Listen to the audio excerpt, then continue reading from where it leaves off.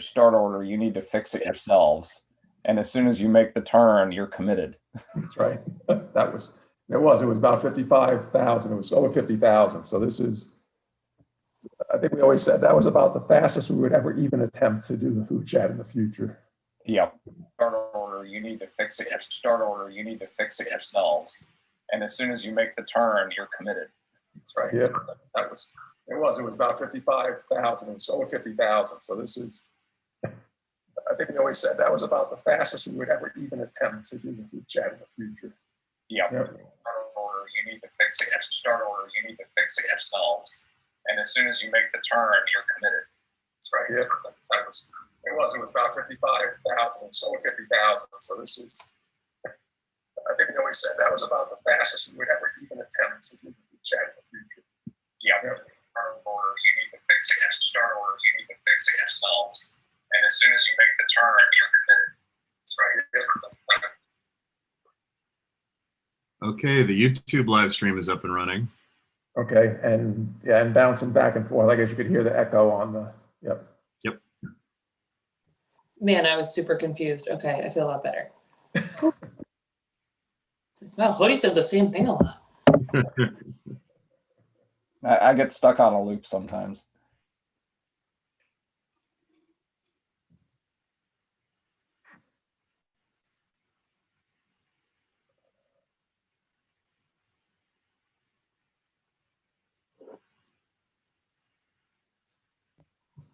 Hody or Jack, have you guys done support room stuff before for virtual racing? Yeah, Hody's really good at it. What's like the most common things that come up? Is it like don't have the app downloaded yet? What else? So it's don't have the app, have the wrong version of the app. It's I'm in the training area instead of the racing area. A lot of people get confused about the fact that we don't open the race until like 5 minutes before the start. There's the email address thing, like if you're logged in as the wrong email address, or if the email address isn't on the account. So really there, it's just going into the registration page and verifying that they logged in. Now, Jack, are the email addresses still case sensitive, or did that get fixed? I don't know. Okay, so that's another thing. So if it looks like everything's right, just make sure that they're using the same upper and lowercase combination in the email address when they log in. We've seen that before. On the ERG, it's good to ask if they have upgraded the firmware on their PM5 within the last 4 weeks, because Concept 2 released a new version that makes it more stable, and that happened in October. Okay. And what's that? What's a symptom of firmware? Is that when people drop out of the race in the middle? Yeah, usually they're able to connect just fine at the beginning, and it just doesn't stay connected. Okay. And then, so for iOS app updates, we're sending people to the App Store, and we have the link for Android app updates. Yep, that's exactly right. Okay. And I have Caitlin's email with Android-specific things. Oh, and we're probably going to get some questions about this short course thing. I guess for short course participants, they need to install through Test Flight, not through the App Store. Oh, good to know. We sent all the short course people the link to Test Flight? Yes. Okay. That's just the 2 events, right? The event 31 and 32? That's correct, yep. Okay.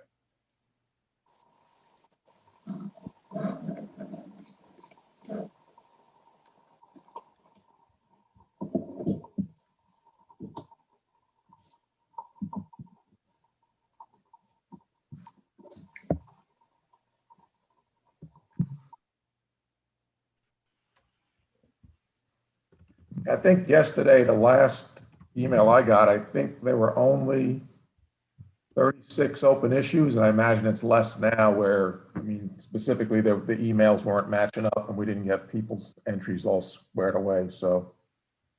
Yeah, we've got 12 of those outstanding right now. Wow, okay.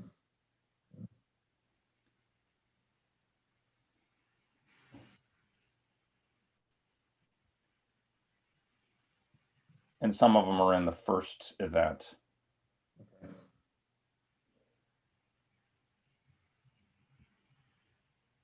Actually, wait, let me look. No, they start in the second event is where we've got some in the men's masters single 43 to 54. Good morning, Bryce. Morning.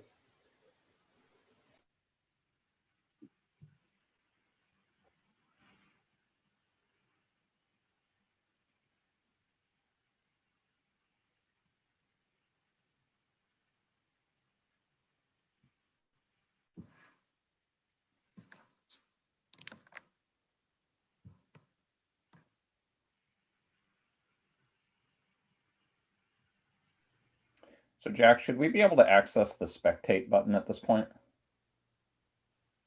On the app, absolutely.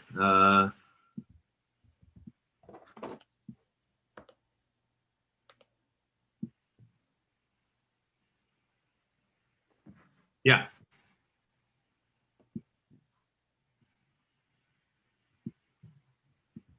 Yeah, because it's not working for me.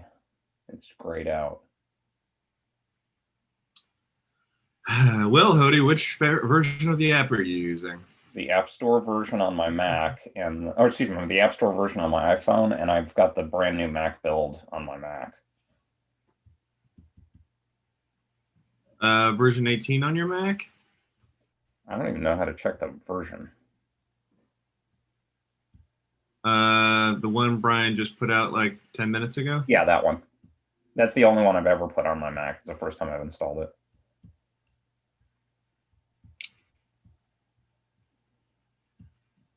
You should talk to Brian. In the app, at least, in the phone app. Pardon me, Kendall? I'm currently spectating in the iOS app.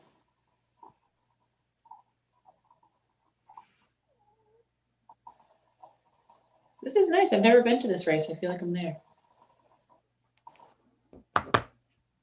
We're starting to get a handful of participants in the first race joining us on the Zoom. Thank you, gentlemen. Welcome. I'm going to open up the. My name is Jack. I'll be your starter this morning. I will open up the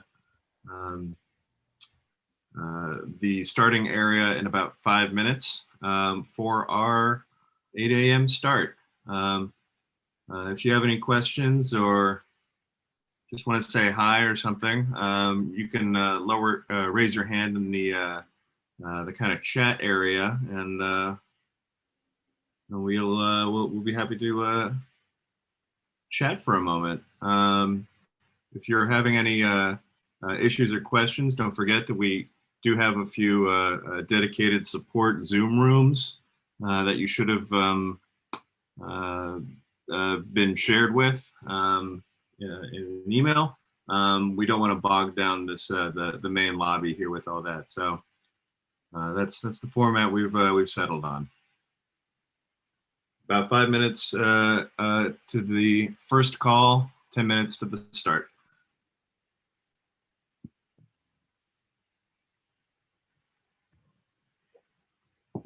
Jackie, I just checked on my app and the spectator button's not live.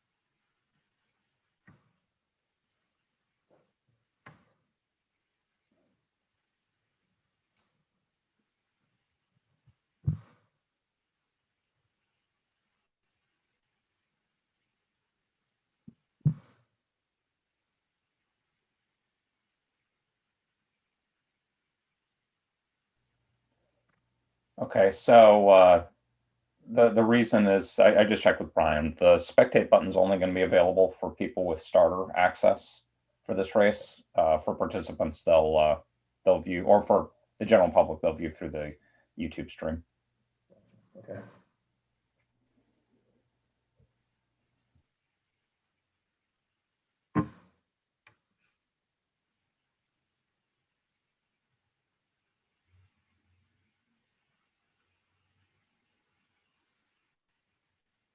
Interesting.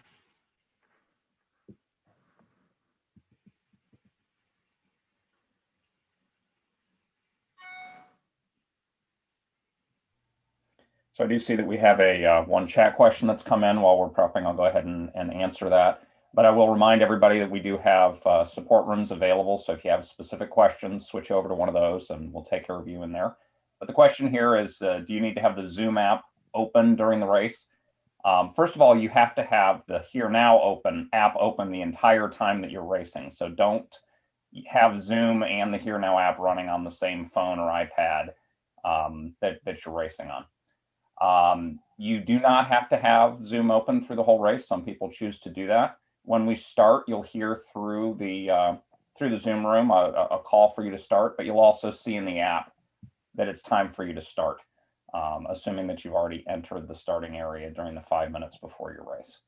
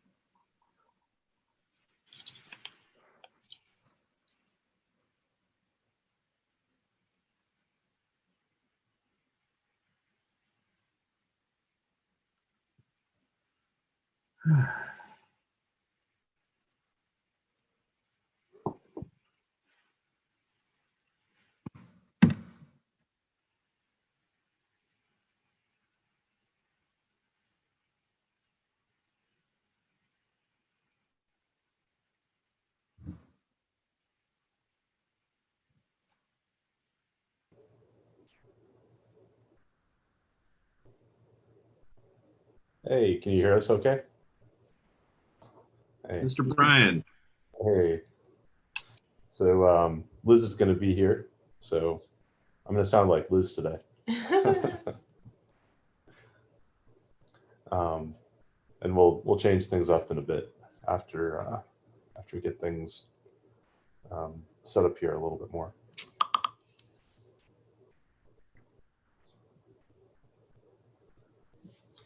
Brian, you can rename your Zoom name if you want to rename yourself announcer or Liz.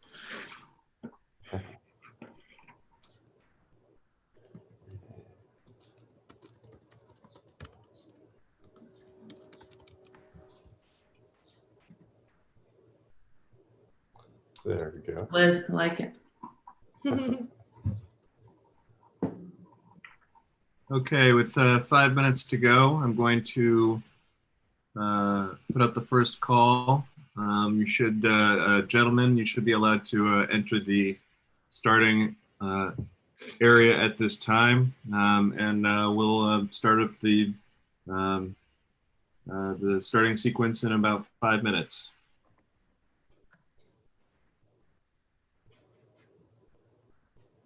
Mr. Ryback, welcome. Mr. Hamner, welcome.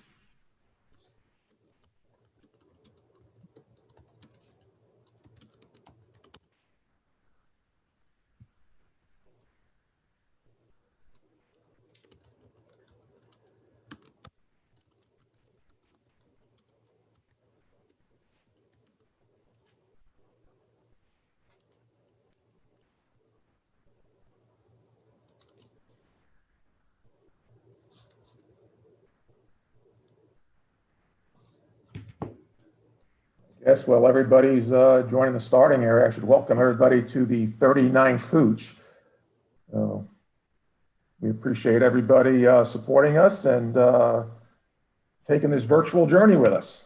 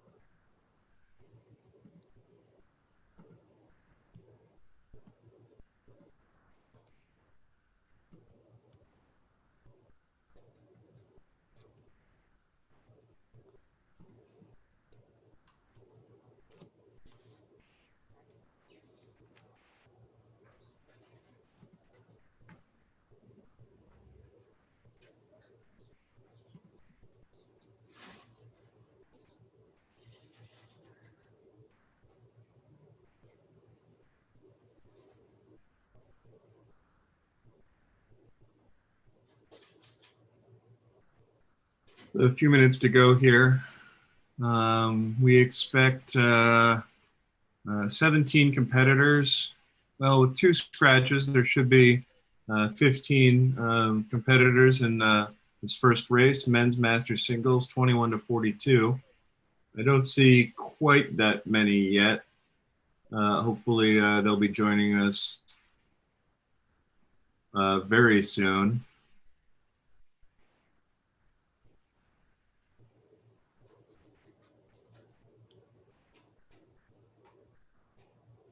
I'd say that we have a quorum, though.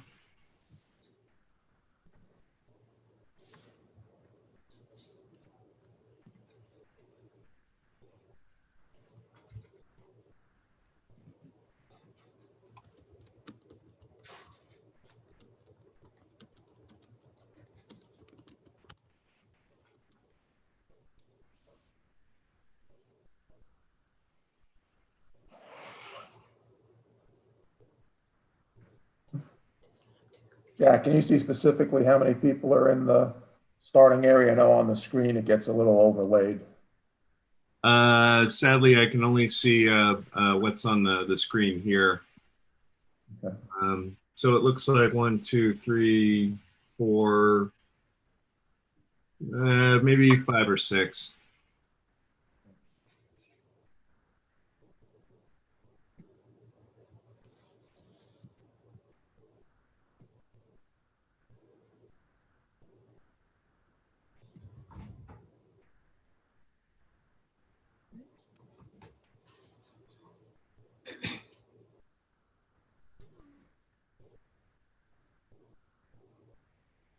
Kendall, who's that?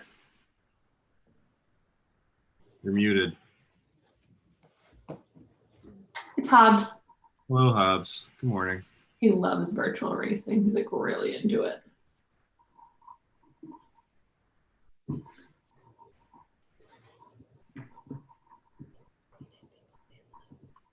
Gentlemen, the time is now 8 a.m.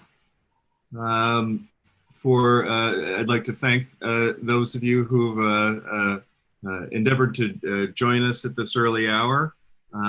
Hopefully, your competitors that have not deemed to join us this time will be able to soon. But in the meantime, I think it would be prudent to not have you delay any further. And for those in this race, let's get underway. And to do that, if we could please, Mr. Hamner, you may begin your row at this time.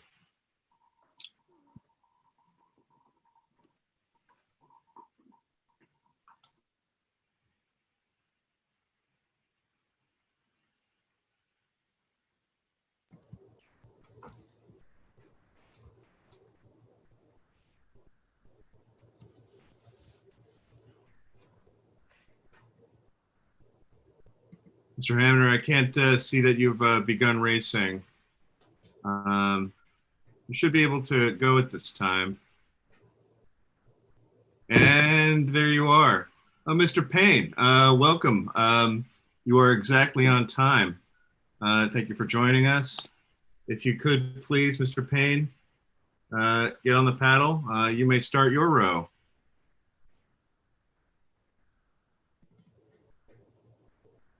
Thank you. Mr. Carson, thank you for your patience. You may get on the paddle and advance to the top of the starting chute.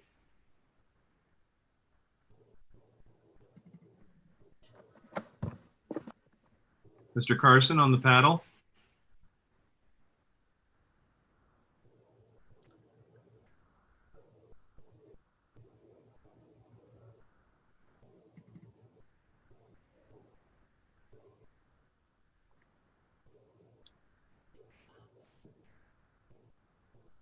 Mr. Carson is not in this Zoom room and cannot hear me. Okay. Well, I'll try it one more time.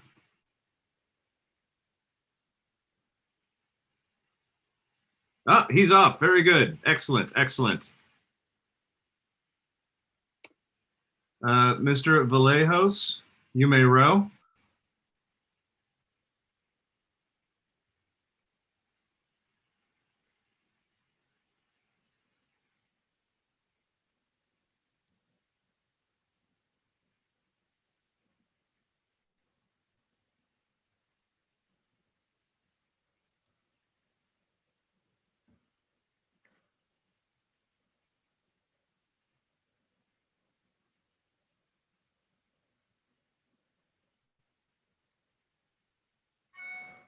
No, it doesn't look like Mr. Vallejos will be going at this time.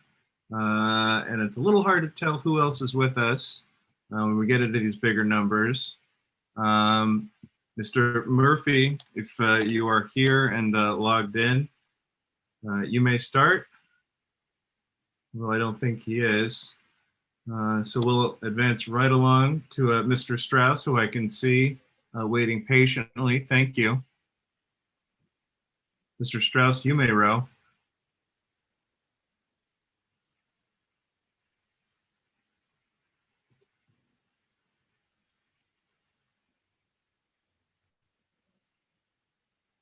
Mr. Strauss on the paddle.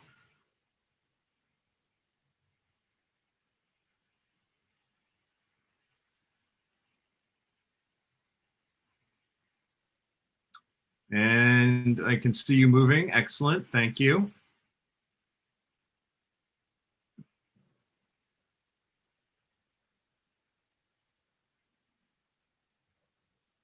Mr. Nino de Rivera, if you are here, you may go.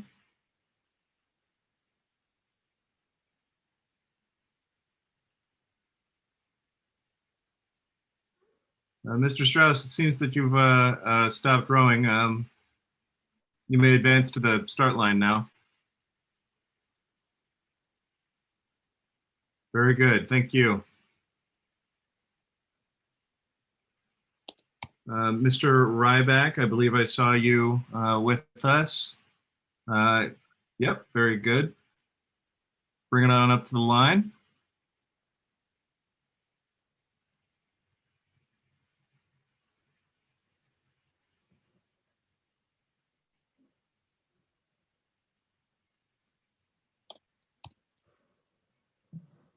Mr. Mealer, if you are in the starting chute, you may, there you are. You may bring it to the line.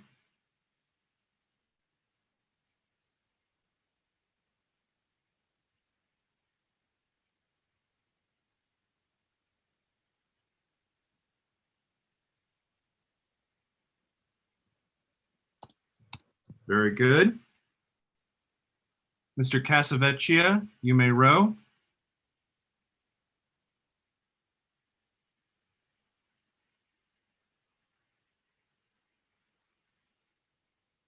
Looking good.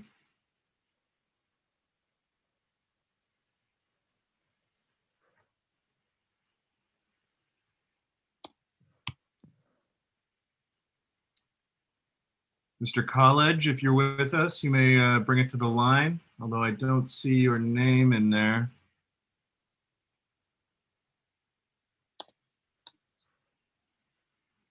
Mr. Hannon, you may start as well.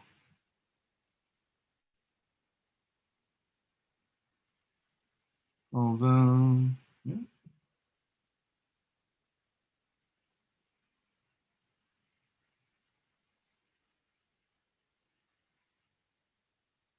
There you are, Mr. Hannon. Thank you.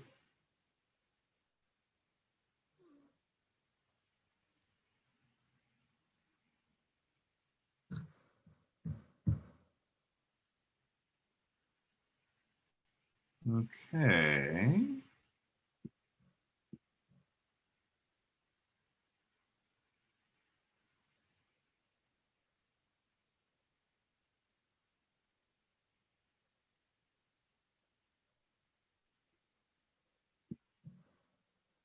And I see a start time for you, Mr. Hannon. You are on the course. That concludes the starting sequence of event number 1, the men's masters singles, ages 21 to 42. And yeah, we can see everyone making their way down the course. We've got a few different vantage points here. This is the first kind of station at the beer cans pier at the Steelworks plant. It's a little hard at this point to tell which competitor is which, although we're working on that. Brian hasn't slept in days.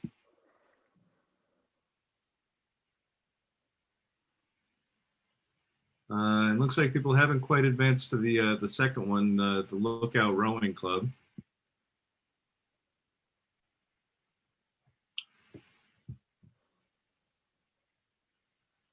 Which I believe is where the first split station is. I think the first split station is, I think, at the country club. I just was texting Brian. He's trying to get that up and running on the website. Very good. Hopefully we'll be able to see that momentarily. A lot of moving parts.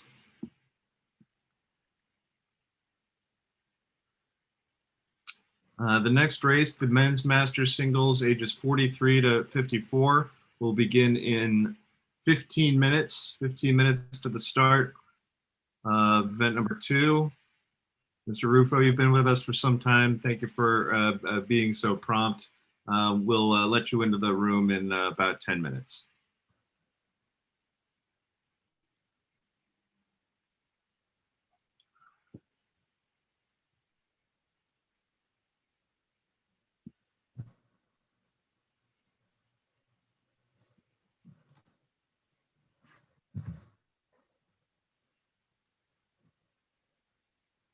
So Mike, how's the weather in Chattanooga? Yeah, we've got beautiful weather expected today. We're already in the low 50s Fahrenheit this morning. The sun's already out. You know, we're expecting mid 70s today. Would have been a beautiful day for a real hooch. So, just our luck. We'll get them next year. Yep. I don't even think there's even a remote chance of fog this morning either.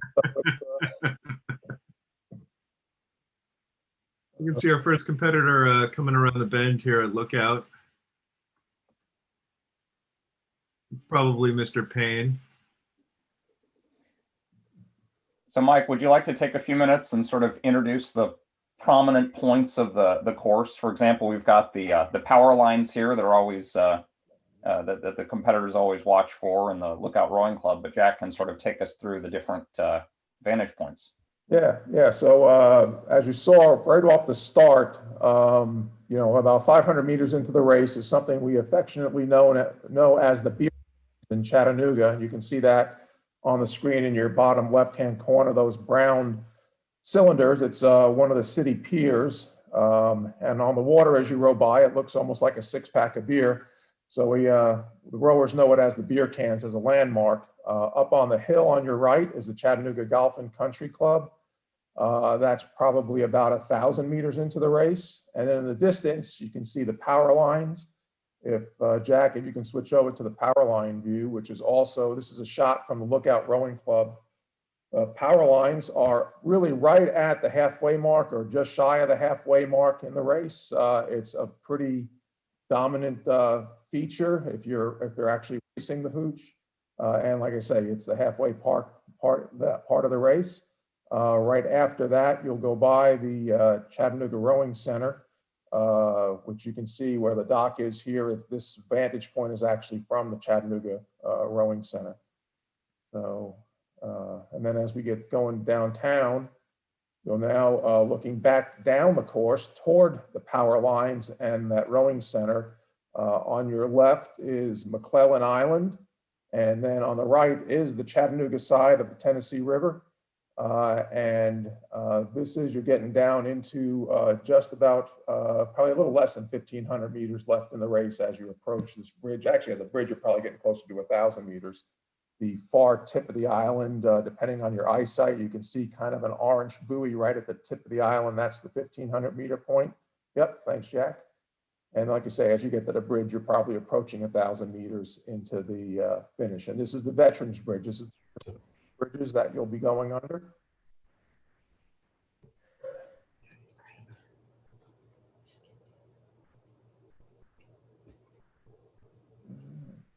And then this is a look on the other side. If you were to run across the street on the Veterans Bridge and look downstream on, or on the course, what you see in the distance is the Walnut Street Bridge and then the Market Street Bridge. And competitors will be going through the second arch from the left shoreline there. Above the cliffs there on your left is the Hunter Art Museum. And like I say, now you're well within the last 1,000 meters of the race here.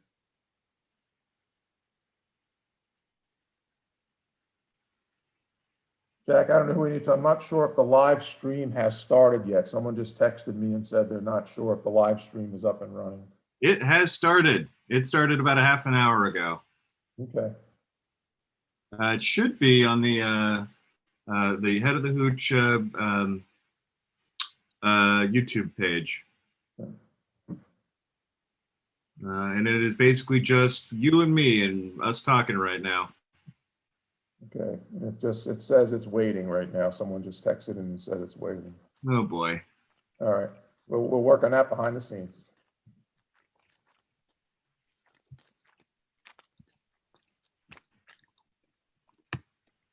I think we can see our first competitor coming up there. I'm assuming that white flashing dot is one of the boats coming up.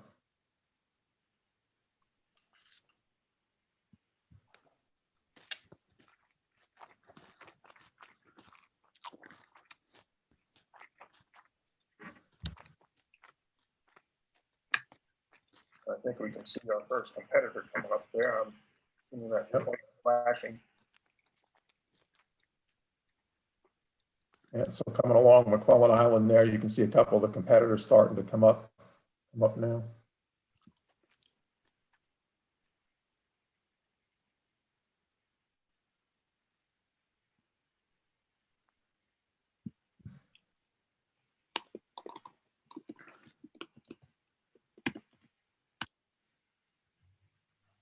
Morning, Mike. It's Ulrich. Hey, good morning, Ulrich.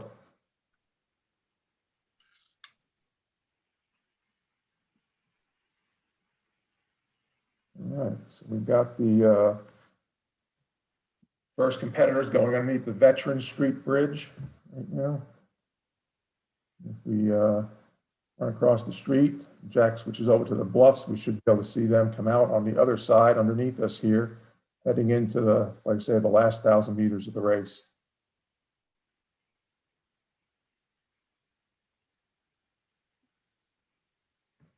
There we go. There's Mr. Payne now.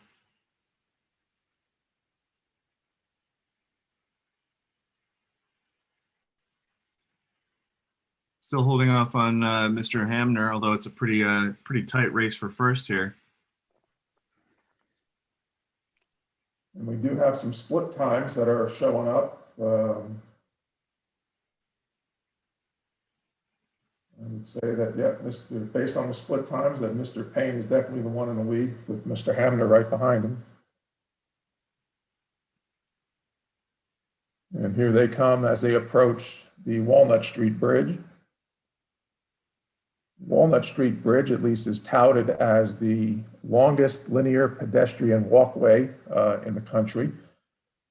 So that bridge was converted, I want to say back in the early 90s after it was actually going to be demolished. I believe the community did a huge fundraiser to turn it into, to maintain the history of that bridge and turned it into a pedestrian walkway as it could no longer handle vehicles. So they beefed it up for just pedestrian traffic.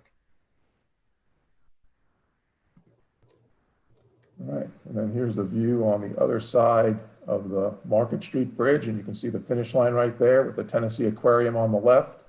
And for those of you that are familiar, the stadium seating that's built into the shoreline on the left-hand side, usually at this point that would be packed with spectators. And that green area where you see the trees there, that is usually what we would call Tent City. That would be where all the competitors who come to our regatta, their organizations would set up their tents up on that green bluff there. And that would usually be their headquarters for the weekend for their teams. The far bridge is the Oljati Bridge. That is actually after the finish line. But those that have competed here know that our launch docks are just on the other side of that kind of little pier you see sticking out, and people actually row up under the Oljati Bridge and then loop around to go to the start line. Here comes our first competitor to the finish line. If hey Jack, if you refresh the page on the results page there, and then use Command minus. So the reason why you're not seeing the splits is that the window is too narrow. If you use Command minus, oh, there you go. You can just do that too. So now you can see Stephen Payne come across at 16:28. And right behind him, John Hammer, 17:01.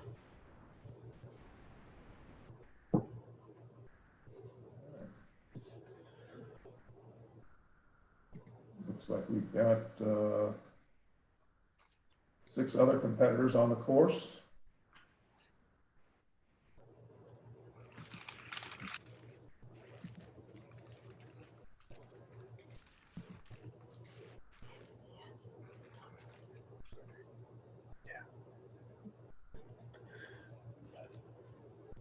Got a good little pack coming around the island now. You can just see them from the Veterans Bridge.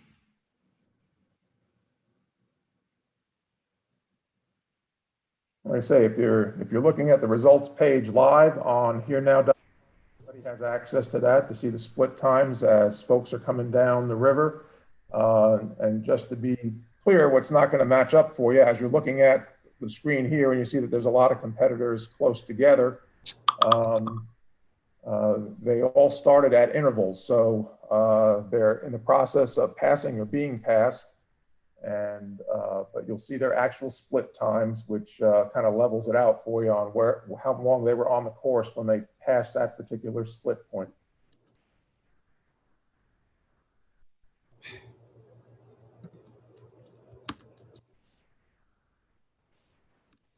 So if we go to the finish, we should be expecting either Sean with North Star or Robert Carson. Here's Robert Carson finishing now. And Robert Carson is the head coach for Concept Fitness in New York, age 36.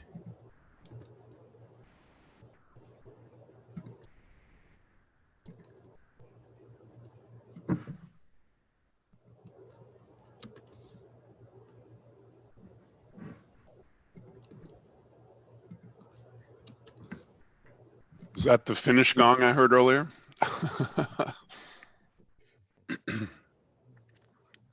Jack, assume you've opened the lobby up for race number 2.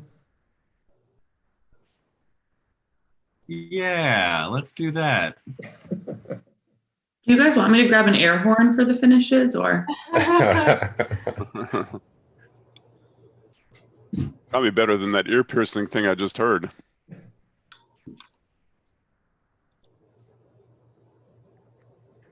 All right, this is the first call for the men's masters singles, event number 2, ages 43 to 54. We'll be getting underway in just about 3 minutes here, 3 minutes to the start of event number 2. Exit this view, we'll go to our other view.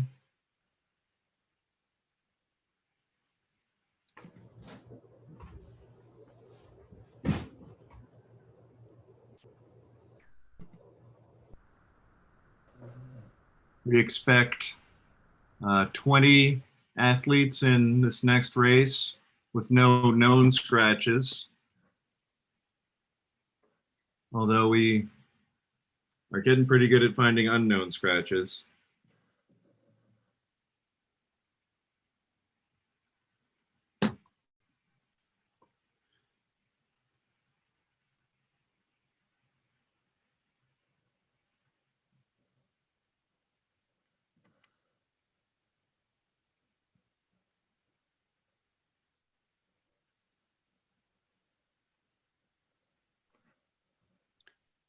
I can't believe I see Brian in the first one there. Number 18 was Brian. He's rowing and doing this. We all like to see that. Yeah, Brian, your times aren't coming through. He's faster at coding than rowing right now.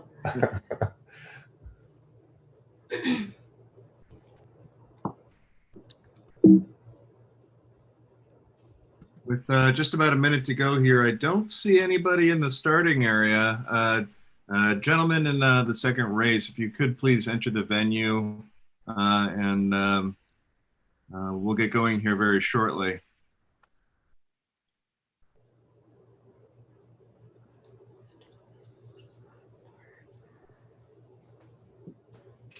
Hopefully that race button should have turned red on your screen. Hitting the race button to enter the venue.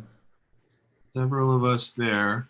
Where, Arthur, is the starting area for race 2? Am I in the wrong spot? I don't think so.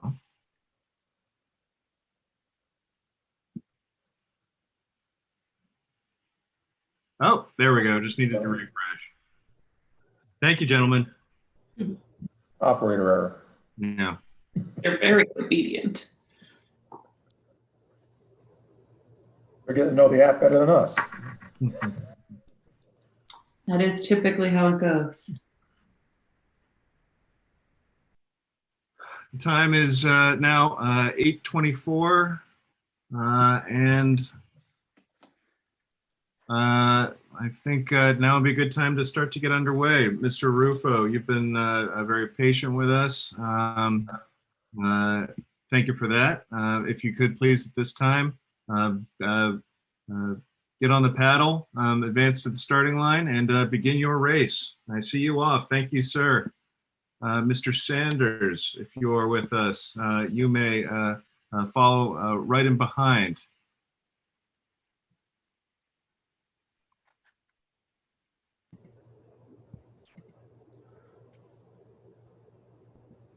Mr. Hill, you may get on the paddle, advance to the starting chute.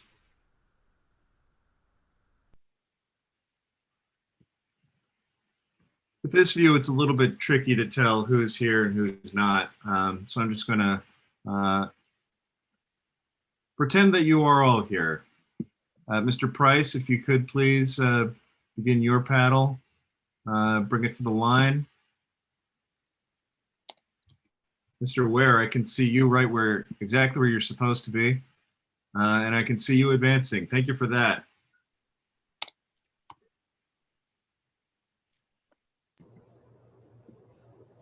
Mr. Restuccia, you may row. Thank you.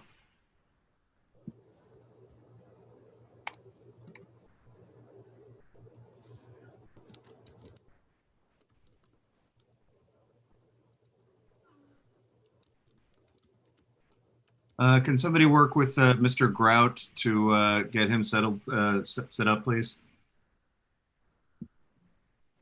Mr. Crafter, you may row.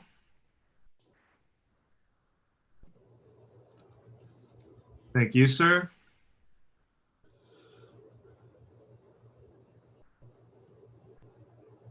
Mr. Grout, I understand we're having some technical issues, but when we get you in the venue, we will send you on your way. Mr. Torres, if you are with us, you may get on the paddle. And there you are.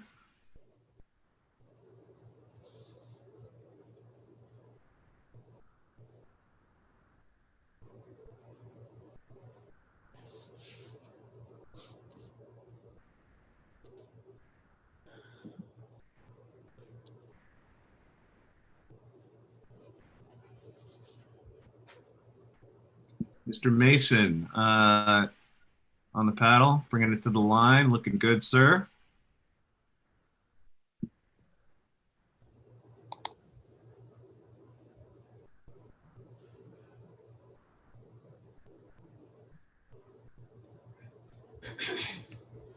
Mr. Orsolini on the paddle as well, following him right behind.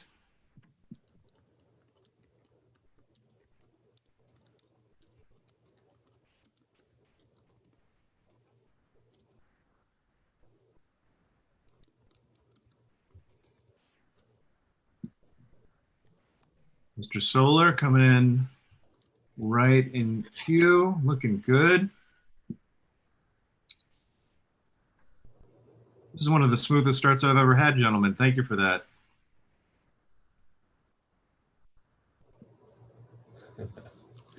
Mr. Wilson, if you're with us, you may begin your paddle.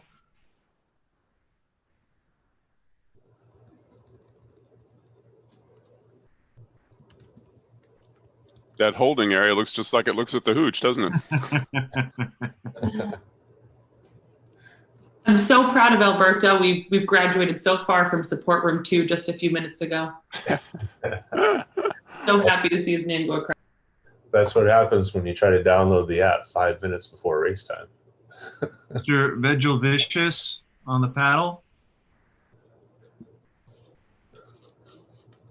Now, Mike, we did consider including a green can for people to crash into in the marshalling area, but decided against it. Just nothing like putting an obstacle in the first 200 meters of the race. About 37, Mr. Riatiguay. I'm sorry for butchering that. Carlos, bringing it up. Lake Merritt, all right. My former hometown area. Beautiful venue there. Yep. It comes with Gazortons. Did you know that? Every summer it grows a bunch of stuff in the water. They're called them Gazortons. Lovely. Mr. Whitmere, bring it to the line.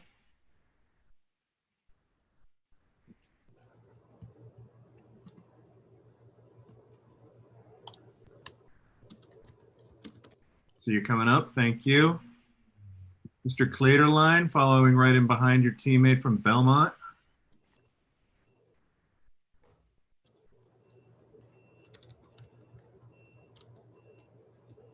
I see you on the paddle, thank you.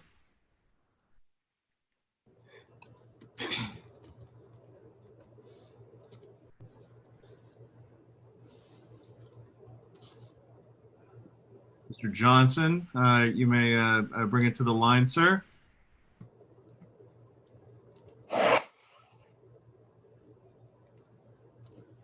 Starting to get some split times come in. Excellent.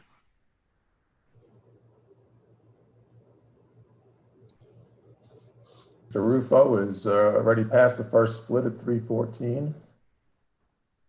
And Mr. Smith, you may bring it to the line as well, please.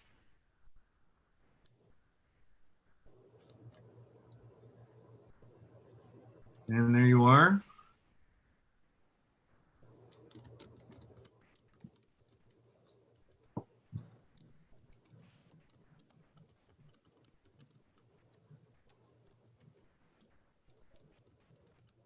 Danny must be happy that he actually gets to row for a change, huh? Yeah, that's not dealing with boat trees and everything. Danny does a tremendous amount of work for the real Hooch and probably rarely gets to actually compete. An update from the last heat, the men's masters single, ages 21 to 42. We got first Stephen Payne, and second John Hamner, third Sean Casavicia.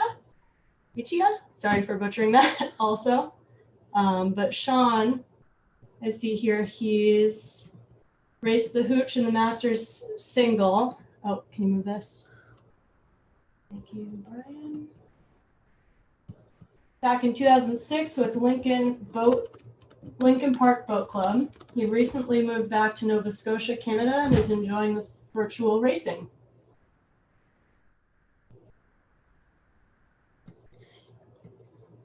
We had 7 finishers for event 1.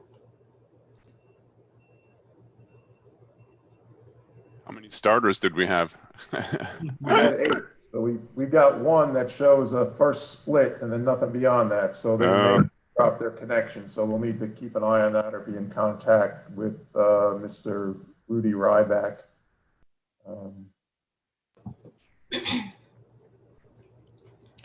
We got a time from Rudy. You? Okay. Yeah, Excellent. he sent it over. Thank you. What was that? 17.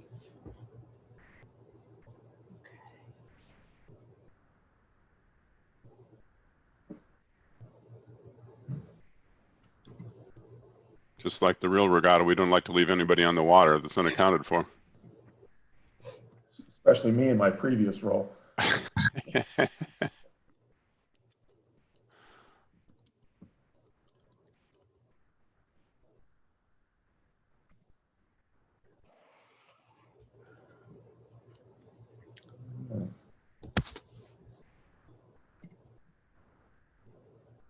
I think we got some folks coming through the power line area there, it looks like. Whole bunch of them. Yep. Yeah, as this second group of the men's master single ages 43 to 54 are making their way through, most of them have made their way through the first split. And at this point, Mr. Rufo has the fastest time at the country club. That would have been 3 minutes and 14.1 seconds. He's bound number 21. He, at this point, it looks like, followed by bound number 39, Robert Clydarian, if I'm pronouncing that right, from Belmont at 325.8.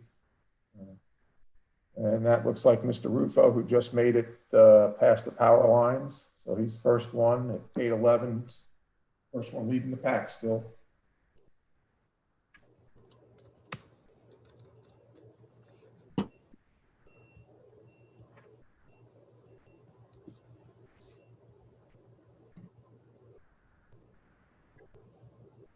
We're still working on getting Mr. Grout up and running, and we'll start him as soon as we can. But I do want to make a quick announcement that the next race, event number 3, the men's master singles ages 55 to 64 will be beginning in 15 minutes. 15 minutes to the start of event number 3. Looks like Arthur Ware has gone through the second split. He's at 8:58, and he is a former collegiate rower, now getting back on the erg. So kudos to him. Should have just passed the power lines, and then we've got Jason Restuship going through next.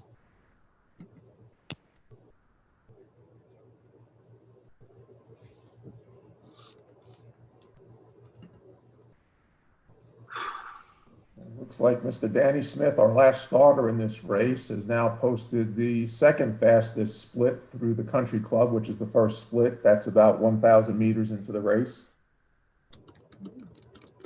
So for those listening, if you look at the if you're looking at the results sheet, you'll see there's 3 split areas before you get, or 3 splits before you get to the finish line.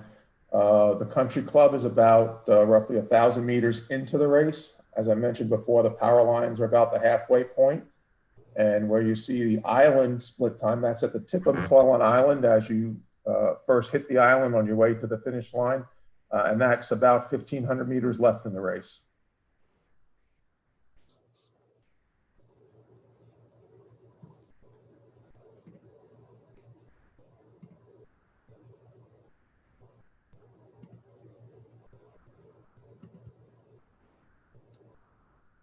Speaking of which, we've got Mr. Rufo just hit that split station. You can kind of see him a little bit right there.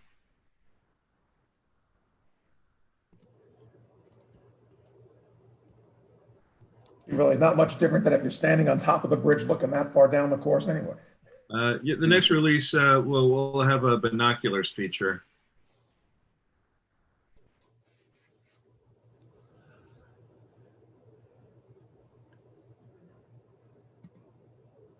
Looks like Danny Smith and Mr. Clatterline are having a pretty good race. Just a few tenths apart.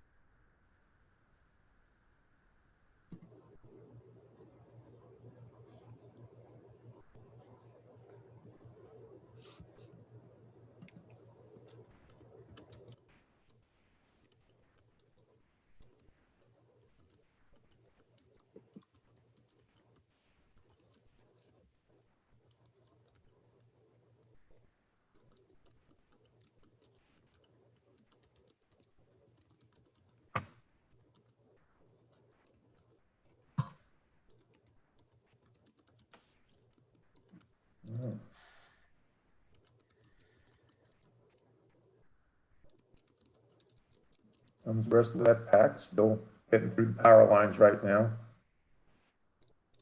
Most of the field has passed through the halfway point. Still about 3 rowers that need to hit that mark.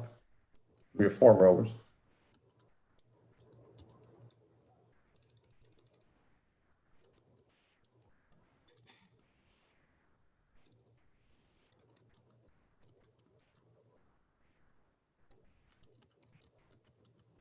And Carlos from Lake Merritt coming across very fast. And he's got the second fastest time so far.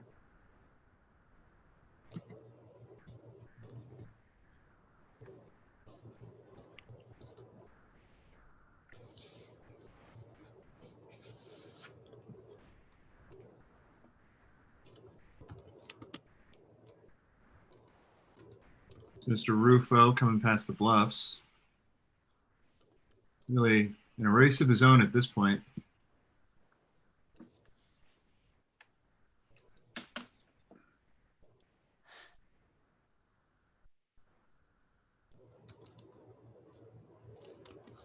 So that's the final stretch for Mr. Rufo.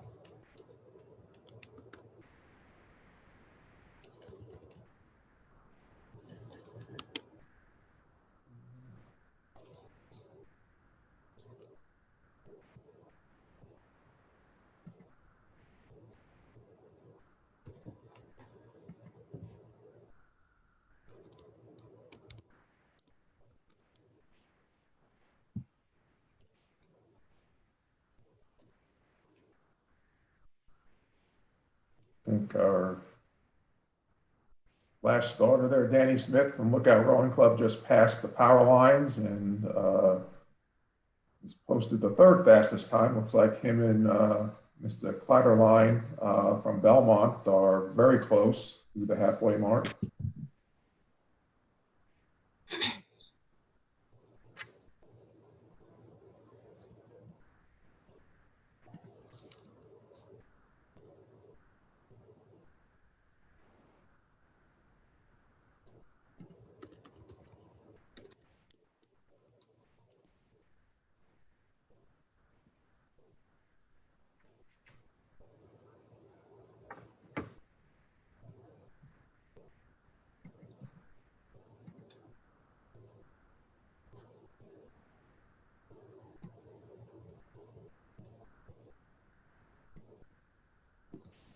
Jack to, hey Jack, can you start Mr. Grout, please? Oh, I would be more than happy to.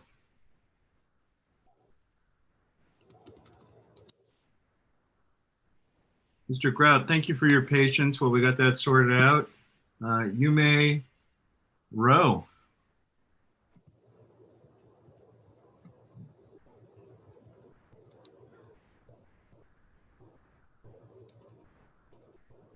At your pleasure.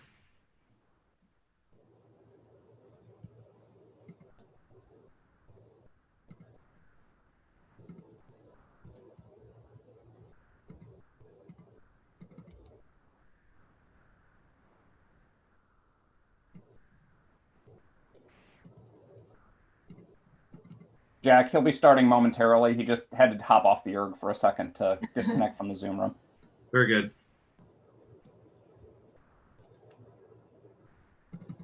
There he goes. He starts, looks like Patrick would finish at a 17:02.2. And we'll see who comes up behind him. It's looking like Carlos from Lake Merritt has the next fastest time.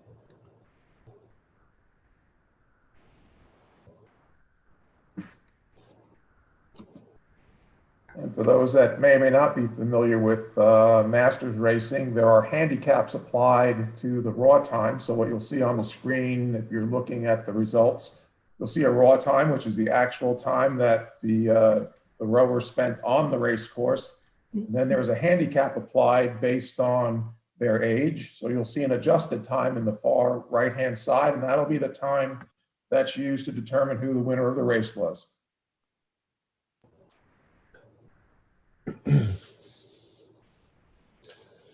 And the handicaps work a little differently for the virtual event. And just to go over the rules on that, because the ERG is calibrated to have a time of a 4+, that's the way that Concept 2 created it. We've used the 4+ K values for the Masters handicapping. So if people are wondering why it looks a little different from a single, that's the reason. Thanks, Brian.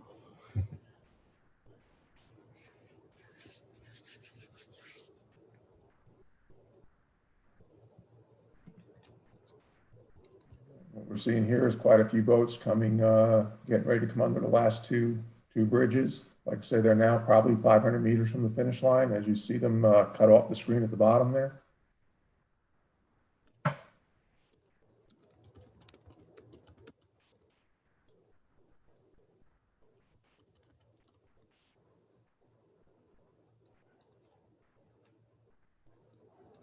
Now 5 minutes before the start of event number 3, the men's Masters singles, ages 55 to 64. I'm going to go ahead and open up the starting line chute. So if those gentlemen in race number 3 would at this time please enter the starting line chute. 5 minutes to the start.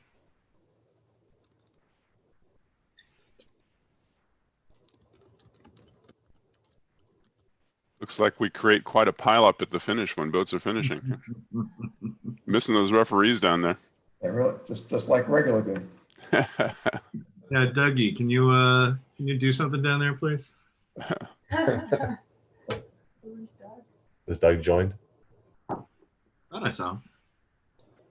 I don't know how I would exactly clean that up right now. Take it back.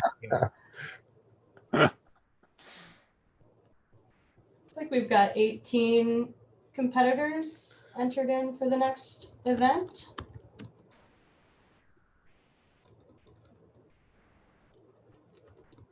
Getting some finishing times coming across for the last event.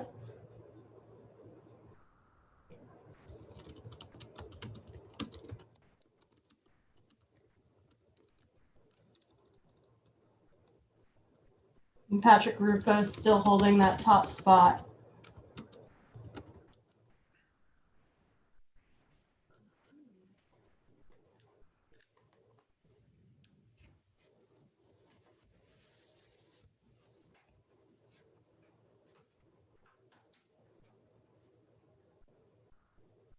Watching those competitors come through, I take a moment to thank Chattanooga Sports for their sponsorship of our virtual race course. The Chattanooga Sports is affiliated with Chattanooga Tourism, which I would say in the past would be what you consider a convention and visitors bureau. Has been a tremendous partner with the Hooch in the past. And when we ran into these COVID times and talked to them about what we wanted to do and what the vision was for a virtual Hooch, they were more than willing to step up to the plate and help us with, I'll say, some of the finances and stuff to try to help develop the venue that you see now. We'd also like to thank Concept 2 for being a sponsor. And without their technology, we wouldn't be able to do what we're doing today.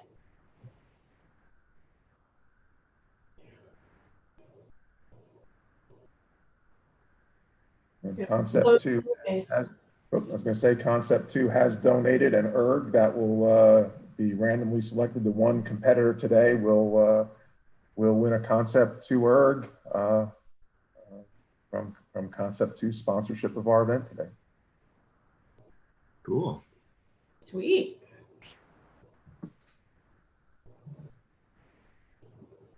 Hang on, I'm going to put myself in the race here. Brian's back in. You need to list Jack as DNF. DNF. Don't forget too that we have the sponsor vendor Zoom room coming up for those of you who are online and watching and spectating. That's coming up at 9. I think Ulrich, you're leading that, right? Sam.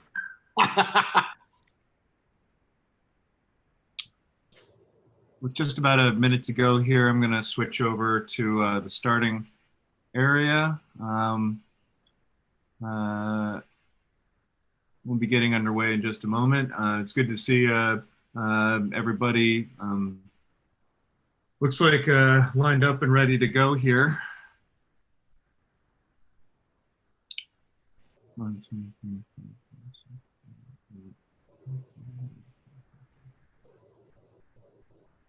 6. As Liz said, there are 18 competitors in this event with 1 known scratch, a total of 17.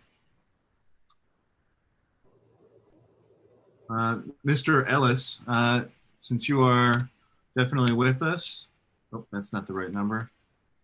If you could please at this time, begin your paddle and advance to the top of the starting chute.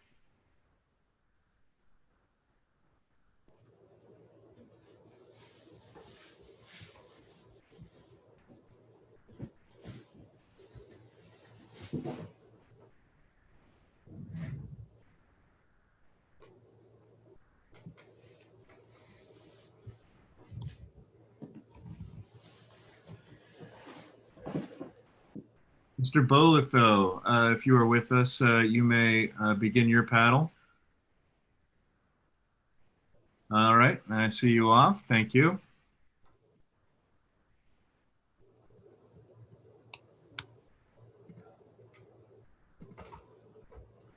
Mr. Elwell, you may row.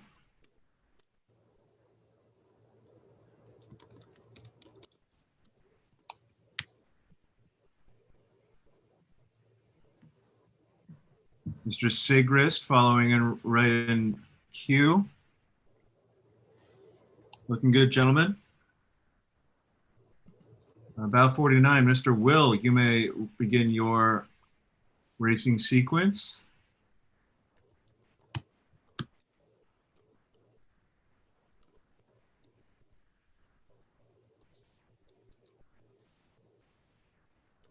Mr. Rizzo on the paddle.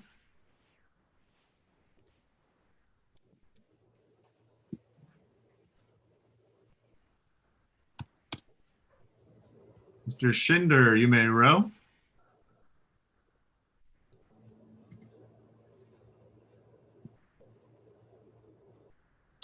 Looking good, gentlemen, looking good. Mr. Wallentuck, bringing it to the line.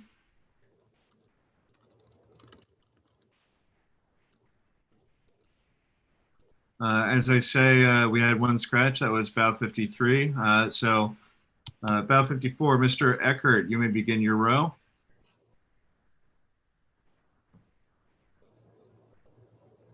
I see you moving. Thank you, sir.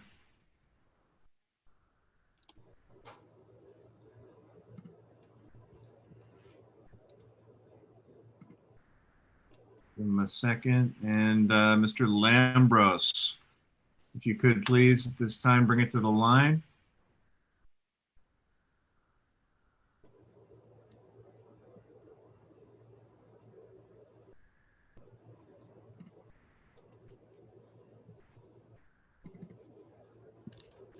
Mr. Smith, you may start.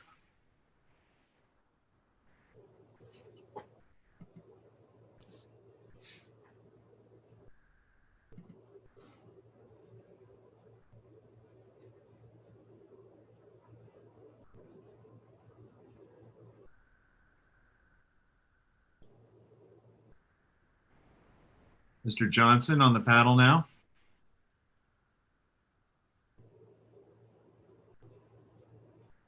Very good.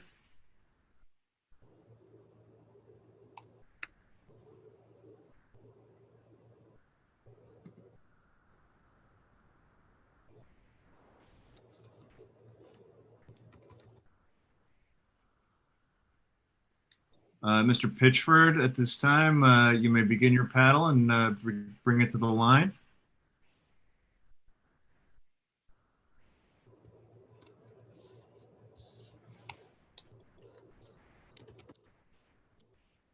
Mr. Hamilton, you may begin as well.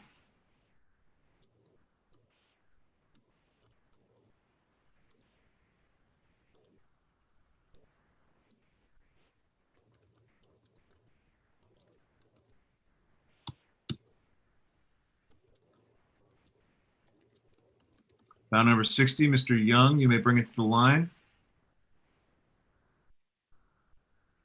I see you on the move. Thank you, sir.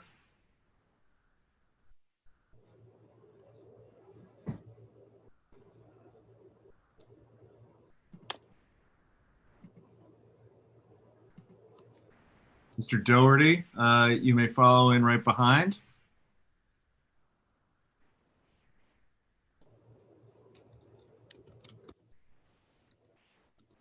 From Chaos Rowing.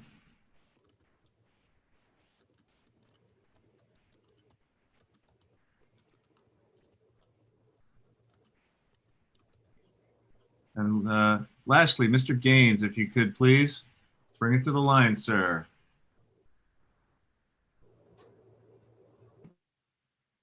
Very good.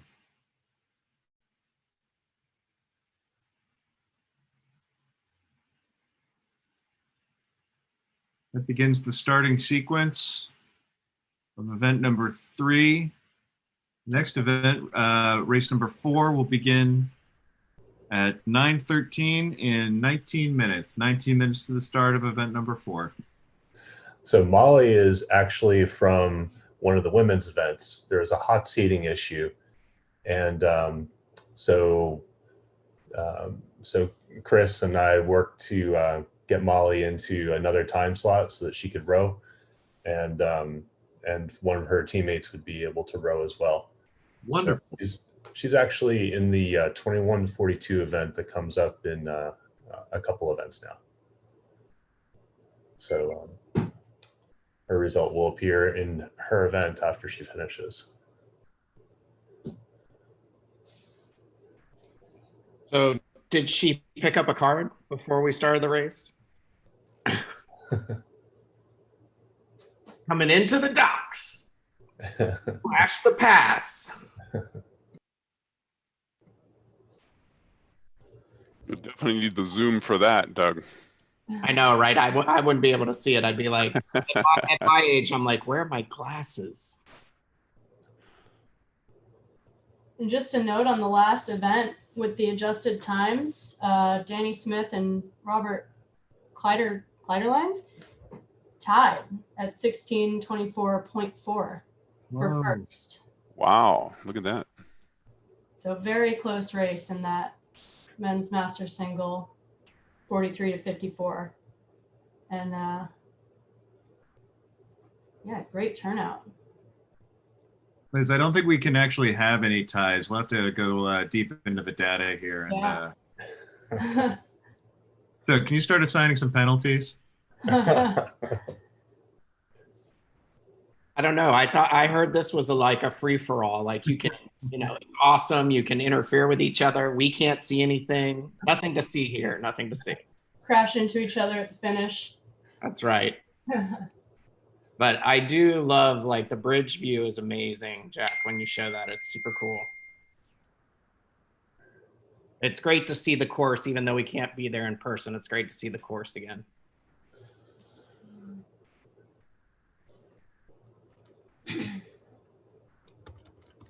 We've got about half of the fleet coming across the first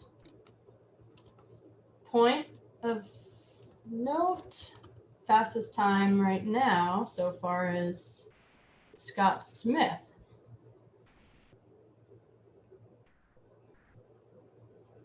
from Hampton Roads, age 56.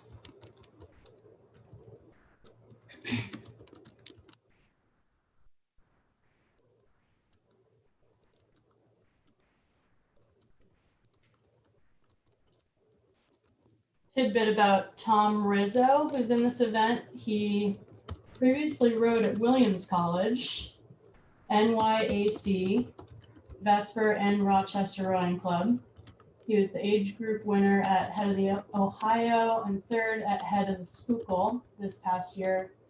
And he's a rehabilitation physician at Mayo Clinic with 2 artificial knees.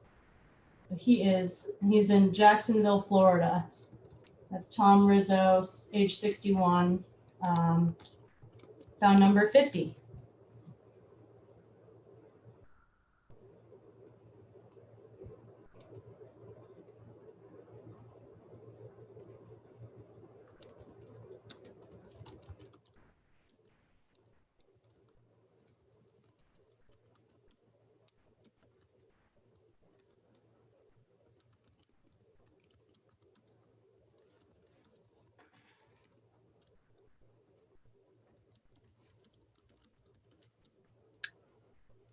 Starting to get some split times from under the power lines for this next race.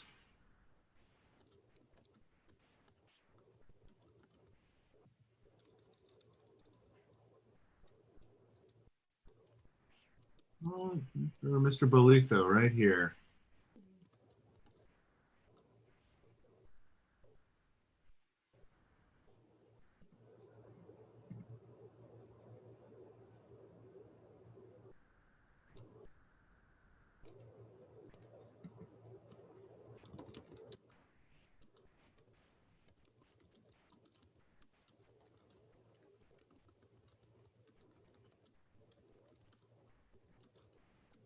Hey, Liz, what are you typing? Oh, that's Brian. Of course it is. Brian typing emails.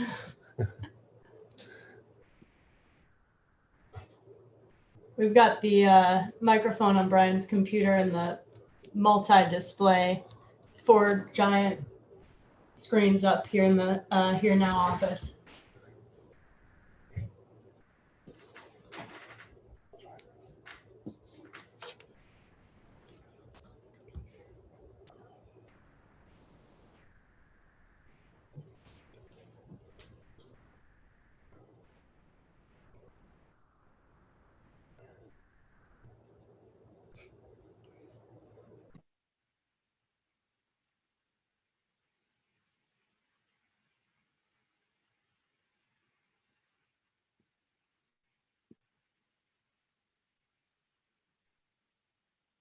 So I didn't have a chance to read up what is going on in the sponsor or the vendor Zoom room today.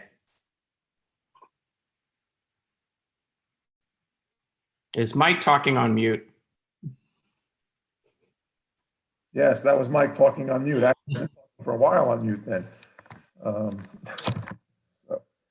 So in the spot, we have a separate Zoom room going on for all our sponsors and vendors. We've got a few people over there from the Hooch committee that are kind of giving them a personal guided tour of the course and explaining how the whole thing runs.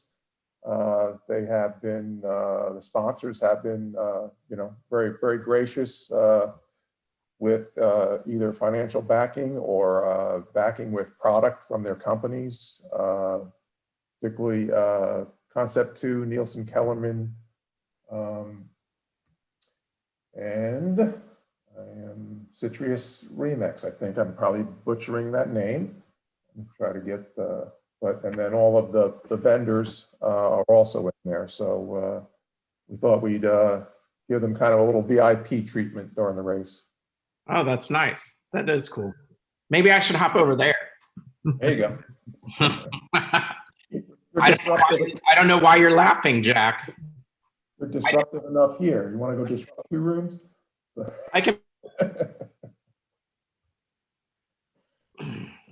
Starting to get some competitors approaching the split station at the end of the island at the about the 1,500 meters to go mark. Should see some times popping up for that momentarily.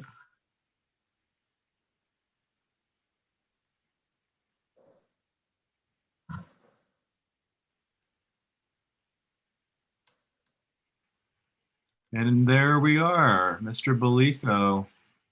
Coming at the island at very respectable 1241.3.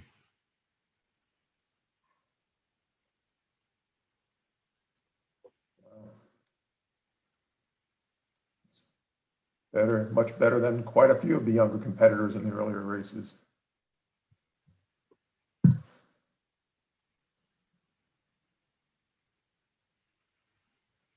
Just a little more information on our main sponsors. As I mentioned earlier, Chattanooga Sports. You know, again, an affiliation what most people would associate with a Convention and Visitors Bureau. They promote all kinds of sports, and Chattanooga have been a tremendous partner for the Hooch since you know, over 15 years ago when we came to Chattanooga. Concept 2, obviously, we're all racing on their machines today. They've been around since the mid-70s. They have donated an erg today, so there will be one lucky winner today of all the competitors and coxswains, or excuse me, competitors in that case, will be in a drawing for a Concept 2 erg. And then Sidious Remix, who makes basically, we'll call them high-tech seat pads. They have donated, I think, a dozen of those today that are going to a couple specific races. I think the Youth 4s and the Mixed Masters double. And then Nielsen Kellerman, who has donated a Cox box that will be raffled off to all the coxswains that complete the course without any buoy violations will be put into that raffle. And then there are also 3 speed coaches that will be randomly selected from all the singles competitors today. We appreciate everything our sponsors have done to help us bring this to you today.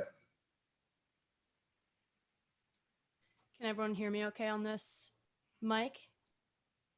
Good. Yes. We just set up a new mic, so we didn't keep hearing Brian's hyper coding.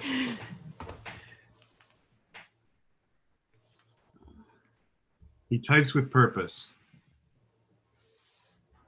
We like the purpose. We also like all these competitors. Good little ducks all in a row coming down here. I love that view. All the boats coming through. Yeah. Yeah.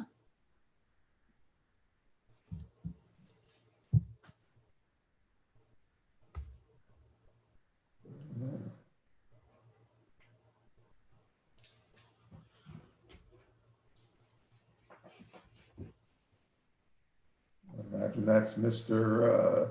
Bolitho on his way to the finish line.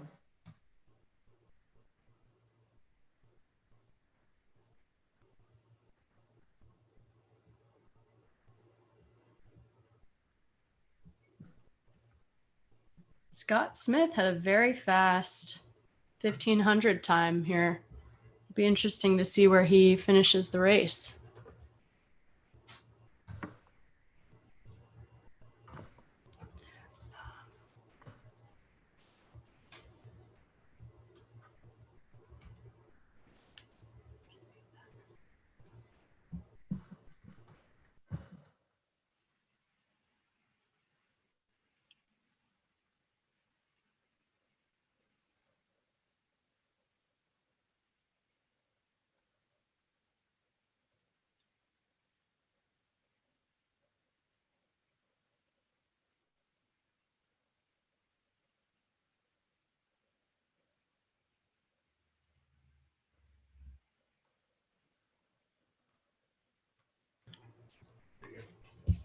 And just to run down some of our vendors that have also supported our efforts today, that would be Approach Clothing, who is doing all the merchandising for us. So those links are out there. If you'd like to get your Ahead of the Hooch gear, you know, you can find their link on our website or on any of the communications that you've received this week. We've got Rubini Jewelers, who has been with the Hooch probably from almost the very beginning, I would imagine.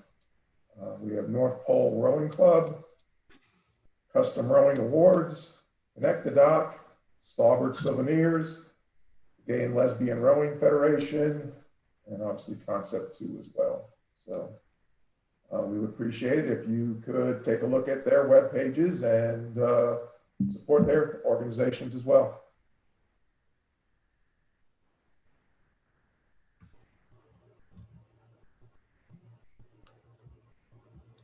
We got them all lined up coming into the Walnut Street Bridge there. We've got 5 minutes before the start of event number 4, the Men's Masters Singles 65 plus. 5 minutes before the start of event number 4. Gonna open the room there.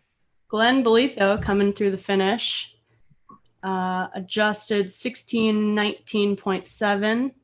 And in his bio, his comment is a long way from home, but here nevertheless. And he is certainly here, nevertheless.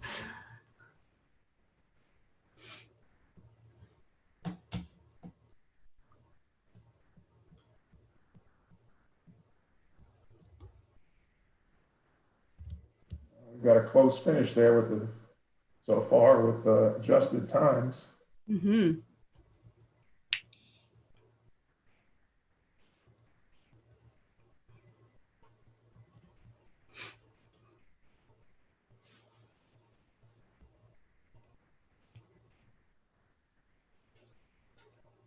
Brian Elwell only 1 second behind with the Mr. Bolitho.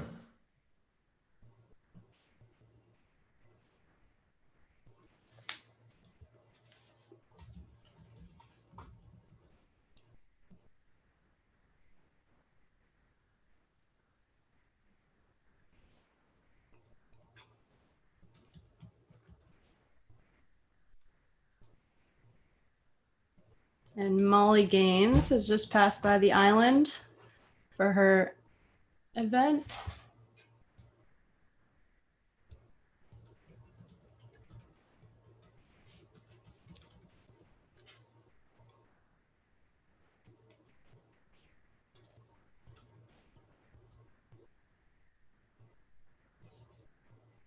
Hey, Jack, as you get ready for this next race, just keep in mind, I didn't get confirmation, but I believe a Mr. Russell Renat, we're going to be starting him. He is in the Freedom Singles row later in the day. I don't know if you've got word on that. We told him he could go in behind the 65 plus men's master singles because he wants to race both in the Freedom row and then the PR2 row. So we were trying to accommodate that. Yeah. So if we could open up the starting venue for the men's para, like Freedom, PR1, PR2 event, then he can jump in and do his piece. Excellent. Great. I'll leave that to Jack to coordinate. In finishing, Scott Smith came in at the fastest time so far, 16:12.4, ahead of Glenn Bolitho and Brian Elwell. We've still got 5 other competitors on the course.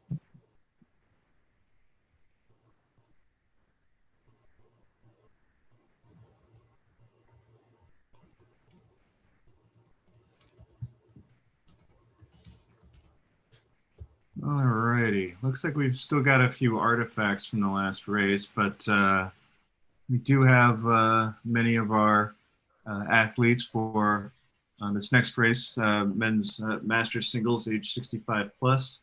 We'll be getting underway in just about 1 minute here. It's good to see so many of the athletes with us. We expect what? 1, 2, 3, 4, 5, 6, 7, 8, 9, 10, 12, 13 competitors with 2 scratches.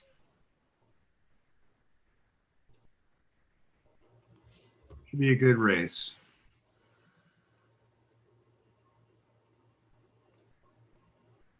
In addition to Mr. Garnett, as Mike just pointed out, should be able to join us. I've opened up the race for his room.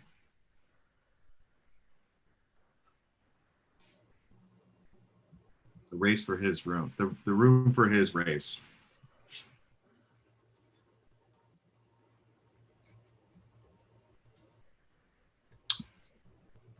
Time is now 9:13. And if we are all ready, let's get this fourth flight underway. Mr. Hamner, if you're with us, if you could please get on the paddle and advance to the top of the starting line, shoot.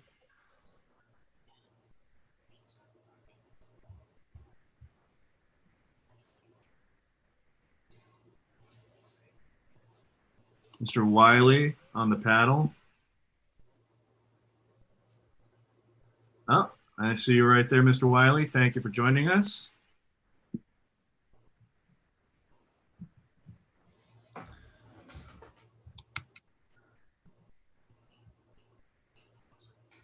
Dr. Kennedy, if you could please bring it to the line.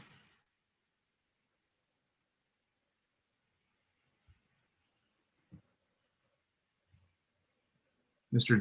Dick, I see you with us. If you could please begin your paddle and advance to the starting line. Looking good. Thank you, sir. Mr. Gordon on the paddle as well.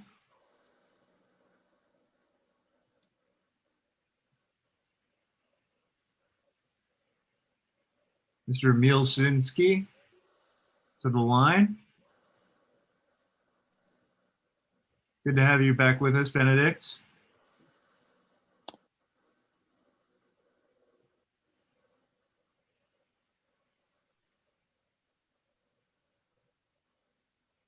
Mr. Ersteel to the line now.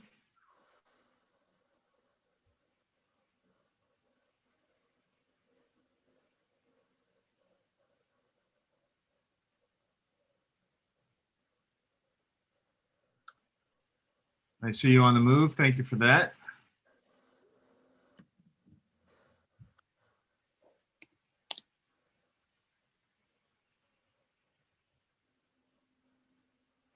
Mr. Check, bring it to the line now.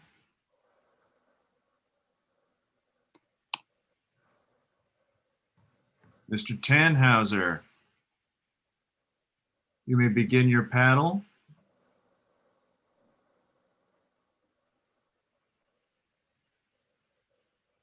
Thank you, sir.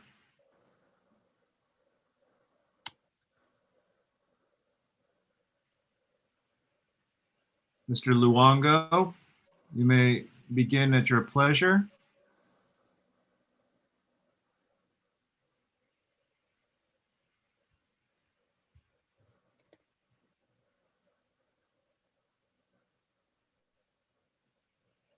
Mr. Mittendorf, you may bring it to the line.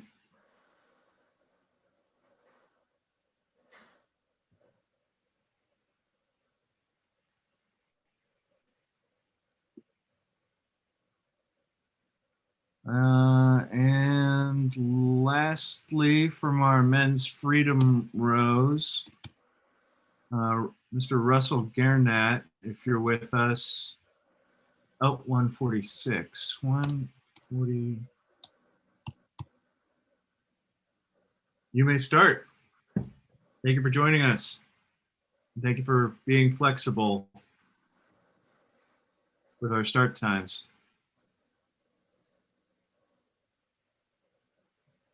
That concludes the starting sequence of event number 4, the men's Masters singles. The next event, event number 5, the women's Masters singles, ages 21 to 42, will begin in 20 minutes. 20 minutes to the start of event number 5, the women's Masters singles.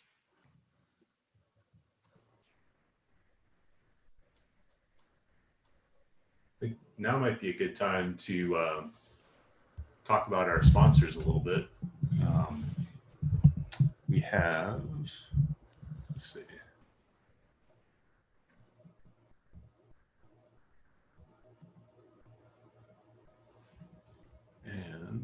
just a second.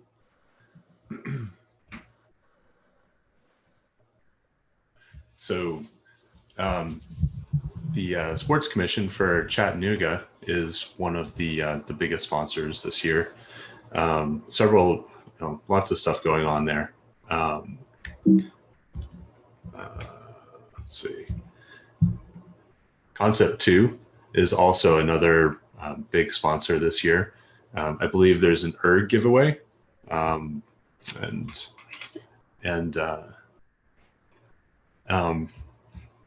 sorry, what was that? Can everyone see our screen? Yeah. Okay. So Concept 2 is one of the big sponsors this year. Again, they're giving away an ERG as a part of the prizes here at the Regatta. NK Sports is also a sponsor and also giving away a speed coach to one of the lucky participants. Sidious Remax is the maker of seat pads, which everyone knows and loves for erging. When you sit down and do long erg, it's always great to have seat pads, make it more comfortable. And Rubini Jewelers, lots of ideas here for Christmas time coming up. So with that, I will pass it back to the Regatta.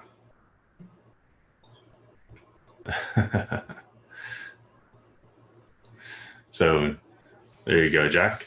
Huh? What happened? So I just finished going through the sponsors and then sent it back over to you. So Perfect. you could share your screen again. There we go. Very necessary coffee break over here for Jack.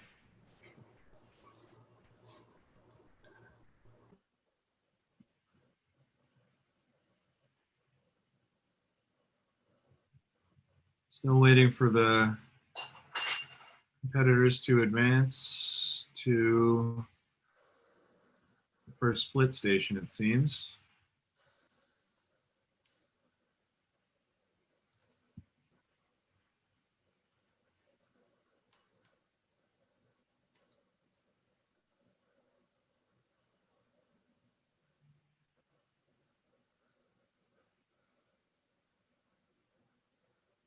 If we look back at the results of event number 3, the men's master single age 55 to 64, looks like Mr. Scott Smith's time from Hampton Roads has held up at this point at 16:12.4.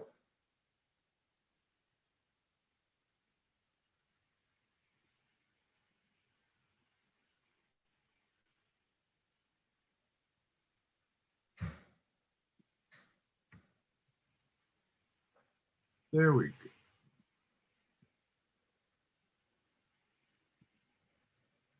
There we go. Starting to get some split times in now for the age 65 group, age 65 plus group. You can see a great group of rowers coming around the first bend here.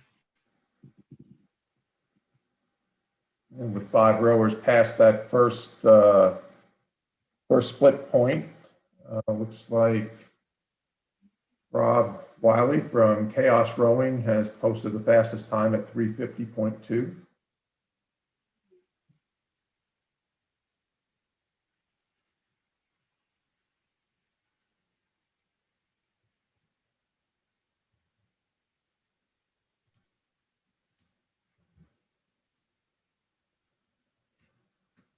Yes, and for Don Tannhauser, it's his first time at the Hooch, so he's out there on the course today. So enjoy and welcome.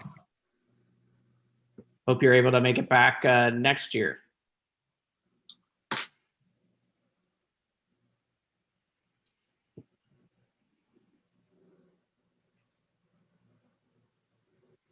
And we hope a lot of the competitors who have joined us virtually for the first time this year would strongly consider, assuming we get through these COVID times and we're back live next year, to join us in Chattanooga next year for Hooch 2021. I believe that will be the 40th anniversary of the Hooch next year. That's really awesome. It's such a good event. I love it. Brian will have to work on having fall leaves, kind of gently fall down on this virtual event, just like in Chattanooga. So always very pretty there.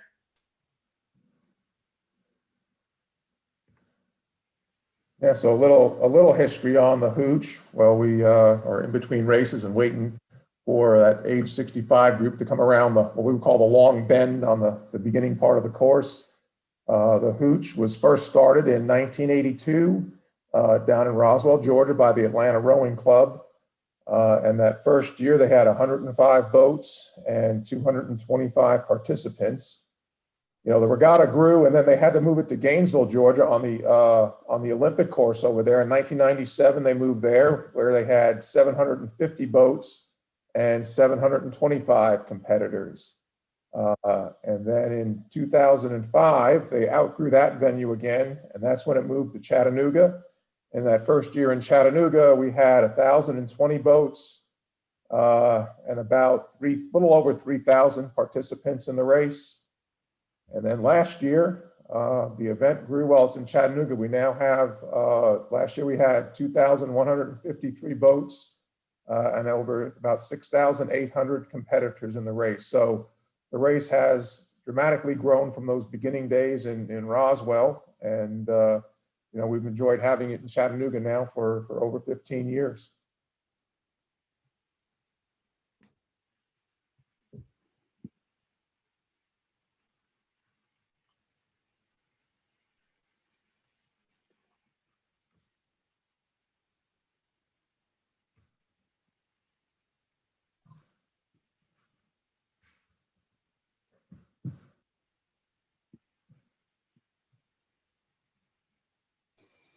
Hey, Mike, we got a question from the live stream.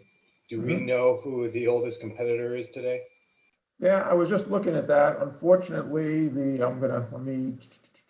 was a gentleman. Unfortunately, he scratched in this event, Mr. John Mildendorf, who has down here that he was age 96. Since he didn't show up, I would think on the course right now is Dan Hanhauser from Casitas, age 86. I would say right now, the data I have here, he is the oldest male competitor competing.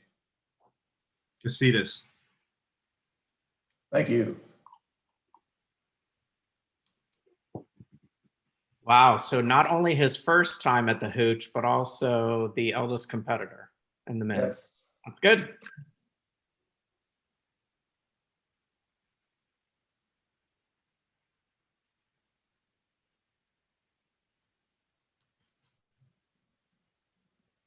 All right, Dougie, who's the youngest competitor? Uh-oh. Oh my gosh, it's definitely not me.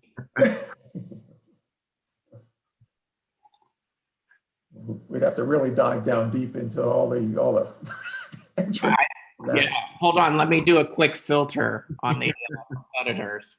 Quick SQL search here. That's right. Scanning.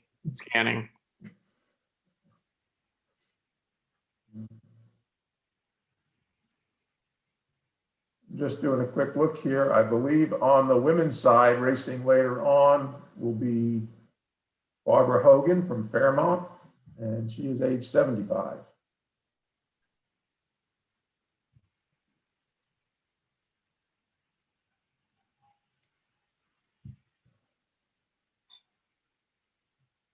Awesome. Fairmont is in Philadelphia. One of the boathouses on Boathouse Row.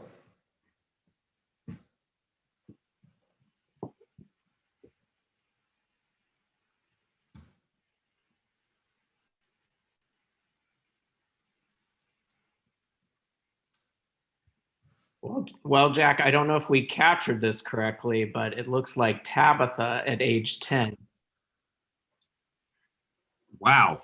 For the women's 1,000-meter short course coming up. So it's amazing. Yeah. She's in the 5th grade. She's been enjoying rowing since she was 5.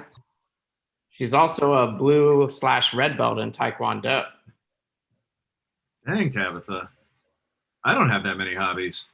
So she pretty much kicks you know what. So look forward to having her today, further on in the day. Very exciting. Looking forward to it.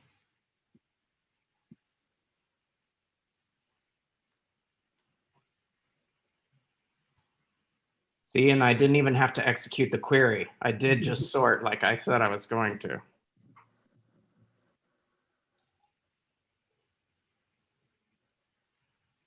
Starting to get a handful of competitors approaching the island. Mr. Wiley is already through the last split station.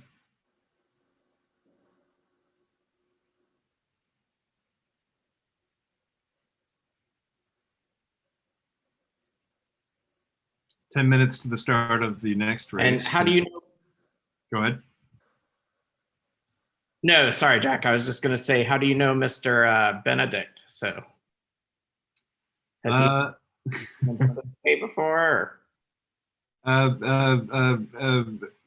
Benedict has been, how do I put this?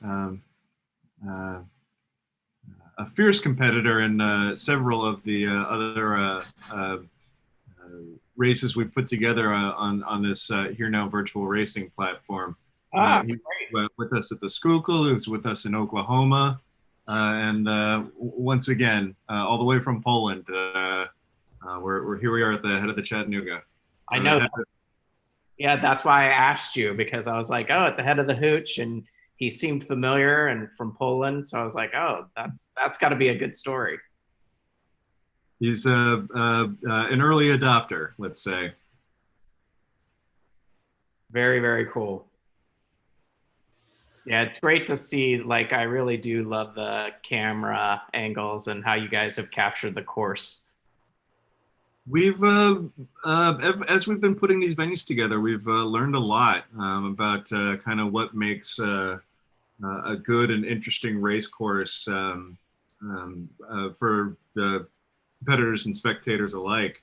You know, obviously we want to try to be as true to kind of real life landmarks as we can when we put these together.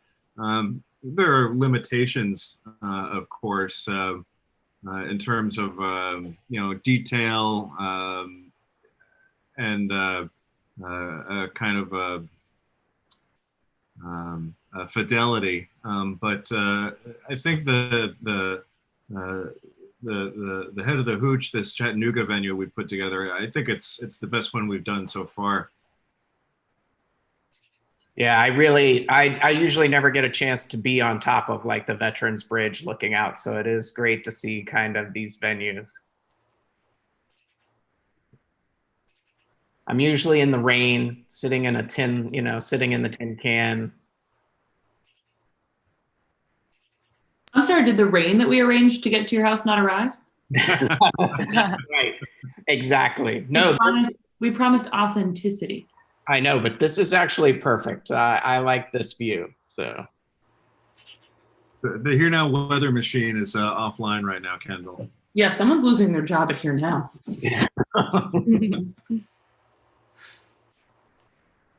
The meteorologist. That's right. The weather machine is online. Exactly. Is it really? What is the weather that we're rowing in today, you know, down in Chattanooga? I am looking that up right now to get an actual. Mike's going to deliver the weather report. Awesome. Deliver the weather report here in a second. Right. We've got the competitors approaching the finish here. Yeah, speaking of weather, we contributed to a Kickstarter campaign for a weather station that is internet enabled and has APIs, so that we could deploy to the different venues and integrate the actual weather information directly into the results. So you would have been able to see that for the outdoor events this year, but you're gonna have to save it for next year. Ah, okay. I was gonna say, this is probably pretty close to the weather. It's been pretty nice these past. It is. It's current. I mean, aside from looking out my window and saying it's beautiful out, it's currently 62 degrees Fahrenheit with about a 7-mile-an-hour wind. So we'd have possibly a little ripple on the water today. I won't tell you that the current is flowing at 55,000 cubic feet per second, so it Thank would be goodness, please. pretty raging. I Wow. think we all wish we were there. But I think that's the, they didn't filter the current for us this year, so we would have put a request in to have that slowed down. Without our request, obviously, they're going to let it rip during the day today. They're in the middle of the dam that sits at the top of the race course. Obviously, that dam dams up Chickamauga Lake, and they're in the process during the winter. They drop the level of that lake, and they're in the process of dropping that lake now. Usually, they would halt that for a little bit for our regatta, but they're going to keep on dropping it today. Yeah. Is that the Army? That's Tennessee Valley Authority controls that, TVA. And they have been. Yes, and in Mike's old role, that was the big fun concern. We had lots of discussions about flow.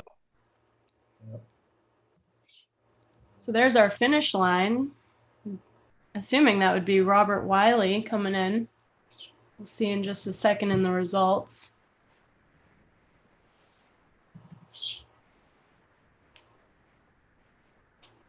And there he is.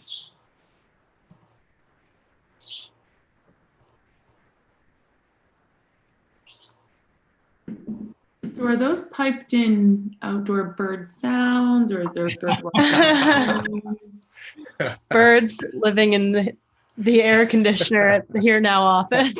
Hold on. But they add to the race course feel. That's right. The outdoor racing spectator feel.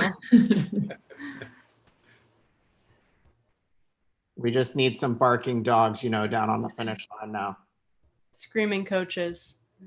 Okay. I'm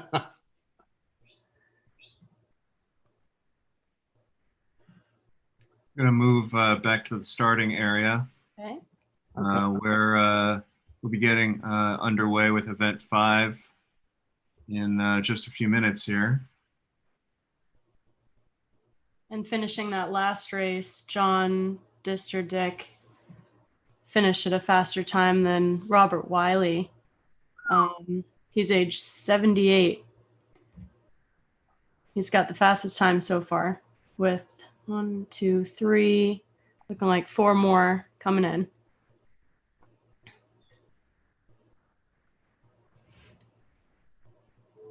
And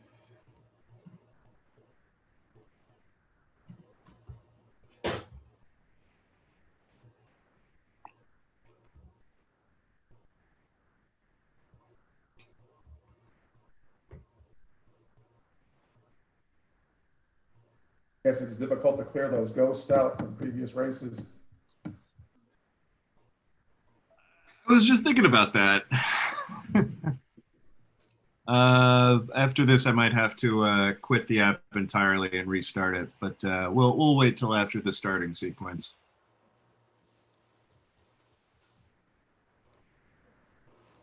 we've got 9 competitors scheduled for this next race. We'll see how many start, but that's how many are on the scratch sheet and no scratches.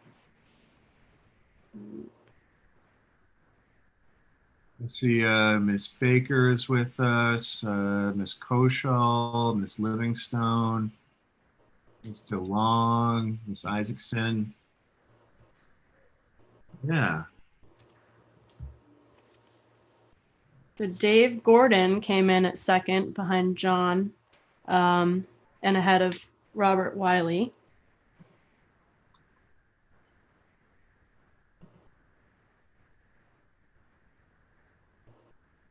We've got our first 3 finishers for the over 65 men's master single.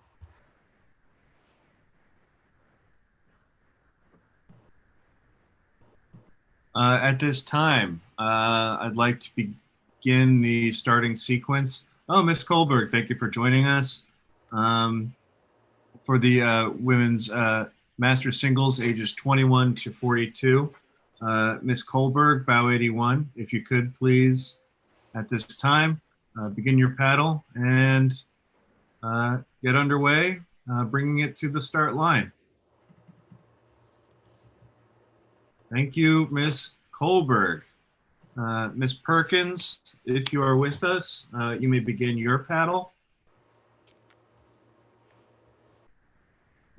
But if you are not, then bow 83, Miss Baker, you may get underway.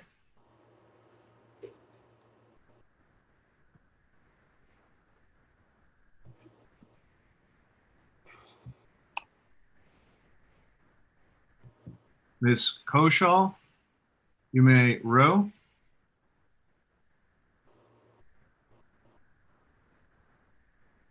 See you moving, thank you.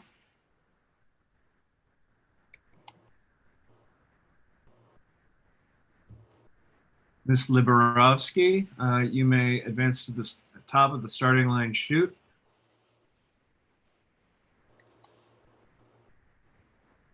Miss Livingstone, row.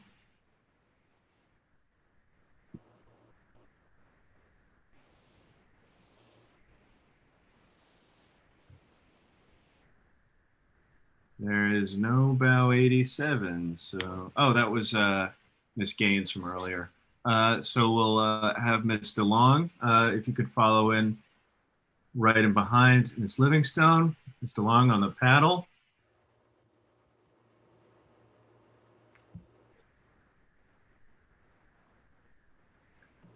Miss McGrath, you may begin your row.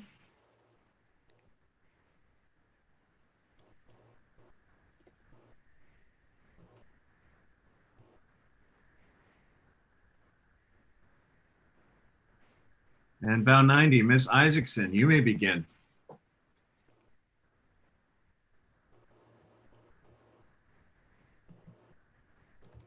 That begins the starting sequence of race number 5, the women's master singles, ages 21 to 42. The next race, event number 6, the women's master singles, ages 43 to 54, will begin in 20 minutes. 20 minutes to the start of race number 6.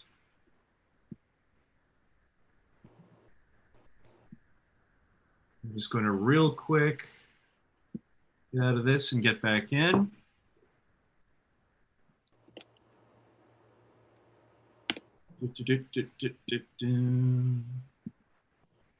That water looks a little bit different, Jack. The Pacific Ocean? Yeah, it's much choppier.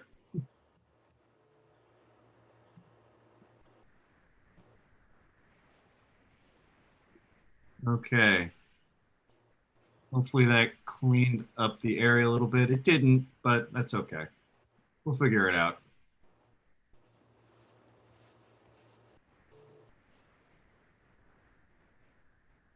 Let's see our competitors crossing the beer cans now. We're approaching the country club. First big bend.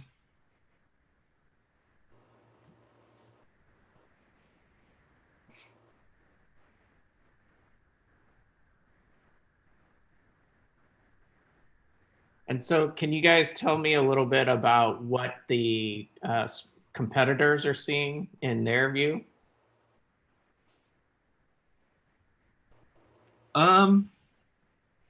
Yeah, certainly. They've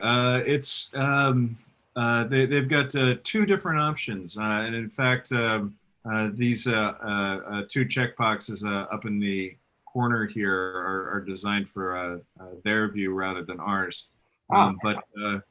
Yeah, they have either kind of a first-person view where you see just the kind of the bow of the boat and all of the scenery you would expect from there.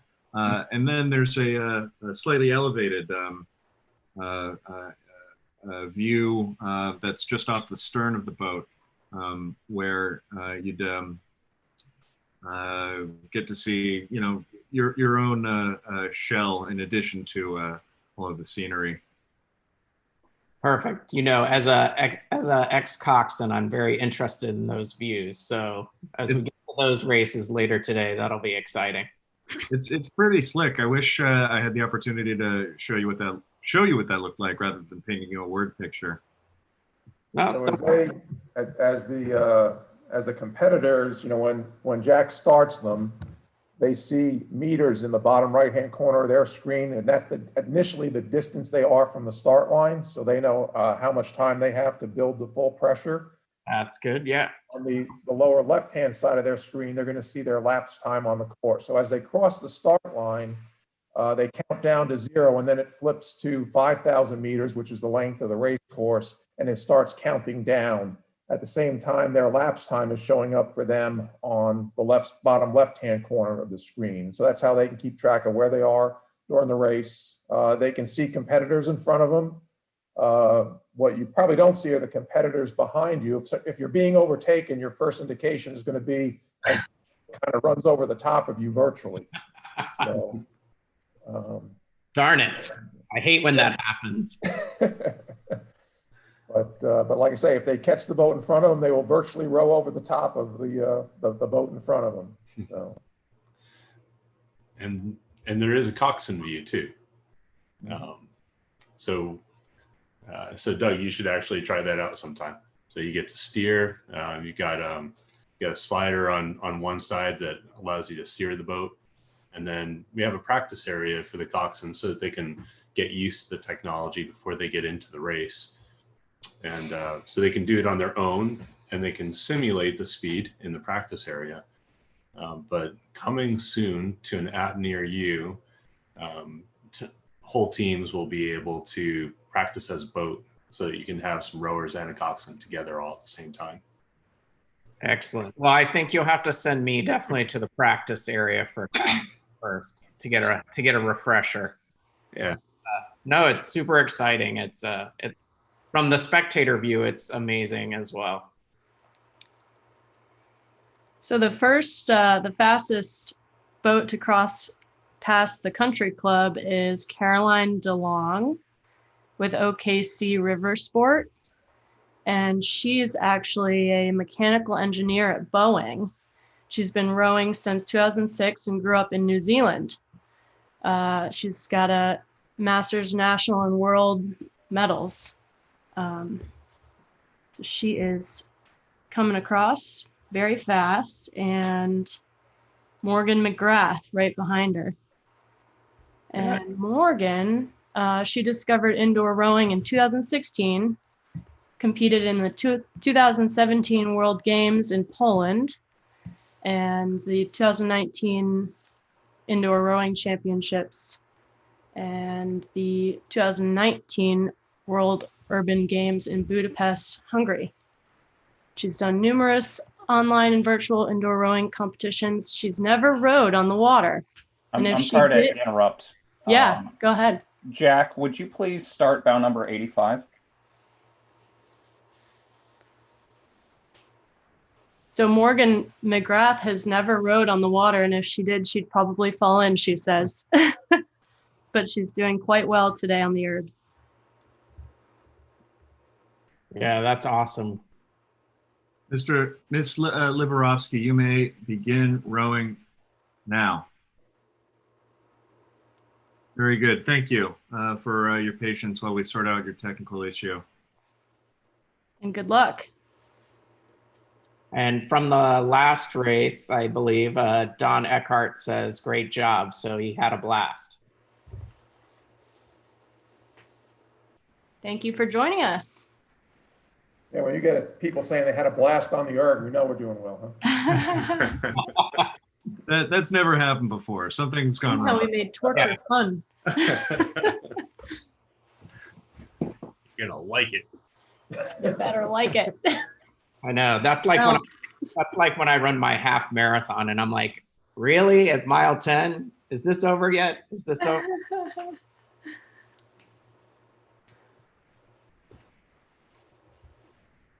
Yeah, just touching base on the steering, I don't know if we've made it clear, in the singles, and we'll call them the doubles, the steering is done virtually in those boats. So the artificial intelligence steers those boats down the same course from start to finish. But when we shift a little bit later, we're probably getting just a couple of events away from our first team boat. In the 4s and the 8s, those boats will actually be steered down the course by a coxswain. So that'll be a new component that we haven't seen yet today. Those boats will have their rowers who will collectively have their effort on the erg or their splits on the erg will be averaged to actually move the boat down the water, and the coxswain will be steering the boat. So we'll talk a little bit more about that when we get to our first team boats.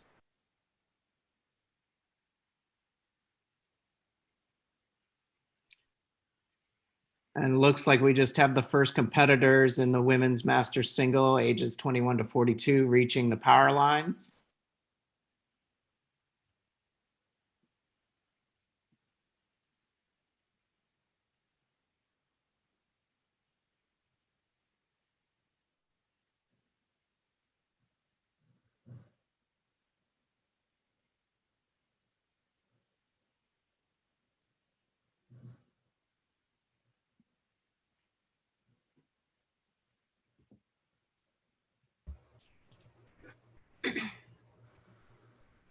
These ladies are flying. Yeah. Caroline DeLong. She's at a 9:18 at the power lines. Wow. That is fast. Ooh. And Morgan just came in at 9:15. Yep. Oof. Morgan. They're going toe to toe there. Yep.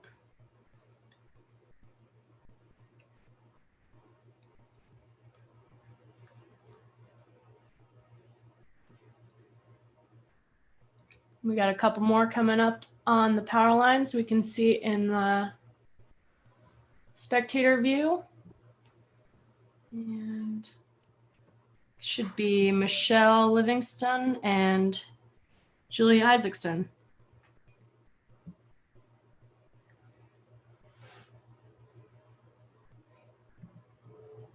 There goes Julie through first.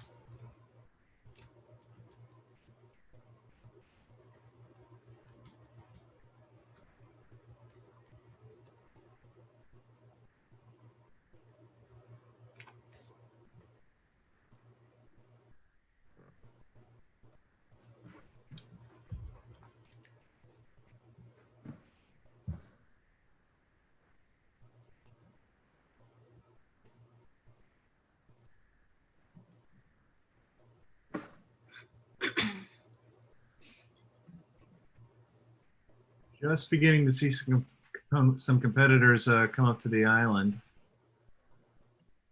A little hard to make out, but right in there.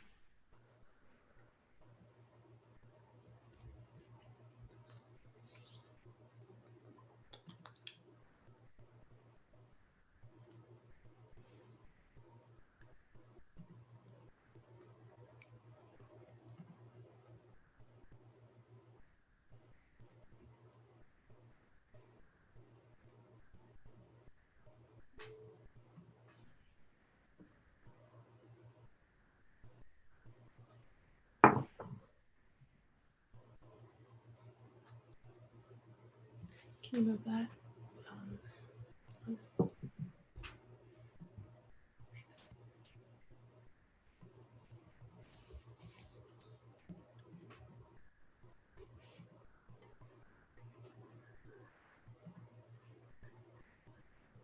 We've got 11 competitors for the next event, ages 43 to 54, women's master single. We've got everyone from North Carolina, New Jersey, Tennessee, Georgia, and Leicestershire. So we've got overseas competitors in a lot of these events, which is really cool because we can get people from all over the world rowing virtually together.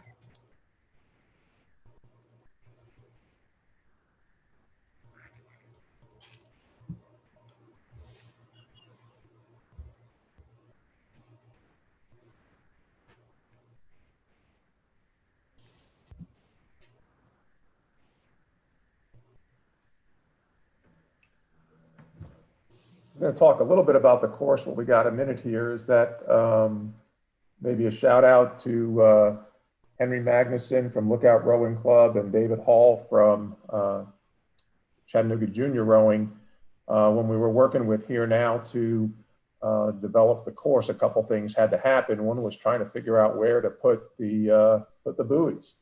And Henry, who is responsible for setting the real course in Chattanooga, has a map, Google Earth view of where the GPS coordinates are of every buoy on the race course. So Here Now did their best to actually replicate the actual GPS coordinates of all the buoys on the course when they set it up.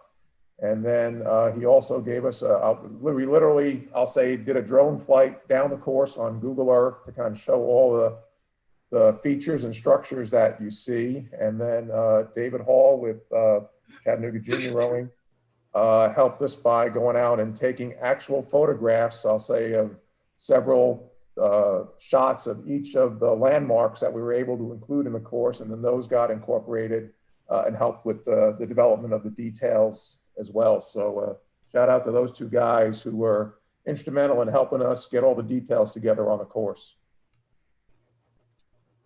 Indeed, those were super helpful. Thank you for that. You mean you didn't just recreate this from memory, Brian? I don't get it. I never get to leave the finish line. That's not true. I did get up to the start the last time I was there. That houseboat. Yeah, the houseboat. The magic houseboat. We got to do the short course too, which I think was out of Lookout. Is that right? A couple of years ago. Yeah. Yeah, let's not bring that up either. We don't like to shorten the course if at all possible. We do maintain a contingency plan just in case. And fortunately, I guess we only had to execute that once. Yes, well, and this is our contingency plan too, and I like this one too. It's now 5 minutes to go before the start of event number 6, the women's master singles, ages 43 to 54. 5 minutes before the start, I'm going to open up the starting line queue. Yeah, it's really nice to have our Hooch family back today. So it's really good to see.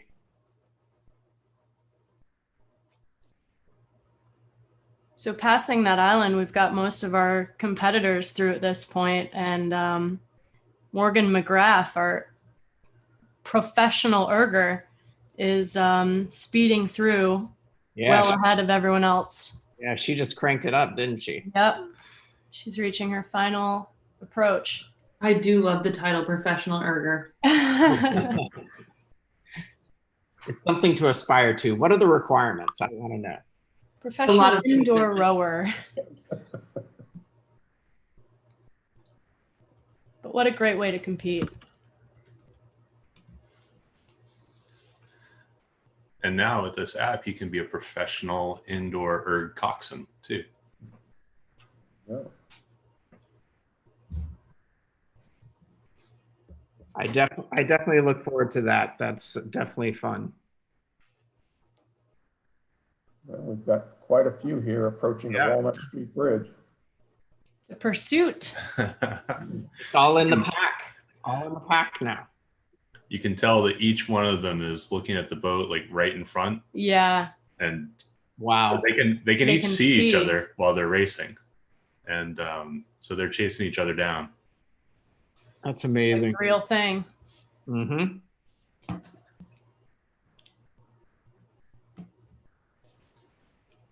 But actually, the person in front can't see the people that are right behind They them. have no idea until they're right on top of them. Kind of the opposite of Ron. That's good. Well, if it's me on the drone view, can't you see a little bit behind you? Yeah, if they had it in drone view, they can see it. But that's good because then that means you're leading the pack there. Keeping them at bay. Is this our first finisher coming through, or? Can't see. Yeah. Pretty close, 2 buoys away. Yeah.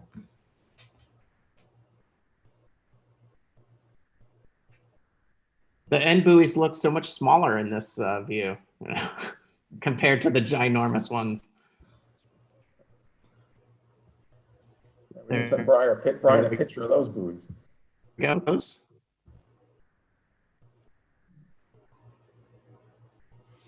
There we go. Yep, Allison crosses.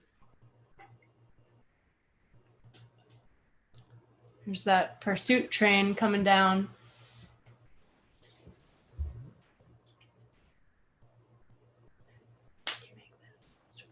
Yeah, can you switch to that view just before this one? There it is. Wow. Somebody passing right there. Oh, look at that. Wow, very cool. And Hody, yes, I'm definitely glad to work the finish line with you today too. Awesome stuff. It would not be a rowing season any other way.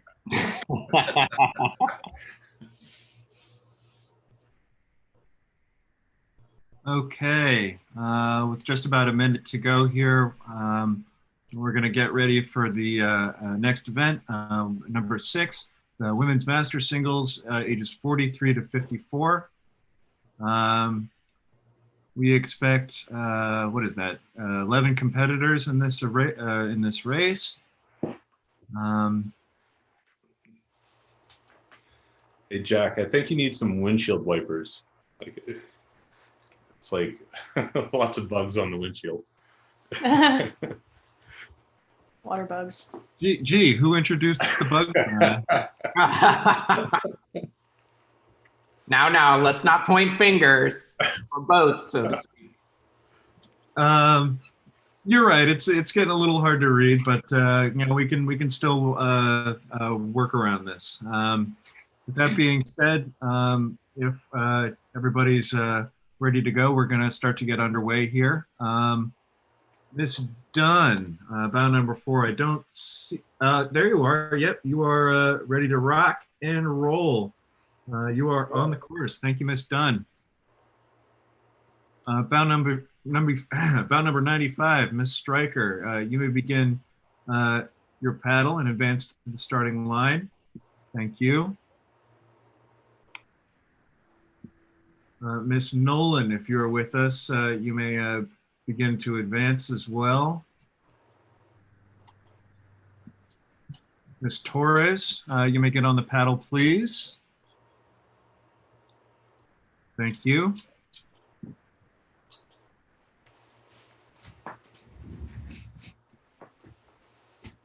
Miss Johnson, welcome, and thank you for bringing it to the line.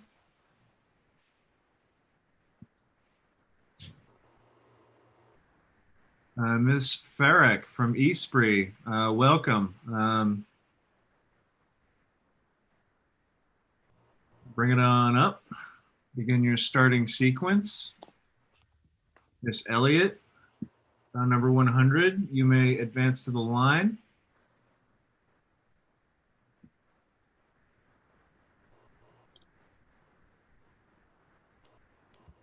Miss Robertson, I see you in the chute. You may begin your paddle as well, Miss Robertson.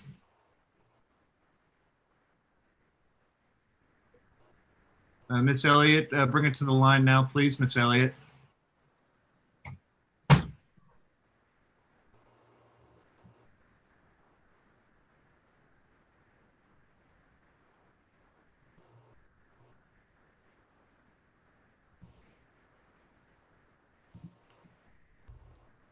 Miss Elliott, if you're having some technical issues, maybe you can leave the course and re-enter, and we'll still let you start. But it's time to get underway if you can. Miss Lands, bow number 102, you may start.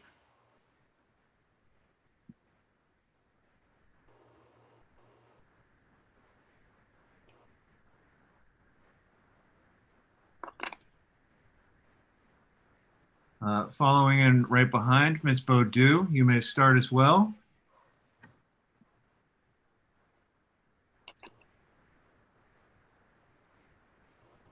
And Miss Sarhan, if you are with us, you may begin your paddle and bring it to the line.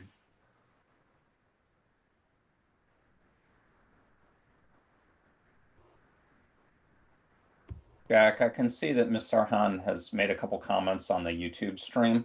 Oh, no. For help, she needs to join the Zoom support room or come to this room and we can give her the link. YouTube, huh? And Jack, I think you just got Jeannie Nolan just joined in finally. I think she didn't start earlier, so hopefully she can start going.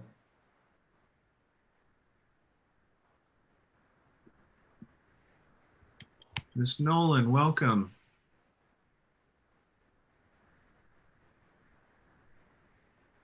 Thank you for joining us. You may bring it to the line as well.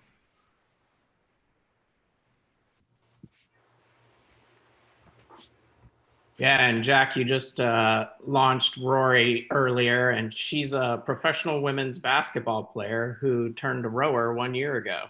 Whoa, cool. Oh, Missy Elliott, perfect. I love that name.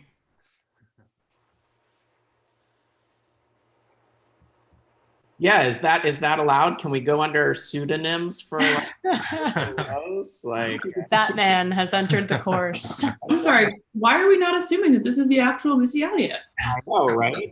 Exactly. Well, I mean, actually Missy. It's her actual name. Yeah. Yeah.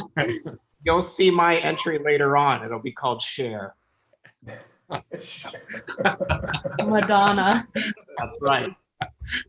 She signed all of her support emails. I think that is actually a Missy Elliott. And then I just feel like I want to practice Audrey's location again. So it's Loughborough, Leicestershire. Leicestershire. Leicestershire. Or is it Loughborough? Sometimes that's Lough. I don't know. Like I said, I have to practice. Leicestershire. It's like people trying to pronounce Worcester, Massachusetts. Yeah, the Worcester, Lake Quincy.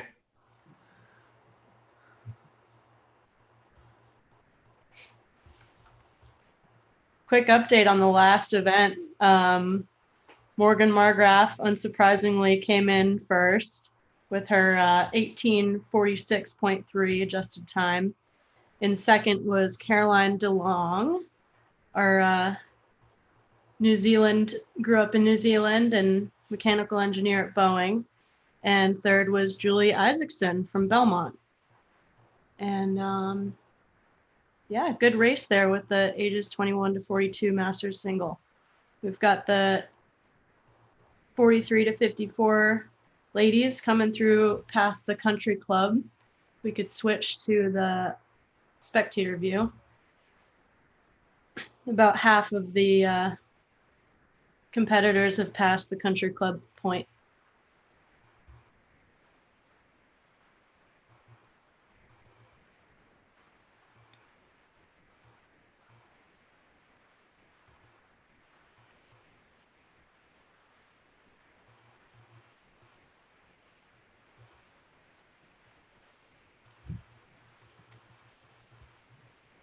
You know, the reality of this kind of bigger gap between the beer cans and the Lookout Rowing Club view is almost exactly like it is on the course. I hate to say it, but that's kind of the boring part of our course, where it's just kind of a big sweeping bend, you know, off the shoreline before you kind of come into, I'll say, more of the landmarks. When the power line's in, I think you start to see more and more landmarks, both in the real race course and on the virtual race course.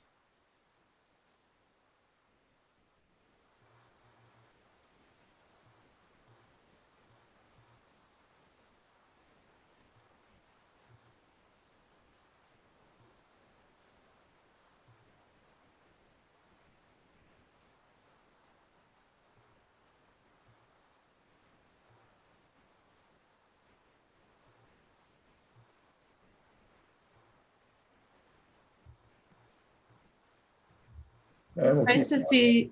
Oh, go ahead. I was just going to say, take a moment to just plug our sponsors again. Those are Chattanooga Sports, Concept 2, Citrus Remix, and NK Sports, Nielsen Kellerman. Yeah, and did I hear a rumor? Is it true where the Concept 2 is going to give away a rower? Is there a raffle for that? Or They're going to give away an erg, not a rower, but I don't think that's legal. That's true. But yes, that's true. So Concept 2 has donated an erg, and that will be raffled off to one of the competitors today. And then on the coxswain side, Nielsen Kellerman has donated a stroke coach, and that will be donated randomly to one of the coxswains who steers a perfect course today. That'll be randomly selected and awarded to the organization that they are associated with.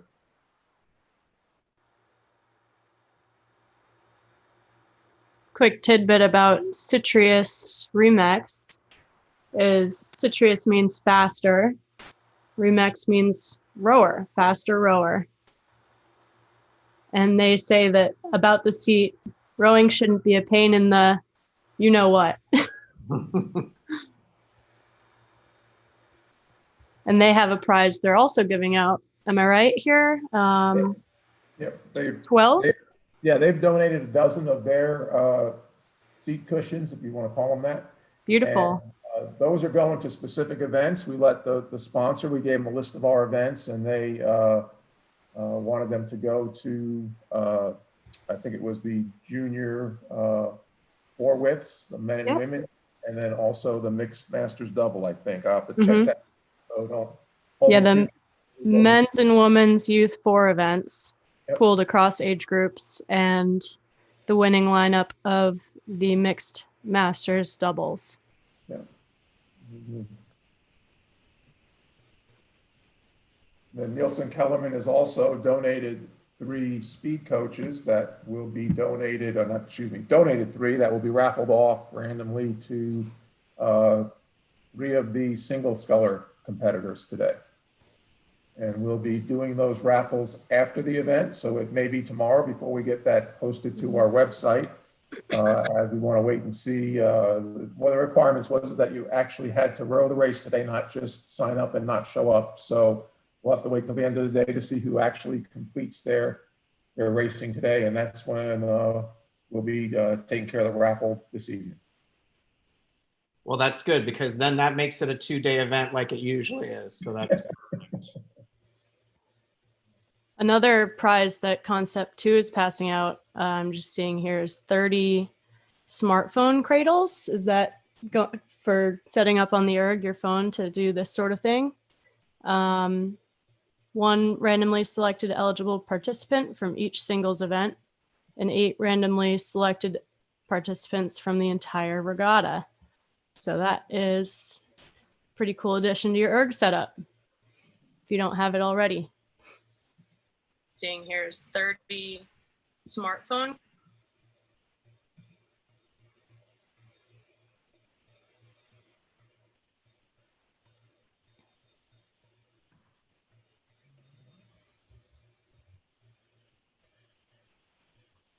We've got our competitors in the women's master single age 43 to 54. About half of them are now through the power line, so they're about halfway through the course. And it looks like Susan Dunn is maintaining the lead there at 9:30. Again, this is pre-adjustment for the handicaps.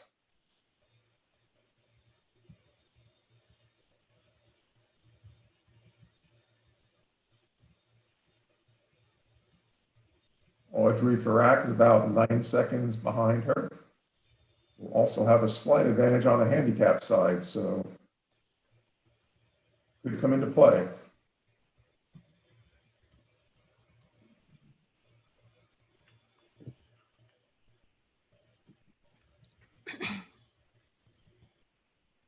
Again, as we're wrapping up, I'll say that all the master singles events, the handicap system being used, just to recap that for those that may not have heard earlier, is that we will be using Rowing standard handicap system that you can find at US Rowing's website.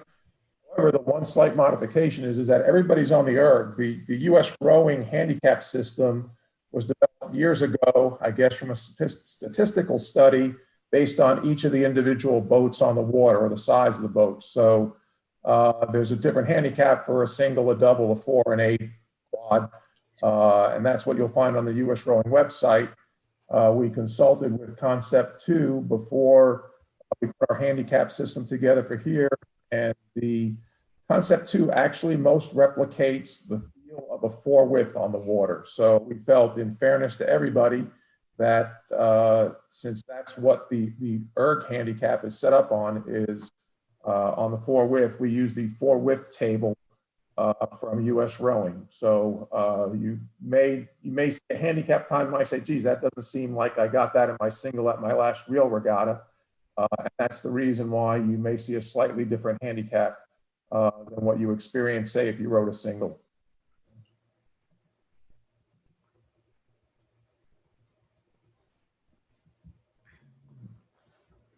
I think we can start to see boats rounding the tip of the island down there. It's like Miss Dunn just got there.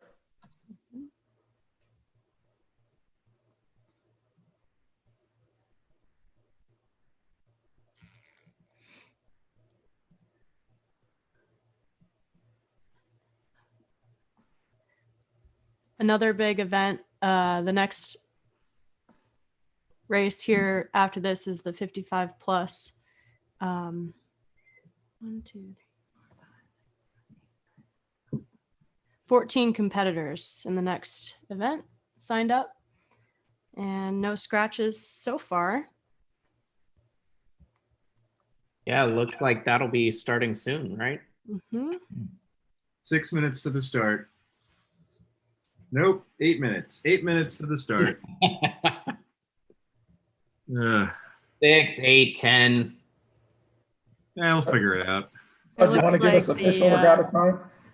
Yeah, I was just going to say, Mike, I was, you know, sometimes inadvertently we do let people start, you know, a little late. So I think it's always good to like make sure people get a chance to row. So that's what's most important. Sorry to interrupt, Jack. Would you please restart bow number 104? I would be happy to. What number? Bow number?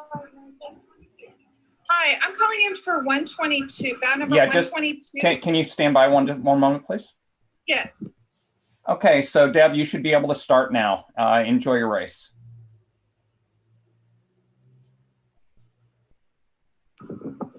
Look, it's Matt. All the bugs are off the windshield. How'd that happen? Look at that magic. Is that you? Amy, go ahead with your question. Yes, I'm calling for Gummerlock, bow 122. Should she be able to enter the venue yet?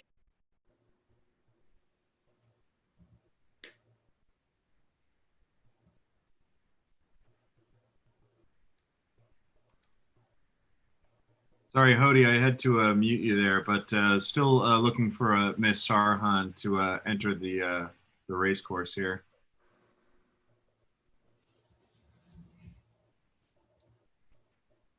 Oh, and there she is. Miss Sarhan, welcome. I'm glad we were able to sort you out. I see you're on the paddle. Thank you. And in a few short strokes, you will be on the course.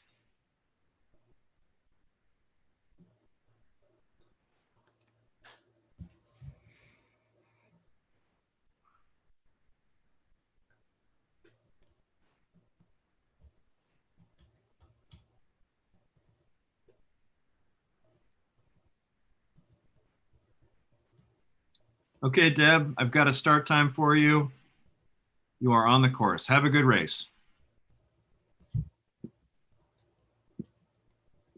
Okay, where were we?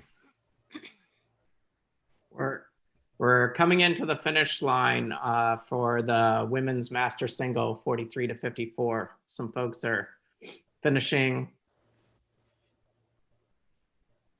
almost there.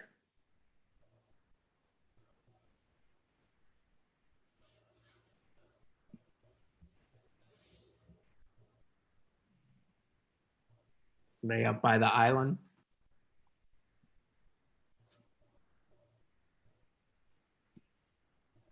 Sometimes I have to do this.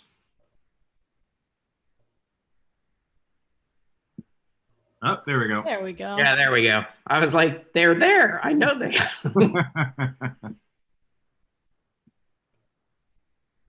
Perfect. And I think after we get this next race started, I don't know, can we find out a little bit more about like Chattanooga itself, Mike? Can you tell us, or like, can we watch a video? Let me see if I can find that.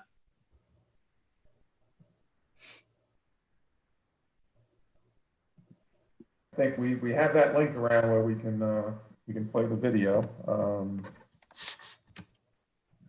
Yeah, I was looking for that too, but I was thinking after we launch the Women's Masters age 55 up, you know.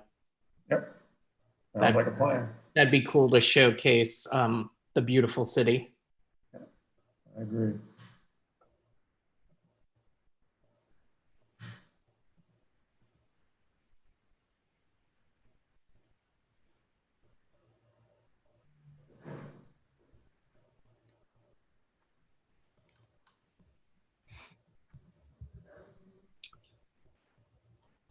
With about 4 minutes to go before the start of event number 7, I'm going to go ahead and open up the queue for those competitors. So first call for event number 7, Women's Masters Singles 55 plus. And it looks like we have the first competitors from the Women's Masters Single 43 to 54 approaching the finish.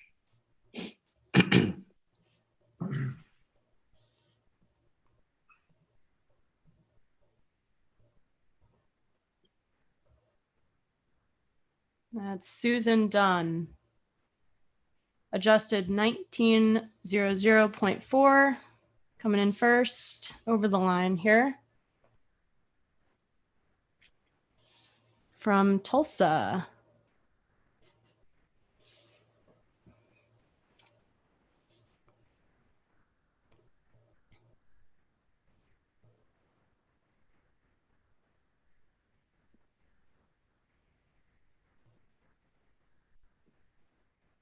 As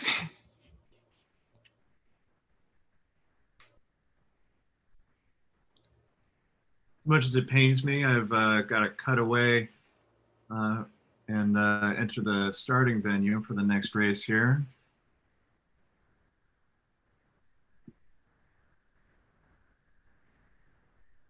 Oh, very good.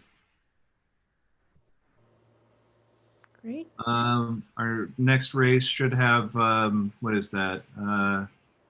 15 competitors, and it looks like most of you ladies are with us already. Thank you, welcome. We'll be getting under, pardon me, we'll be getting underway in just about a minute and a half now for the Women's Masters Singles 55 plus. Hey, Jack, someone from the chat room is asking if Rory Robertson made it through the start line. They did indeed. Bow number 101. I do have a start time for Miss Robertson, but none of the split times, sadly. Usually indicates a connection issue. If she could hop into one of the support rooms, Hody might be able to get her sorted out.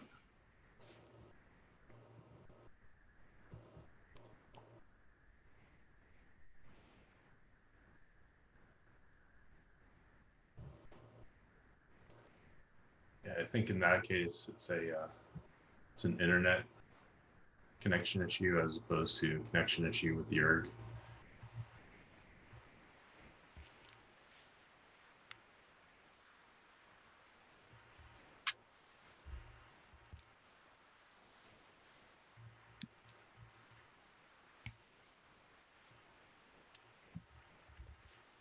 Okay.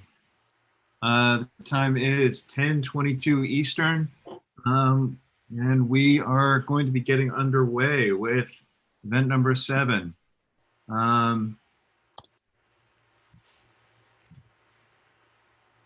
Ms. Algan, I don't see you here in the starting area, but if you are here, feel free to get on the paddle and row. Miss Dunn, I do see you, if you're ready, you may begin your row.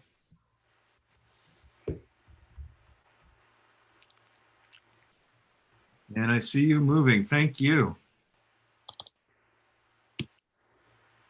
Ms. Cole, if you could please get on the paddle and advance to the starting chute.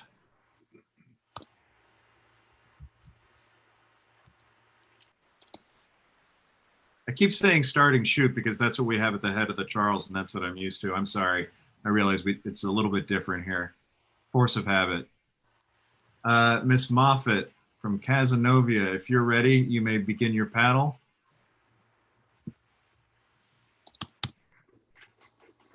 Thank you. Ms. Hogan, you may begin. I see you moving. Thank you for that.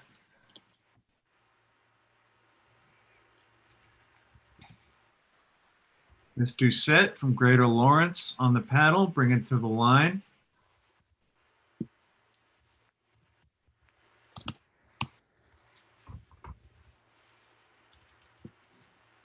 Ms. Bennett, if you're with us, if you could please get on the paddle and advance to the starting line. We'll get you going.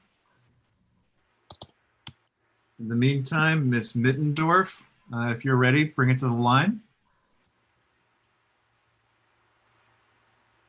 Thank you.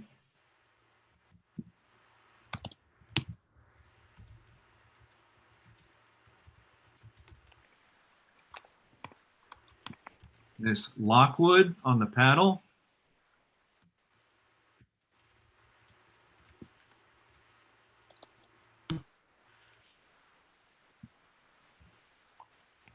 Bow 117, Ms. Margucci, I'm sorry, Janet.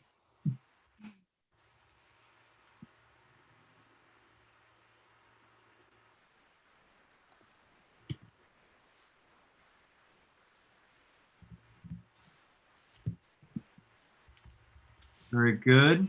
Bow 118, Ms. Bongiorno. I see you on the paddle. Thank you for that.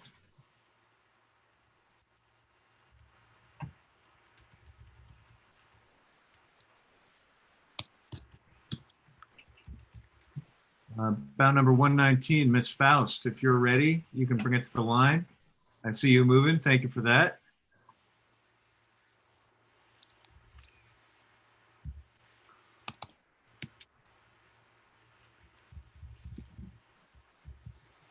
Ms. Aguda, following up right in behind.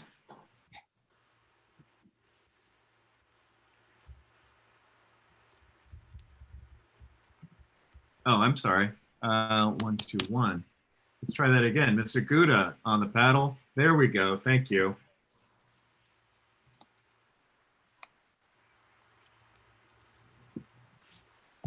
And finally, Ms. Gummerlock, if you're with us, you may get on the paddle and advance to the starting line.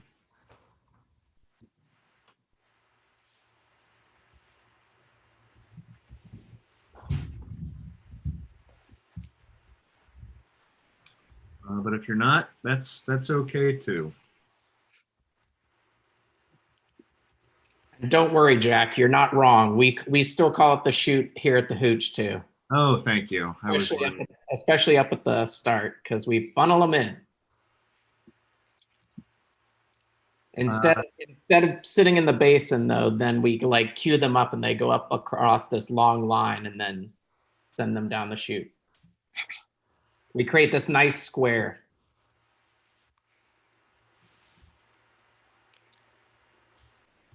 Okay, and we're already getting split times coming in from the country club.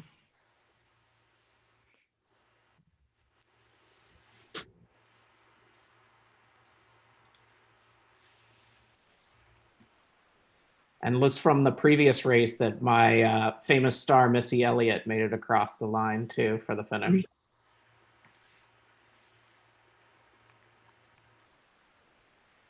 And the results from that race, first was Audrey from Esprit, Audrey Ferrick. Second was Suzanne Dunn, and third was Angela Torres. So a good race Before we there. jump to conclusions, I think Deb Sarhan is still on the course. There was a late start on. We got to wait for Deb. And Yeah. her time is very competitive at the Oh power. yeah, wow. Yeah, so There she is. Yep, so she might bump in there. And looking at her handicap, she has quite a bit more handicap than Indeed.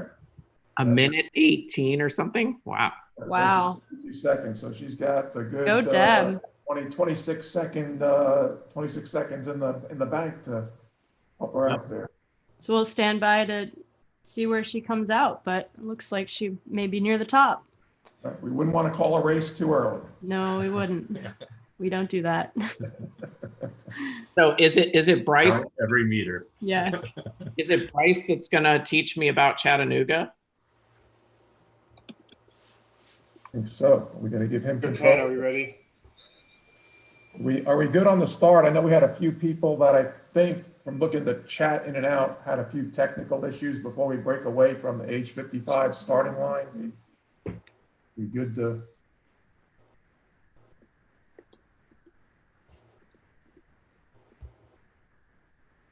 All right. Is that silence means consent or? Yes, I guess so. Huh? What? I love that. Who? Where? All right. So can we give Bryce control and let him start the Chattanooga video? Is that possible? Yeah. Let me share his screen. Give mouse control keyboard to Bryce. Awesome. We can.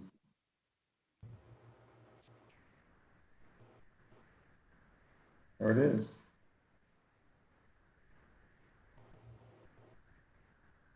But now we see full on mic.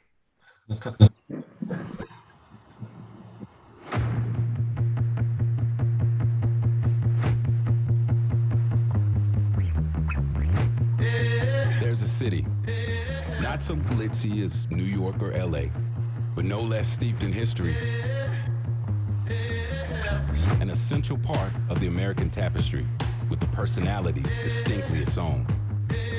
A city astride a river, nestled among mountains, lush with forests, streams, and falls. There's a city at the center of invention and industry, bursting with vitality, incandescent with innovation, celebrated in song, chronicled in history, noted for its first, foremost, and only made here's. There's a city, a getaway from it all for adventurous spirits, kaleidoscopic with options, so much to see, do, and savor, adorned with public art, abounding with cuisine and culture, known for crafted and curated and absolutely authentic. There is a city, honest as heck, known for grit and gumption, aggressively welcoming, with a one-of-the-family kind of attitude, where pretension is checked at the door, authenticity decorates the room, and hospitality sets the table, but never oversteps. There is a city we call home, a city we love and love to share, a city called Chattanooga.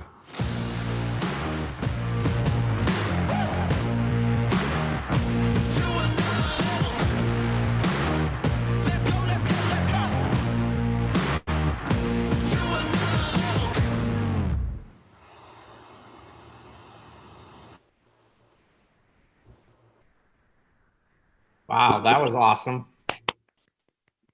He's got a way better video voice than I do.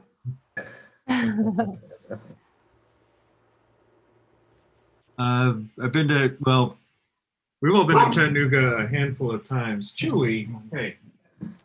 Hey, Chewy. But yeah, it's a really fun town, really cool city. I enjoy going every time that I can.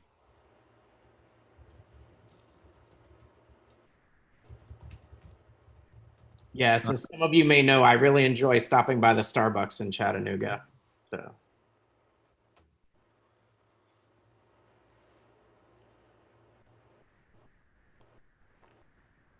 think in that women's age 43 to 54, Miss Saran is going to give everybody a run for their money there, coming in a little bit behind the pack. Yeah, looks good. There she is.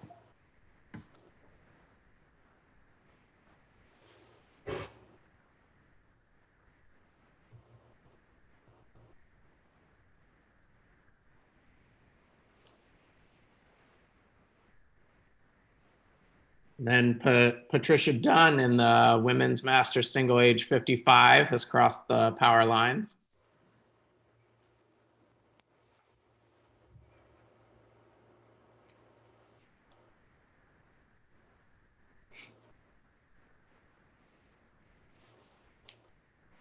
So our oldest competitor in this event is Barbara Hogan, who's doing great. She's actually a 3-time winner of the Head of the Charles in the 70+ double with Sarah Sargent. She's bound number 112.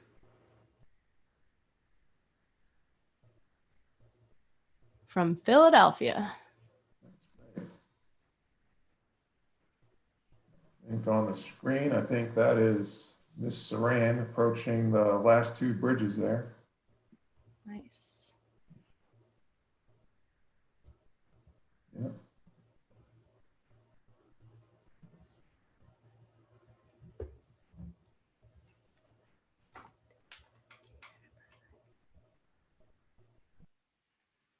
In that last event, it's pretty good. We had everyone start and finish there, with Deb coming in right now. Yep. Women's masters are usually some of the more reliable rowers, I've noticed.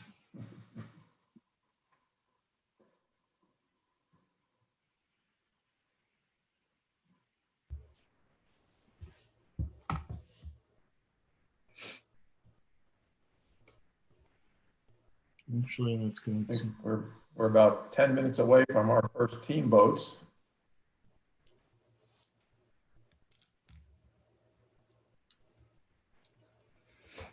By the way, if I didn't thank you, Bryce, thanks for showing me Chattanooga. That was cool. You got it.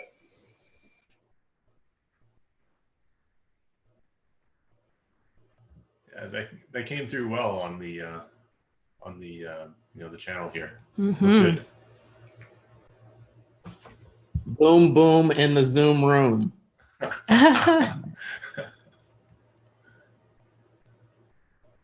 Now I'm just going to be craving Aretha Frankenstein's for breakfast tomorrow morning.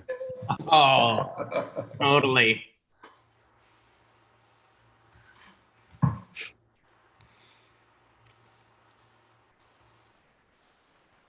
Hey, Doug, you know you can buy the pancake mix and do Aretha's yourself at your house without having to wait quite a bit to get them served to you.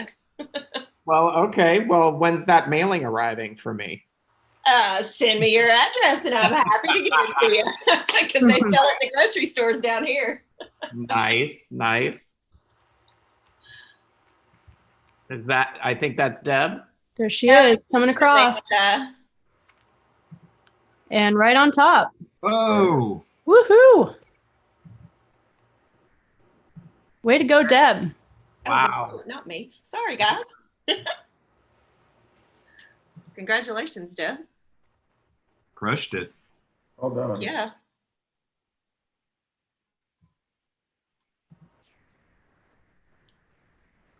You got most of the competitors coming through the power lines on the age the 55+ women's masters. Good.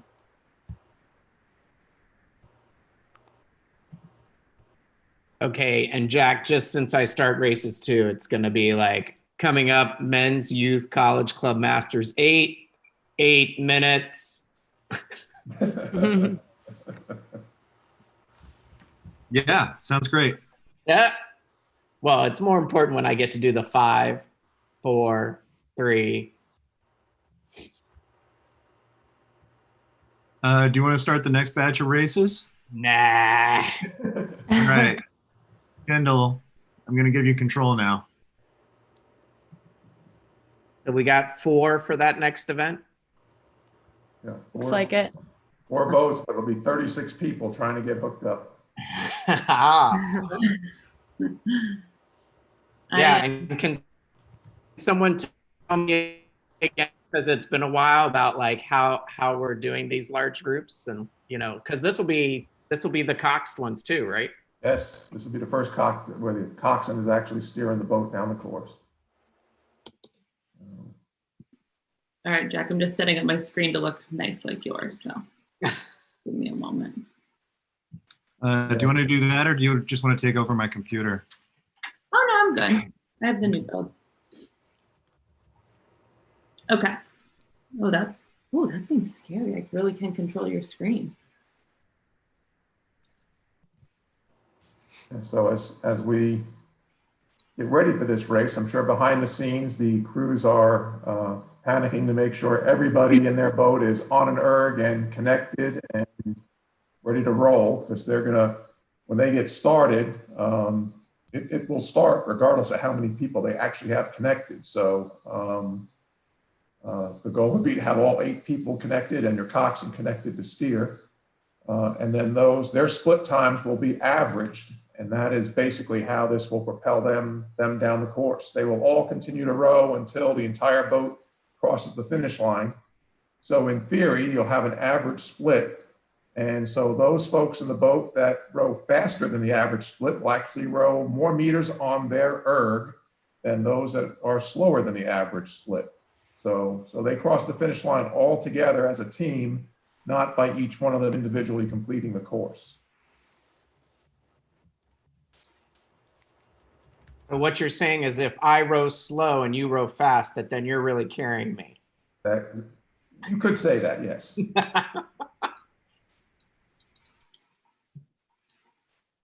But that has been one of the bigger questions in the support sessions this week is, does each competitor row 5,000 meters? And the answer is actually no. And that's why we asked the competitors on the PM5 to put them in just row mode. Do not set your PM5 to 5,000 meters because of that team combination. Some will row more and some will row less than the 5,000 meters. Got it. No, that's good to know.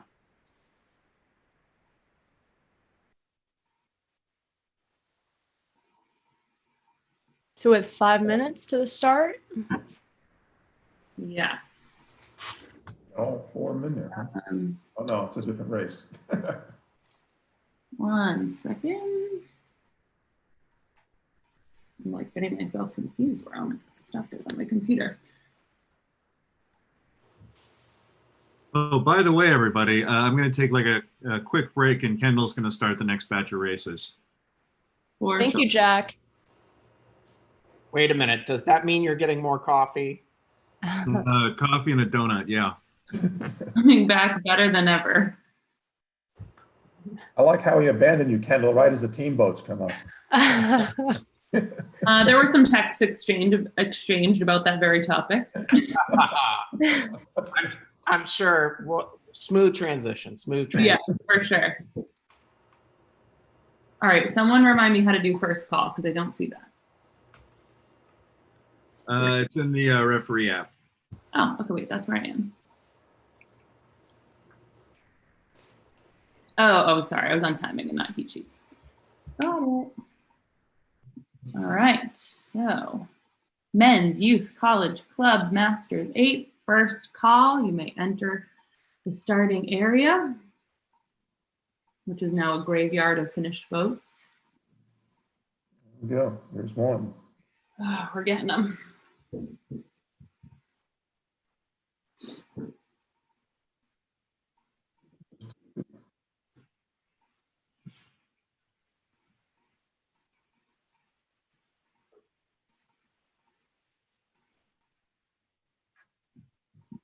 All right, I see bow 126. I see bow 129.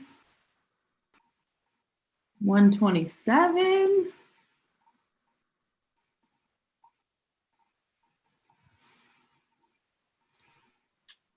As they're pulling in, what the coxswain is seeing on their screen, I believe it's on the left-hand side, they will see all of their rowers in their boat on the left-hand side, and that will give them an indication that all of their rowers, in this case, there are 8 rowers, are connected to the erg and ready to go.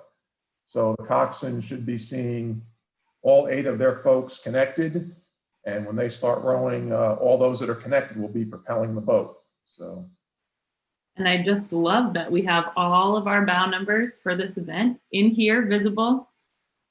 Okay, looks like we got bow 28. It says it has an issue or somebody's taking care of that. So yeah, we just got to be careful because they're there doesn't mean that everybody in that boat's connected yet. So right, let's make sure that they have the PODI support Zoom, because I was operating another Zoom room, which I'm obviously not operating at the exact moment.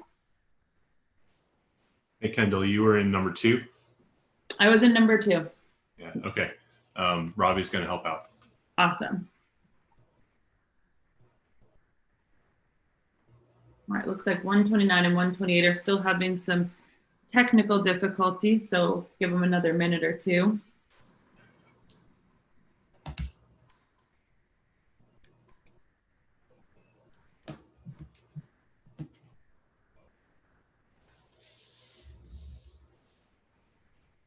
we should have a little bit of time to be patient. We try to build in some buffers into the schedule here for the bigger boats, knowing that that's a little more complicated to get everybody connected. Yeah, absolutely.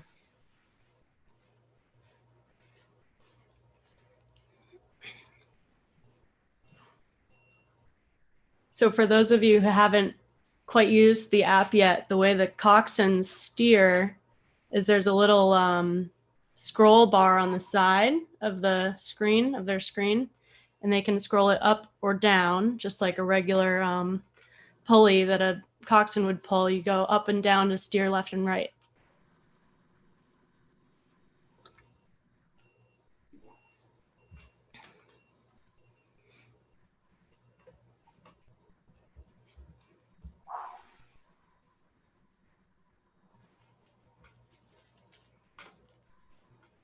All right, I am going to do last call, just mark it last call for those of us that are here and in.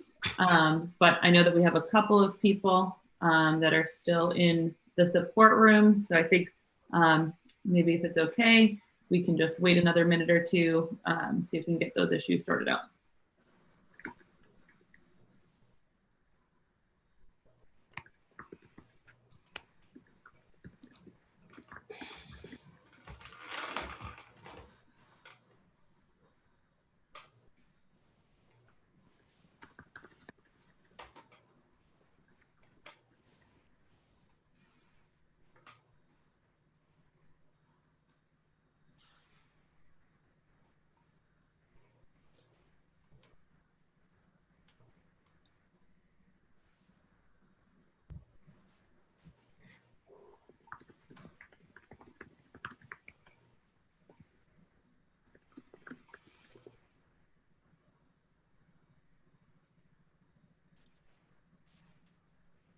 So, and it looks like for this event, for the club and masters, they'll have the adjusted time applied.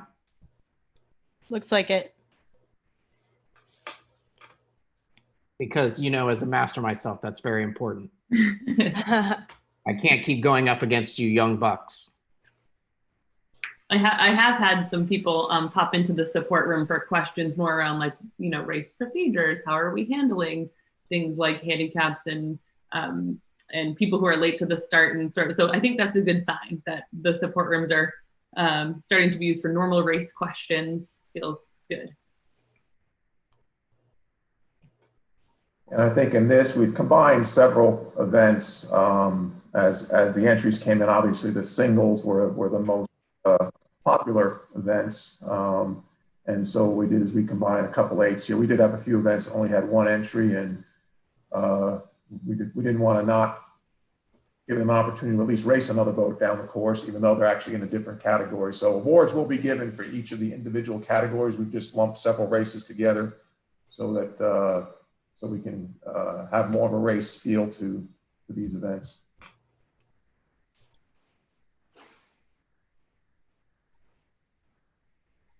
All right, if I don't hear anything major, I think I'll start this race at 10:50 in 3 minutes.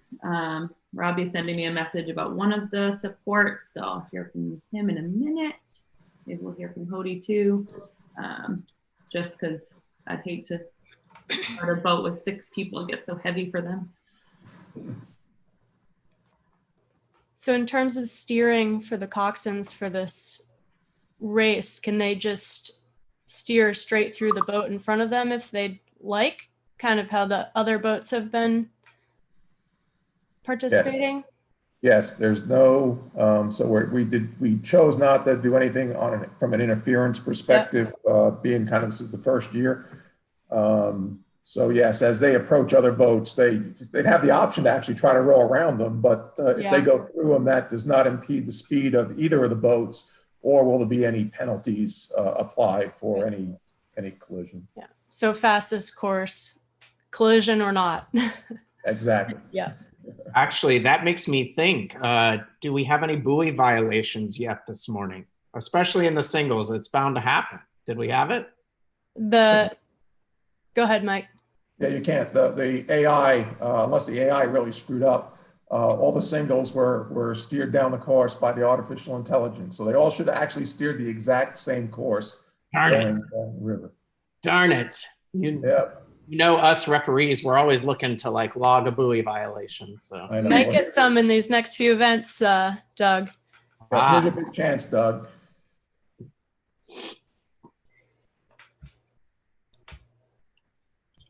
I'm ready. Kendall's going to show me the view. I'm going to be like, aha, right? You need the God view. Put me in that drone mode. Yeah.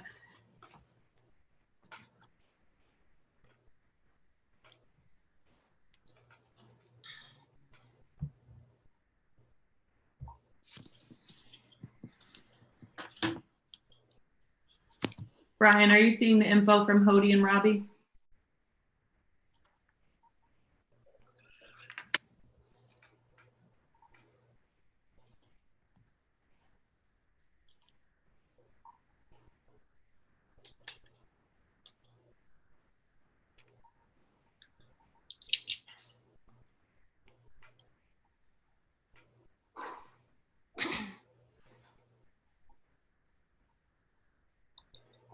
So in the meantime, yeah, go ahead.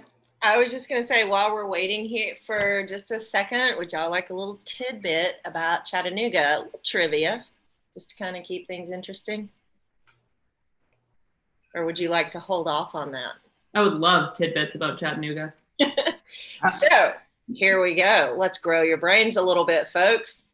Did you know, drum roll please, Chattanooga was home to the first patented miniature golf course. So anytime you go play Goonie golf, guess where it came from? You got it, Chattanooga. Go us. And that was at Rock City. So if you go to Rock City and play on that miniature golf course, then that was the first patented course in the world. So it's kind of cool. Wow, good to know. There's some trivia for you. I'm pretty sure I'm the only here now staff that has not been to Chattanooga. What? Yeah, too. Here, actually. Gotta fix that. It's a neat town. It really is a neat town. I'd love to go. All right, so I think we are going to, I think we're ready. Are we ready, Kendall? I think we're going to get started with the bow numbers that are not having issues, and Hody and Robbie are going to continue to work with bow number 128 and what was the other one? 129. Yeah, 128 and 129 are still having a couple rowers aren't quite set up yet, so we're going to get started with 126 and 127. All right, so bow number 126, Asheville Youth Rowing Association. Let's have you come up to the line, and you can, oops, this is the wrong spot, and you can get started.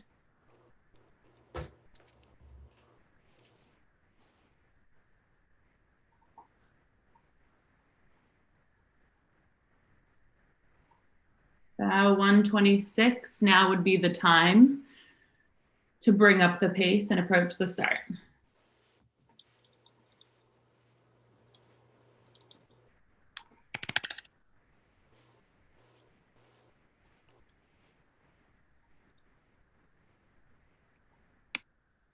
And they're There we off. And they're off. Woohoo! And bow number 127, concept 2. Give you just a couple seconds. Let Asheville Youth get a little bit of a head start from a team that has the name that everybody is on. All right, bow number 127. Let's bring it up to the start. Oh, they were ready to go. Chomping at the bit. That was, yeah, definitely like And a tidbit there in that 127 Concept 2 boat, Dick Dreisiacker, competing, one of the founders of Concept 2. So good luck, Dick. Thanks for all you've done for the sport. awesome. I love all the wealth of knowledge that everyone's bringing to this event. Are they really coming from Nottingham? That's what I want to know. I don't know.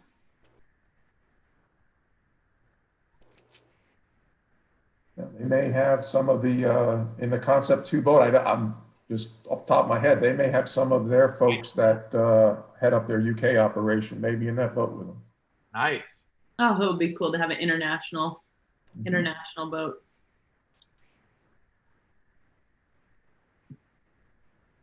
I'm honestly intrigued that there's not, I agree, Kendall, that would be a really unique thing to take advantage of this year. Yeah, for sure. Let's see. Be patient.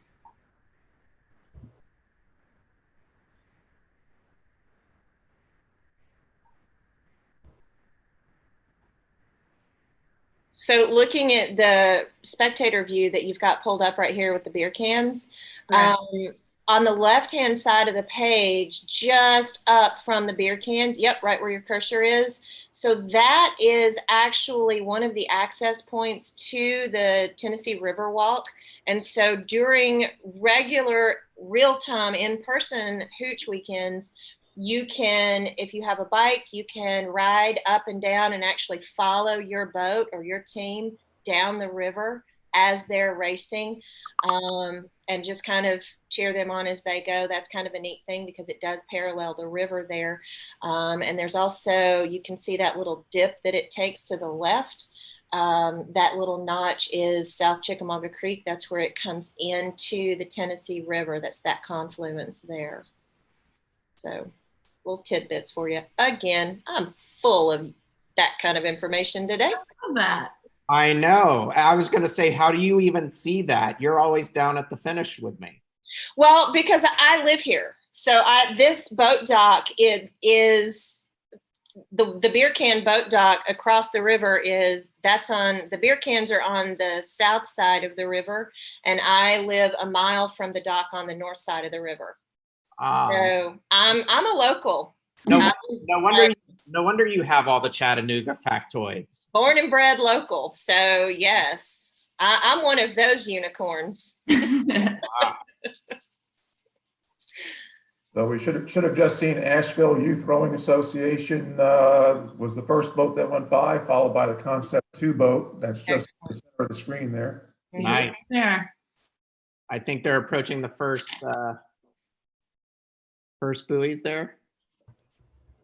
First big buoys. Yes. Yeah. And also from this view on the right-hand side, the building you see there is the Chattanooga Golf and Country Club clubhouse. Correct. And then also you can see the power lines off in the distance. The power lines represent about the halfway point in the race, and there's another major marker on the race course or on the river for those of us that row in town here. And kayak. And kayak.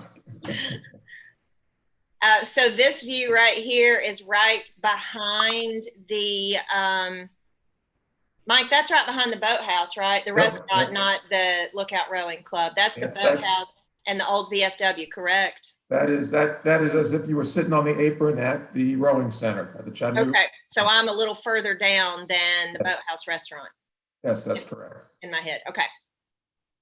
Thank you for correcting me on that. So that is confusing to people that come to town. When we talk about the boathouse, there is the boathouse, which is where we row out of, which is the Chattanooga Rowing Center. Correct. Called the Lookout Rowing Club Rowing Center. And then there's the Boathouse Restaurant that sits probably 500 meters upstream from that. If that far, yes. Yeah, so. So we do have to be pretty specific for that, yes. And they also share parking access, so that just adds to the fun. Quick update from the previous race, women's master single age 55 plus. It does look like all the times have come in. Nice. First, coming in first, Barbara Hogan from Fairmount. And second, Patricia Dunn, Atomic, and Anne Lockwood, Belfast. And Anne Lockwood actually raced in the head of the Hooch in 2016 as well. So here she is again. Yay! And hopefully she'll be back next year. Hopefully everybody will. Anne is from Belfast, Ireland. We were actually on a Zoom call with her yesterday trying to help her get set up. So she is actually competing from Ireland. Beautiful. Nice. Cool. We're glad to have her back. How many international athletes do we have this year? Quite Good question. I don't know the answer to that. Well, I will see what I can do to answer that question. There's been at least one in every race so far. Yeah, you focus on that. You try and do that sequel. I found the youngest rower, so I did that one. So you're passing this one to me, right? Yeah. As soon as you mentioned it, I was like, that's totally you. Tabitha. That'll teach you to ask questions. Hey. Did you mention Tabitha, the youngest rower, has a dog named Adventure? Oh, nice. No, I think I was talking about her belt and her, I think it was blue or red belt. Blue-red belt. She enjoys math and reading and board games. She's a great friend and fun to hang out with. Just like Sam is. Oh, I love it. Now she's on mute. Now she's seriously doing research. Okay. She's like, excuse me, I can't talk right now. I'm busy. She's got her glasses. Doug, you know, if you put me on a task, I'm like a dog with a bone. Mm-hmm. I know. Super helpful. So what's the update with the 8s starting? Have we started all 4 or is it just still 2 on the course? so bow 128 is going to row offline, and they will be sending us their times, and we're still working on bow number 129. Copy that. I do see some time coming in for the split times in the back end. Do we need to switch it over to for this event? Something to see them come in? Yes. Okay. Liz, you're not on mute. We're whispering. I know. I hear you. I see dead people. Who was that? Is it Doug? That's Doug being Doug. How many Starbucks have you had, Doug? It's 11. You should be on number 2 or 3, right? You know what? I will do camera just for this so that you can see, like, there. Is that your only one today? The only one. I'm not even finished. So.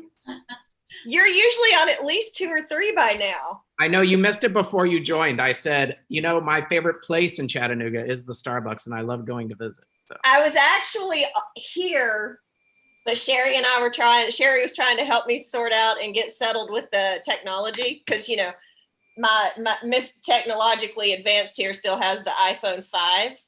So. Oh, boy. But yeah. By the way, I heard you say that and I started giggling.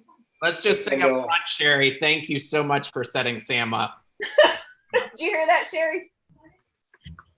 He said, thank you for getting me set up.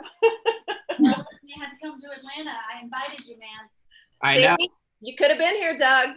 Oh, trust me. When she mentioned it, I was ready to get on a flight this morning. Well, and where are you? You're not here. Sherry back there? We're actually here in Chattanooga. So see. Are you kidding me? Oh, look here. Are you seriously in Chattanooga? No, I'm talking about the virtual event. Look at the Oh, screen. good grief. Look at the screen, woman. It's so rare, lifelike. I know. This whole it's so then Brian, thank you for making this venue this lifelike. Just so y'all know, I'm doing first call for the Youth 8. Okay. All right. And so I do see bound number 133. Oh, reach can be started. So I like the appropriate use of y'all. It's mandatory. Hello. I mean, it's the only thing I know. Exactly. Us Southerners always use it. I even use it in my emails. So. I meant Yes. sorry to interrupt real quick. Starter trouncing on everyone's conversation. I'm going to start bound number 129. I just got word from Robbie that they are ready to be started. Awesome. So that's from the previous event. So you all can bring it up to the start and head down the course. And Kendall, you mentioned that you had the splits for like some of these races. You know, maybe if we could, see where the men's youth college club masters guys are. Yeah. So I am going to have to add those splits in. So give me a few minutes, and then we will enable them. All right. Real-time coding in public. No worries. Oh, bound number 129 is on the course. Thank you so much. All right, go reach. Go reach. My Roomba has loudly started, so that's good. Chaos. It feels just like race day outdoors. Okay, I got my dog over here, collar jingling and everything. So yeah, your Roomba, my dog, we're good. Regatta dog. She is a regatta dog today. She's usually doing a great job of holding down the couch, but hey. Looks like Bow 133 is commenting in here that they have some issues. So Megan, I'm giving you a link if you can go into the support Zoom. We'll sort of get you sorted in there.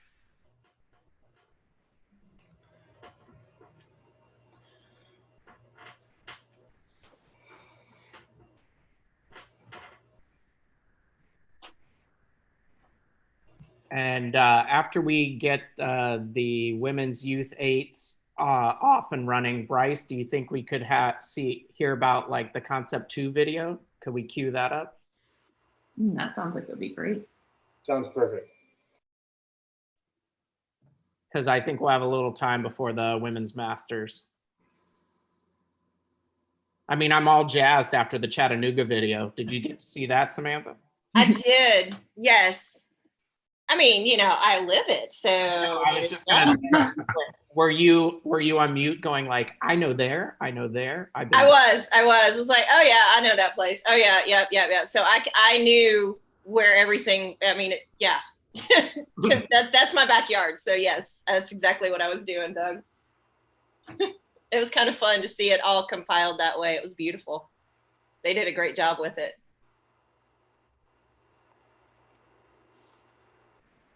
Yeah, and thanks once again to all the vendors and the sponsors of the event today. So really appreciate it. This has been super exciting. It's like we're back in Chattanooga all over again. Yay! Social distancing online. Here we go.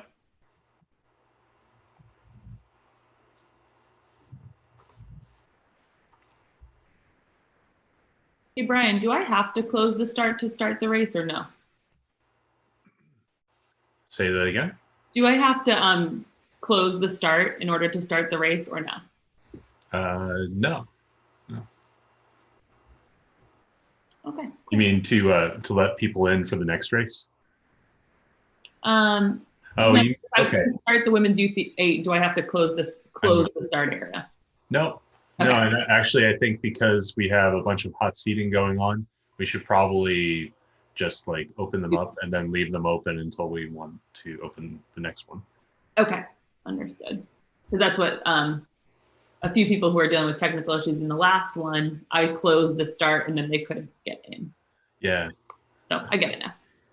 I'm sorry, Brian. I still haven't seen the fast pass. No one's come to register those at the so 133 is ready. All right, so I'm going to start bound number 133. I'm not 100% sure if we have bound number 134 in here, but we're going to get 133 off and running. Take advantage of when everybody's connected and ready to go. So you all may approach the start. Have a good race. That would be the girls' preparatory school.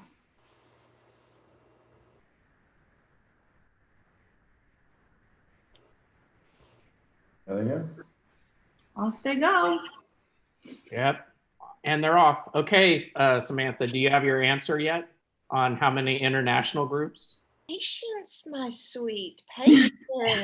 I cannot rush this. That's a no. Okay, got it. That's a hard no. Oh, look over there, something shiny. But I'm working on it, and I am not nearly as distractible as you are. And at least we're not in the same location to be distracted together. So we might be more focused this year, Doug. Yeah, possibly.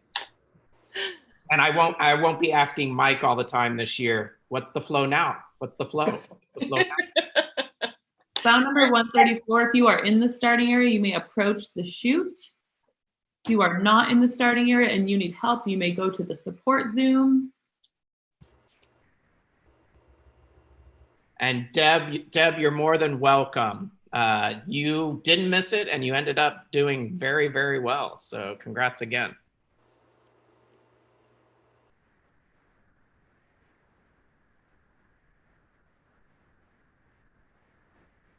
Let's see if I can find a boat, which is not my strong suit. That means you're practicing. Yeah, I am practicing. You're growing your skill set. Do we know is 134 being prepped or? You know what? I have not. I've not heard a peep from 134, so it's possible they're in with Hody or Robbie. The other boat from that same club had a few issues but got on, and they were with Robbie. So I'm wondering if maybe this boat is also with Robbie. So if they come, we can start them anytime. Yeah, I believe they are sharing ergs. So this is some of the hot seating that's going on. Ah, So okay. when the other boat finishes, then this boat is going to be able to start. Well, so do we have time to cut away to Bryce real quick for the? I love that. Bryce, can you take this screen or do I have to give it to you? I'll just do a screen share here. Okay. And Doug, for your information, the current right now is 54,585 cubic feet per second. That's not normal. As the famous quote goes, that current is too damn high. Minor details.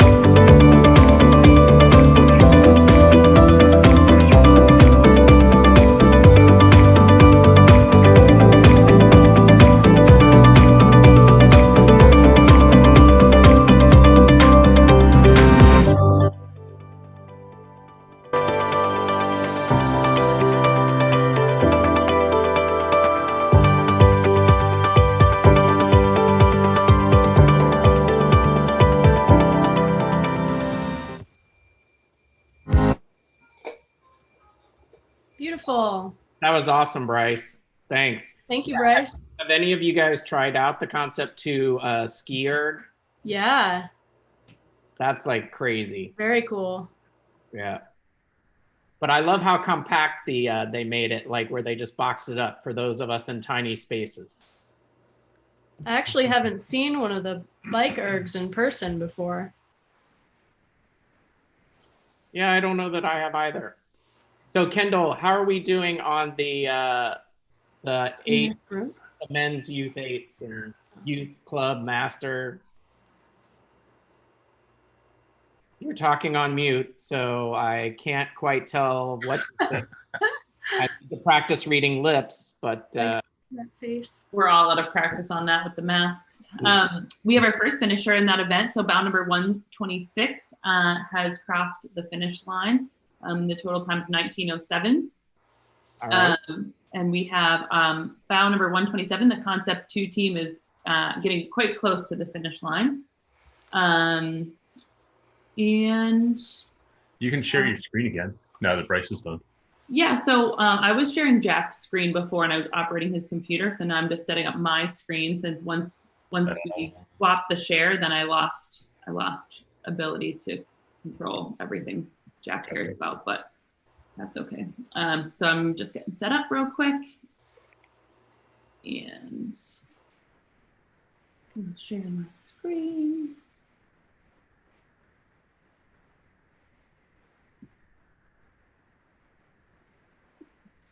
Just going to take this one out. Whoa.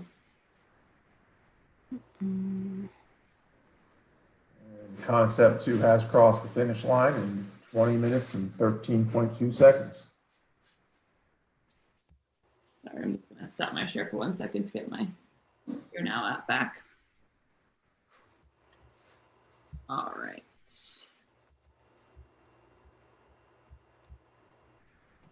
Showing the screen.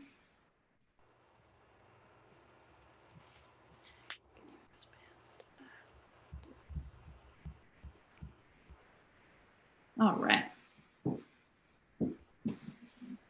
So let's take a look at the next event.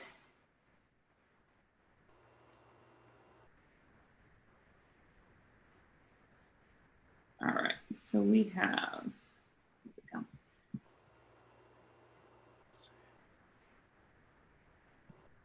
right, we've got 2 finishers across the line. Currently have the Asheville Youth Rowing Association in first place. And we should have bound number 129 reach approaching the finish line soon as well. Then 128 will get in there after. The next event starts in 10 minutes. So we actually have 5 minutes before we call them into the starting line. So let me see if we can see some boats. While you're looking at boats, would you like another little tidbit of useless information and yet quite interesting information about Chattanooga? More than anything. So, do we have any hang gliding pilots in the Zoom feed or anything like that? Why are you giggling, Kendall? It's not me. Not me. No, I like my feet on terra firma and my rear end on the water. So I'm good with that. But if jumping off perfectly good mountains is your shtick, then you probably already know this. But if you're like us here, Chattanooga is actually home to one of the largest flight parks and schools in the world. That is the Lookout Mountain Flight School. Excuse me. Let me correct myself. The Lookout Mountain Flight Park and Training School, and it's up on the backside of Lookout Mountain in Trenton, Georgia, in Dade County, but that's only about 20 minutes outside of downtown Chattanooga. And it's kind of cool. They've got the launch location up on top of the mountain there off of Scenic Highway just past Covenant College, and then they have their training hills down in Lookout Valley in Trenton. So that's kind of a fun thing to do if you're in town, want to extend your vacation next year when you come to the in-person head of the Hooch, want to get some different types of currents under your belt. Go check that out because they do offer tandem flights and stuff like that. And it's a fun thing to do. And it's a really neat way to see Chattanooga. That sounds very cool. I'm telling you, man, this place has got a lot to do. It's worth a visit. I'm convinced. I'm absolutely in. I'll play tour guide. If you need a tour guide, let me know. So the men's Concept 2 team that has most recently finished, they've got rowers aged 25 to 73 in the boat. So big age span there. That's fantastic. Hmm. Hey, Kendall. Yep. If you hit refresh on your results page, you're going to see some splits. Oh, that'd be good. Nice. So just make it a little wider.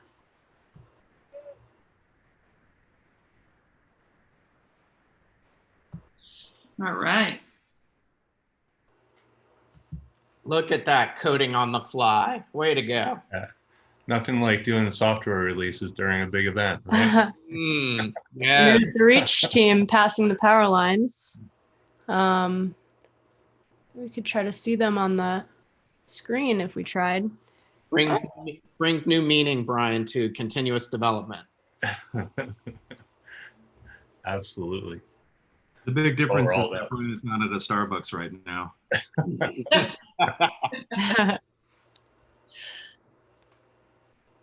Yeah, otherwise I'd be doing the same thing anyways.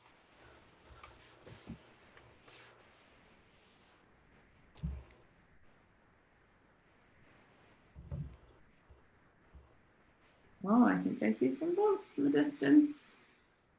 Just like being on land.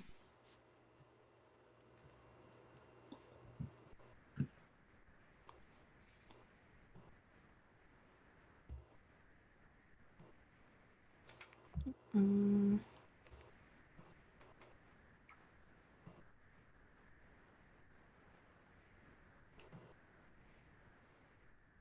Anybody here is from the hot seating Reach team. When they are ready to switch over, I can give them a start.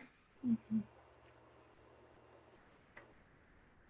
And then girls preparatory school is around the power lines as well. They just posted the time there. Yeah, I see them right there in the back. It's like the men's Reach team still has a bit to go before they can switch ergs. Yeah, it seems like the girls preparatory school might be hot on their trail. Chasing down the boys. And it looks like, am I seeing this right? Is Liz Janista going to be rowing coming up here soon in the Carolina Masters? Yeah.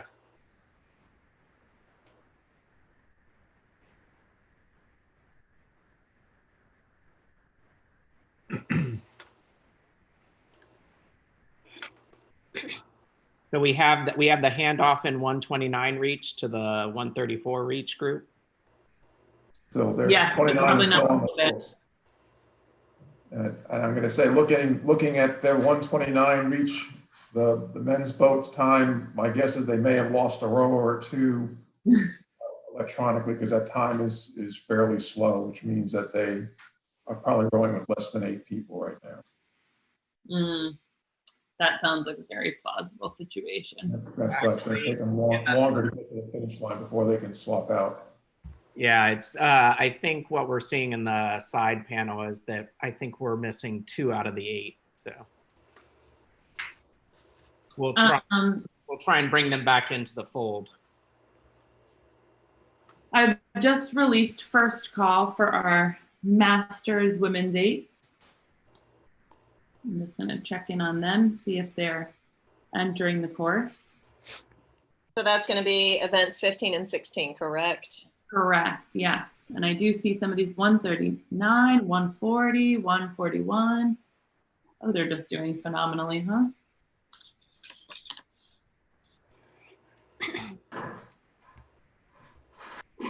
So we've got Antares, Carolina Masters, Atlanta. There's only 3 boats in that. And then the other one we're looking for is actually a girls preparatory school boat that I think is hot seating as well. So we wouldn't expect to see them. So it's going to be, is that the bow number 135 boat? 133. Switching over to 142. Okay, got it. So while we wait to start, we're going to keep checking on boats on the course.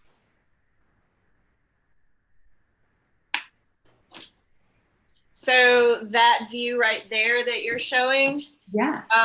The building on the left is the Hunter Art Museum, the Hunter Museum of American Art. And it's pretty unique. They do a lot of children's events. They do a lot of community events. It's kind of anchors the Bluff View Art District, and it's walking distance up from the venue. You just kind of go up the little zigzag part of the river walk there as you're going past all the vendor area. But then there's some, you know, when you're here next year, in the real world, when we're really doing this in person again, great little shops up there to check out. There's a sculpture garden up there. It's really neat. But the Hunter Museum of American Art's pretty spectacular. And there's lots to do up in there. That's wonderful.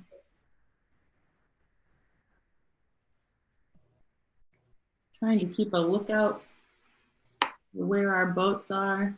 Hey, check the Veterans Bridge. That's where I am now. Okay, I would think that that's where we should. The girls' preparatory school just about 133, just past the island. Okay, so they should be just coming up. So that's going to be back at the tip of that island is that split point. So you're in the right view to see them. All right, we're going to catch them soon. I think the Reach squad is right behind them. Yeah, I don't know if we want to. I don't know if it'd be the results page up there to give you more give more screen space to the view. We might be able to see a little bit more. Yeah, for sure. So, hey Kendall, you can use Command minus on the web page, and it'll zoom out a little bit so that you can still see the splits.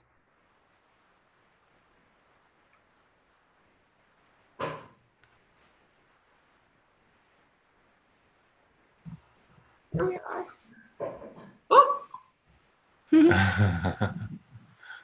Oh. Very slowly here. Okay.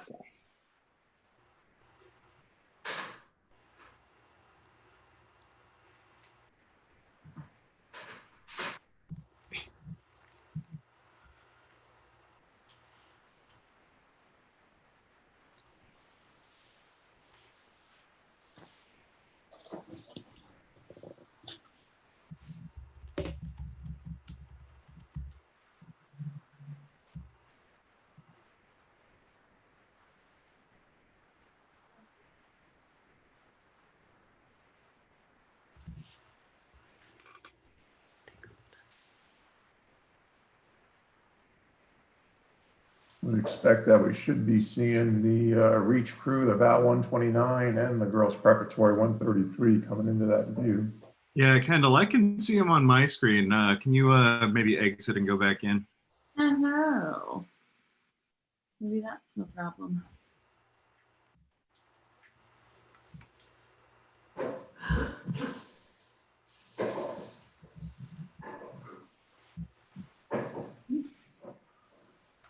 Oh, there they are.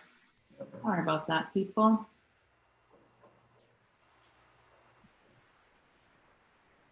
All right, I'm going to do last call for our Women's Masters 8. I'm going to pop us back to the starting line real quick.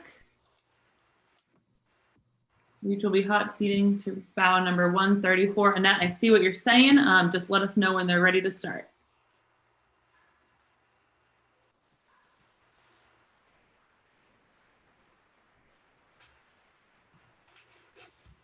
All right, I think we're going to get ourselves started here with bow number 139. and Terry's. I think I'm saying correctly.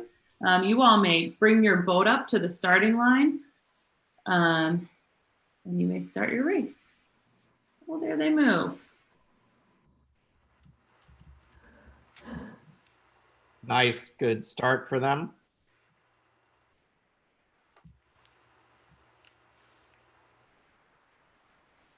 Right, in the interest of making this a good solid race, I won't waste too much time. Carolina Masters, you can approach the starting line.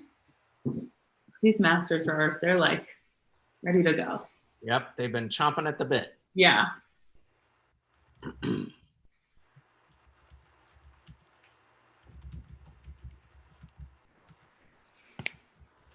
$141. Atlanta, let's see you approach the start as well.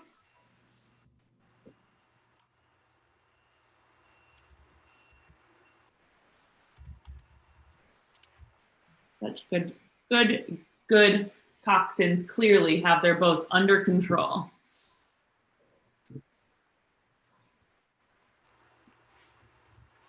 All right, and I don't see bow number 142 in here. They're probably doing some hot seating. Yeah, it looks like the hot seat issue. All right, no worries, Megan. You just let us know when that bow's ready to go, and we'll make it happen. All right, let's watch some boats, shall we?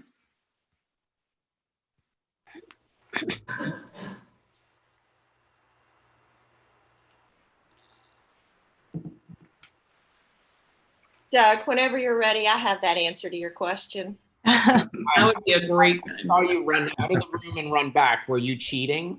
I was not cheating. Okay, well, go ahead. I'm ready for the answer. No. Okay. Bye. Off she goes. Yeah, exactly. Bye, Felicia. And now you're on. Shut your mouth. Okay. All right. Are you ready? Are you ready? I'm ready. Tell me. Sure. Tell me. Okay, so there are a total of 12 international clubs represented in the 2020 Head of the Hooch. Okay. Do you have the breakdown for me? Do you have to ask that question? Come on. Seriously, Doug. Is this going to take another 30 minutes, or can you tell me, like, you know? Not unless you want me to run my mouth and make it take another 30 minutes. No. Canada, Great Britain, Ireland, Poland, and Mexico. From Canada, we have four different clubs or unaffiliated folks represented. Great Britain, there's 11. Ireland, there's 2. Poland, there's 1. Mexico, there's 1. And Paraguay, there's 2. All right, that's awesome. And then Terry's from Mexico is racing currently. Nice. Very good. And we had our Polish attendee earlier with the men's single.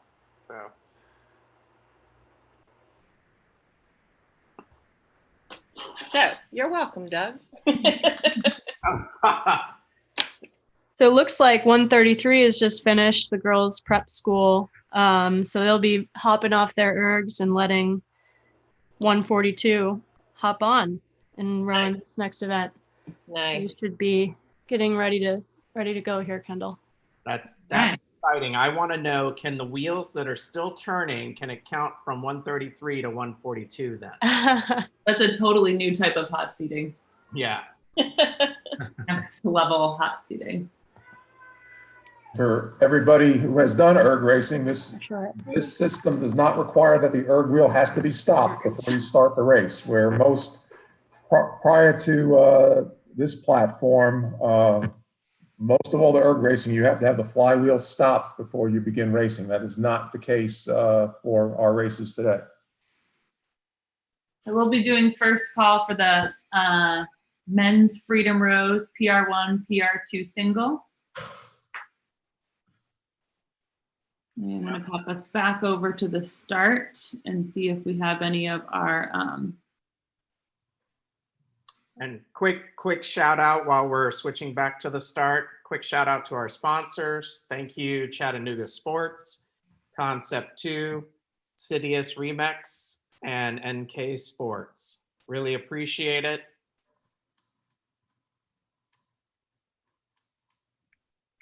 So Sam, do you want to know how NK gives back to the community?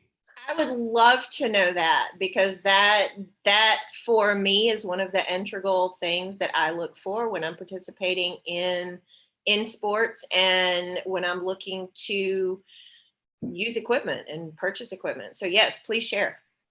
Definitely. So actually a lot of our sponsors are always giving back to the community, so it's great. But with NK, after 30 years, they've got a lot of friends in their close-knit communities. They focus on charitable activities and giving back. They donate over 2% of their pre-tax profits to charitable organizations that they believe are helping make the world a better place, which is always a good thing in this day and age. Excellent. Thank you. That's good to know.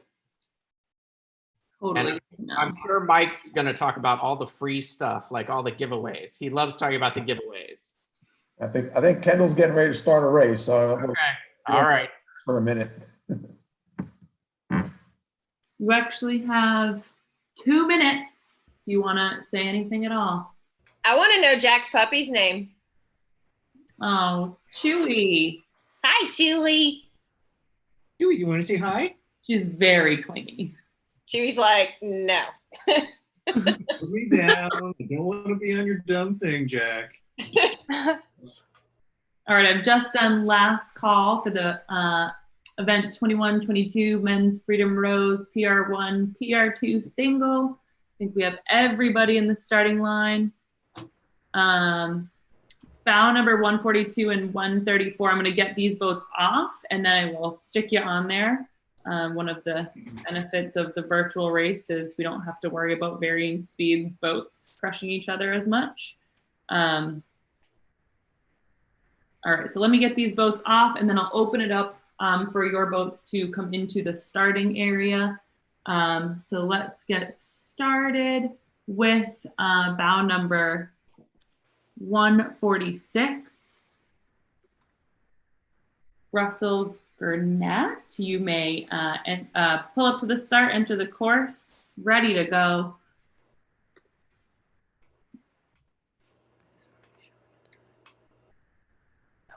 Next, we'll call bow number 147, Eric Gabriel. You can bring it up to the start.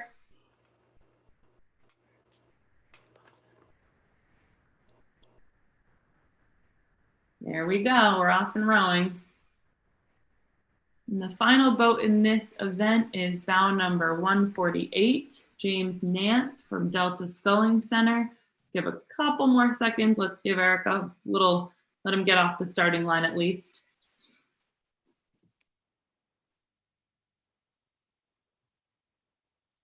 All right, and James, you can get started. Bring it up to the start. Nice.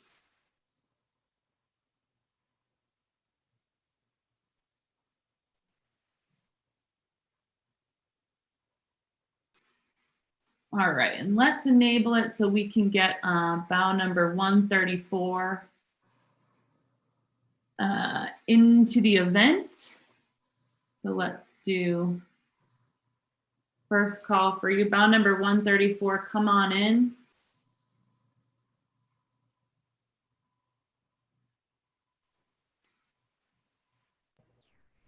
I'm gonna exit the start and re-enter.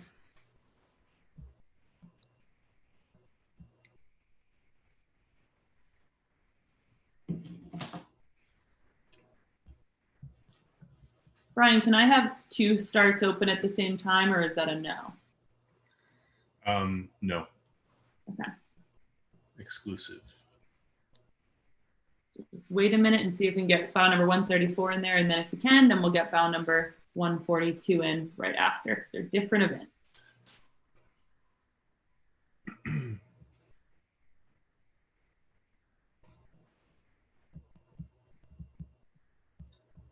We'll just take a quick break while they are getting ready and see if we can catch some boats.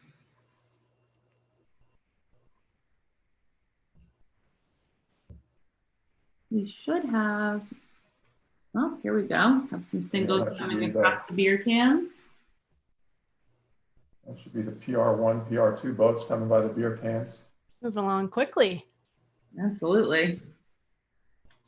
Wow, they are flying. Look at that. Yeah. So Russell rode earlier because he wanted to do a 5K warm up for his 5K race. Oh my. So this is his He real decided to race. twice. Oh, he's got insider info on the course too. Yep.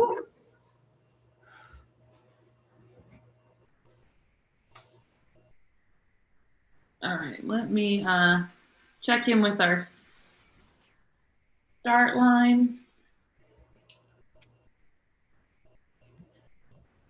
No, I don't have anybody. All right, so I am going to, let's see. I'm going to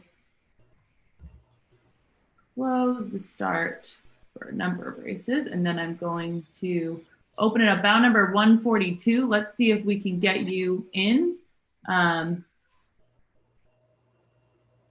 Should be open for you to come on in now, bow number 142.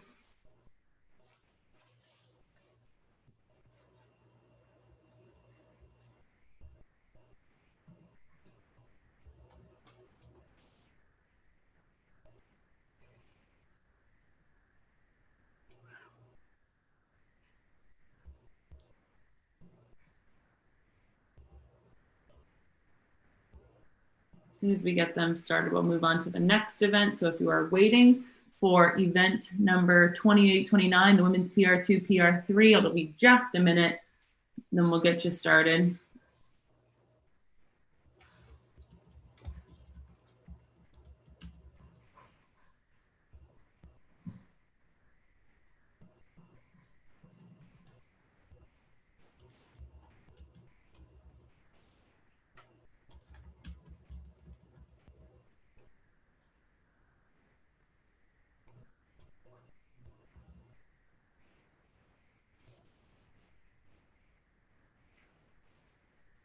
We've got a couple more boats coming through the beer cans now.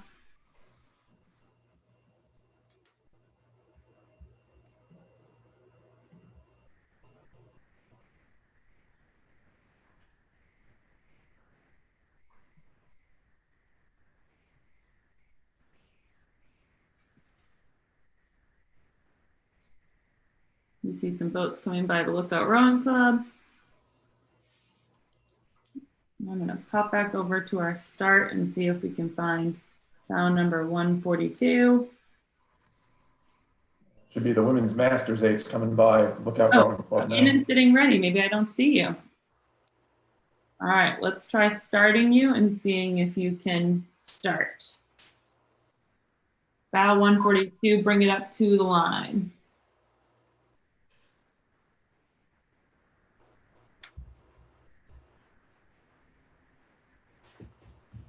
Will be a mystery. I think you need to exit the venue and come back in. Yeah.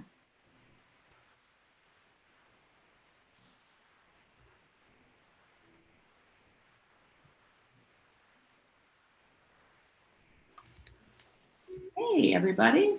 Welcome. Let's get you started. 142, you can bring it up. There we go. All right immediately after 142, I'm going to start that event number 2829. So I'm going to close the start of this one. All right, calling in the women's PR2, PR3 single. We won't waste too much time. We'll get you started.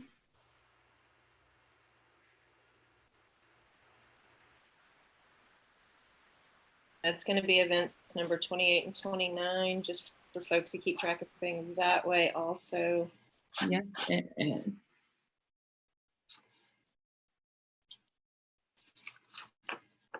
So we are looking for bow number 152, Audrey Farnham, and bow number 153, Rachel Paparo. Pop out and pop back in. All right. You see Audrey from OKC River Sport. Still waiting on Rachel. But in the meantime, Audrey, let's get you started. Oops.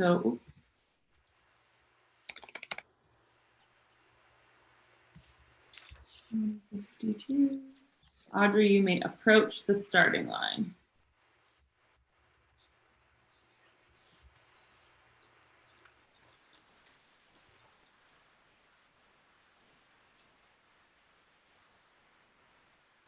And she's on the move. All right, go Audrey, and good luck. Go Audrey, and good luck. Sam, what is going on over there? It looks like you have tons of research papers and all kinds of good facts going on. Can't tell all my secrets. Okay. What I will say though is that the irony of this for me today is I sent Bryce a video that I took on the way out of town this morning because I'm sitting here in Atlanta with Sherry, but I popped by the Rivermont Boat Dock, which is just upstream and across from where the beer cans are, and took a video. And y'all, this would be the year where there's no fog delay. I just laughed. I mean, the irony of it. You know, it was beautiful. The water was glass. The sunrise was amazing. And there was absolutely zero fog. And I just giggled. That's all I could do. So I just wanted to share that the irony of, yeah, we're not having a fog delay right now. There's no whitecaps. There's no nothing. There's no crazy weather. And we're virtual. So we're just going to hope that we can kind of package this and bring it forward to 2021.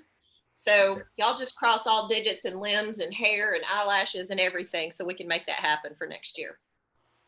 Most definitely. I'm sorry I didn't join like right when we kicked off at 8. I would have said, I'm sorry, we're having a fog delay. We'll start in 30 minutes. That's new feature. It's coming. Would be like, I don't think so. And Brian didn't even add us in for, you know, Brian, you didn't even add whitecaps in the virtual view. So it was legit representative of today. So You gave me the feature request yesterday, and it was already on the App Store. I can tell you that I definitely want to see the video you took this morning, so I could be like, yes, we definitely want that next year. Definitely want that. Right. So Bryce, if you have an opportunity to cast that, then sure, that'd be great. If not, now would be the perfect time actually to do that because we have to switch to the short course, which will take a little. There we go.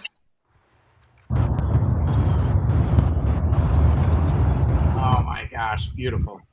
Right. So I started off looking upriver, and you can see the beer cans there.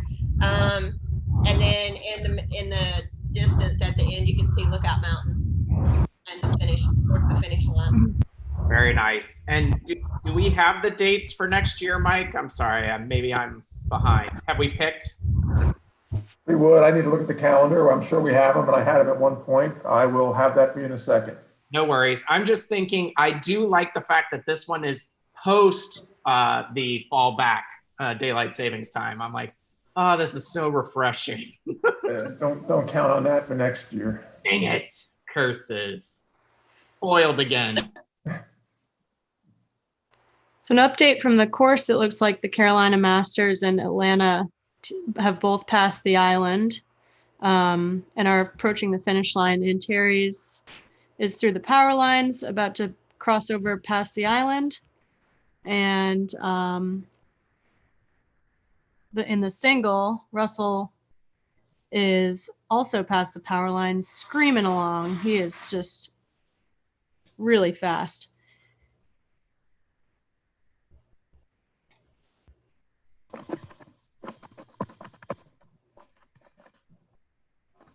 Yeah, I agree, Bryce. If we have another 60 seconds or so while we're kind of waiting on things, then yeah, if we could check. I know we talked about NK. Doug did. Thanks for sharing about that.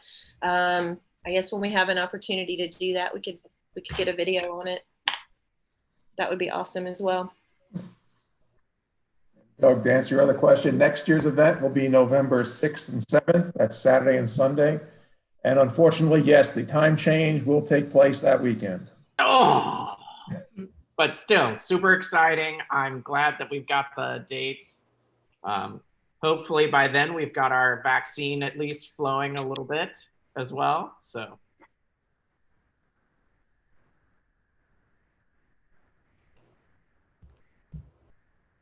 Did we ever get the Bow 134, the Reach group that was hot seating? Did we ever get them squared away? I believe we are currently looking for them. Caitlin from our support was asking if they were on any of the Zooms, but as far as I know, we have not heard from them. Okay. In a few minutes, at least. Jack, is this the short course? Yes, I've opened up the room for the short course, so competitors can join whenever they like, and we can get rolling hopefully very soon. Running a little bit behind schedule at this point, but that's not unusual. On the full race experience. Yeah. Okay. 5 minutes behind, we'd be dancing in the streets if it was the real regatta.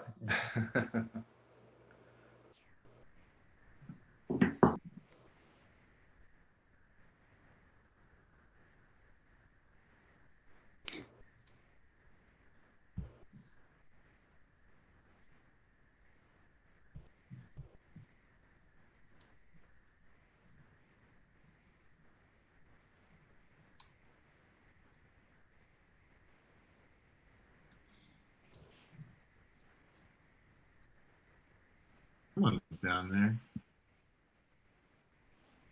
What?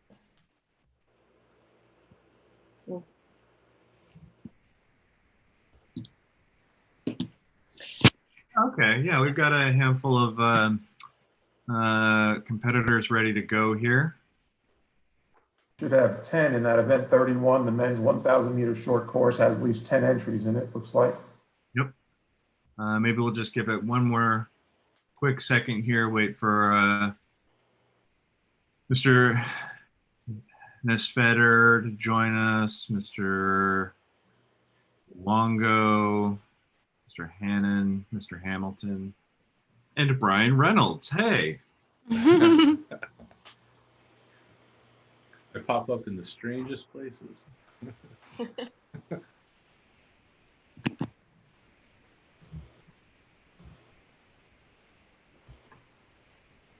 So while we're waiting, just another little tidbit about Ross's Landing and where the boat launch is now. When you're on the venue, that, folks, I remember in my childhood, yes, I'm dating myself here. I remember when that was cobblestone and they revamped it when they started the whole infrastructure, started with the Walnut Street Bridge and just revamping all of that and creating a more pedestrian friendly and a more tourist friendly town. But that area did used to be cobblestone. And I remember as a child going down there to fish with my dad. So it's kind of fun to think about every time I go down there. That's something that pops into my brain. Nice. Just those little things. The riverfront, like as Sam said, wasn't always like that. Back when we started the Chattanooga head race back in 1993, it was still cobblestone back then, and we were wet launching boats into the river for that. And then there was another, I'll say, intermediate rendition before we got to the 21st century waterfront, which is what they call it now.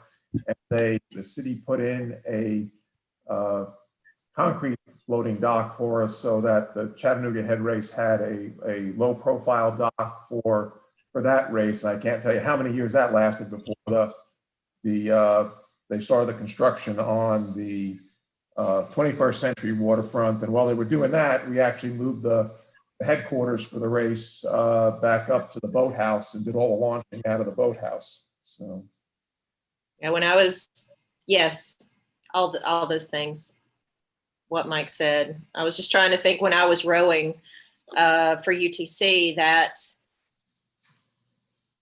I think yeah, that hadn't started yet, Mike. So yeah, sorry. I'm thinking out loud. Welcome to my brain, y'all. I was just gonna say, really? Is that just say ditto, ditto, Mike. Ditto. We Does waited. that mean a Dr. Coffee over next year? Mhm. I'm sorry. Could you please turn up the speakers on the venue? I can't hear you. I'm going to go ahead and get event number 31 started here. Waited about as long as I'm comfortable doing. So if you would, please, Mr. Rosenblatt, about number 157, if you could, get on the paddle and hit that sprint. I see you on the move. Thank you, sir. I don't see Mr. Nesfezder with us, but just in case he is anyway, he may also get on the paddle following and right behind. Mr. Wood, I see you there with us. You may row at this time. Looks like you were ready and waiting. Thank you. Very good. Mr. Al Shagra, if you're here, you may join in as well. Bound number 161, Mr. Cherry, I see you, and you may get on the course as well. Mr. Luongo, you may row. Oh, and we're getting the last race starting to join. This is exciting. Lastly, bound number 163, Mr. Aurora on the paddle now.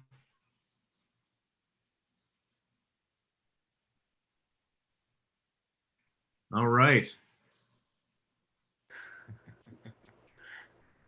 This is very exciting. It looks like we're a little clogged at the start. But it's super awesome to see all these folks from the ATL coming through, racing in this 1,000-meter course. Thanks for setting this up. This is my speed, the 1,000-meter. This is perfect. The 5,000 plus is a little long. So, but it's that, super beautiful on this Hooch virtual course. Notice in that view, you could see the labels up above the boats as they were coming through the the starting area. Hey, good job, Brian. We're getting closer. About maybe an hour or so after the event. Yeah. I was going to say, is he patting himself on the back there? During the Like, event. look at this. Look at the change I made. Is that more continuous development there, Brian? No, it works in the starting area, basically. All about rapid cycle iterations around here. Mm-hmm.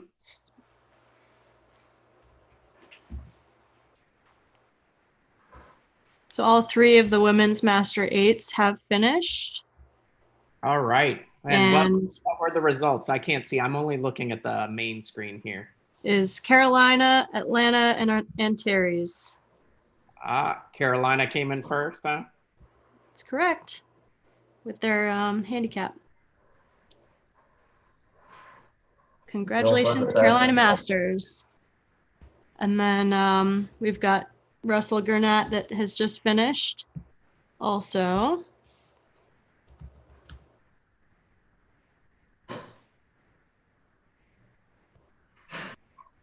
I've opened up the starting chute for event number 32, the women's 1,000-meter short course singles. Waiting for our competitors to join us there. We should have 10 competitors.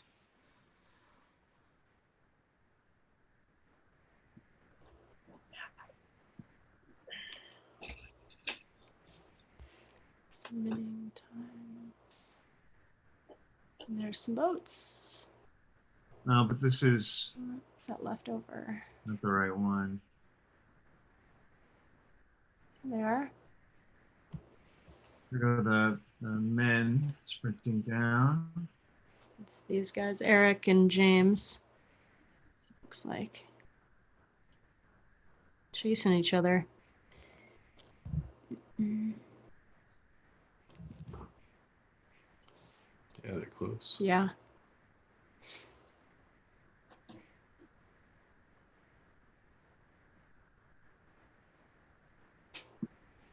Don't see anybody in the starting area yet. Is that for event 32? There you go. That's what I'm looking for. There we go. Oh, there's the girls prep school. And the coxswain is diligently steering around everyone. Thank you, girls prep. You can just steer right through everyone in this reality. The steering is cracking me up. That's like the cutest thing. I know. Don't take on additional meters. That's all I'm telling the coxswain right now. Don't take on any additional meters. It's very polite though. And for Oh, those there's looking at another one coming up. results- Let's see how the next coxswain reacts here. Oh, it's a single. Oh, this is a single. So it'll go in. Yeah, she can't steer around. Not gonna know what hit her as she goes through all those boats. And for those looking at results, since this is a 1,000-meter short course, there won't be any split times. This is actually inside all the last split times. So all you'll see are just results for the 1,000 meters. Can we jump to Walnut Street? Let's get rid of those. So if we think about that, Mike, so where is that on the course? So if it's just 1,000 meters, is it right below at the end of the island? We actually put it right at the island split. So it's slightly more than 1,000 meters. Okay. We lied. Or... Oh no, we stretched the truth. We stretched the truth. But that's always exciting. That last 1,000 meters is always very exciting to go through all the bridges and.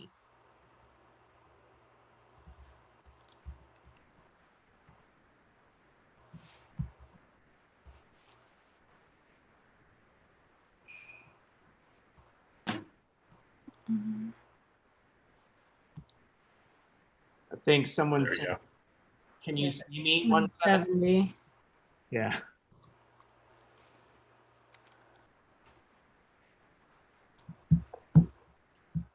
Just remove the splits because We don't need there them are for no splits. yeah. Okay. Actually, there should be no penalties either. After that one. Let's just remove that. There we go. Now it's nice and clean.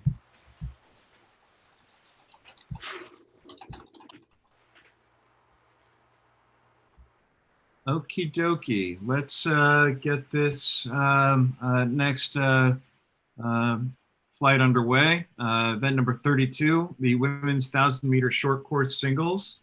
We expected 9 or 10 competitors. I don't see that many in the starting chute at this time, but we'll get underway. Bout number 169, Miss Prudy, if you're with us, you may start. And if you're not, then we will go to the next competitor, Miss Crichton. And I don't see you in the chute either. So we will go to Miss Fairweather, who I do see and may begin. And there, Miss Fairweather is off. Thank you, Miss Fairweather. Ms. Kerber, if you're with us, you may begin, although, again, I don't see you in the chute. 174, Ms. Funkhauser has scratched for today, so we will go to bout number 175, Tabitha Bame. I'm sorry for mispronouncing that.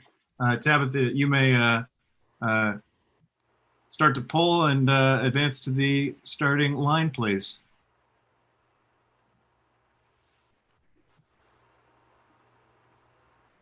You're on the move. I can see you quite clearly. Thank you.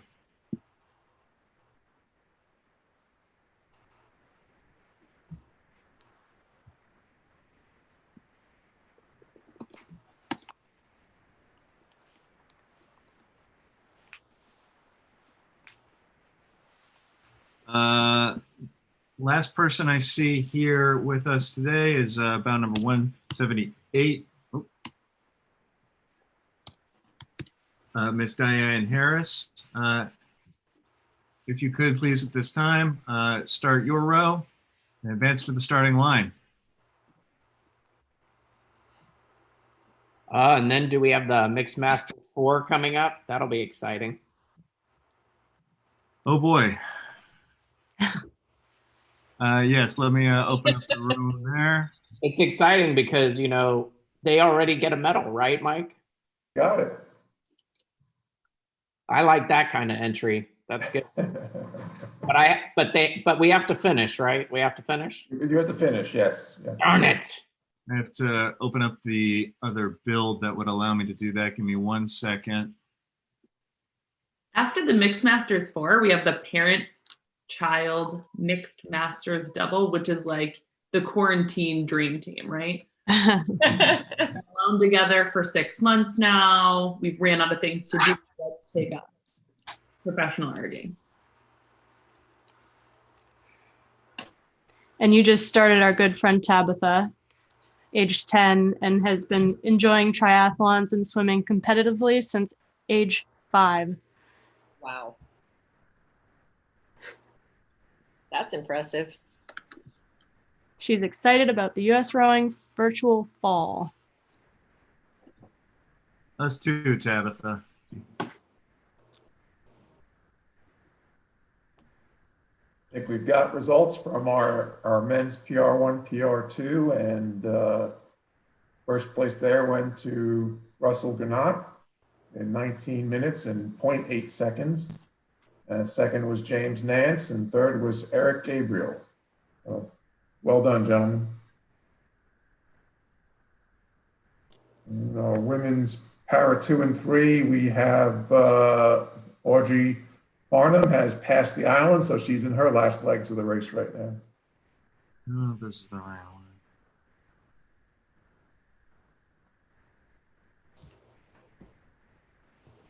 one. Sorry, I've got a couple of different versions of the app here. I think I might be in the wrong one.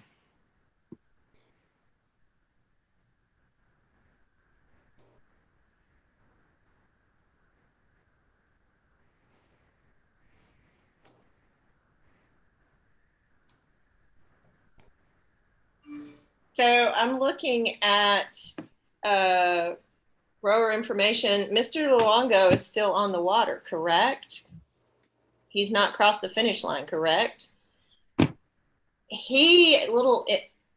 note, he has shared that he has erged over 2 million meters.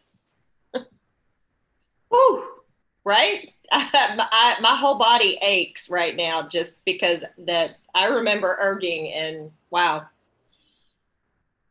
that's some dedication. I know. I wonder how long he's been chipping away at that, and when 3 million is coming. Yes, that would be a question to ask for sure. He's bow number 162, and he's in the short course there, the men's 1,000-meter short course. You know, he's probably rowing, being like, you know, I can't answer. It's like being at the dentist. We're asking. Yes. You can't answer. Yes.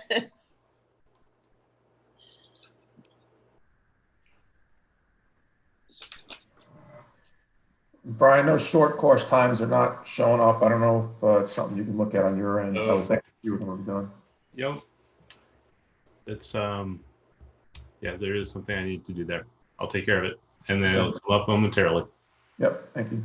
While Brian's working on that, looks like we do have about 181, the only competitor, only crew for event number 33, the Mixed Masters 4. So we'll go ahead and send them. Belmont, if you're ready, you may begin rowing.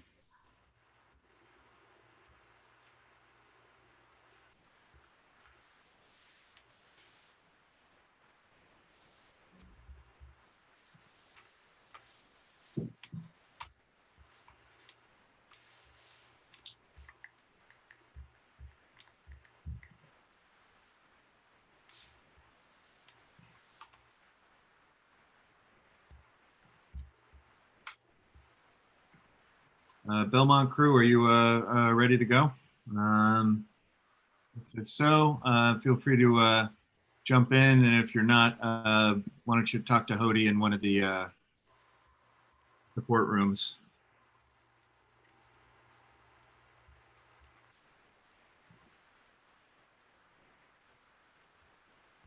So, little fun fact, Bryce, thank you for sharing this. There, over the course of our day today, there have been 25 to 40 viewers at any given time sitting in the YouTube live stream with just under 400 unique views thus far. So that's kind of cool. They're liking us, y'all. Means we're doing something right for our athletes out there. That's great. That's awesome. So thanks to everybody here now and everybody just for all the work that's been put into this, and thanks for the rowers for trusting us to for trusting your day to us and coming to row with us again this year.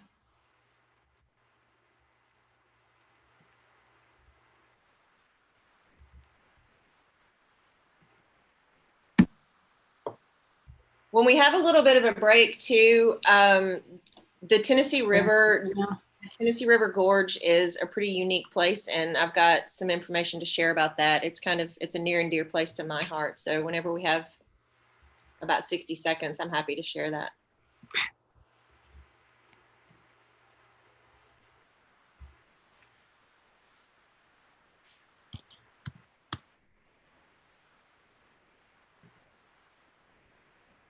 That's interesting.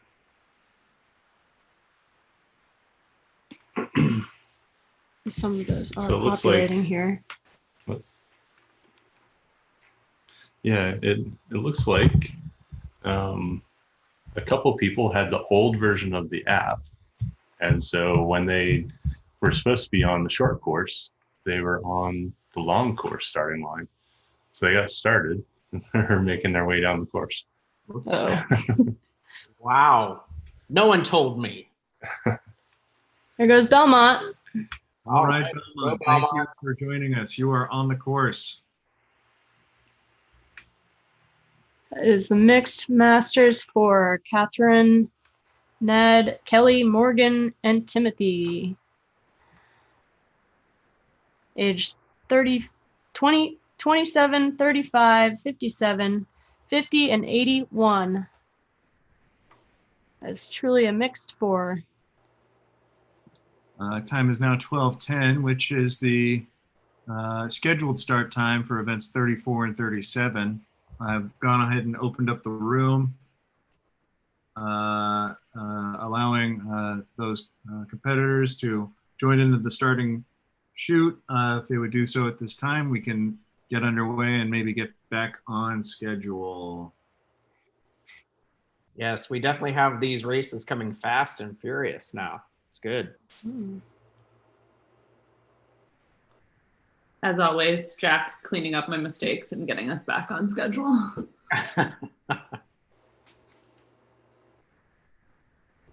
Never mind. And no, there is no delay in the regatta. We are running as scheduled.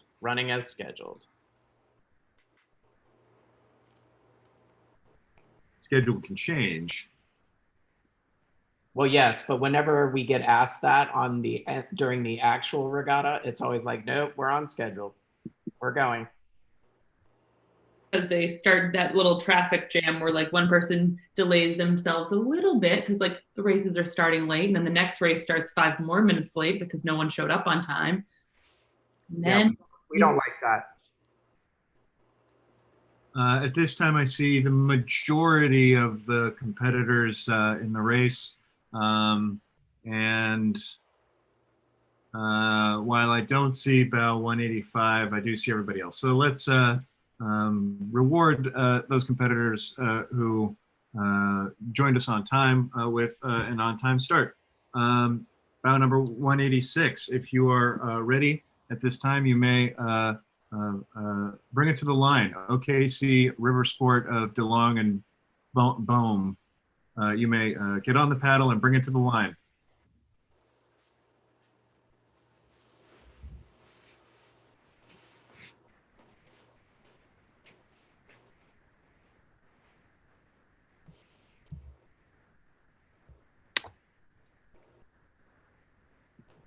About 187 of Cook and Thiessen. You guys look like you're ready to go. If you could follow in right behind, I appreciate that. Thank you.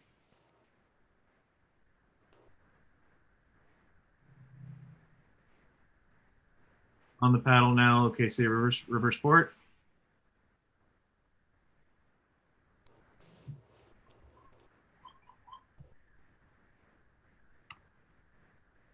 Val 188, Clemens and Barker of Greater Dayton, you may row.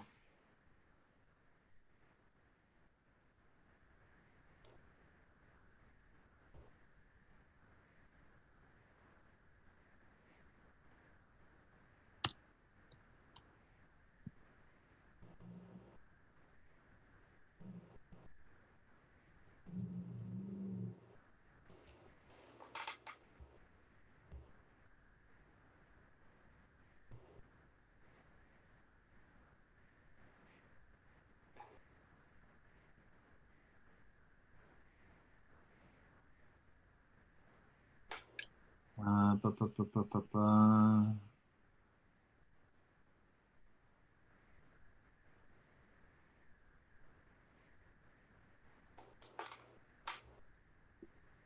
Let's start.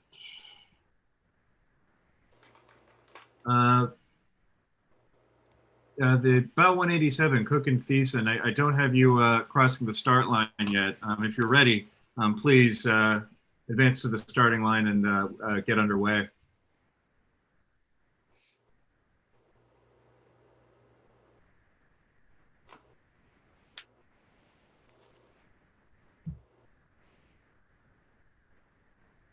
Liz, do we have the ages for our parent-child doubles? We do. Are they like young children or like 14 and 49? All right. So Matt is 14 and Richard is 49. And they are not here. They're not here yet. But Caroline and Mr. Boehm that just started, Caroline had raced earlier in a singles event and got second.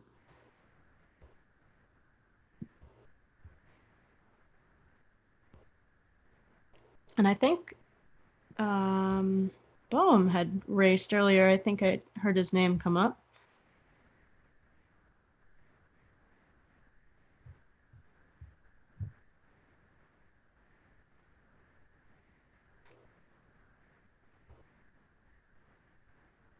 Okay, I don't see anyone in the starting chute.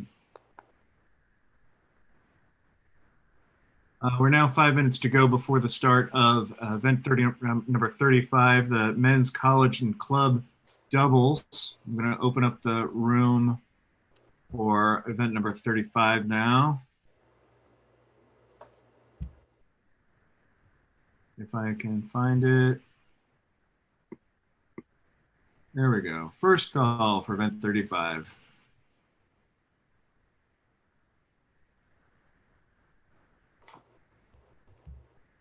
We should have 2 Virginia Tech boats, 2 Wake Forest, 1 Vanderbilt, 1 Murray State.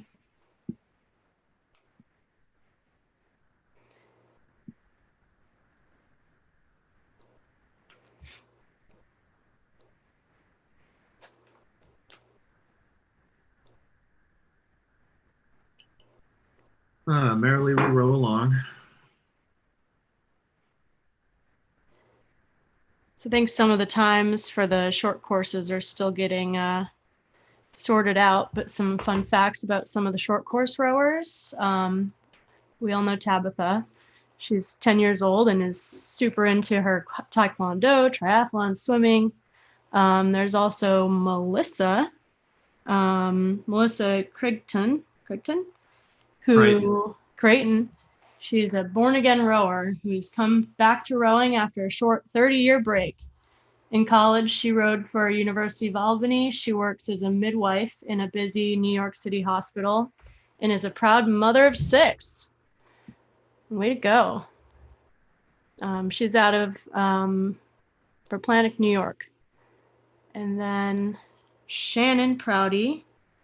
She's a novice rower in her first year, enjoying both on and off the water rowing.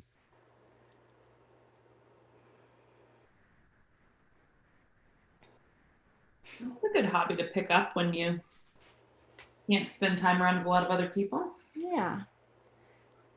And then another rower in the women's short course, Alice Kerber, age 67. She enjoyed watching rowing at the Olympics in Atlanta, Georgia in 1996. And she's loved being a rowing mom since 2008. She volunteered on the launch, recovery docks at the Hooch, and many other regattas, so maybe you know her. She's been coerced into participating in National Learn to Row Day in 2017 and fell in love with the sport. So here she is, Alice Kerber. Did you say she was coerced? She was coerced into loving rowing. So That's the only way one begins to love it, no? That's how I was. Version. Everyone's mother's like, you should try rowing. And here we all are today. I still see a tall person. I'm like, maybe I should coerce them into rowing. We had a earlier, I think, what's her name? Rory Robertson, who was a professional basketball player who had just switched to rowing last year. Oh, Alice commented. I can't quite read the whole.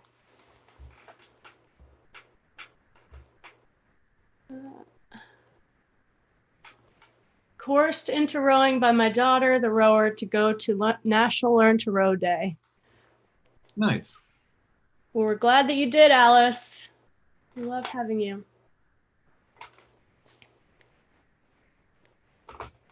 Got about 1 minute to go here before the start of event number 35. See, most of the competitors are with us. Thank you for being here, gentlemen.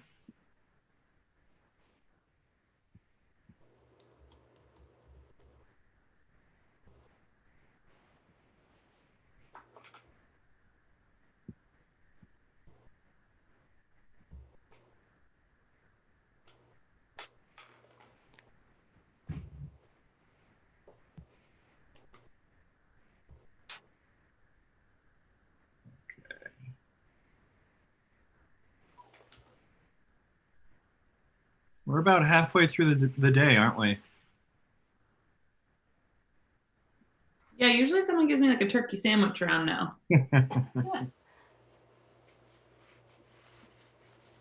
Okay, the time is now 12:20 by my watch, which means that it's the start of event number 35, the men's college and club doubles. There should be 6 boats, and let's get underway. Bout number 192, Virginia Tech of Chapman and Parrish. You may please at this time get on the paddle and advance to the starting line.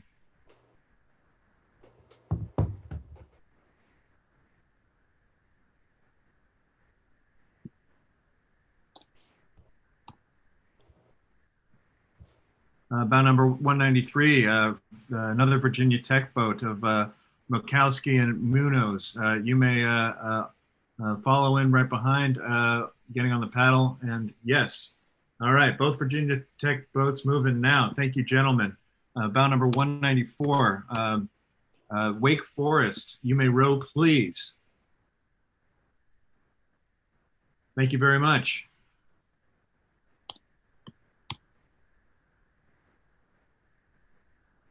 Bout number 195, Vanderbilt. I don't see you here, but if you were, you could have gone. Bout number 196, Murray State. I do see you. Thank you for being here, gentlemen. You may start your row. Thank you.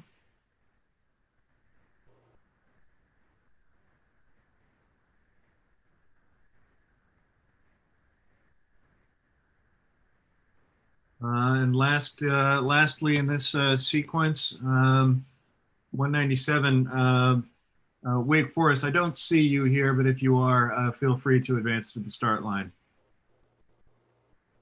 That concludes the starting sequence of the men's college, collegiate and club doubles. The next event, the women's collegiate and club doubles, will begin in 8 minutes. 8 minutes to the start of the women's collegiate and club doubles. I'll open up that waiting area in 2 minutes.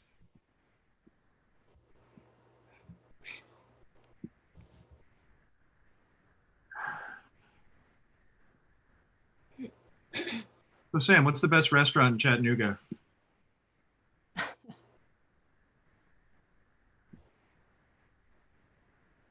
I think she's actually having lunch now, Jack. What? That's why she can't answer that question.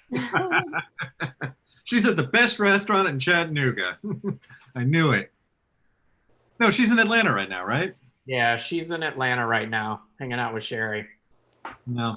I'm sure they've ordered in. Oh, there she is. Nope, still on mute. Thanks for the comment, Alice. She said this has been a great event, almost as good as the real thing. Thanks, Alice. We tried really hard. We wouldn't be able to do it if it weren't for you. And some amazing sponsors. That's And right. sponsors. Should we mention the sponsors? I think you should mention the sponsors, Liz. Take it away. We've got Chattanooga. We got Concept 2, Cities Remix, and NK Sports. They're giving out a lot of very cool prizes. Concept 2 is giving out an ERG, and Citrus Remix, Citrus Remix is giving out seat pads, 12 of them.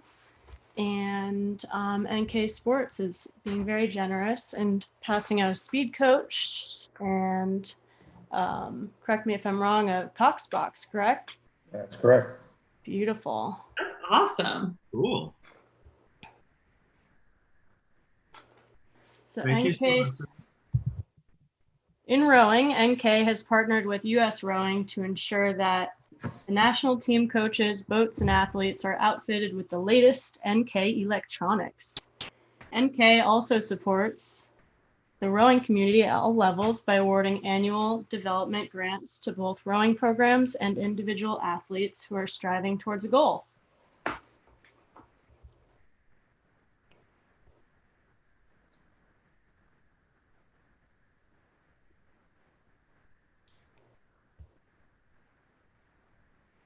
And those just joining us, to reiterate, the view you're looking at right now is from what's affectionately known as the beer cans, which is one of our city piers.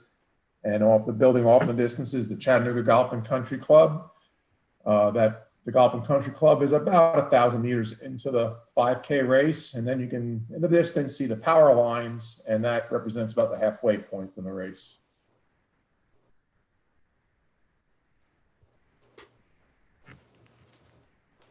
So what I'm not familiar with the venue. What actually is the beer cans? Like, what is its function? Yeah, I believe it's one of the city's piers where they tie barges up where they can load and offload barges. Oh, you said that, and I thought you said it's one of the city's beers. So I thought, No, here, sorry. That's got it. Like I say, for those that are on the course, the first part of the course, literally the first 3,000 to 3,500 is just a large sweeping bend, as you can see in the view here, where you're turning to your right or to your starboard side before you kind of come into the downtown area. And that's when you start hitting just after the power lines that you see here. We're down on the other side of the power lines on that view. And then you come into the bridges here as you make your way into downtown Chattanooga and finish at the Tennessee Aquarium.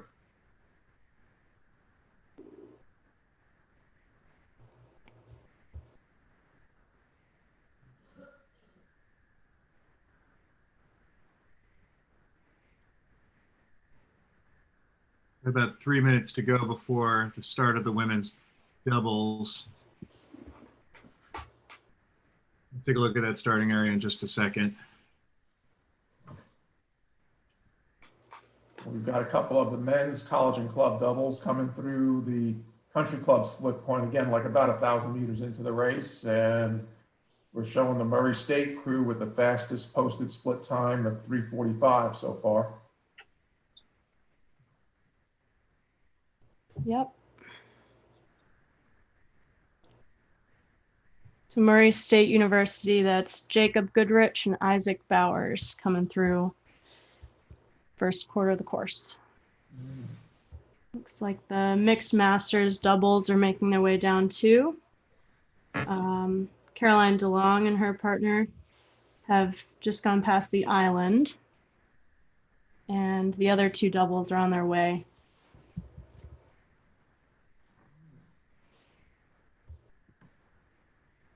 That view Jack is showing there, that is from the Chattanooga Rowing Center. Rowing Center was built back in 1993, just ahead of the 1996 Olympics. And the women's national rowing team came to Chattanooga in 93, 94 to start training for the 96 Olympics. And that's I say the last push for us to raise the funds to build that boathouse was, I'll say, attributed to the fact that we were able to attract the women's national team to come to town those years.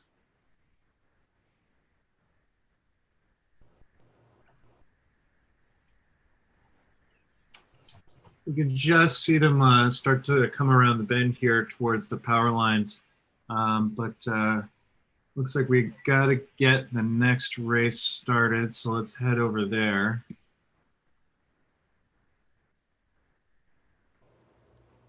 Could be more people there. Hang on, let's try that again.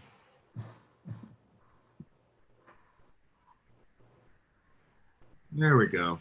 There they are.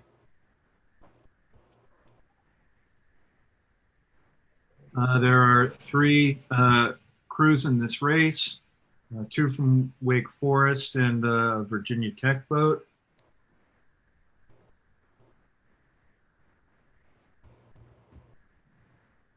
I don't know if I see your second Wake Forest boat. I see you have 201 and 204.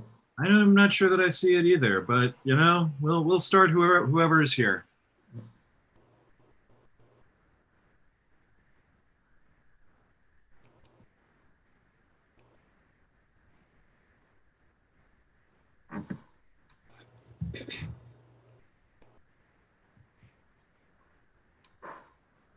And we're going to do it right about now. Bout number 201, Wake Forest. If you could please at this time, get on the paddle, build a full racing cadence, and hit that start line running. Thank you, ladies. Bout number 202, Wake Forest. If you are here, feel free to follow in right behind your teammates there. But otherwise, Virginia Tech, if you could please, at this time, get on the paddle and advance to the starting line. I see you moving. Thank you, ladies.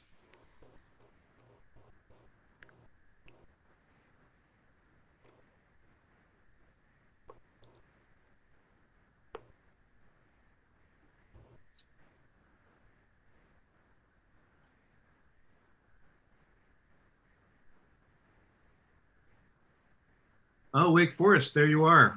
Thank you for joining us. Bout number 202, you may begin. Excellent. You got the full complement there. Indeed we do. I feel like they should get a prize for that. Like the whole event should get a pizza party. We'll send 2 pizzas to Wake Forest and 1 to Virginia Tech. It's Wake Forest. That concludes the starting sequence of event number 36. The next event number 38, the Women's Collegiate and Club Fours, will begin in 18 minutes. 18 minutes to the start of event 38. Jack, if we could jump down to the finish line area, it looks like the mixed masters doubles should be in the vicinity of the finish line. All 3 have passed the island already. Yeah, coming across now. There we go. There's the first That one. was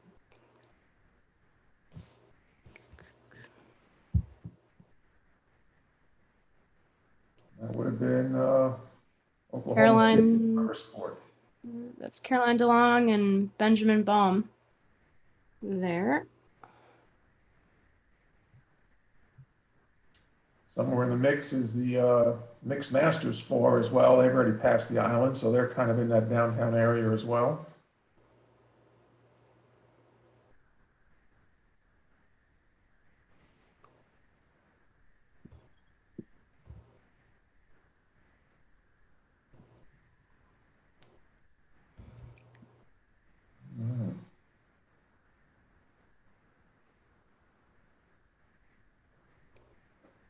So that view there of McClellan Island on the left and the Hunter Art Museum on the right. McClellan Island on the left is actually, I believe, a bird sanctuary. So just a piece of information. That's kind of a protected area in right in the middle of downtown Chattanooga. Kind of like Lake Merritt.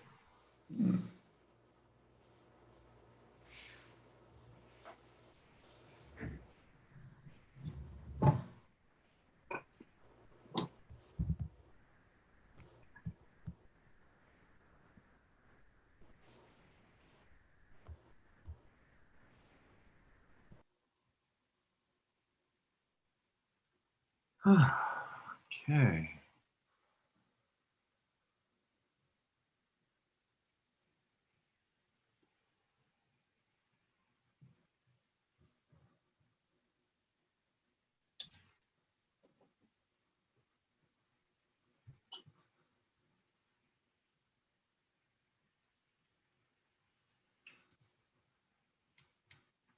Well, they're coming through. I'm going to touch base on some of our vendors who have been supporting us. First off would be Approach Clothing. They're doing all the apparel for the event. So if you'd like to get some Head of the Hooch apparel, you need to visit their website. You can find that on any of the communications that we've sent to you or on our website. Rubini Jewelers. Rubini has been with us at the Hooch, gosh, probably at least since we started in Chattanooga, and I'm sure he has been before then. Jaime's no stranger to rowing. He's been around forever and has been a great supporter. So please visit their website, especially if you're looking for some Christmas gifts for this year. We also have North Pole Rowing Club, Custom Rowing Awards, Connect-A-Dock, Starboard Souvenirs, and the Gay and Lesbian Rowing Federation, as well as Concept 2, also in vendors of the Hooch.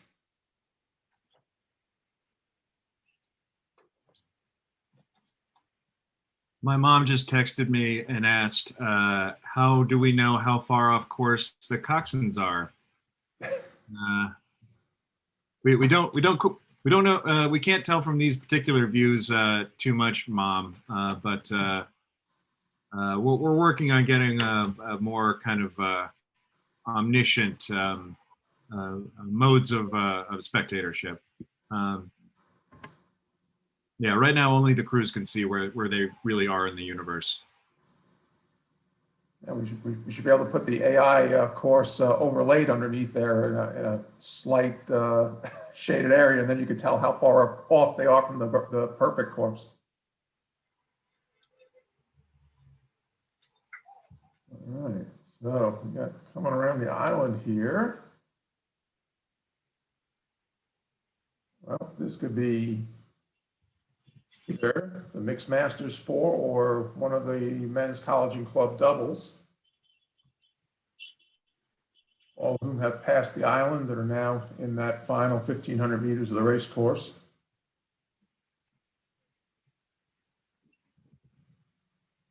People are celebrating outside for some reason. Sorry about that. I think they called the election. Yeah.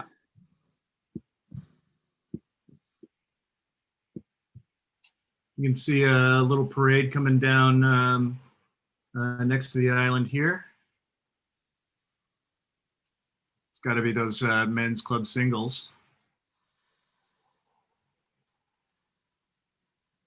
Doubles, I think doubles. That one, thank you.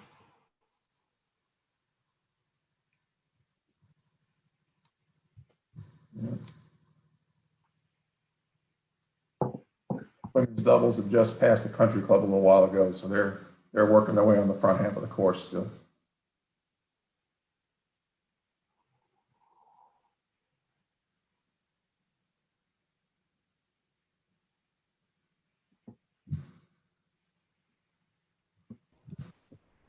just love it when we see the lines of boats like that, all chasing each other down the course.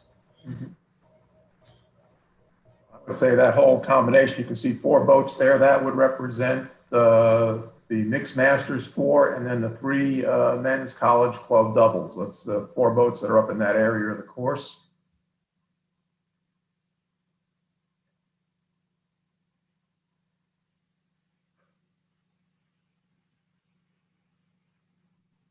Bryce, now might be a good time to pull up a little sponsor video. Do we want to do that? Sure thing, got it queued up.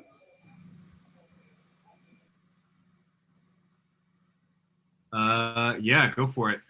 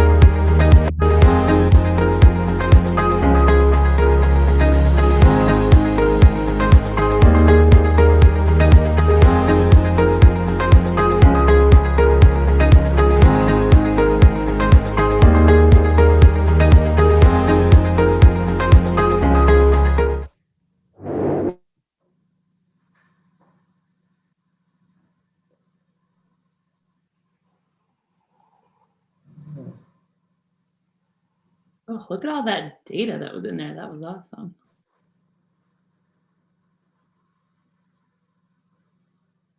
There we go. That should be the Mixed Masters 4 and the 3 men's college club doubles coming down the course right there. There they are, approaching the finish line.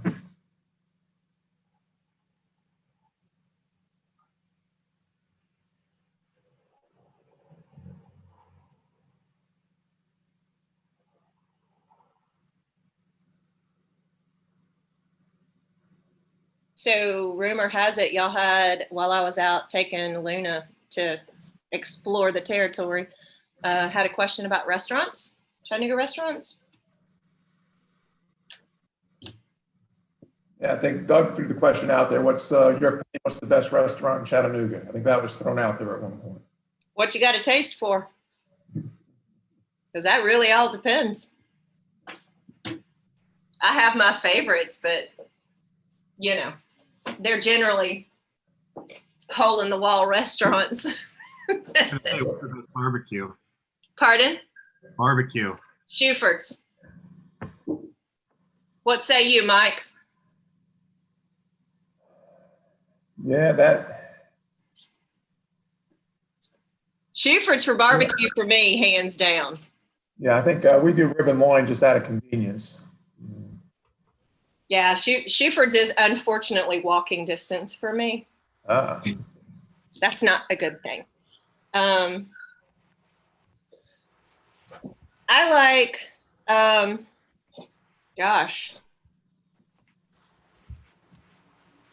I don't know. I haven't gone out to eat in so long. I can't remember. I like 1885, but I think that has a lot to do with the fact that I used to live walking distance from that as well and would go there way too often. But they do have good food. We do have some results coming in. Go ahead, Mike. Masters 4 has completed the course. Their adjusted time is 29:29.5, and it looks like the doubles are crossing the line now. They're close together. We've got 2 of them in. Nice. Before we announce who the winner of that one might be, I think they were all on top of one another coming down the last stretch there. You can see the last one coming to the finish line now.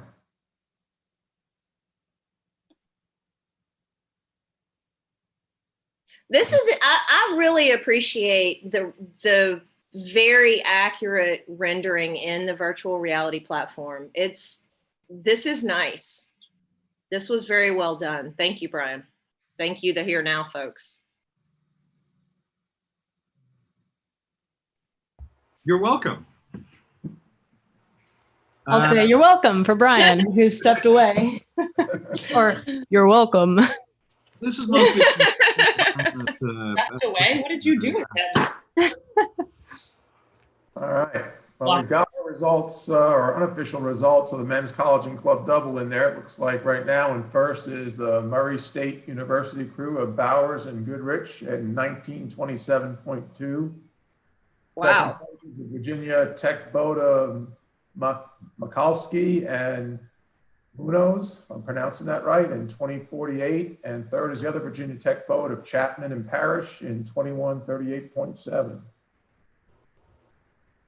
And the next race up is the women's college and club double. They are in the process to have passed the power lines, and we've got the third one should be approaching that shortly.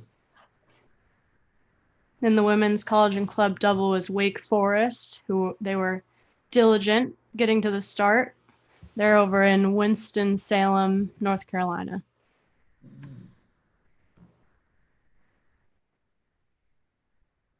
Am I reading correctly that there's two boats from Wake Forest? That's yep. Right. Okay. 2 Wake Forest and 1 Virginia Tech. And did we already go over the results from the mixed masters double? No, we can do it again. It's not like we don't have time. The 2 Oklahoma City boats that were dueling against each other. First boat was with Cook and Thiessen, and then the second boat that came across was with Caroline DeLong, this was her second race for the day, and then Benjamin Bohm. And then Greater Dayton, Ohio was third, with Douglas Barker and Linda Clemens.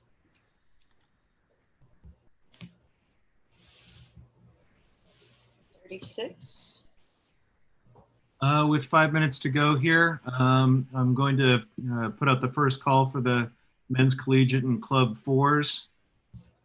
We've got 6 crews scheduled for that particular race.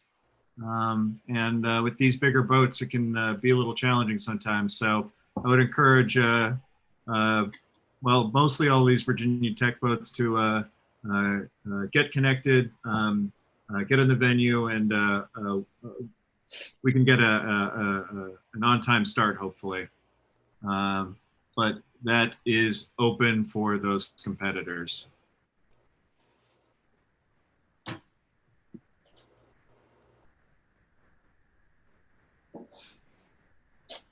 Do we know if the Virginia Tech boats are, since there's so many of them, are they together or are they separate?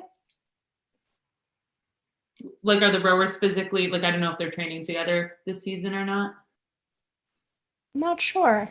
I don't know if I can speak for the whole team. I think I know that some of them are together from some of the previous races that they've done. They've been pretty active in the whole virtual series this fall. That's awesome.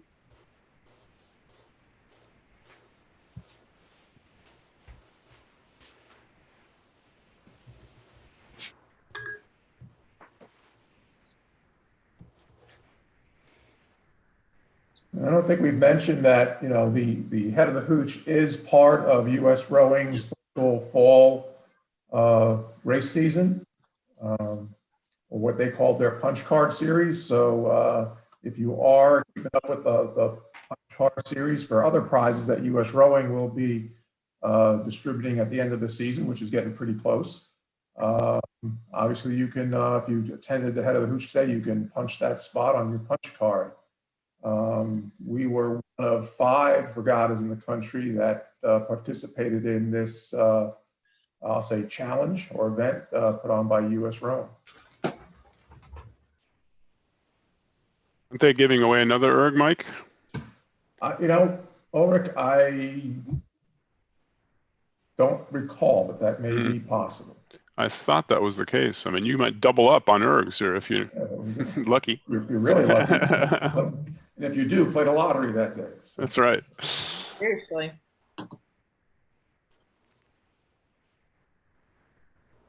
Seeing the first Wake Forest boat make their way past the island here. Mhm.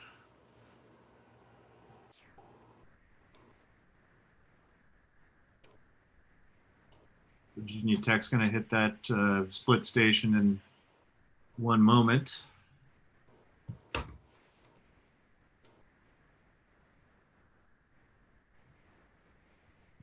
Really looking at the start. Looks like we got some crews at the start.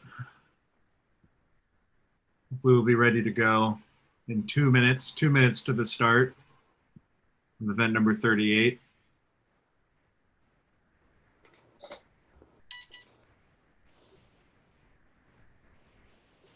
Just swung over to the US Rowing website, and it looks like one of their prizes, a Concept 2 bike erg, is one of the giveaways there.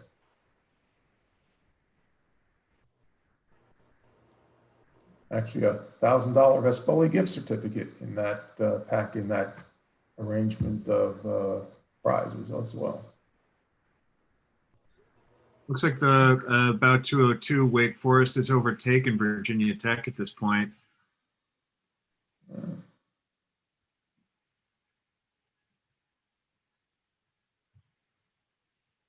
Going to get ready to start the next race here.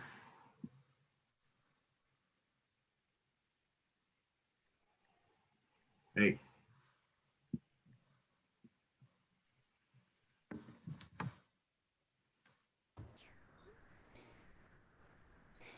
You see that about 208 Murray State is already with us. Thank you, gentlemen. Oh, I see about 212. Hello, Virginia Tech.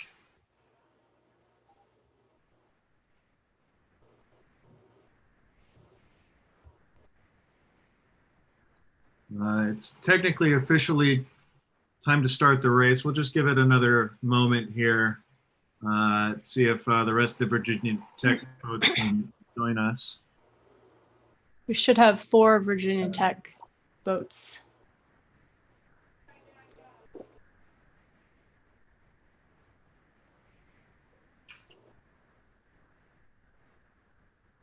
I don't see any as hot seating their ergs. Oh, there's one. There we go. Expect them. Yeah, about 210 and 211 unaffiliated have each scratch, so it's really just the 4 Virginia Techs and the Murray State crew, and that's it.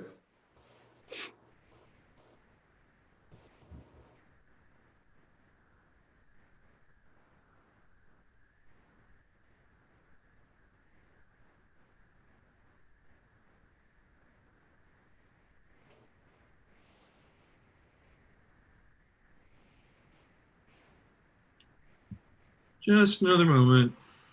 Yeah. I got a text that the Lookout Rowing Club gang that rowed today got the best of both worlds. They pulled their ergs out on the deck overlooking the river and got to do the race virtually while actually watching out on the course while they were racing. Nice. That's sweet. Nice. That's awesome.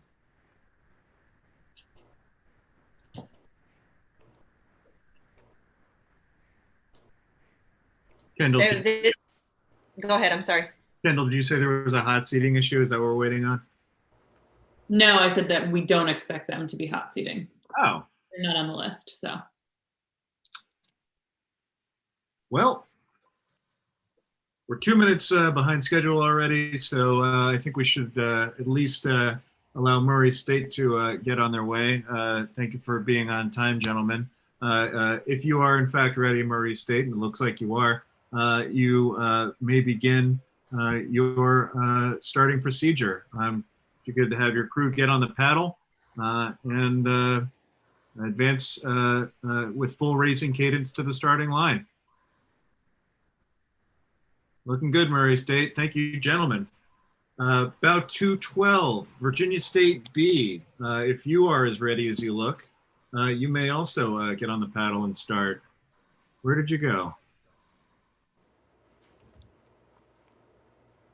Yeah, where did they go? My have some sort of connection issue here with Virginia Tech boats. Like herding cats.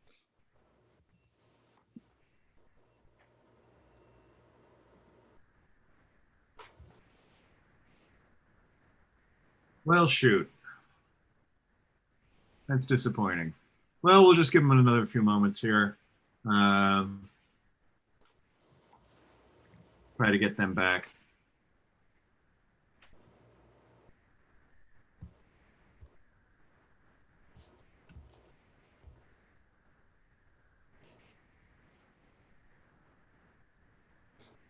At least we know they didn't sink, right?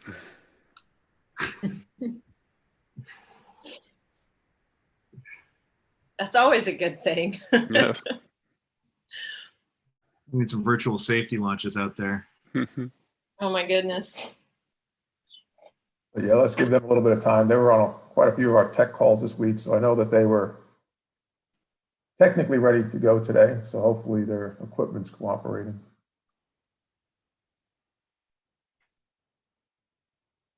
This is certainly kind of a new way that we're all trying to put all this technology together. So there's always bound to be some hiccups, no matter how much we try to prepare for it. Meanwhile, we've got the first women's collegiate and club double Wake Forest boat coming through the finish.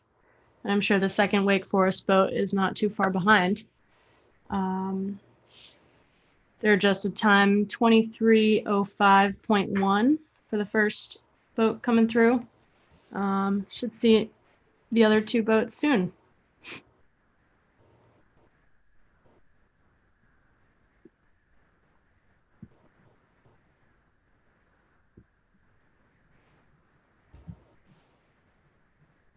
There.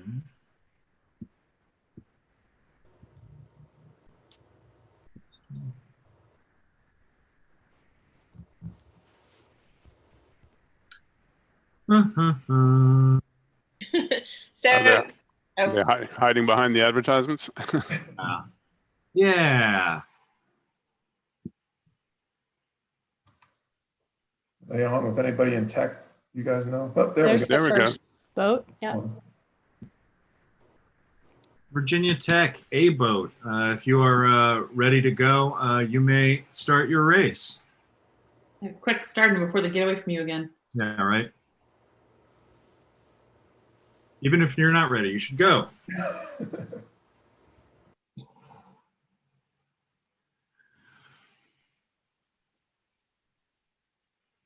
possible they've only got one or two rowers connected.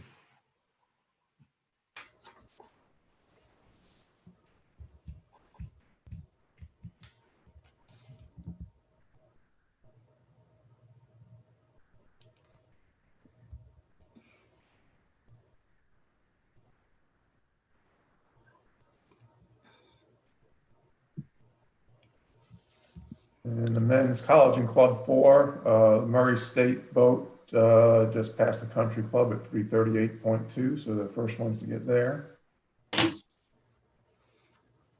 Well, actually, they're the only ones on the course right now. So Yeah. And the second Wake Forest women's double is across too. Coming in behind the first one. That's Miss Mead and Miss Rockfield.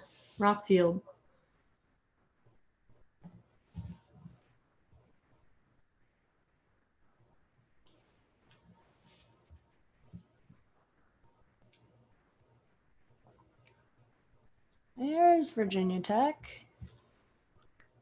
Virginia Tech, if you gentlemen are in fact with us, if you could build to racing cadence, you may each start at your pleasure. See.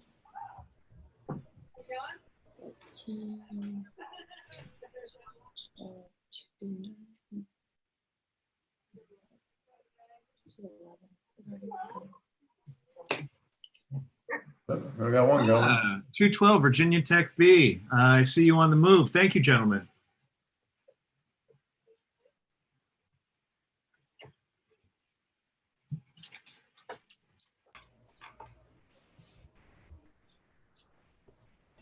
I think they just had another rower join in and picked up speed there. Excellent.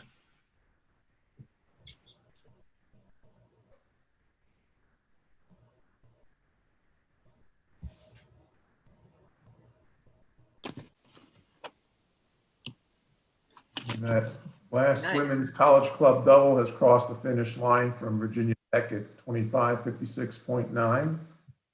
So right now, the only boats on the course are the men's college and club 4, which are also starting right now.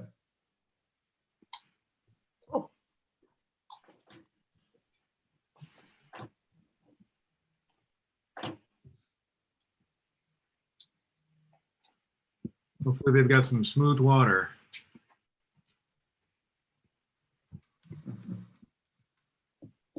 Well, at least we're not seeing any white caps out there. So there's that. We have a kind programmer. He's not mean to. Watch out, he can still program them in. I was about to say that. Don't taunt him.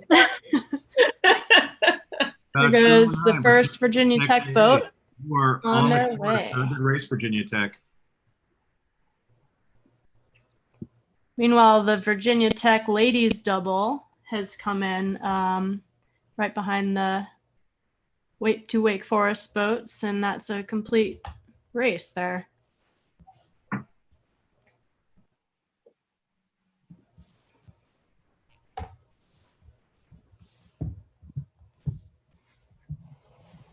Jack, we got 2 Virginia Techs on the course, 2 in waiting.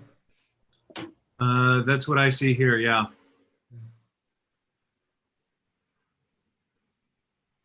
Oh, there goes 13. Beat me to that one. Virginia Tech C, about 213 on the paddle now. Very good. Nice. Looks like the coxswain's at work on that one. Mm-hmm.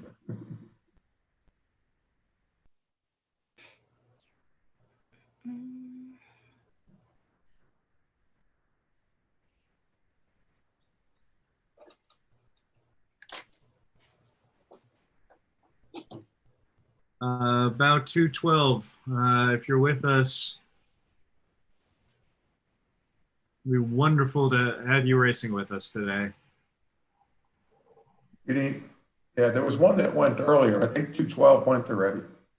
I think that's the ghost. 212. Yes, you're right. Oh, and it's 214. Virginia Tech D. Welcome, gentlemen. You may build a racing cadence and start the race at your pleasure. You got everybody on the course there.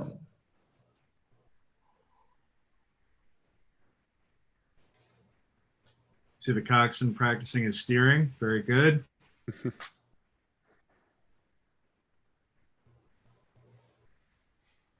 Okay, that concludes the starting sequence of event number 38. The next event, race number 40, the women's collegiate and club 4s will begin in 14 minutes. 14 minutes to the start of event number 40.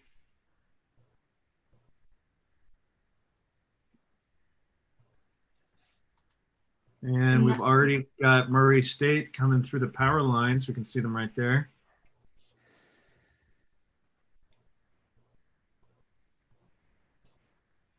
In that next event, we've got 4 Virginia Tech boats again, and then another Murray State boat and a boat from Sewanee. Sewanee, yeah. Sewanee. Yay, said it well. Woo-hoo. That doesn't happen often around here. Sewanee, Tennessee. That is, for reference, that's halfway between Nashville and Chattanooga, on top of Mont Eagle Mountain. Thank you. And it's gorgeous up there. It's right up near Big South Fork State Park. But shifting back, do I have a few seconds to share about the Tennessee River? Not yet. I can wait. Before we do that, Bryce, do we have some bills to pay? That's what I was going to add. That was going to be my next question. Have we Have we thanked our sponsors, our very, very generous sponsors for this event for today?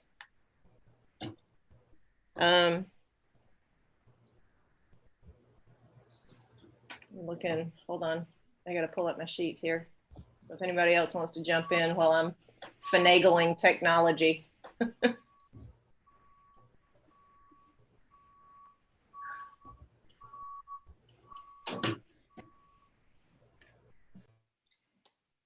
Elias Buell, you have your hand raised. Something we can do for you?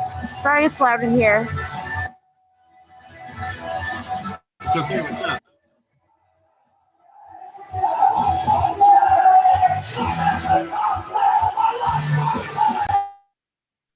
Wow.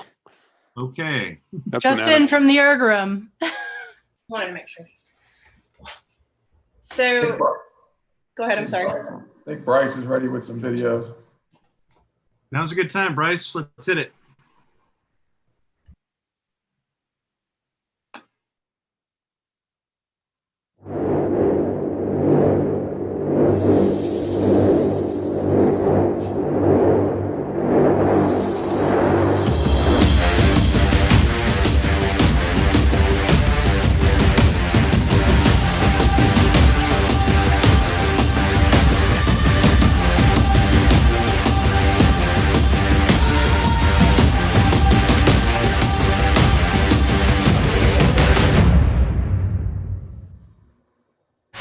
If you prefer the handcrafted, the bootstrap, smoked whiskeys, and pour-overs, some may call you a connoisseur. No way. We just call you one.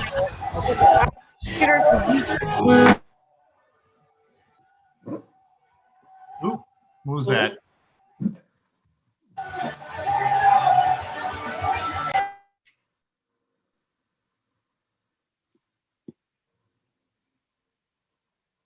Okay, that was weird. Technology is great until it's not. Okay, don't worry, I've disabled her being allowed to talk.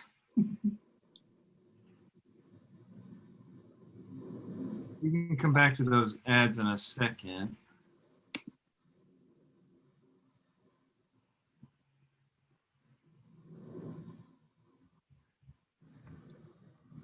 We've got some more of the Virginia Tech Force coming around the bend here. We've got some splits from the country club.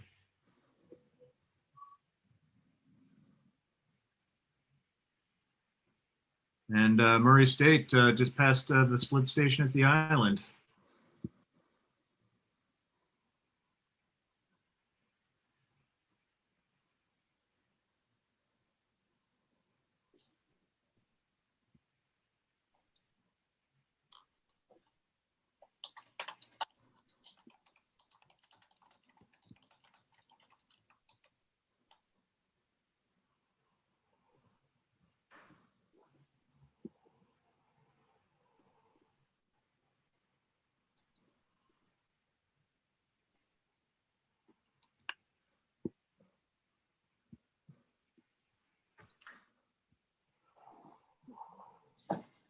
I'm coming now.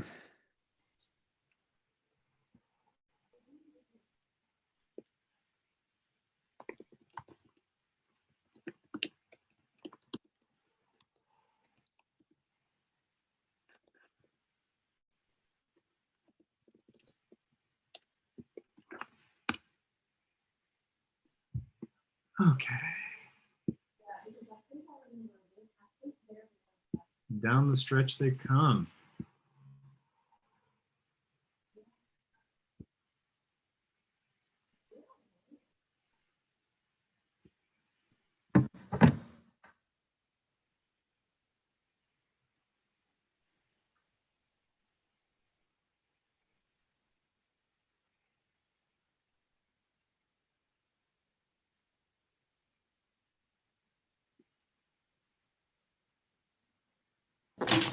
Looks like we lost a few of the Virginia Tech boats out on the water somewhere. Hopefully they'll turn up.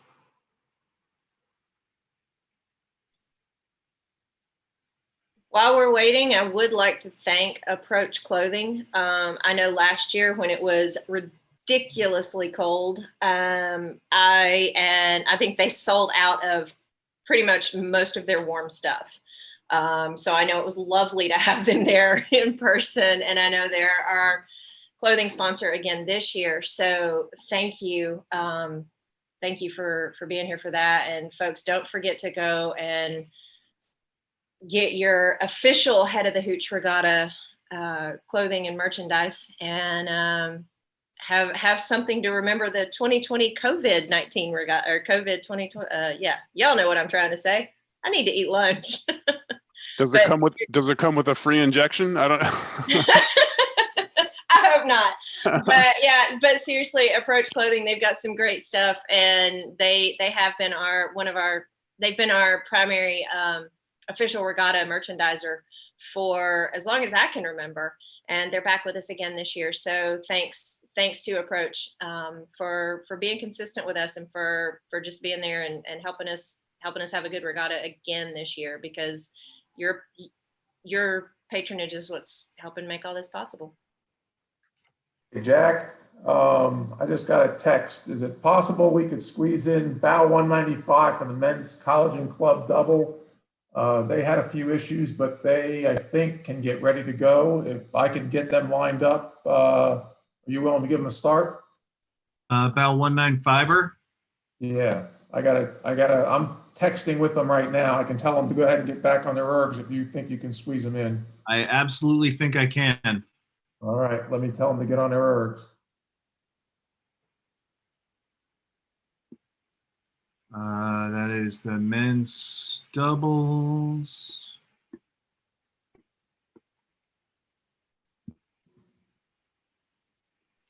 Miller and Leonard. Yep.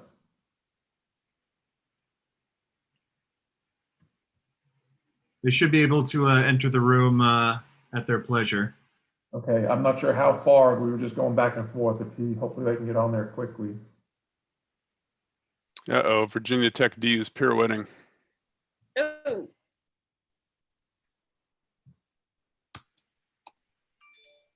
Are they wearing point shoes? I mean, that wouldn't be nearly as embarrassing as tutus, but there we go.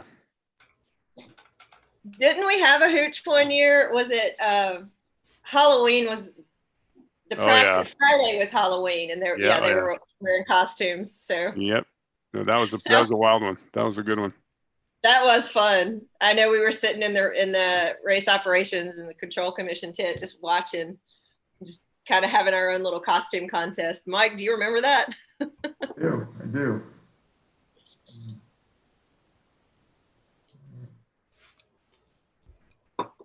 Most of those clearly were not courtesy of Approach. I wouldn't think so. But hey, it might be something they could explore next time Halloween falls on a practice day. Number 195, Friends of Vanderbilt. Gentlemen, if you could please advance to racing cadence and get underway, please. Looking good. Thank you, gentlemen.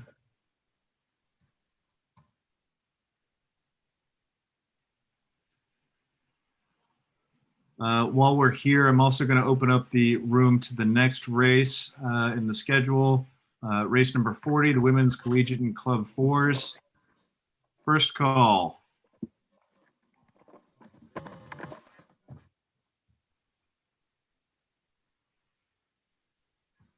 And on that Vanderbilt boat that just started, John Miller, who's in that boat, is also the regatta director for the Music City head race.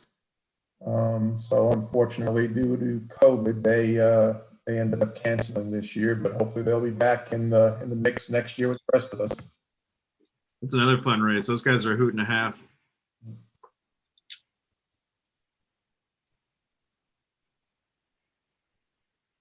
I remember when they got started, when they were building their club. I mean, they're still building it, but it was exciting to see that program getting started there.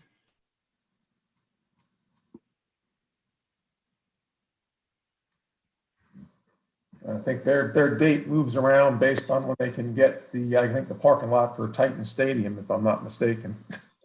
Yes. I think it was 2 or 3 years ago. We had to be pretty on schedule because there was a Taylor Swift concert that night.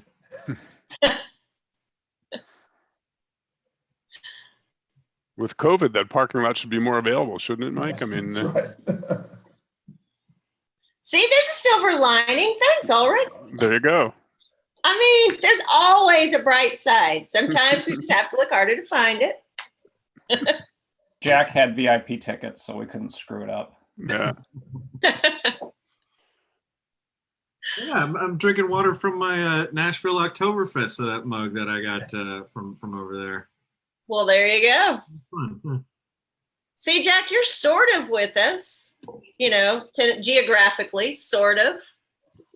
Sort of. Mentioning Oktoberfest, I mean, a funny thing, I forgot where I saw it, but I think it was in the Wall Street Journal. They were advertising going to Helen, Georgia instead of going to Europe for Oktoberfest, because Helen is a little kind of a European village, but man, it is, it's like Dollywood, except for Oktoberfest. It's Helen is, yeah, ditto. Yeah. Unique. How's that? Yeah, very That unique. is absolutely the best description of Helen, yes. Okay, with about a minute to go before the start of event number 40, let's take a look at the starting area. We should expect to see 1, 2, 3, 4, 5 boats. And I don't see any right now. Let's try that again. That looks a little better. We see, yes, Murray State, once again, being very punctual. We very much appreciate that. Thank you, Murray State. The only one right now. We'll just wait just a quick moment here for Sewanee and the Virginia Tech boats to get connected and join us.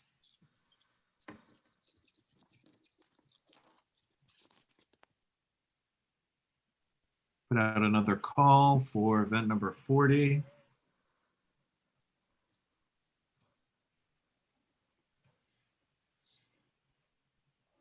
That's going to be just to add to the women's college and club fours. And just so I did get a note from Swanee that they are going to be down one rower, but they want to go for the experience anyway. So maybe a little slower than normal, but they're going to go for it with 3 rowers in their boat. Nice. Good for them. Put the coxswain on the erg. That's right. There you go.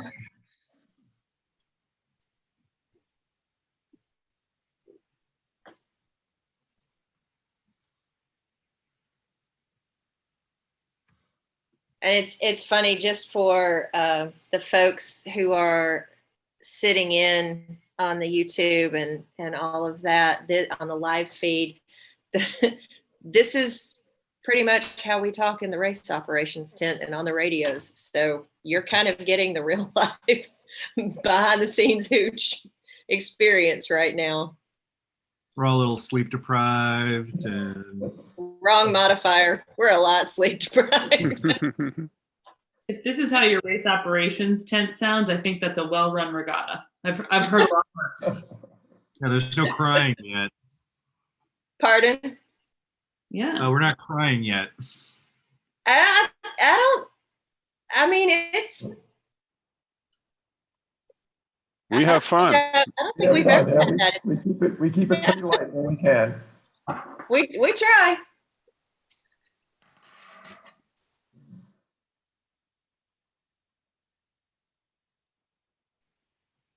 Thanks for your patience, Murray State. We're just going to give your competitors just another moment or two here before we send you.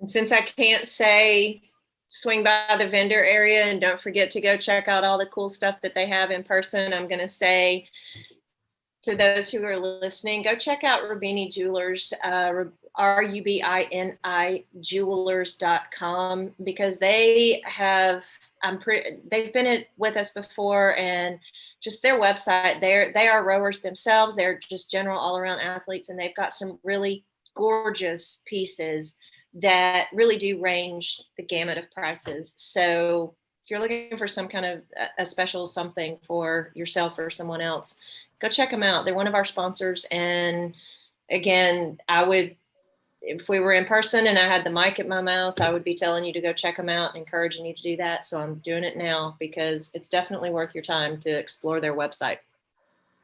You know, we have one mixed doubles participant in this race. Typically, that every race they come to, there's a piece of jewelry that has to be purchased for the other partner. Nice. Very No. memorable.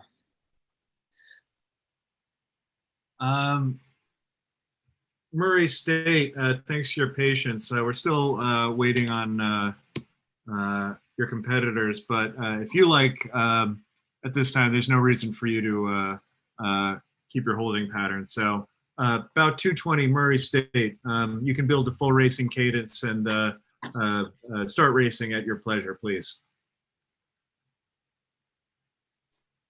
Yeah, I don't know if any hot seat issues with Virginia Tech, because they've got several boats out on the men's college club floor, and I don't know if they're open to swap over. Well, I'm sure they've got, 100 ergs. They're not on my hot seat list, which does not mean that they are not, but point of note. Maybe they are here. Maybe we just need to refresh the page. Let's take a quick look. Ah, That was the eraser. That was not the starter page. 95. You guys started a while ago. Oh, well. They're past that 195 boat, the Friends of Vanderbilt, they're past the country club, heading their way to power lines.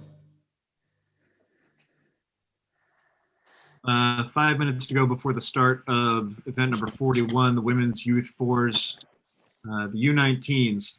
I'm going to open up the area for that race now. Event number 41, 5 minutes. Okay, in that 5 minutes too, I just wanted to share for everyone listening the Hooch charity. So a portion of all the entry fees for you folks that are competing today, a portion of your entry fee is donated by the head of the Hooch to the Tennessee River Gorge Trust, which is a nonprofit organization here in the Chattanooga area. And what they do is, it was founded in 1981, and they protect through conservation easements, memorandum of understandings, simple fee ownerships, and land leases, over 20,000 acres of undeveloped land in the heart of the Tennessee River Gorge. And it's just, Mike, I don't know, did you ever participate in any of the gorge rows that we did? Yeah, absolutely. Yeah. And it's just stellar. It's absolutely one of the most amazing experiences. And if next time you're in Chattanooga, take a trip down through the River Gorge. It's beautiful, and you'll see why it's worth protecting. And there's currently over 20 threatened and endangered species that are found in that ecosystem, and it's just gorgeous. Yep. You can do that on the River Gorge Explorer, from the affiliated with the Tennessee Aquarium. They do Not anymore. The Gorge Explorer is no more. You can do it through the riverboat. Okay. Or am I wrong? I would like. Do they still have the Explorer? I don't know. You may know more than I do at this point. So. Let me do some research on that. Anyway, I apologize. The Gorge Explorer that Mike was talking about is a unique experience. What type of hull was that boat? Is that boat? I don't know. I forget that. Did they have a catamaran hull? I think. I'd just like to say real quick, I'd like to thank all the competitors in the upcoming race for already all being here and looking like they're ready to go ahead of time. So thank you for that, ladies.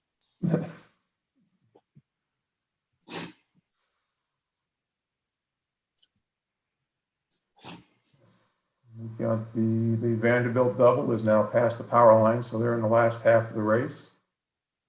I assume they are in the club event, so I don't think they'll have an impact, even though they'll be listed there. I think they're in their own, I think they're one of those own separate events in the club event. The other boats are college events. I think the Friends of Vanderbilt are not a collegiate boat, so.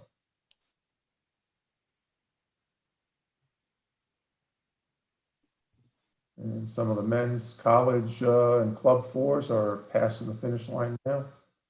At least Murray State's over and the Virginia Tech B's over. Murray State's holding on to a lead at 1901.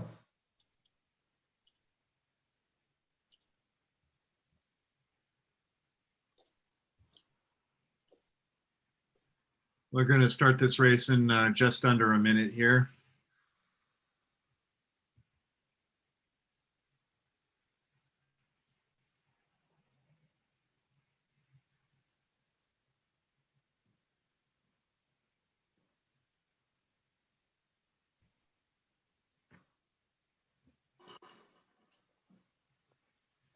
Didn't realize we had so many singles at the end of the day. That's great.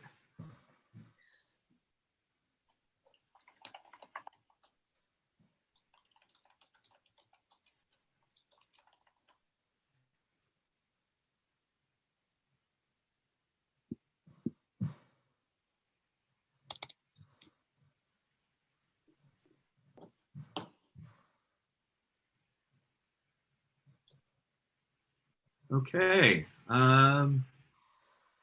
About 227. That is my favorite number. And if you could please build to racing cadence and advance to the starting line. Asheville Youth Association, you may row. My favorite number because it's my birthday. Following right in behind, bound number 228, Girls Preparatory School. Following in right behind, please.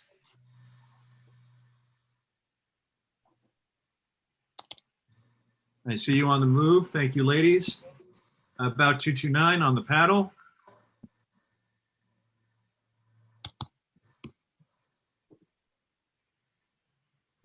Thank you, Reach. And lastly, bound number 230, Girls Prep B. You may advance to the starting line chute, please. About 229, Reach, you are on the course. Have a good race, ladies.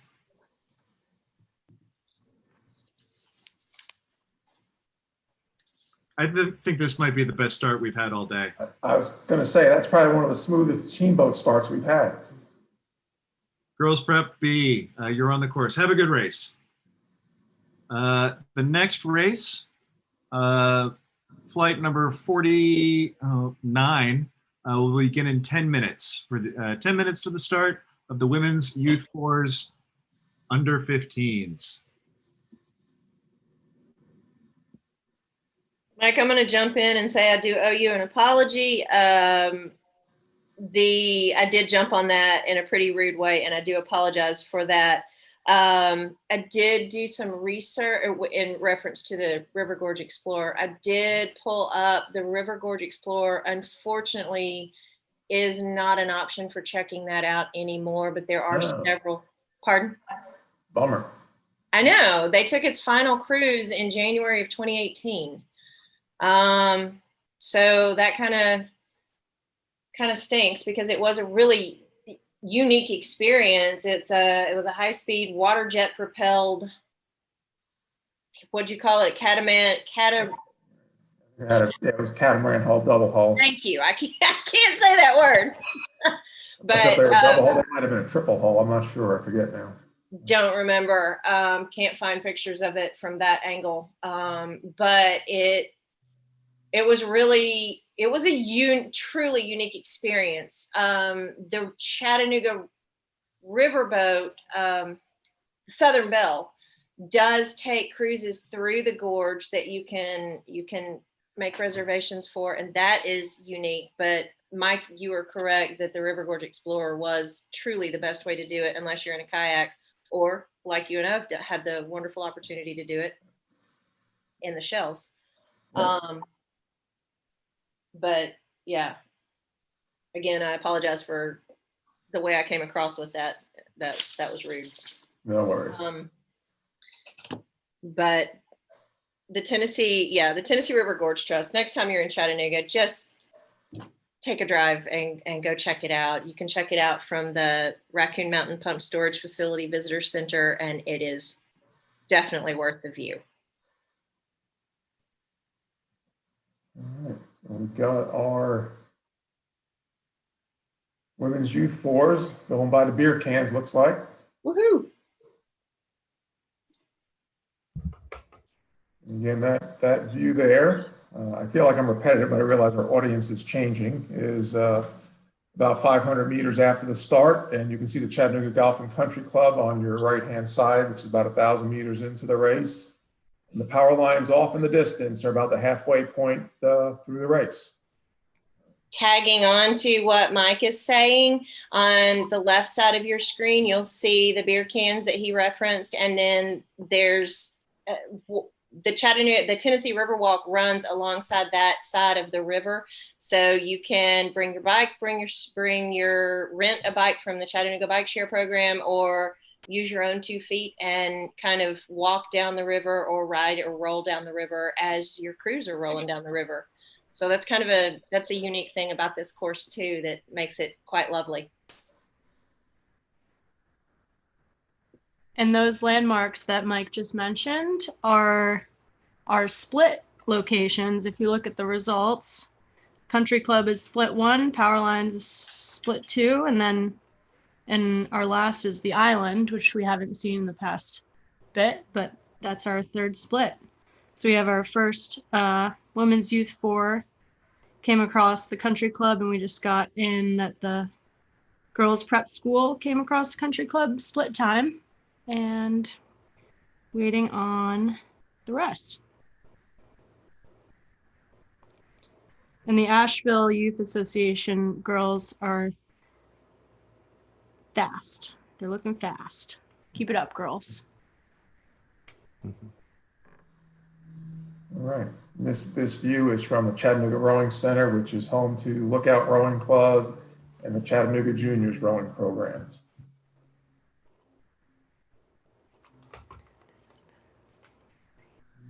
I think you can see some boats coming up into the power line area now. I want to say that's the halfway point of the power lines that you see there.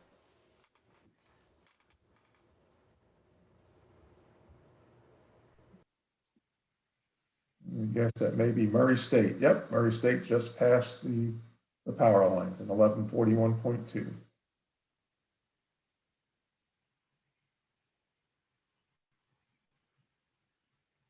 And at bow 195, the Friends of Vanderbilt finished the course in 1732. So that was the fastest time in that grouping. But like I say, they're in their own event, in a club event. The rest are collegiate crews. So they're actually a separate race category.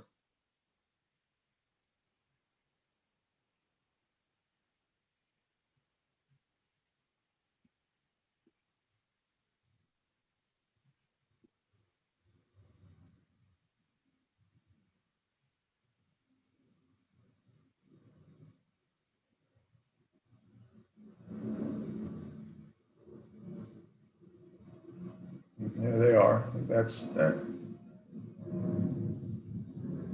should be the Murray State 4 right there. Yep, coming up around by the boathouse there.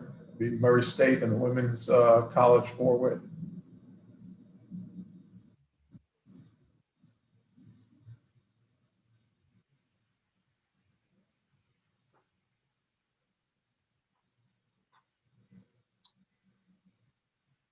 The next race, the women's youth 4 is U15.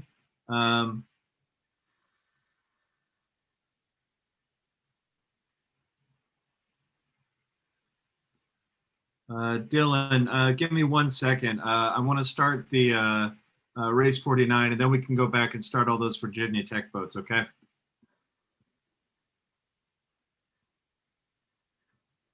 But the room is open for race number 49. Should have 2 boats in it. Again, Girls Preparatory School and Asheville Youth Association. I see 235 in there. Thank you for that. And hopefully bow 234 will join us momentarily.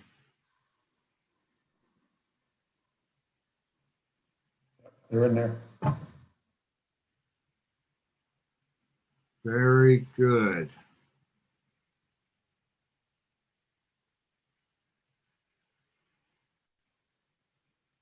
We'll be getting underway in about a minute here.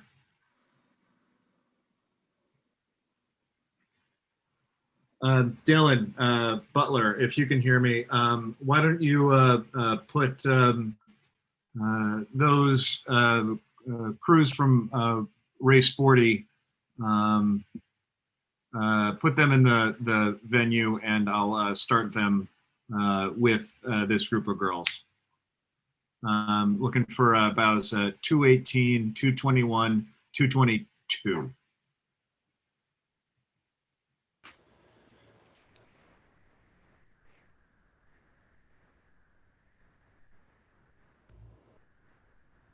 You can have multiple races opened up to come in.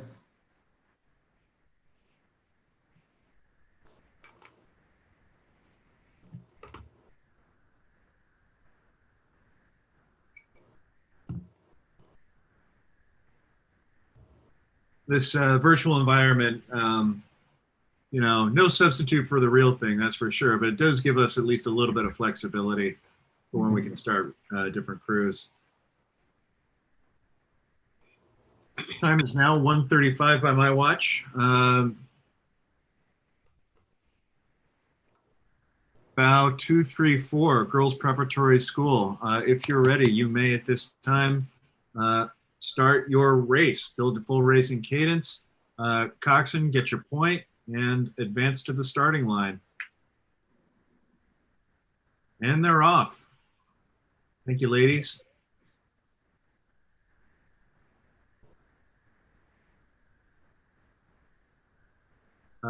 Next, following right in line here, 235, Asheville Youth Association. I see you moving. Thank you for that.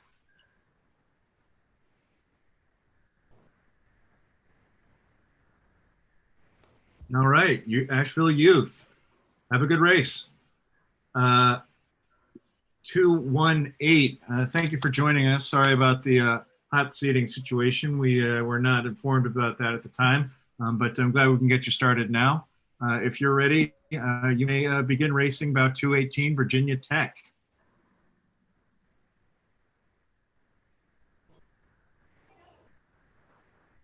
See the coxswain rotating the boat, but if you can get the rowers rowing, you can get underway.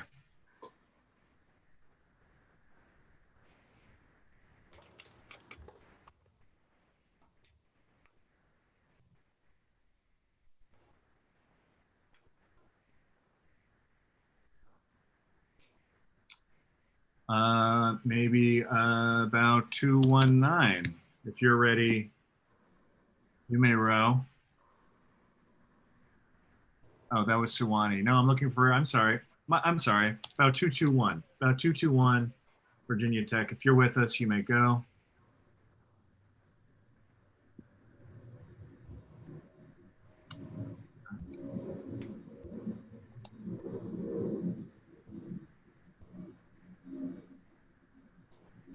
Virginia Tech C, you may race at this time. Please advance to the starting line at full racing cadence.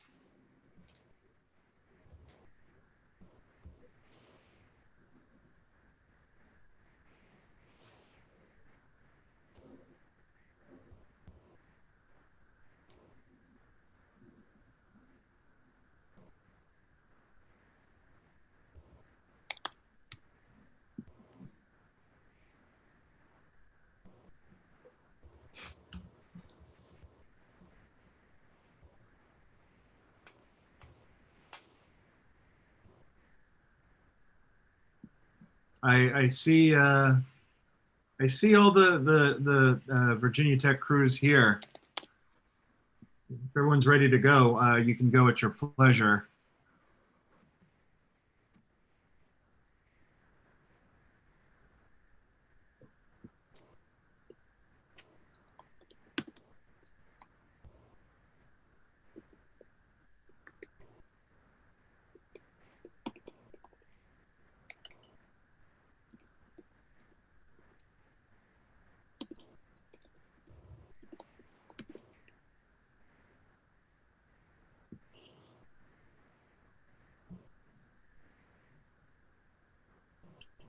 Thank you for Virginia Tech. Going all the way around. No. It's spinning in front. Oh, maybe.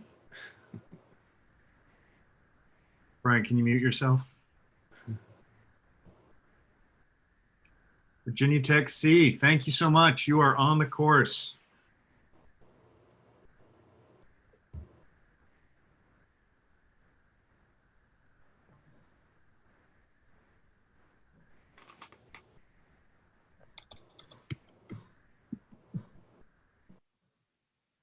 About 2 and 8, I can still see you rotating around. If you're ready, you may certainly advance to the starting line.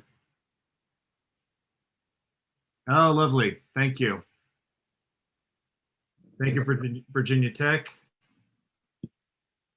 I think that just leaves about 221, the Virginia Tech B boat. If you're ready, get on the paddle and let's get her moving, ladies.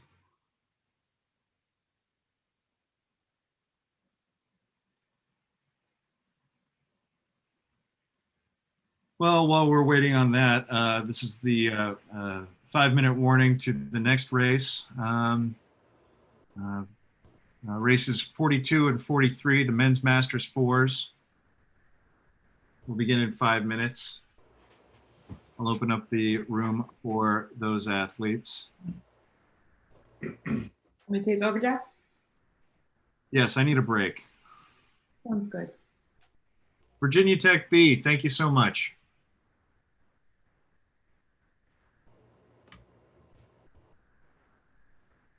Thank you, Dylan.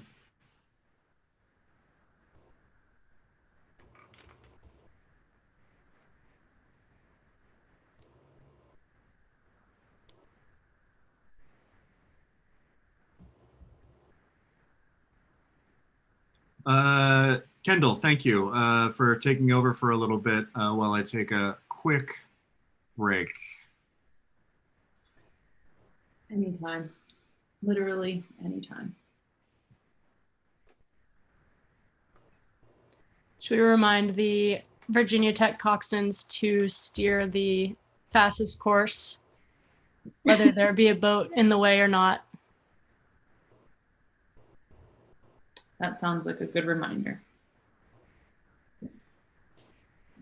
Result-wise, we got the women's youth fours are now passing the island mark, and so far we've got the Asheville Youth Association, about 227 is there in 1440.7. Girls Preparatory School, about 228 is at 1549.4. So Asheville has built up a substantial lead right now over GPS. Here we see them coming down past the island. There we go. I've been practicing in my time while Jack was in charge. I'm doing better now.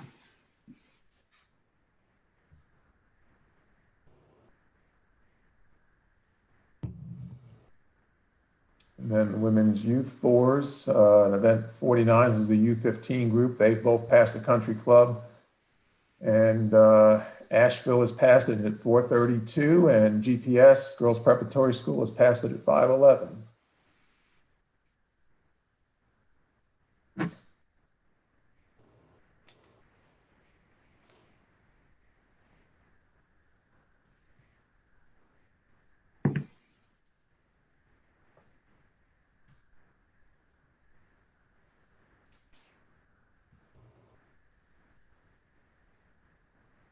Here we see the first boat coming through the bluffs.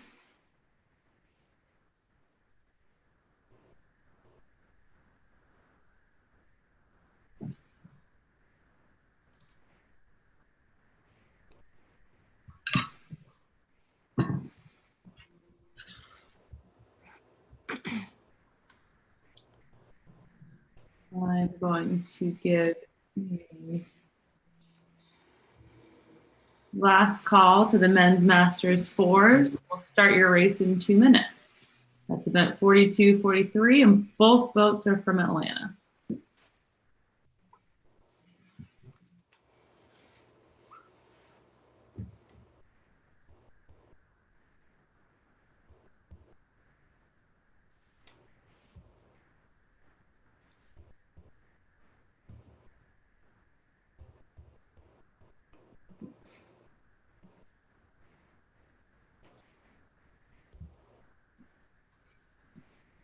Getting back to the start now. Can't let Jack come back and see me have fallen behind schedule. Got to stay right on it. All right, we're looking for bows 239 and 240. I definitely see 239. Oh, and I also see 240. All right, so bow 239, it is 144. So I'm gonna let you off in just a couple seconds when regatta time hits 145.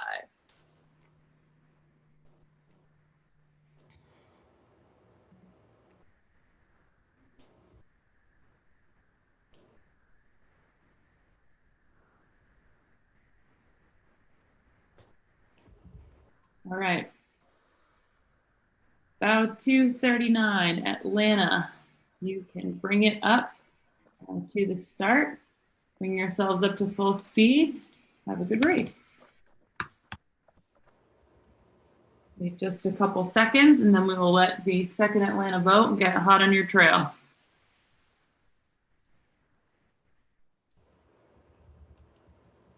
All right, bow 240. You may approach the start and head down the course. Off they go.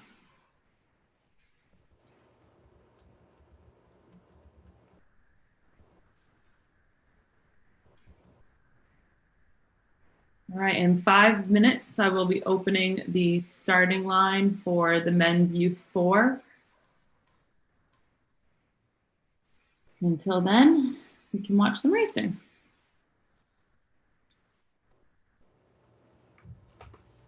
Looks like the women's youth 4s, U19s are past the island. At least 3 crews are past the island. So maybe, yeah, checking out the finish is a good spot for that.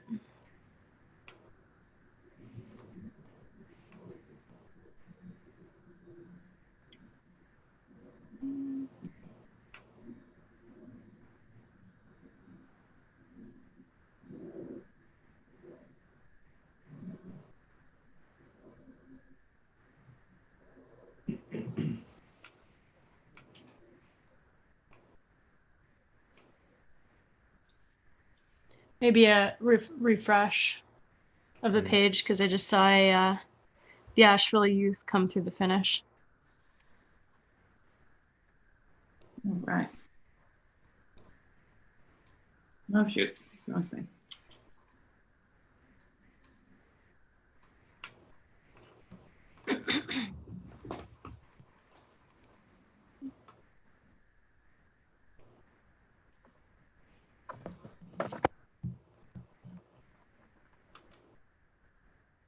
Striking out over here. See if I can see any of the 4s earlier in the race.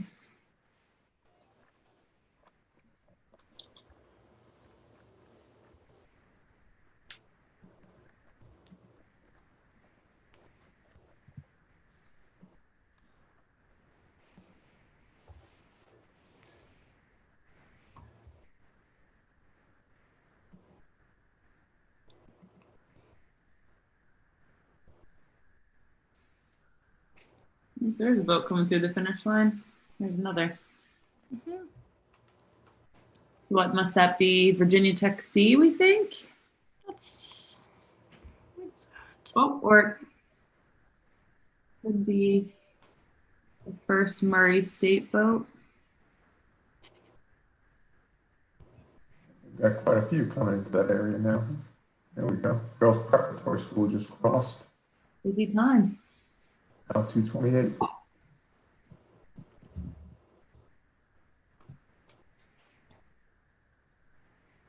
All right, I'm just gonna, actually no, I have to do that.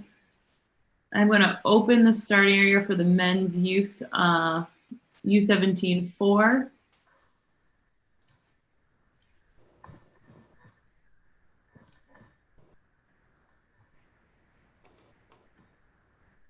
We can start getting you all, so that would be for about 2:44 Reach and 2:45 Asheville.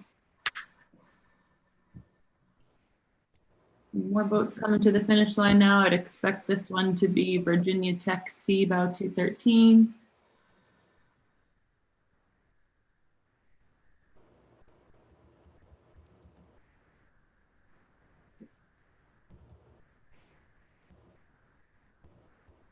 Who I would assume by their splits are operating down one rower.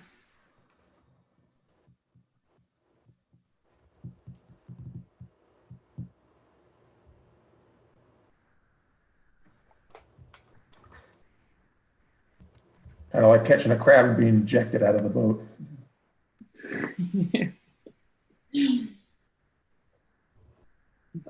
If only we had the animation ready for that. That's right, without all the embarrassment that goes with it. So. We'll get Brian in the motion capture suit tomorrow and get that in there. My only motion capture is going to be laying down in bed, sleeping.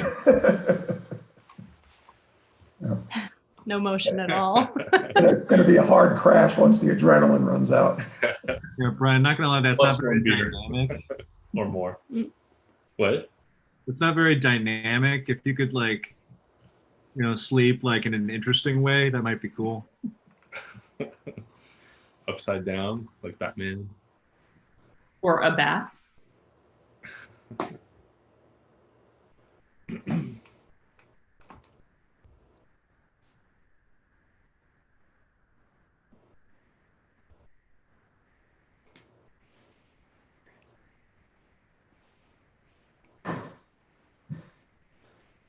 Now let's see how our men's U4s are doing for us.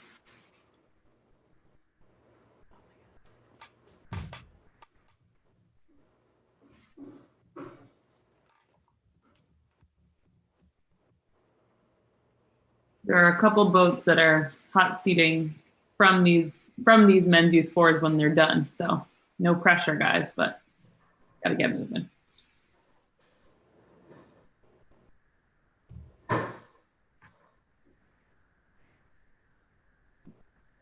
All right, definitely see about 245. Not 100% if 244 is hiding underneath there.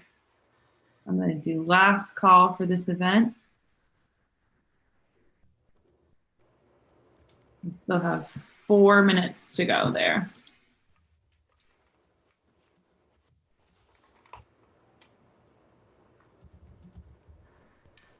And we've got both the Atlanta Men's Masters fours have passed the first split point at the country club.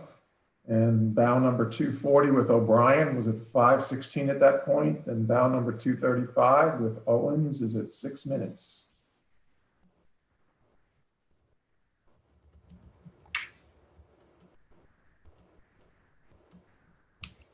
I think this is a Virginia Tech boat we have coming down by the Veterans Bridge.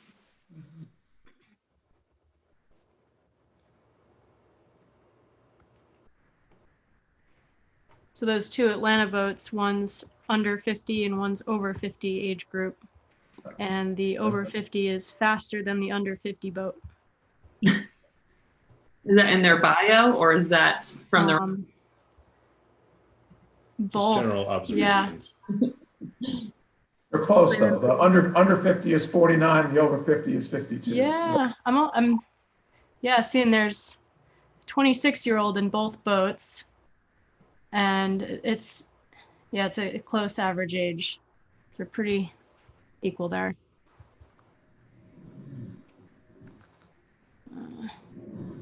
So they're both winners of their own category, no matter Yes. what happens. Yep.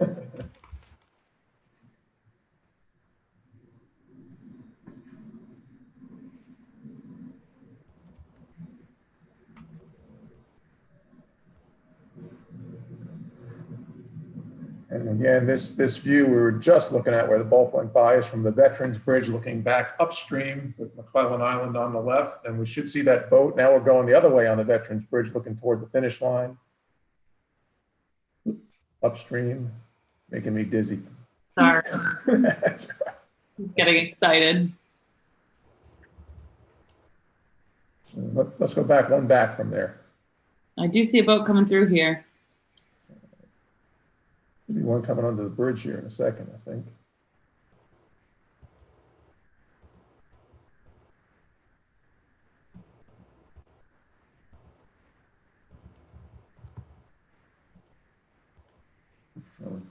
Well, it could be a couple. It could be one of the. There you go. There it is. Could be a women's youth 4. That's interesting because the just from having looked at enough of these today, when it auto steers, it comes in a little bit more from the right, closer to the island as it makes that turn. Mm-hmm. Is that the preferred course? That would be preferred, at least by the AI. Probably in real life. That's about the point where you start to actually apex off the island and head toward the center of the bridge spans.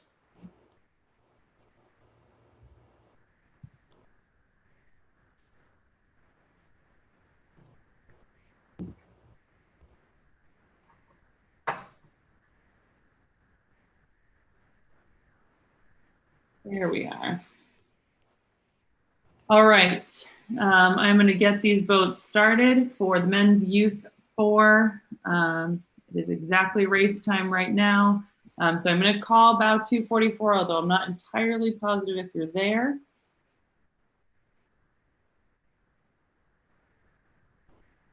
All right, then I'm going to call about 2:45 because I don't know that I see about 2:44.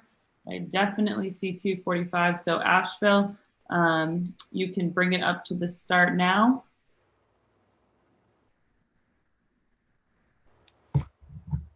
Oh, there's 2:44. All right, we have both our boats and both are moving, and now it's going to be a real close race. Sorry about that. Give you something to look at.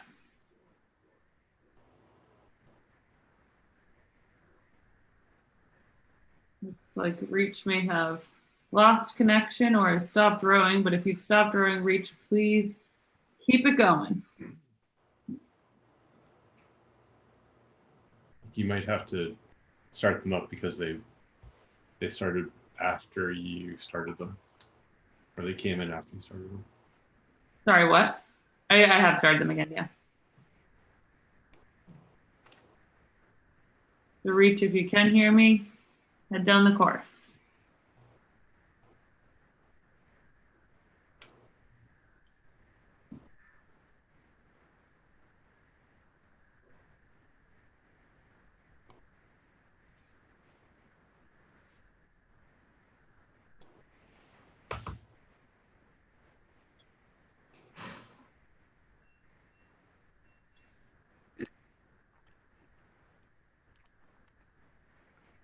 There they go. There we go. All right.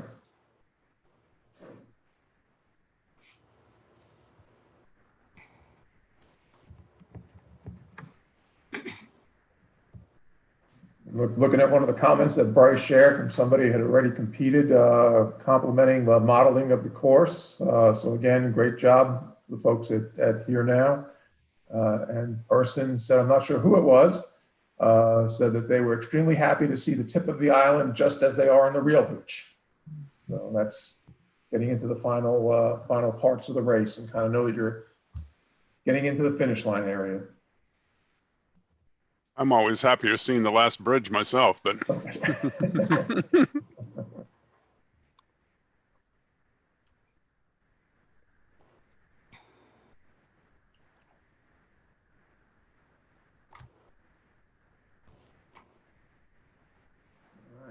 Good. We've got one more women's youth 4 out on the course. And who else? We still have a couple of women's college 4s. U15 women are out there. We've got quite a few out on the course right now.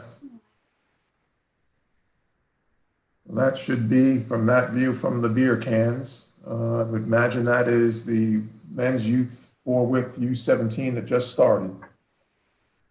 Asheville and Reach.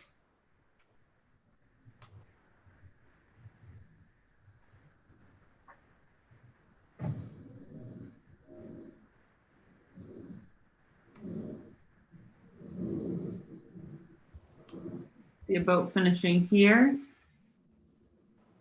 That might be, could be a women's 4, could be a men's 4. We've got 2 on the course. Could be a youth 4. Busy time.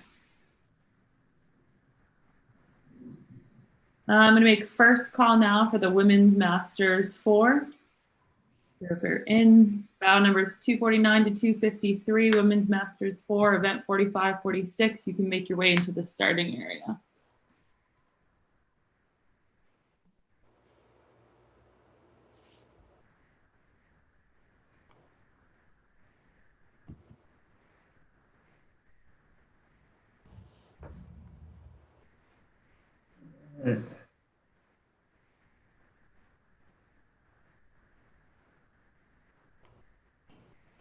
That was the Asheville Youth Association boat crossing the finish there.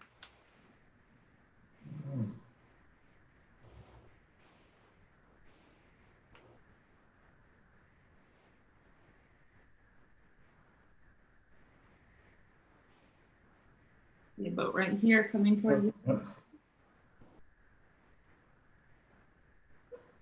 Or having just finished, I'm sorry.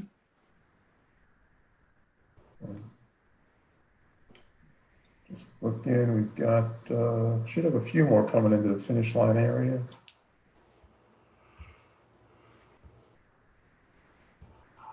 I have to back up one, maybe we'll catch them at the Market Street Bridge. I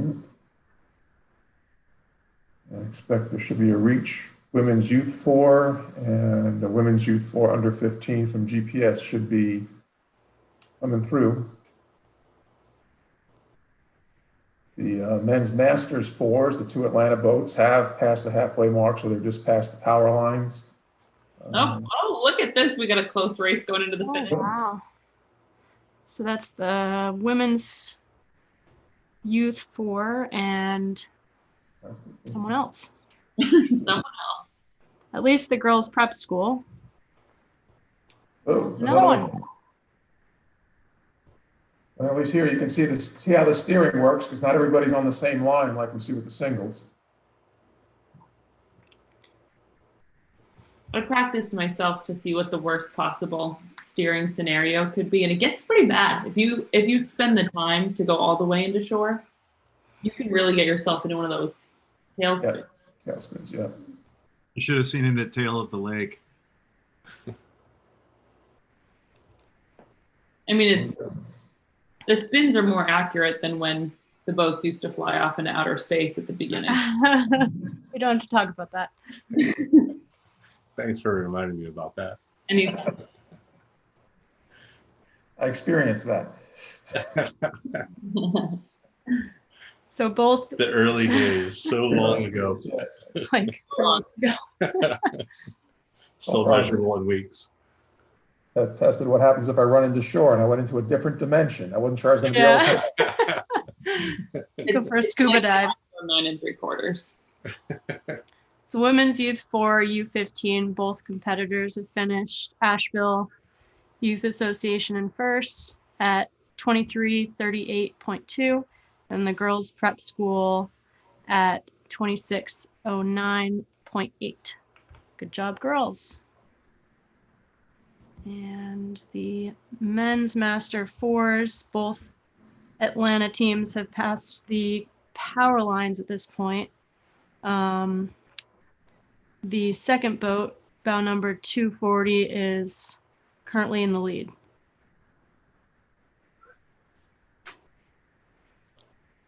And both Men's Youth 4s, U17, have passed the Country Club point, and Asheville is in the lead, followed by Reach. Just put out last call for events 45-46, Women's Masters 4. In about 1 minute, we will start calling those boats.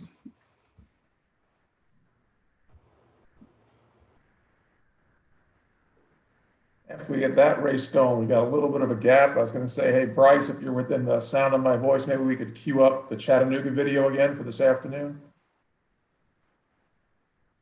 That would be great. Sounds good. Awesome.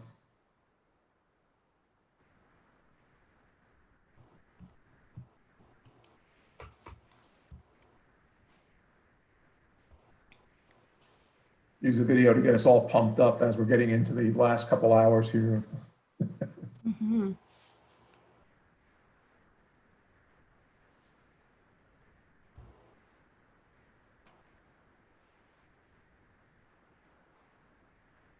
All right, we've got a wealth of boats ready to race. So the boats in this race span 249 to 253. See 49, 50, 51, and 52. Yeah, I think we're just missing 53. 53. We still have a few minutes to get started. Plus with the gap after this one, it should be pretty easy to make happen. All right, we are at 2:05 exactly. So I'm going to start by calling up bow number 249, Belmont. You can start bringing it up into the chute and onto the race course. Oh, there's 253. Ooh, we've got a very obedient event here. Women have clearly outshined the men in being ready for this. All right, bow number 250, concept 2. You may enter the course.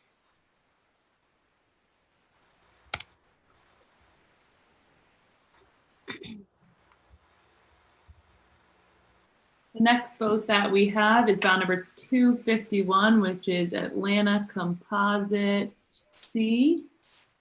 All right, and you may enter the course.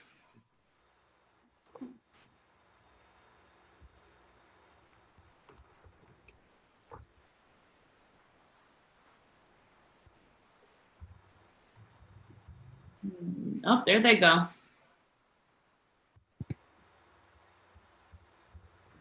All right, and next we have bow number 252.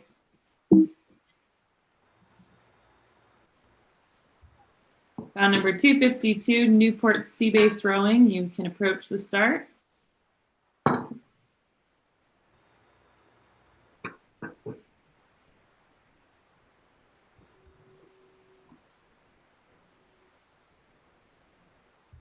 And off they go.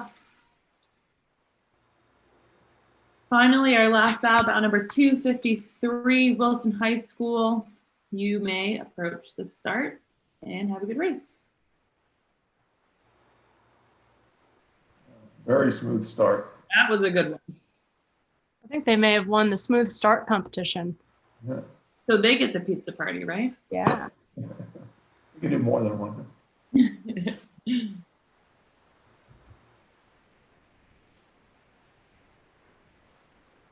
All right, I'm gonna poke around to different spots in the race course, but Bryce, as soon as you want to show a video, go ahead and just take over. So we've got 2 queued up, one for Chattanooga and then one to highlight the Nielsen Kellerman Speed Coach GPS. It's one of the prizes that's being given away. Awesome, well, we have plenty of time, so go for it.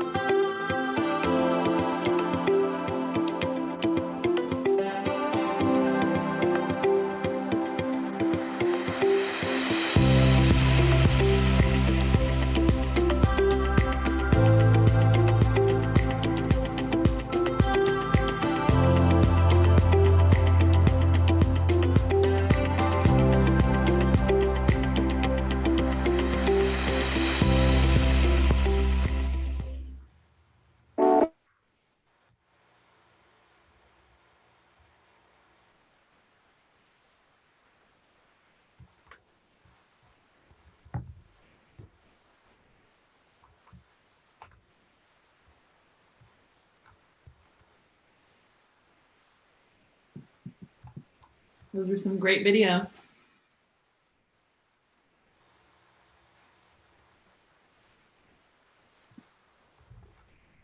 So that was a really cool video, and a lot of the places that were shown in the video, the Hunter Art Museum is represented now that we're looking at on the screen here. Something really cool too, just a little tidbit, that first bridge we see in the shot, the screenshot that we're looking at right now, is the Walnut Street Bridge, and that is one of the longest pedestrian bridges in the world. So what boat do we have coming through here? Please.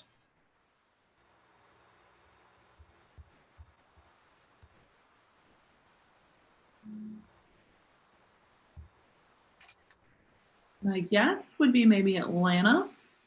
Okay. Cool.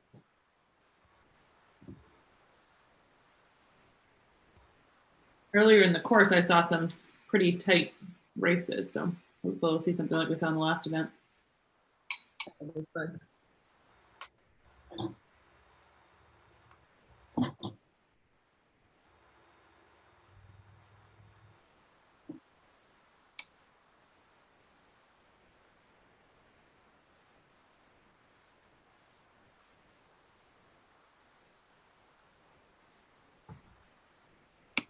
Women's Masters 4 is looking tight. That could be a nice race when it gets down in the finish line area and bridges.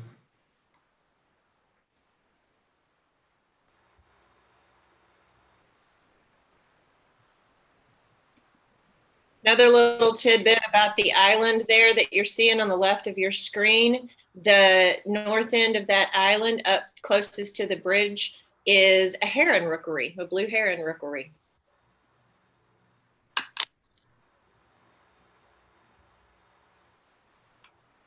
Brian, you think we could edit some blue herons into the simulation? Might want to edit an osprey in there too. There's a very territorial one that roosts up on one of those poles. So There's a race up in the, is he still there? The northeast or the northwest that wanted to put orcas in the water. Oh, wow. Automated orcas walking around, or walking around. Breaching.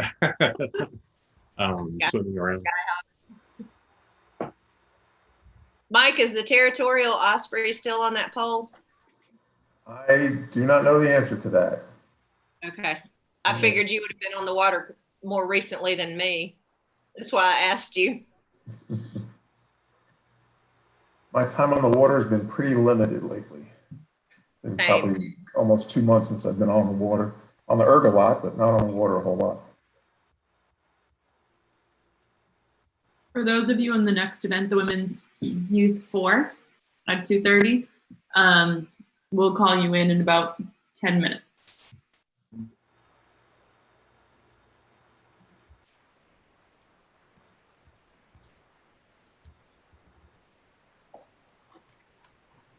That'll be our last coxswain event of the day. I think, yeah.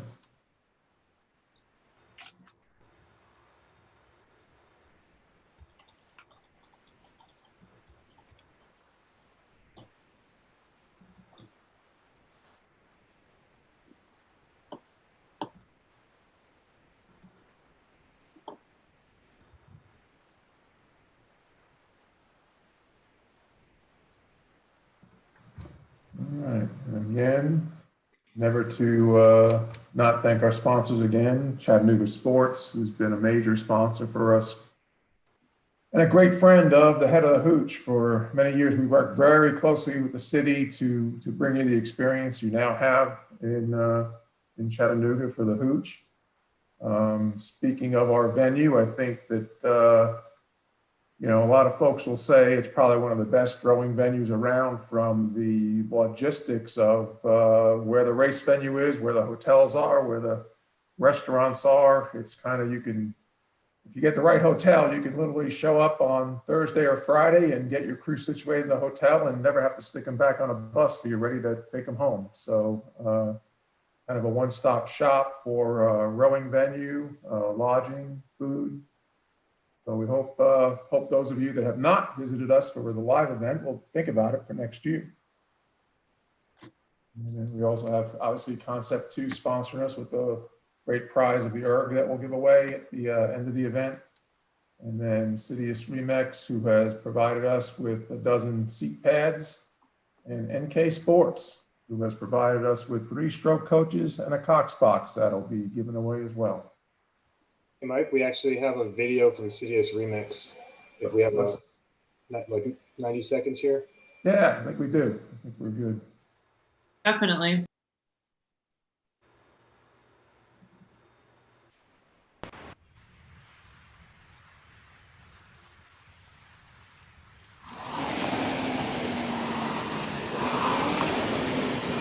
Back in '95, I started to get problems when I was rowing the erg. I started to get a pain in the ass. It developed down in my tights. After 10, 15 minutes, I couldn't row anymore.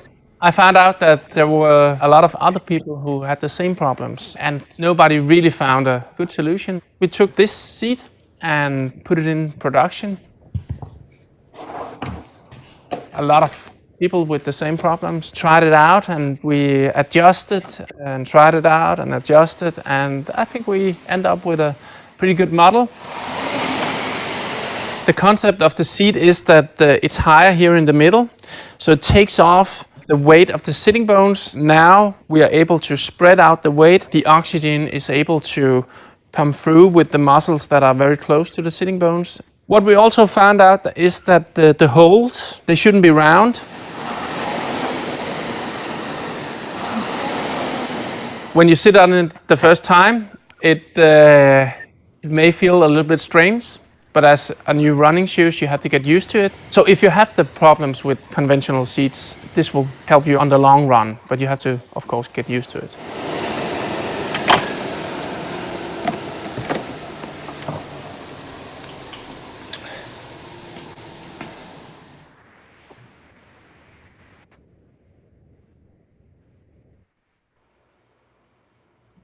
Excellent. Wonderful. Looks pretty cool.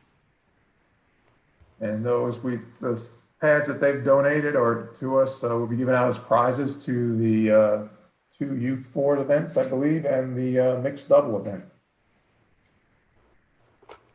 Since we're talking about our awesome sponsors and everything, I would like to mention Starboard Souvenirs, and their website and their shop and everything are just pretty amazing.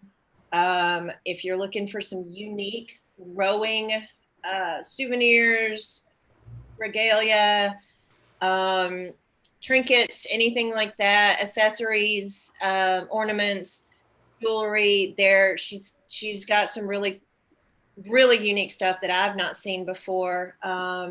So it might be worth checking out if you're looking for some stocking stuffers or something special and unique to celebrate your favorite rower, whether that be you or someone else in your world. But check them out. They're pretty special, and we appreciate their sponsorship this year.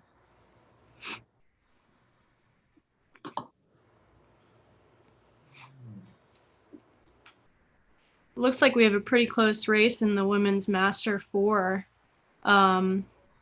All 5 crews have passed the power lines. They're all within the same realm of time here. 10:34, 10:30, 10:40, 11:01, and 11:24. I'm waiting very patiently for them here in this view. You want to share your screen, Kendall?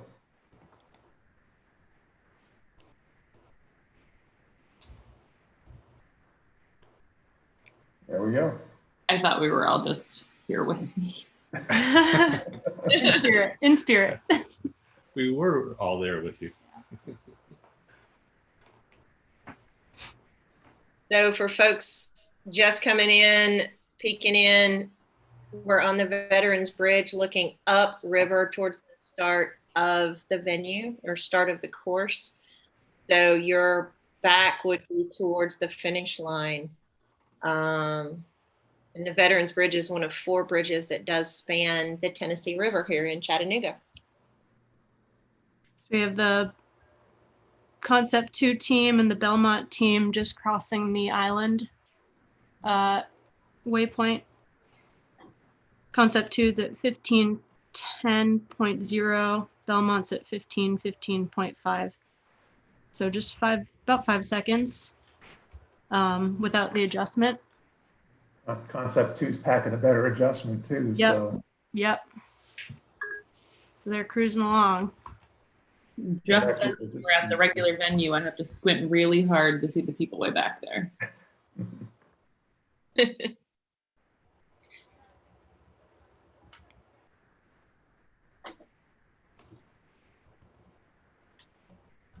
guess something happened to the second Atlanta Masters 4. Must have had a connection issue because they never showed up at the island.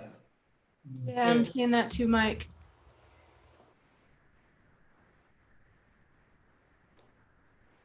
Meanwhile, the Reach Men's Youth 4 finished at 23:01, and that was in event number 44.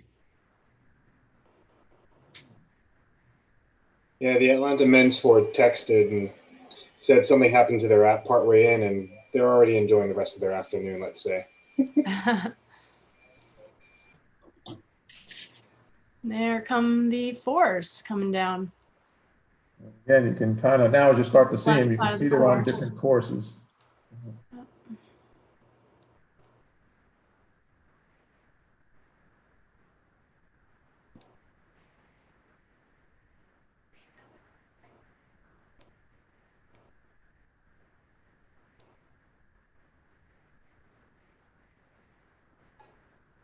Imagine that as the Belmont crew being chased by the Concept 2 crew right now. I'd imagine Concept 2 is still a little bit physically behind them, but has made up time on the course.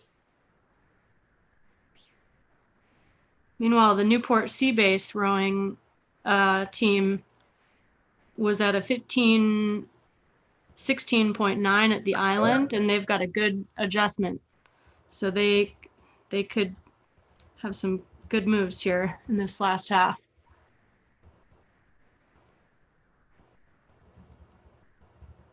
There comes Belmont, I would think, coming underneath the Veterans Bridge.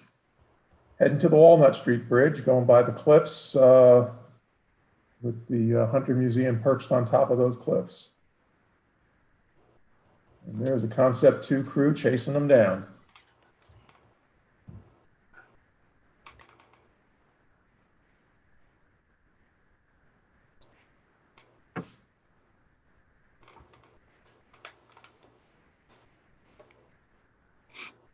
Can we grab the next view of those two boats?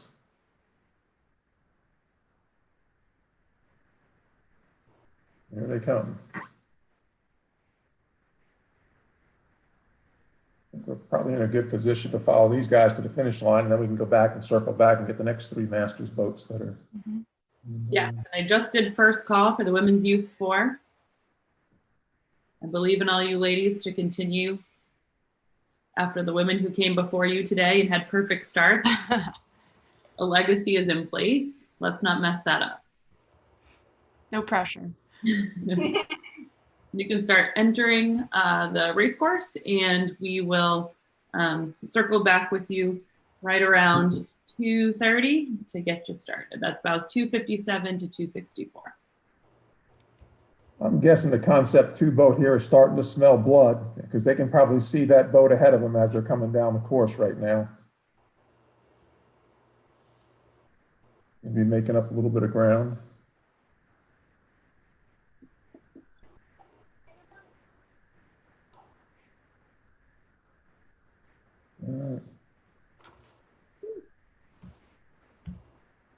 Oh, I thought that was a referee boat in there.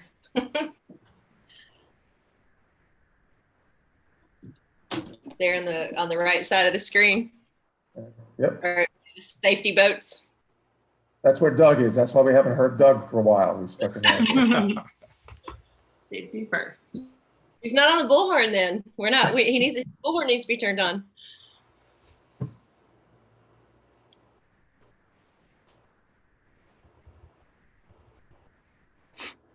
Oh, and I'm happy to report, Mike, you can back me up on this or add your perspective.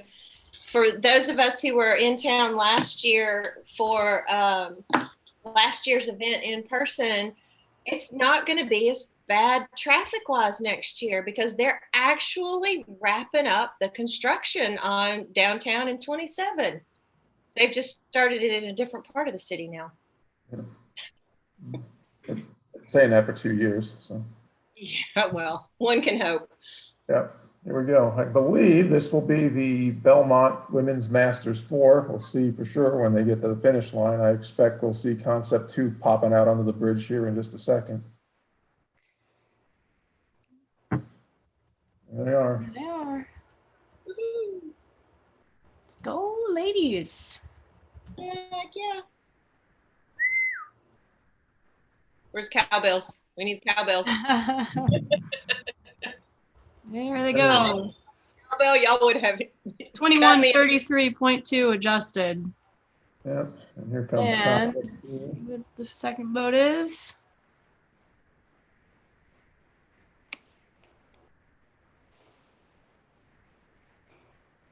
And 2110.9 adjusted. Yeah. Squeaked just right in front of Belmont. Yep, had them on raw time too, so they had Yep. made up ground. So as people know, everybody starts at intervals, and the concept of a head race is to try to close the gap or pass the boat that's ahead of you. And even though Concept 2 in this case didn't necessarily pass the boat ahead of them, they made up time from the start, enough to make up, it looks like, about 16 seconds or so on the Belmont boat. Good race. All right, I'm gonna just take us over to the start and see if we can find some women's youth U17 4s. Woo, another boat come flying in.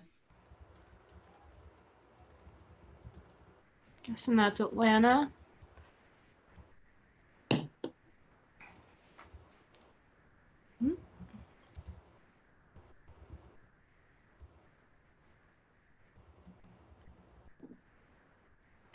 There they are. I knew they wouldn't wrong us. They are ready. Wow. I think bow number 257 is a hot seat from the men's 4, and so is bow number 260. Although I see 260 here, so we're probably going to get started without 257, and hopefully they can join us by the time we finish starting these boats off. So I'll give you all one more minute and then we will get started.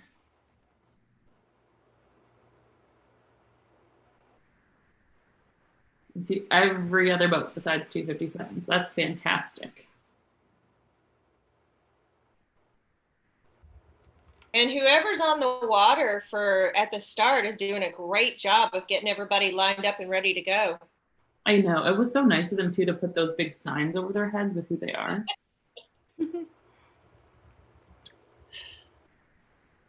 They really catch the wind though on the way down.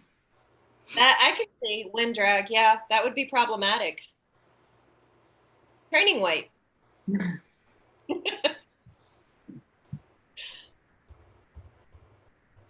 All right, it is 2:30, so I am going to get us started with bow number 258. And then if 257 is able to join, so bow number 257 has just joined the venue. I'm going to give them about 30 seconds, sort of make sure we got all 4 rowers on the erg ready to go. And then we will start bow number 257, which is reach. All right, ladies, you can bring it up to speed and head down the course.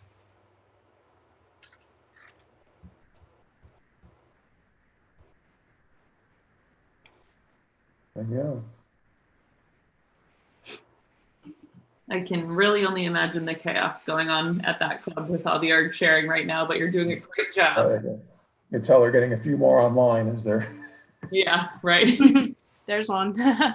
Rapidly. All right, bow number 258, girls preparatory school, head on out.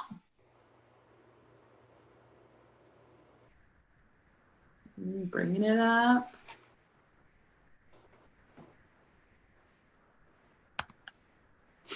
It's so funny. It really does feel like that, like you're starting from a dead stop and your boat is just, you know, slowly starting to turn the wheels, and you can see it accelerate. All right, bow number 259, which is Asheville Youth. You may head to the start.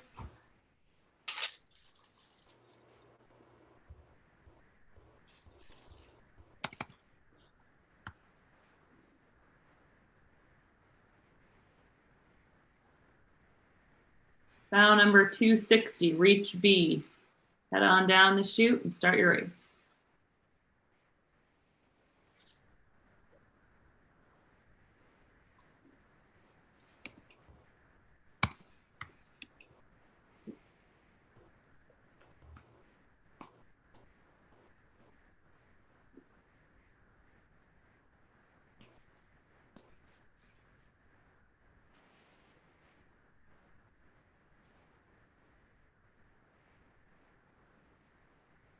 Bow number 261, Asheville Youth B. You can bring it up to speed and head down the course.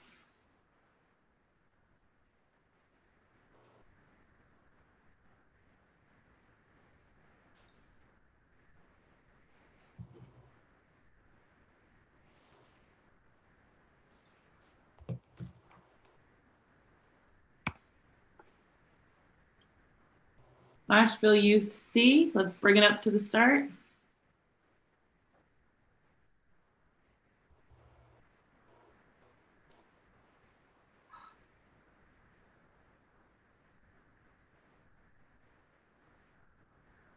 Asheville Youth C, if you can hear me, it's your time to start.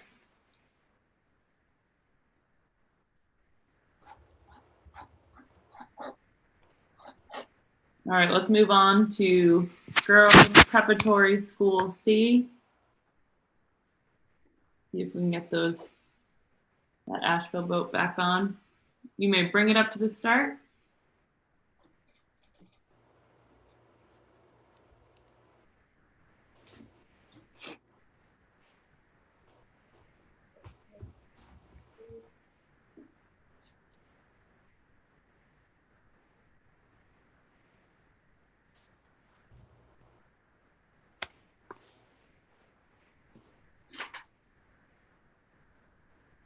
And finally, 264 Girls Preparatory School D. You may bring it up to the start.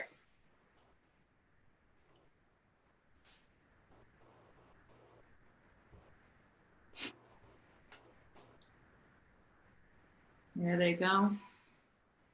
Asheville Youth C, if you have any issues, you can head on into a support room and we'd be happy to troubleshoot that with you.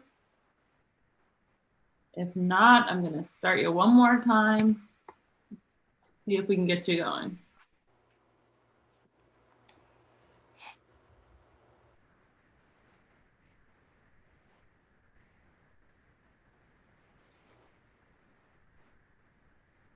All right, if anybody hears from them, let me know and we'll come right back to the start and get them going. Looks like we had a real close race in the Women's Masters 4 that was shifted due to the handicaps. Everybody finishing really definitely within a minute of each other.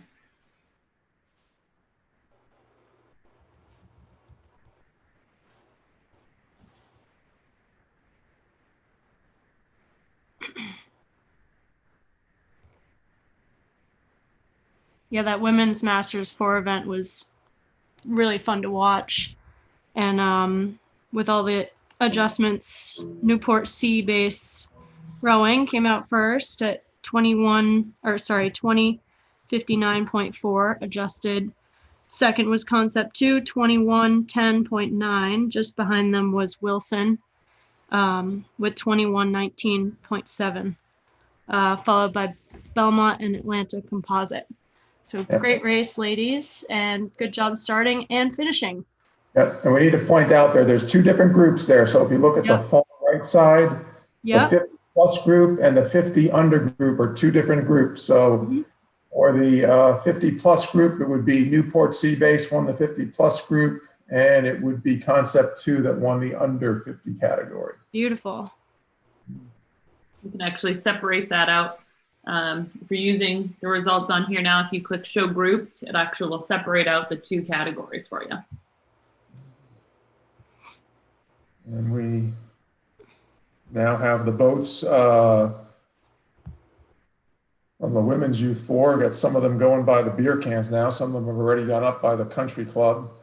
So again, from this view, you're looking upriver, probably 500 meters after the start line. You can see the Chattanooga Golf and Country Club in the distance. It's about 1,000 meters into the race. And then the power lines further down is about halfway or 2,500 meters into the race. And this is our last Coxed event, if I'm correct.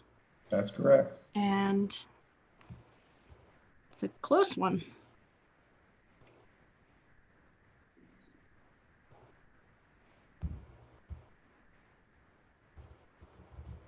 Any word on Bow 262? Did they get all connected? Anybody know? They never left the starting area, that's for sure. So if anybody hears from them, let me know. Yeah.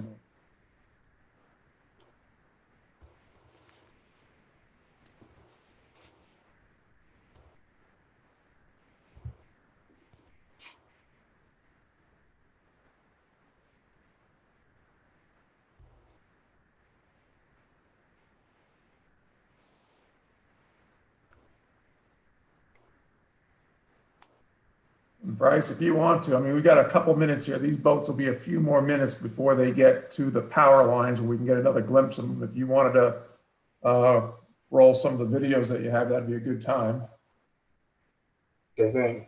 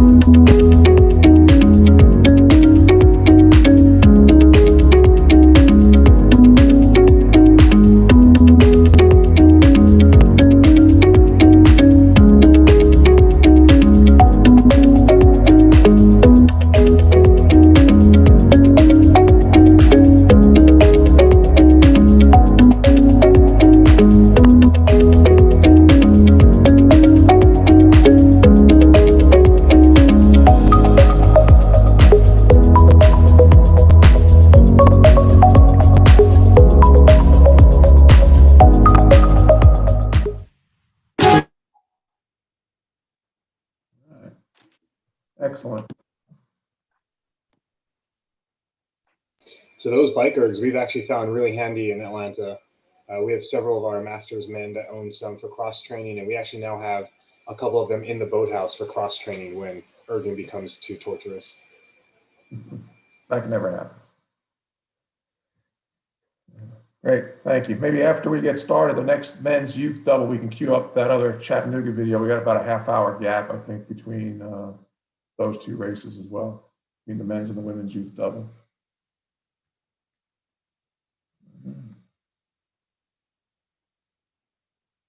We've had the women's youth 4 have all passed the country club, and they're starting to come into the power line. So we should be able to start seeing some little specks out there around the power lines. The Asheville Youth Rowing Association A boat is there in 10:01.7.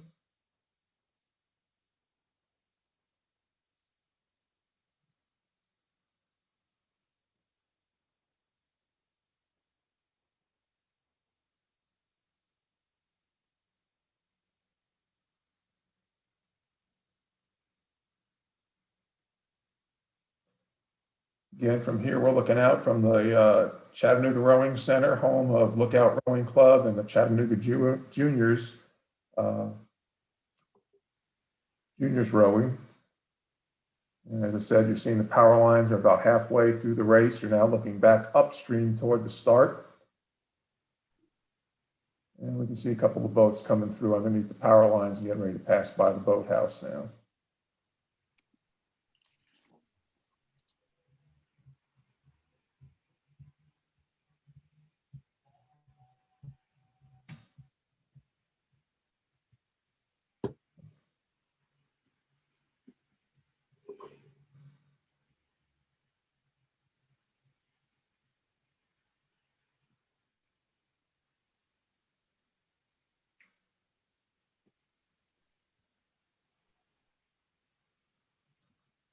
All our announcers have muted themselves. Really?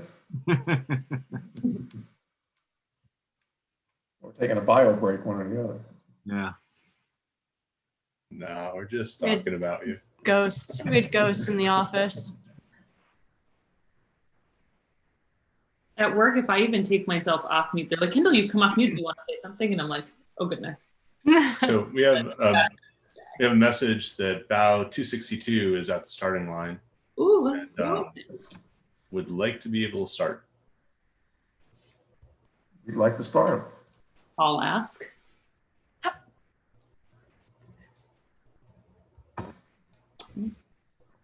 Too fast.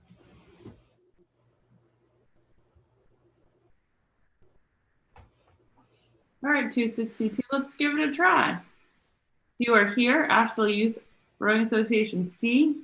You may totally start rowing, and they are here and they're ready to go. Have a great row.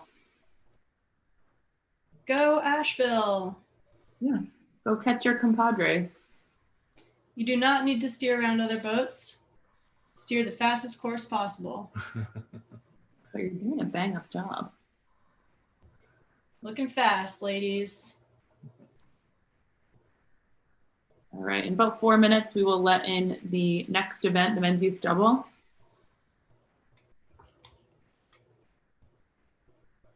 Should be able to see some boats coming on down here soon.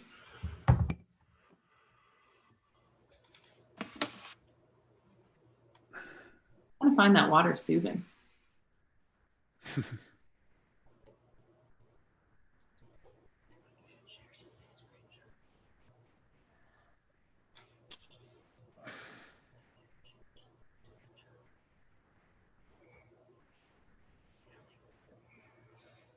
too much work.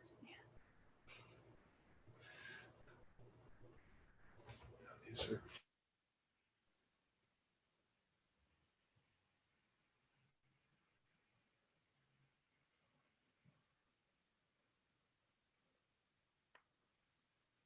You can see the first cruise approaching the island.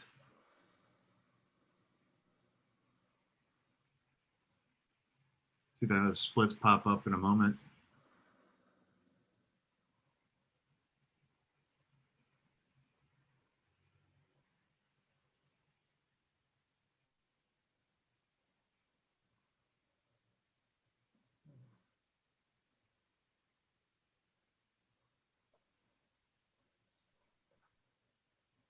we go. There's the first Asheville crew.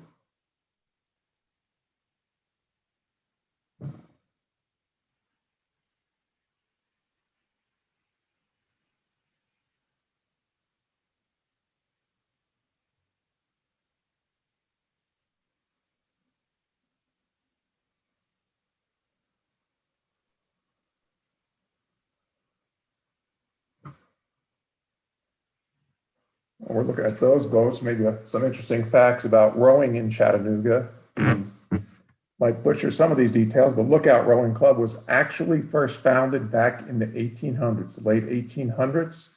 There was a rowing club in Chattanooga that at some point went dormant, and then it was revived, I want to say in the 70s or maybe early 80s as Lookout Rowing Club, and it was put together by some of the faculty at UTC.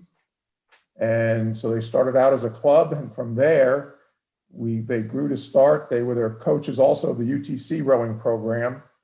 And then from that rowing program started, kind of launched into the Chattanooga Rowing Center and all the money raised to try to put together the Chattanooga Rowing Center and then attract the women's national team for the '96 Olympics.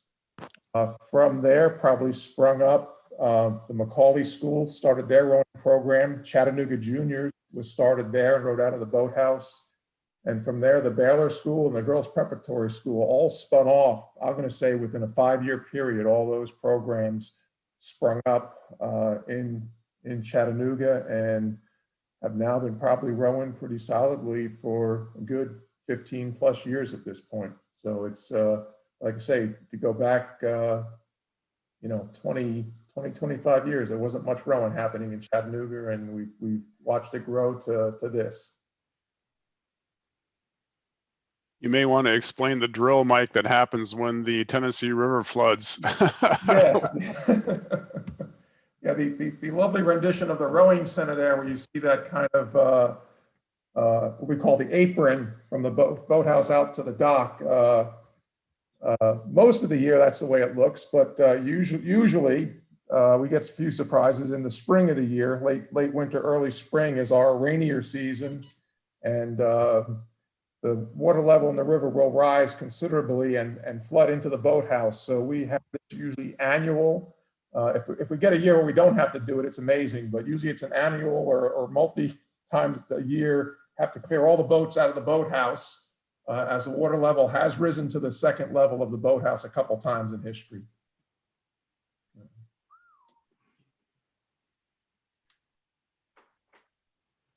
There we see some of the boats coming down in the distance. I've also put out the first call for the men's youth double. That's bound numbers 268 to 278, racing in about 6 minutes at 2:55.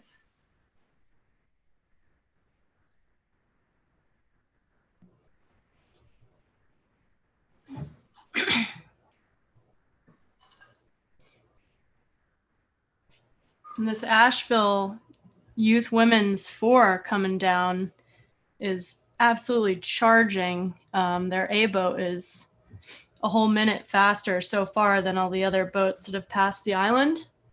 And they're really putting up some good times.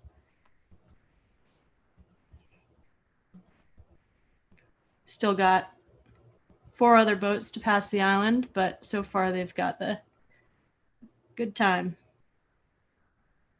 Got 2 side by side there, huh? I was about to ask who's running neck and neck there. Mm-hmm. I'd guess it's Asheville and Asheville. Asheville. If I had to guess, Asheville A and Asheville B. Nice. It may be the Asheville A boat passing either Girls Preparatory School or Reach. Yep. That's ahead of them. A lot coming down. See who comes out on top.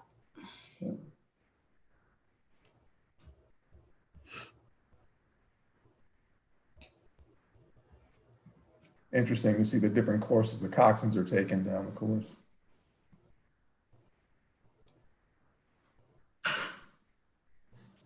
Well, Doug would be happy that all of our refs would be happy that our coxswains have done an excellent job. All of our athletes have, and there's been no collisions this year. So Here we go. Here we go. Oh, could be a collision. No. Nope, no collision. You're the straightest course. Oh no. Oh no. Oh no. Straighten up, straighten up. Hey. What just happened? There we go. There we go. Back on track. They were trying to take the shortest No, course. that's maybe? looking like me when I try to do the steering on the practice circles. Go Asheville. They are crushing it. Mm-hmm. Can we refresh the results page? See if anyone has missed any buoys.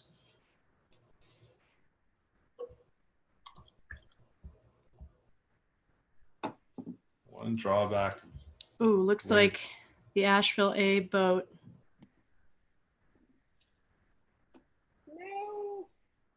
Asheville A may have had a buoy violation there. Oh, that's Okay. exciting.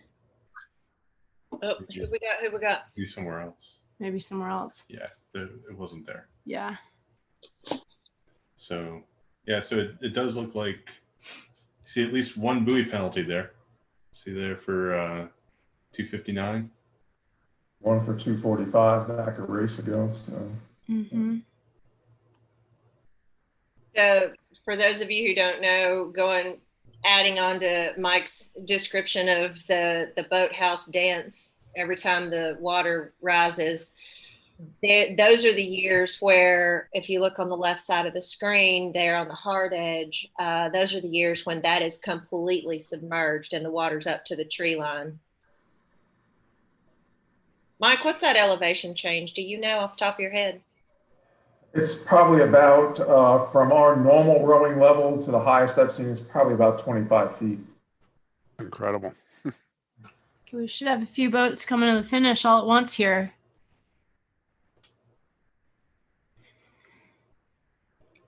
Maybe 20 feet. So 22, yeah, let's say 20 feet before I exaggerate a little bit too much.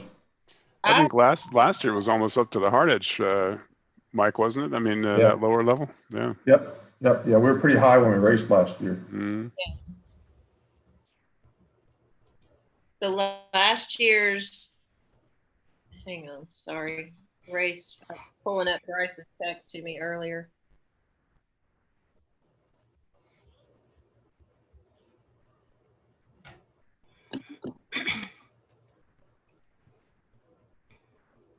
That's not water level. Never mind.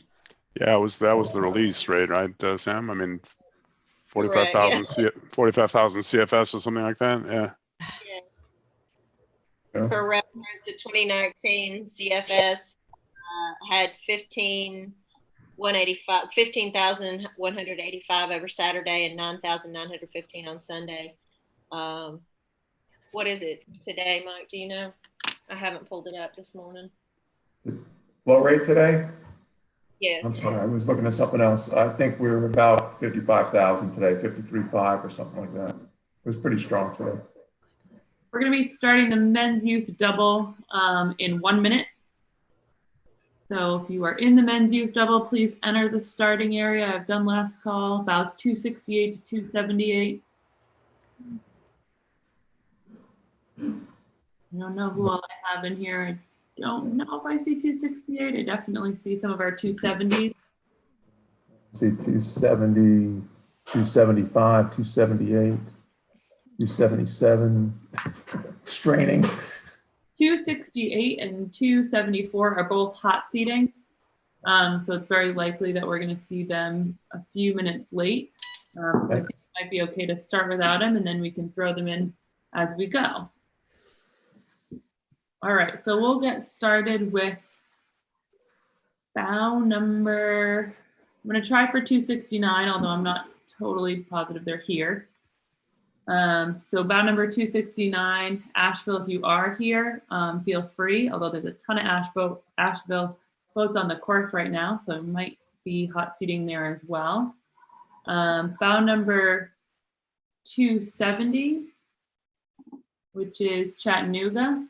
Why don't we have you bring it up to the start? Bow number 270. Yeah. Bow 271 is a scratch.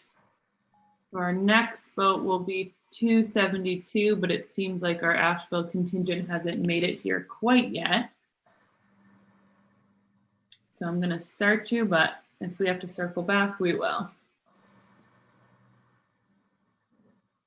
All right, bound number 273 is from Quad Cities. We'll see if you all are here. Bound number 274 is also hot seating, so I'll have to wait a few minutes for them. Bound 275 from Chattanooga, patiently waiting, ready to go. You may bring it up to the start.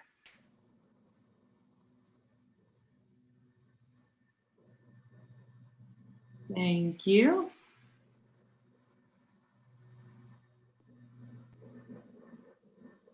$276, I'm not feeling overly hopeful for at the current moment. It seems like Asheville is a few minutes behind. But if you are here, you may start. 277, Chattanooga, bring it on up to the start. Basically, we've got a Chattanooga inter-squad race here going. It looks like it. Well, that's because the entire Asheville team is racing themselves in the previous event.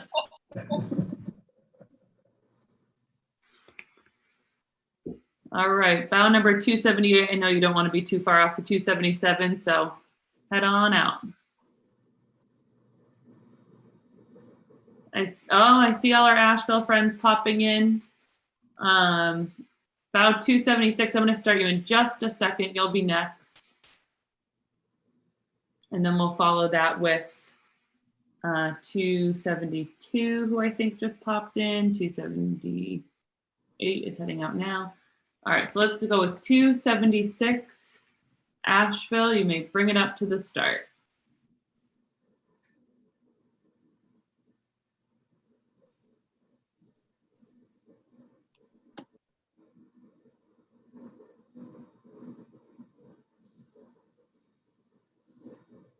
All right, next we're gonna go with 272.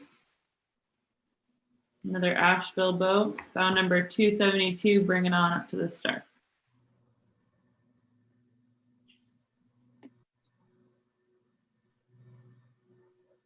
All right, so it looks like we're still missing 268. You got them there. Oh, 260 and 269 are our two outstanding. All right, 268, bring it on up to the start. That would be Reach, Allen and Van Dyke. Mm-hmm.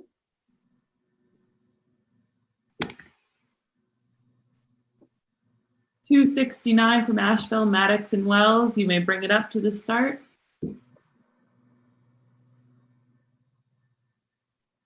$269. Bring it up to full speed.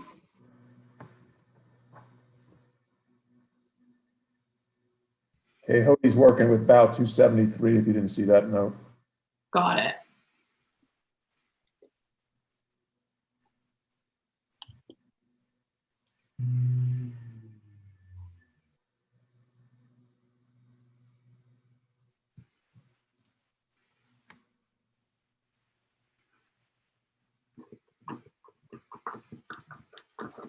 $269. If you're having any trouble, we can send you into one of our support rooms.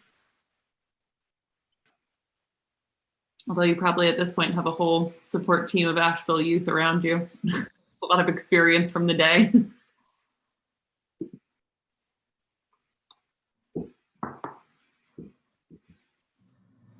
They go? Was that a ghost or did they not go?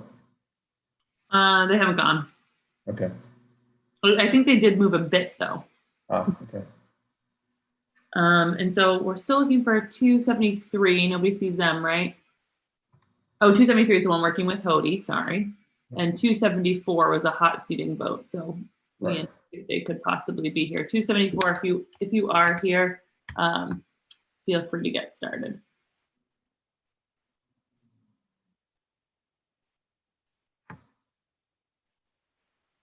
All right. Oh, who just popped? Someone just popped in. And I don't know who it is.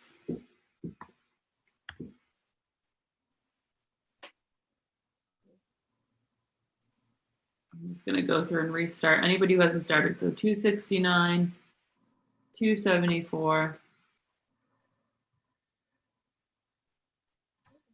273. If you're here and you haven't started, you can feel free to do that. All right, let's go peek around at the other places on the race course, and then we will come back as soon as 273 is ready, and we'll start anybody else that's there. Oh, 269 didn't get started and needs to start. Okay. Back a little sooner than we thought. At least that's an option. Yep, yep. Found number 269. Let's try getting you started now. Sounds like they were in a support room with Hody. I mean, Robbie.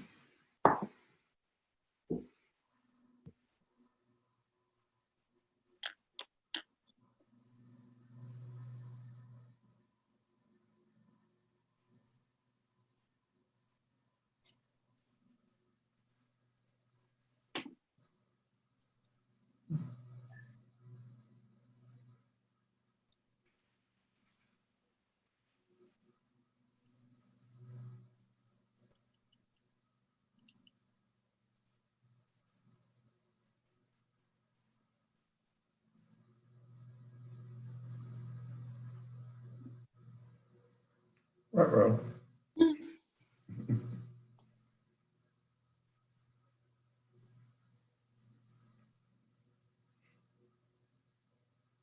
All right, let's try one more time for the moment. 269, if you are here, start. Oh, I see 273. Looks like 273 got their stuff sorted out.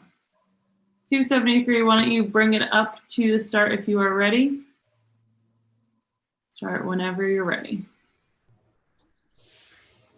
Off they go.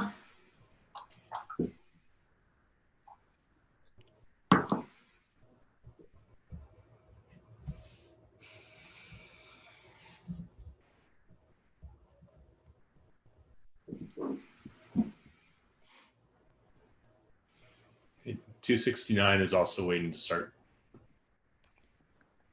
Is that true? 269, if you are here.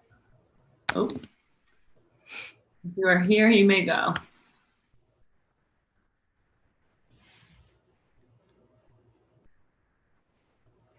And they seem to be quote unquote stuck. They've been.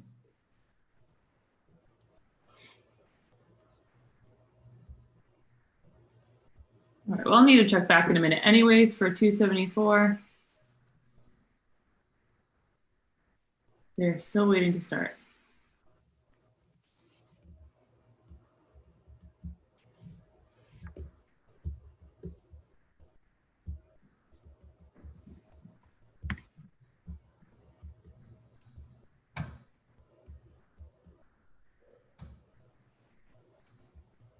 $269. This may go without saying, but if you aren't rowing, you should row.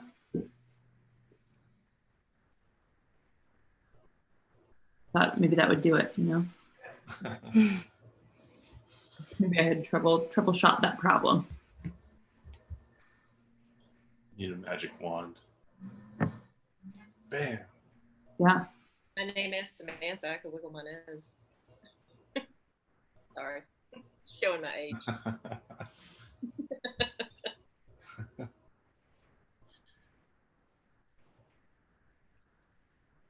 They are for sure rowing, Robbie has told me.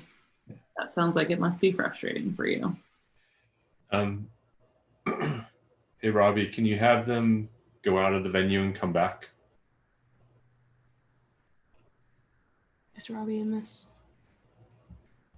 Yeah, they've already killed themselves for 1,000 meters. We'll restart.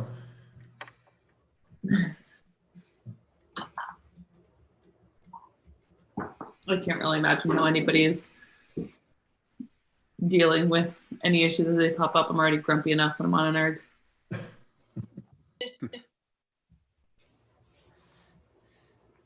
right, let's see if we can see anybody.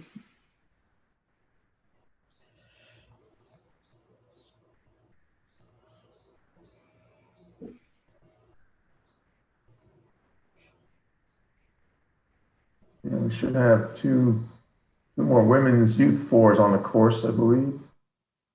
Yep, 2 more women's youth fours. One of them seems like it might be down a rower, and bunch. Doubles are getting near the power lines.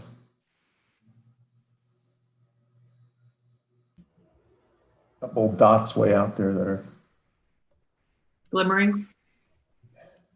coming along.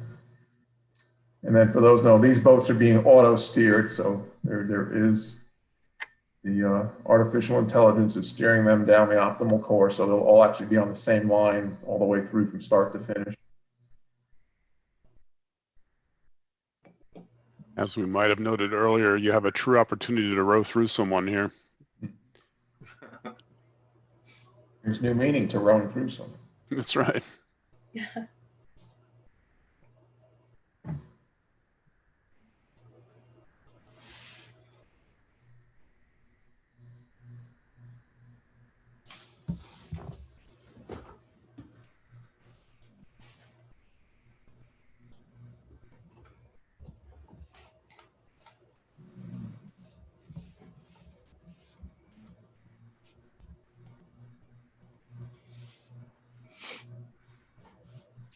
So while we're waiting here, I just wanted to share with folks that may kind of just be popping in. We keep talking about Chattanooga sports, and what is that? That is part of the Chattanooga Visitors, it's the former Chattanooga Visitors Bureau. So it's the focus with them is promoting and bringing in sports events like the Ironman and the Hooch to Chattanooga, but it is what was formerly known as the Chattanooga Visitors Bureau. So that's why that may sound new to you, because hey, guess what? It's new to us too. But that's what that is. And I didn't know that until this event. So hey, we all learned something, didn't we? Everybody reorganizes, you know. You know, everybody's restructured everything. Why not them too? Just wait. Oh dear. You hush. Don't be going there, Ulrich. Yeah, I know.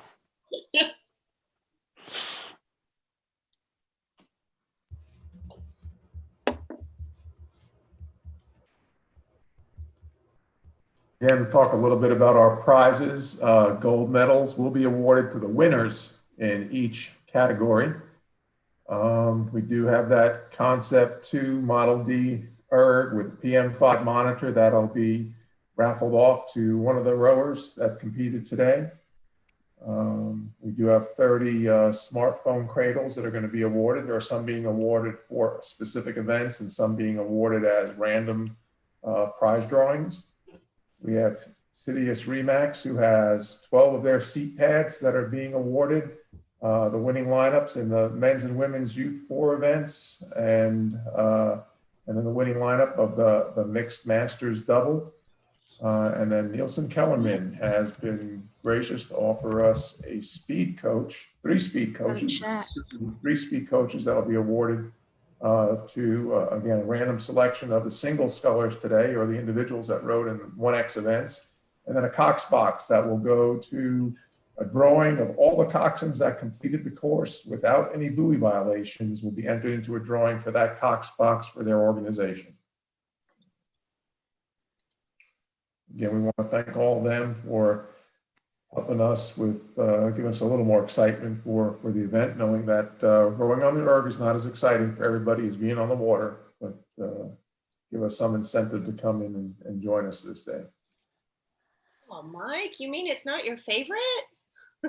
Well, I may be an exception, but that's.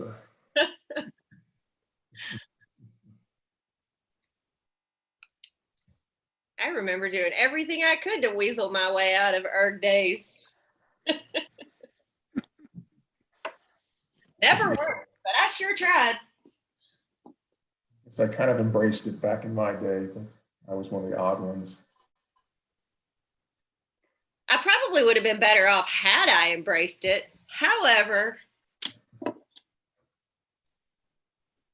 I did it, just not willingly and not graciously at all.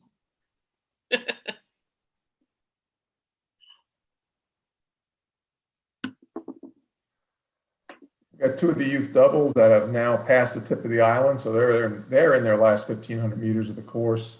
Nice. We'll have quite a few that are coming up on the power lines. I think we have 3 that we're still trying to get off the start line, or at least possibly 3 that we're trying to get off the start line.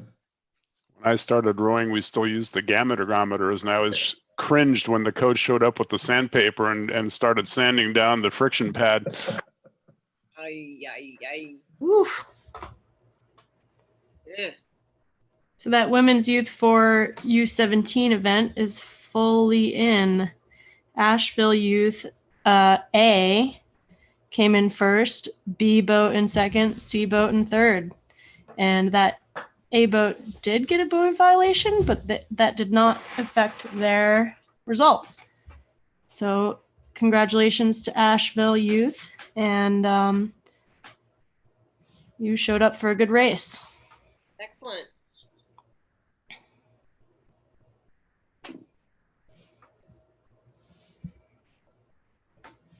Couple boats approaching the Veterans Bridge there. Uh-oh. There we go.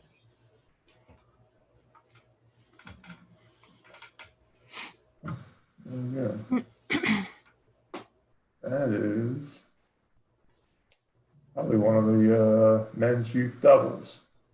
Yes, that, Coming up there by the island. yeah, that may be just one under the Veterans Bridge, probably bow 270, Chattanooga. Am I seeing 1 or 2 there by the island? We might have 2 there that are coming up. Yep, I'd say It's 2. like 2. Well, is it 2 or 3? 3. I definitely see 2. Do I see a third, or am I making that up? They might be on top of one another right now there. There's a third one back behind that's coming. You can see the glimmer.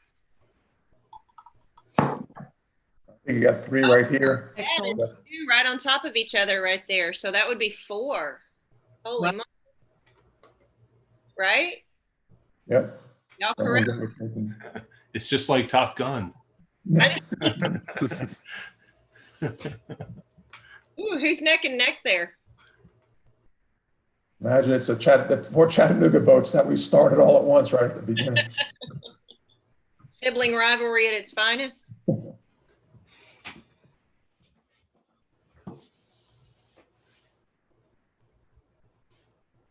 the anxiety of waiting for them to pop out from under the bridge. Right? And they're all going to have the same course because they're all on the AI. Mm-hmm. Ryan's probably biting his nails right now. Ooh, look at him. Yeah. Dang. Oh, geez. Sorry. Oh, no. No. Oh, God. Experiencing technical difficulties. No. Kendall, everybody on the internet can see your desktop. Go. 3 little ducks. Flying in formation there. Someone's got to pass. Who's going to be? Come in. Let's jump up to the next bridge. Need it. Like something.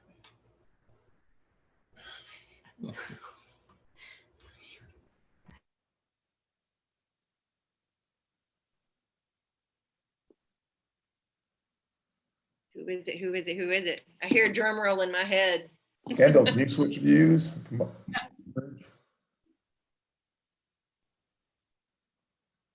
There they come there. One might have, I don't think they're on top of one another there, maybe. Mm-hmm. Yep, there's 3 of them right there. One's going over. They fully look like a double. Mm-hmm. So, wow.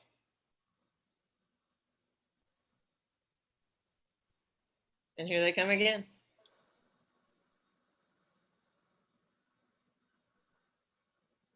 First boat's in at 19:27.6. Wow.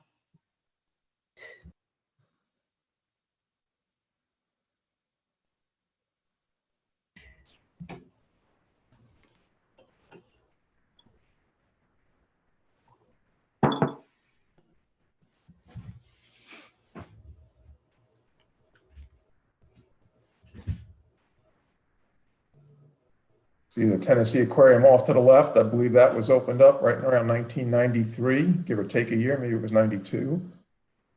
So, first building was opened up then. Go ahead, Mike. I'm sorry. No, I was going to say we actually ran a sprint race downtown that year. It's called the Walnut Street Bridge Race. They opened up the aquarium and they opened up the pedestrian bridge, the Walnut Street Bridge, and we ran a 1,000-meter sprint race underneath the bridges into downtown there that year. One and done regatta. Does the aquarium have anything that it's like known for? Any like central feature? It is the largest freshwater aquarium in the world. I don't know if it still claims that. At least it did. It was so there was the first one was a freshwater aquarium. It was at least at that point called the largest freshwater aquarium in the world. And then the second building, which opened up, I'm not sure how many years ago. It's got to be 10 or 15 years ago. Was a saltwater version. So neat. Also, a neat thing about the aquarium is if you've noticed when you've been there, there's panels, there's art panels, relief panels on the outside of the building. And those all actually, and again, Mike, correct me here, they tell the story of the origin of the Tennessee Valley area, starting back in, I can't remember the time, the era, but it's like the dawn of time essentially, and it follows it all the way through the Cherokee Nation and the Trail of Tears and on up to present day. And on the grounds itself, if you look down instead of look up as you're walking around, there's train tracks and the lyrics to the Chattanooga Choo Choo and all sorts of other neat stuff that I can definitely get more information on. And the bridges are supposed to represent, if you look at the bridges in outline, they are the profiles of the mountains that surround Chattanooga. So that boat that just finished was the Asheville Youth, bout number 272 with last names Paul and Anderson. But the U19 men's youth double, Asheville Youth came in first, and then second behind them was Chattanooga. We'll still have boats on the course. They're all U17 still on the course. So. Yep.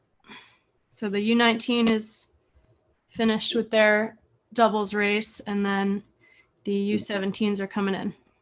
Coming in hot. The 274 boat, the Reach boat, did they ever get hot seated? No, I just checked the starting area and they weren't in there. So doesn't look like we're expecting them at this point.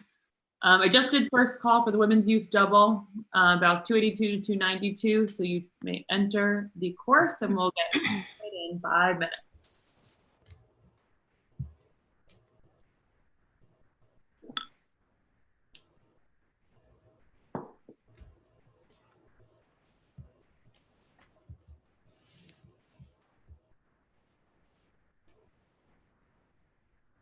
So who came in first in the U19 men's youth double in the Asheville boat was Richard Atherson and Nicholas Arsler, both 17 years old. Well done, gentlemen. Yep. Good job, boys.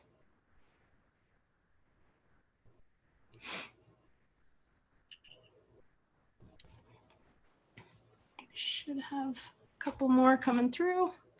There's 3 more boats for the U17, Y-City quads, and 2 Chattanooga boats.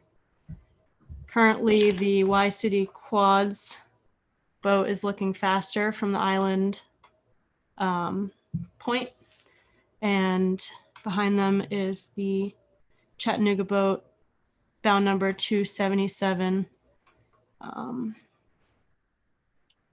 With Bruce Alsept and Hayden Gibson.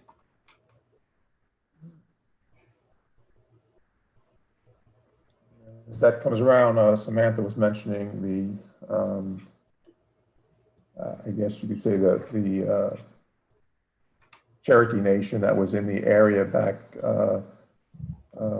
back at the beginning and some of the burial grounds around town.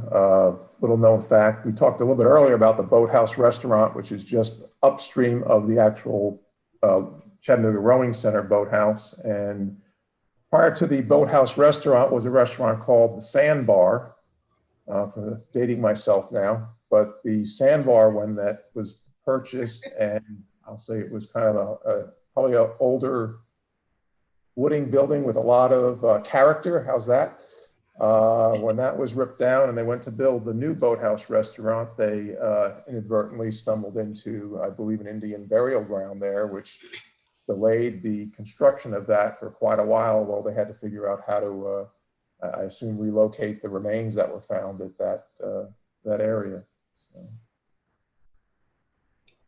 And playing off that comment, Mike, I, again, just recently learned this. You may know this already, but there are, talking about the Tennessee River Gorge and the Indian burial grounds and all that, there are petroglyphs in the River Gorge that if you know where they are, you can access them. I'm not one of those people who knows where they are. Do you, Mike?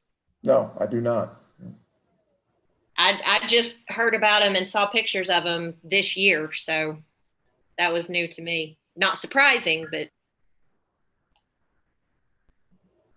kind of a cool little tidbit. Could you try refreshing that page?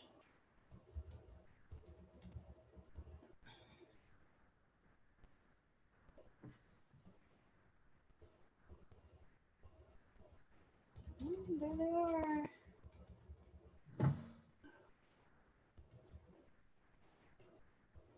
There they are. Woohoo! Finish.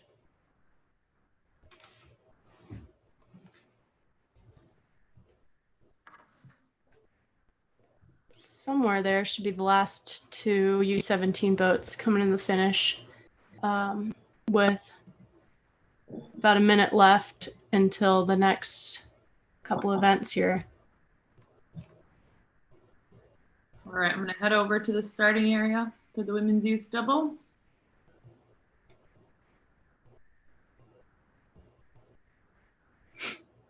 I'm gonna head over to the starting area for the women's youth double.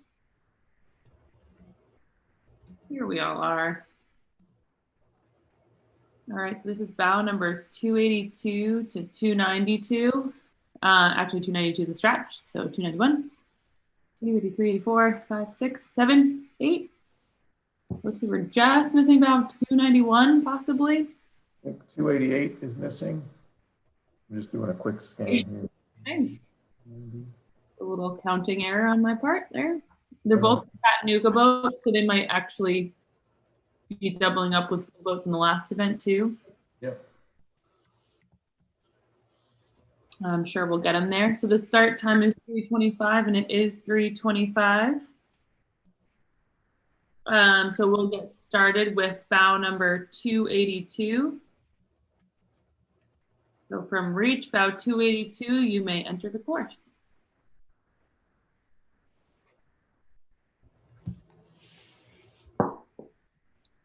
You can hear me, bow to, oh, there you go. Time to start rowing. Nice. Bow 283 from United Sculling. You may enter the course. Oh, 288 has just popped in.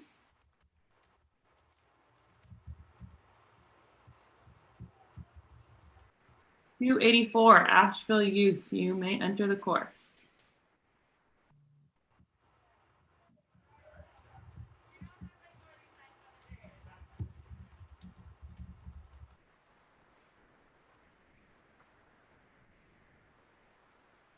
Bow 285, also Asheville Youth.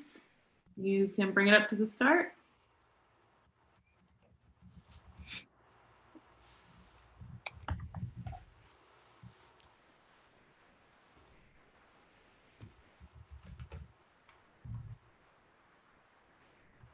Bow 286, Y Quad Cities.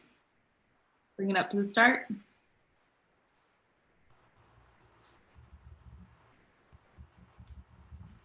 You can hear me, Y Quad Cities. It's time for you to start about 286.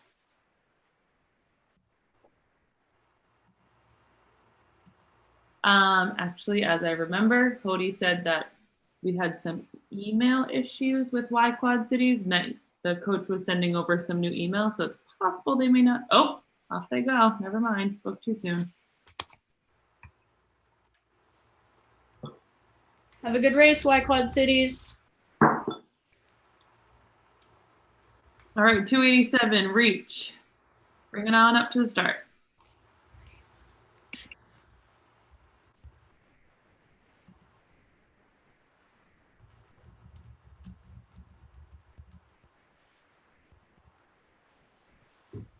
You can hear me about 287. It's time for you to row.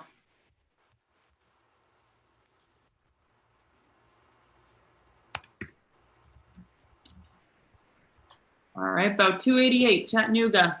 Bring it up to the start.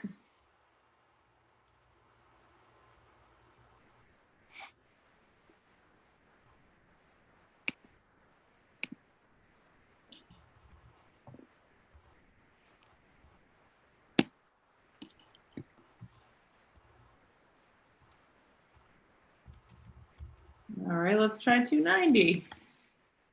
290, bring it on up.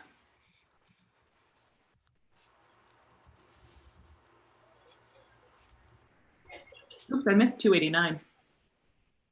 288. My apologies. 289, let's get you started.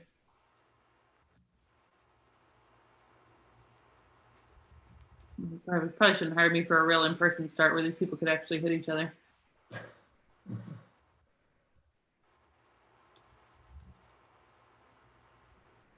Nice.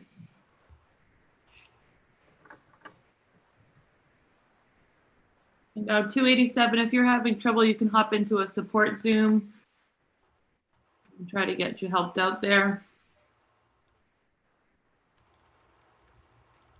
Everybody else looks okay except for 291 that we have not seen yet. So I'm going to pop out of here. We'll watch a couple races and then we'll watch this race a little bit and then we'll come on back in.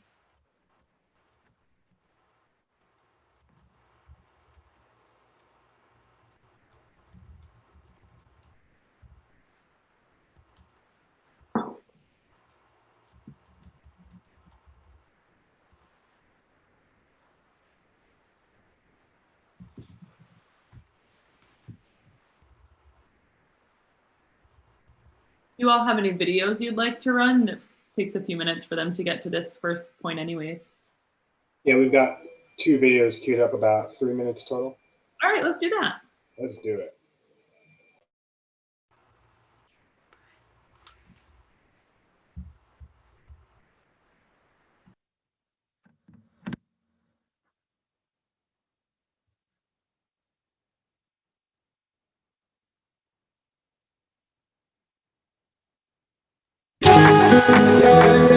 Chattanooga is home to natural wonders, outdoor spaces, and hours of fresh air. It's why Outside Magazine named us Best Town Ever twice. Visit Chattanooga and you're one of us. We care about protecting you. Our hotels, restaurants, and attractions are serious about safety and cleanliness. We're vigilant about social distancing and mask usage. Hand sanitizer is everywhere. With timed entry at most attractions, your visit won't be overcrowded. Restaurants want you to feel comfortable. Friendly hosts will smile from behind masks and show you to your seat. Wear a mask in, but you can remove it to sip and eat. Our restaurants embrace the Chattanooga spirit of innovating. You'll find QR codes to access menus and expanded outdoor seating. Plus, you have the option to get food and alcohol to go. And acres of parks and outdoor spaces.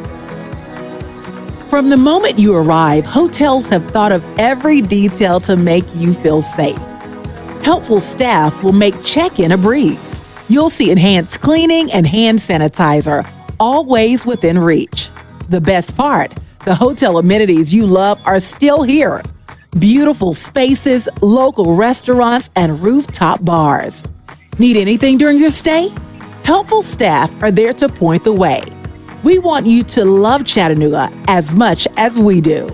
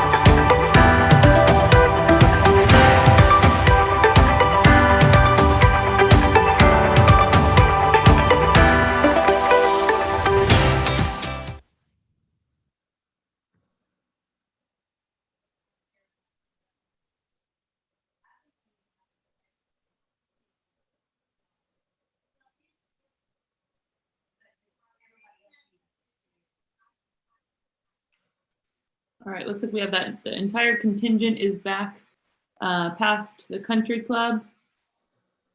I'm just gonna check in quick at the start.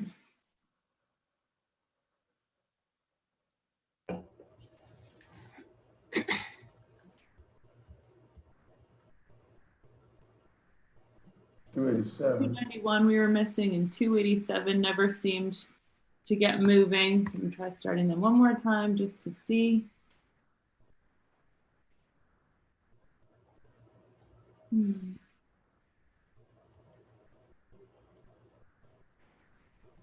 289. Oh, 287's on the move. Woo. 289 actually has already started. That was a ghost. Oh, great. Okay. There they are. They just passed the country. So happy for your reach. Off they go.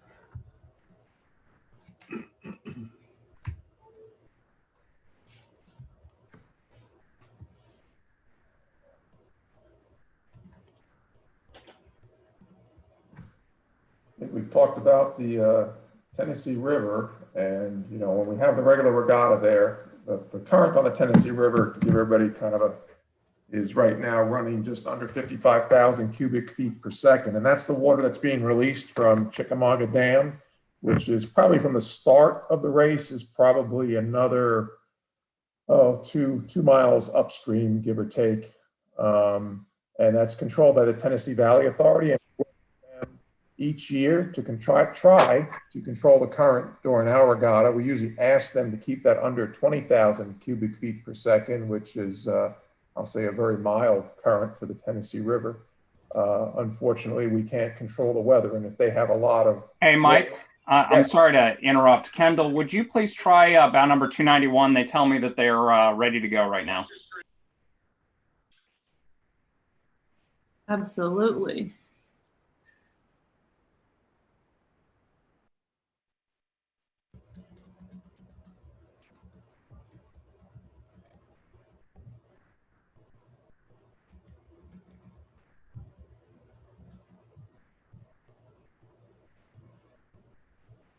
Here they are.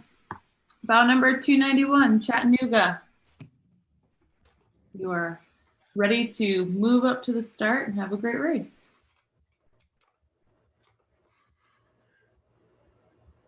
Off they move.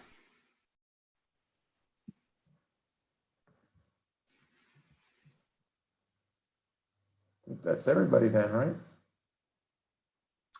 Yeah, yep, the entire contingent. All right.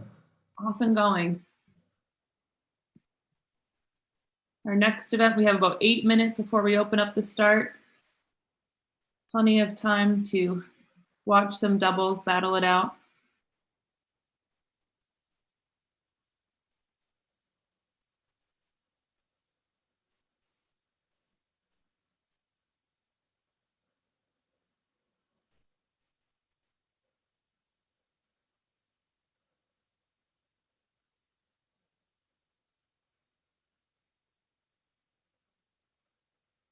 And just to finish up my current story, what I was going to make a point is how nice it is that we can work with the Tennessee Valley Authority to actually, when it's feasible, to help us at the regatta with controlling the current so it's not too unmanageable. Like I say, unfortunately, sometimes the weather doesn't cooperate. And if we have huge amounts of rain the week before the regatta, it becomes virtually impossible for them.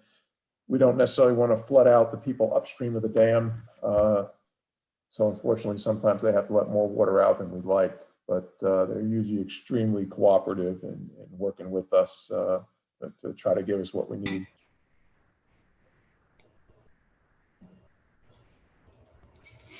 We've worked on some venues that are operated by the Army Corps of Engineers, and they are traditionally not very helpful in our experience for that sort of thing. So that's kind of refreshing to hear.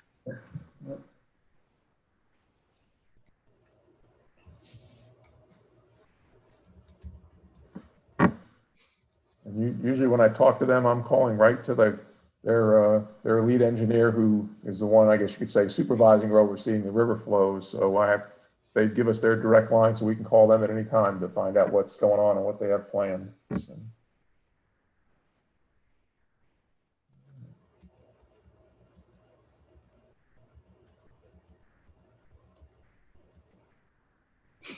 So let's talk a little bit about the youth women's doubles and who's doing what out there. In the U19 squads, the Y Quad City crew is powering through at a 9. They just passed the power lines at 9 minutes 25 seconds 0.5, and next behind them is the United Sculling boat at 10:20, and then behind them is the Reach squad. So far in that U19 women's youth double, halfway through the course, it's Y Quad Cities, United Sculling, and Reach. The U15 boats, looks like they're almost all the way through the power lines, but so far the Chattanooga team is showing up the Asheville team for the U15 women's youth double. And U17 doubles, they're also coming right along. The Y Quad Cities boat is doing quite well as well. So we'll be excited to see the rest of those results come in as they pass the island. I can see some boats off in the distance here.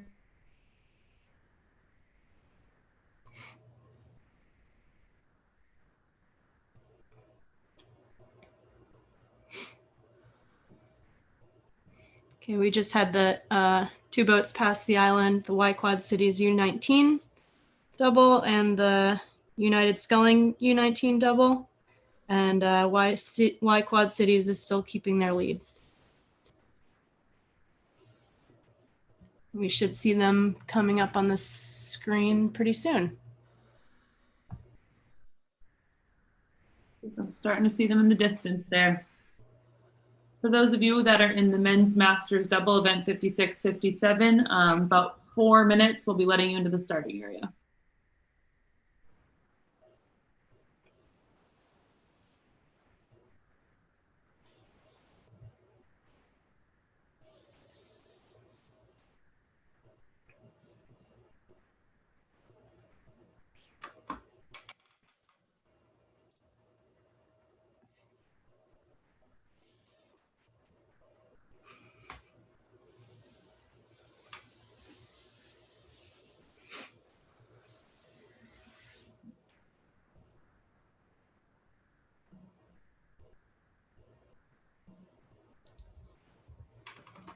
think we're starting to see a couple of them come across along the island there.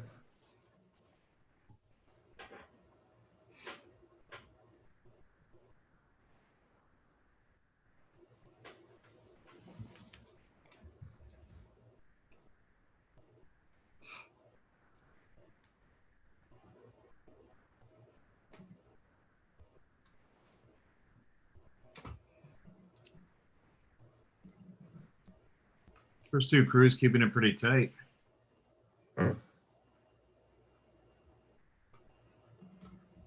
That's the Y Quad Cities boat, Ava Satterfield and Ella Saunders, both 17 years old.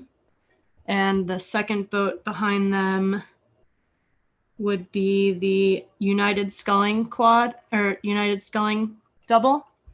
And they are Soli, I don't know if I said that right. I'm sorry. Edwards, Soleil Edwards, and Bailey White. Keep it up. United Sculling is from Merritt Island, Florida.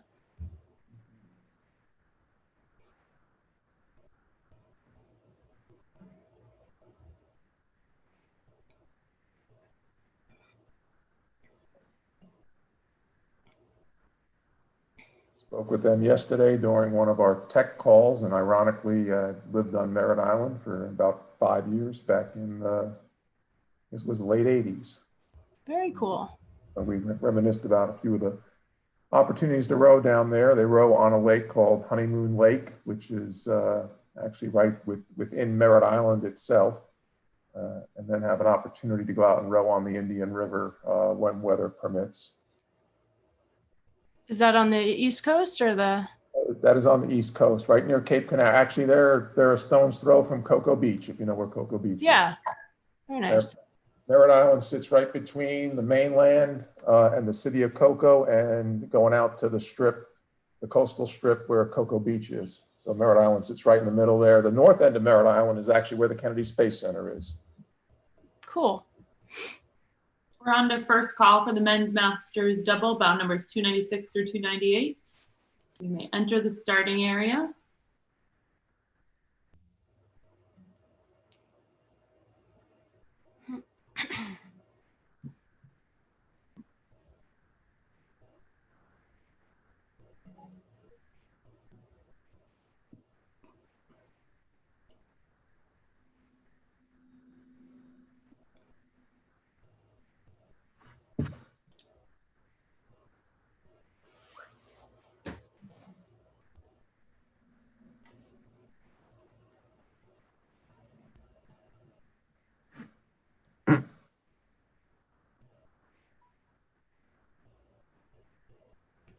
Who are we presuming this is coming up here?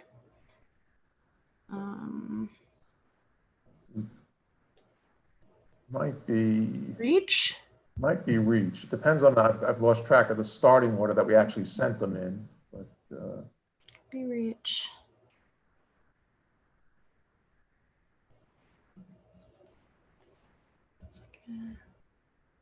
Another boat coming up in the distance there.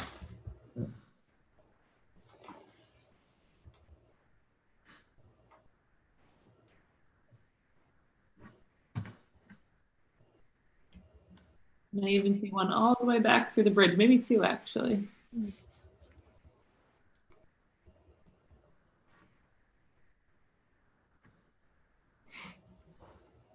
yeah, looking ahead, it's going to be a little bit crazy when we get to the youth singles. We've got quite a few entries in each of those. We'll have to kind of keep up with who starts and who doesn't. Yeah.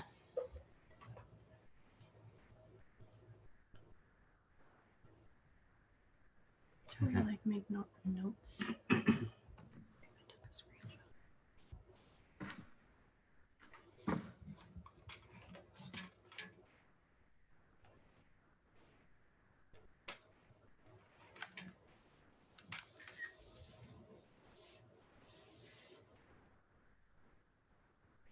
Mm-hmm.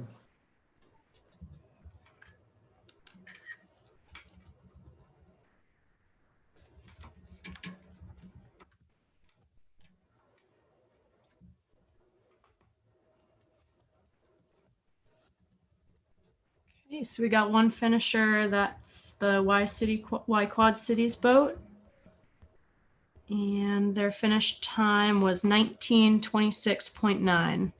Coming up right behind them is the United Sculling team, 21:40.9. And then the third one to finish in the U19 category will be the Reach double.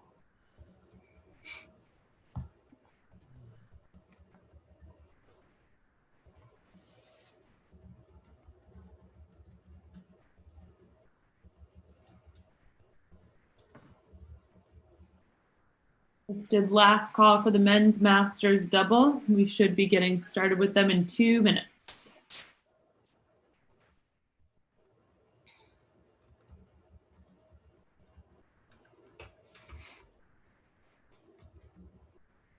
We've got first Hooch in 1987 is when I was actually rowing down in Merritt Island at the time, and came up to Atlanta to row in the Hooch in 1987. So that was the first time I became associated with the head of the Hooch. Rowed the championship single that year. Mike, that was my first year too. All right. Hey, this is my first year here. I'll have to come in real life next year. Definitely. So that was the Reach squad that just finished. 23:10 was their time. Nice. So good job to the U19 doubles. Out of curiosity, do you have an average course speed this year? Yeah, I just scared my dog. I feel bad. You want to crunch those numbers, Sam? No. Send that over to Doug. He needs something to do now. Yeah. He does need something to do. All right, I see all 3 boats for our next event. It is 3:49. The race starts in 1 minute. We will be starting off with bow number 296, which is OKC River Sport Composite.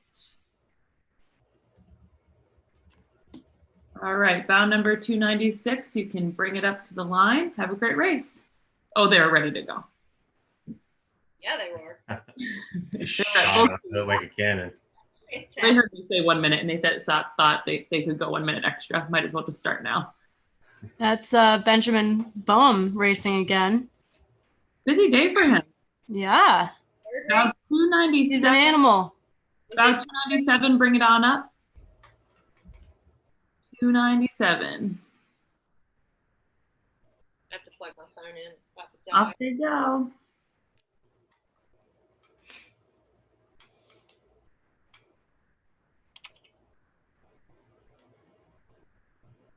Bow number 298,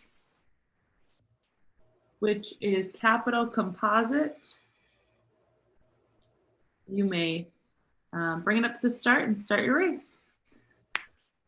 There you go. There you go. Men are getting better at this. We are trainable. I think everybody has been doing all of our athletes have been doing a phenomenal job, and it's super impressive. It's definitely a unique venue, any virtual race is, but it's impressive. So that was with that last boat that just started. It was Francis Slacky and Larry Elswit. Francis is 59, Larry is 72, and they're from Cambridge, Massachusetts and Washington, D.C. Oh, love that. Love it. And the second boat that we started, they're from Plantaton? Maybe that's a typo. But from Florida, James McCurdy and Carl Early. And the note here is McMurdy is current Irish record holder at multiple distances. Love that. And Yearly is current 2-time Southern Indoor Sprints champion. Together, they are the nucleus of 8 oarsmen of the apocalypse. Silver medalists of the C2 Spring Series, 50 to 59. That's awesome. Let's excited to watch them race. And yes, you're correct. Plantation, Florida is a setting. Plantation. Yes, you pronounced it correctly. New Despite- Bayern.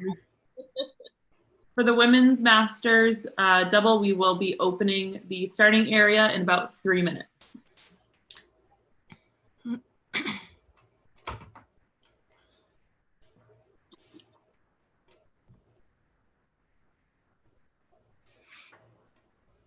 I apologize for any odd noises in the background on my end. My 60-pound Mastiff Lab mix is over here snoring and drooling. Right beside me on the floor. We know it's been a long day, but get it together. As in she's drooling, snoring and drooling, not me. I'm okay.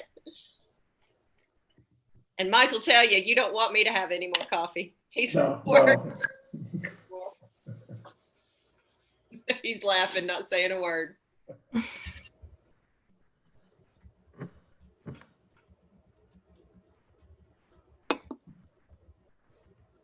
Back to our beautiful view of the Chattanooga Golf and Country Club.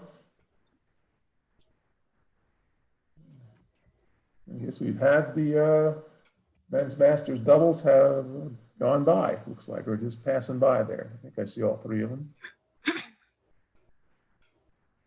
And for those of us just joining with singles and doubles, the courses are steered automatically through an AI, which steers the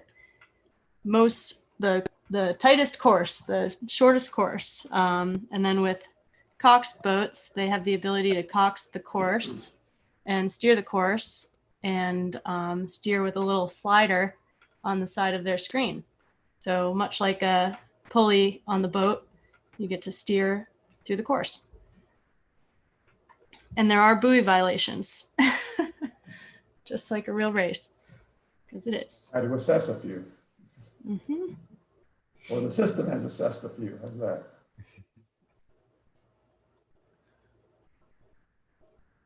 I think I've only seen 2. Not that I can see all of it at once. So in an instance where a single or a double might miss a buoy in real life, they get an easy way out with the VR. Yeah, that's why Doug took off. He went home. He couldn't call any buoy violations. No more work.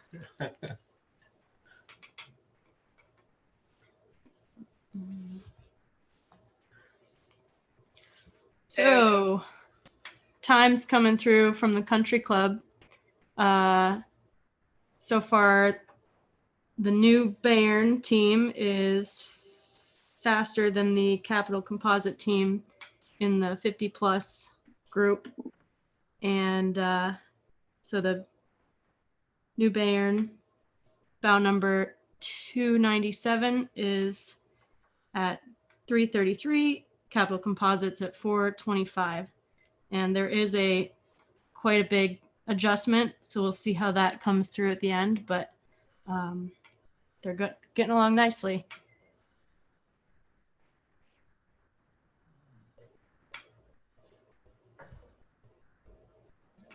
I put out the first call for the next race, beginning in 4 minutes. The flights 58 and 59, the women's masters doubles, will be beginning in 4 minutes. So those competitors could please enter the venue and get warmed up.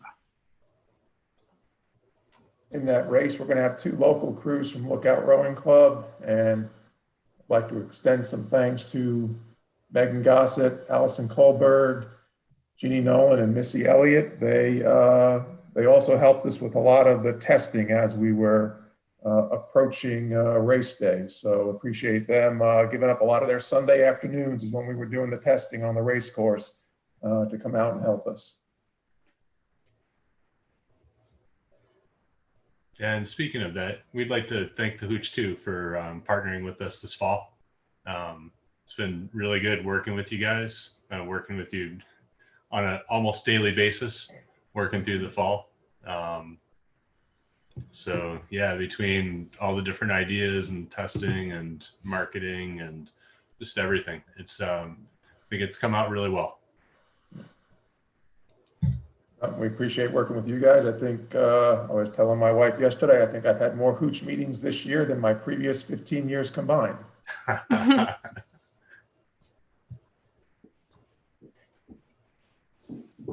That's what happens when you move into management. We want you to work more. Right.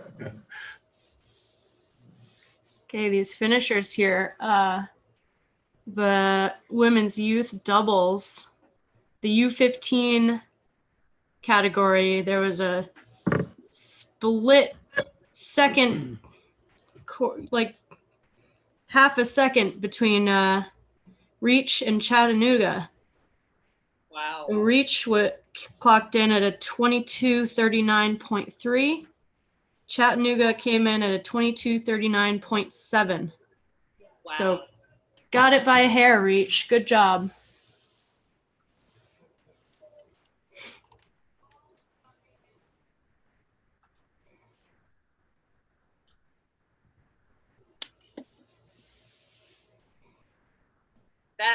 That would have been a really nice race to see live.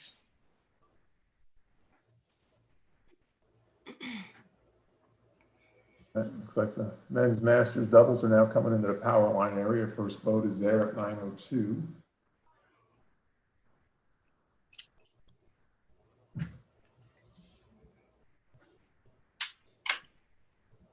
The one under 50 men's masters double in the under 50 category. We only had one entry in that event.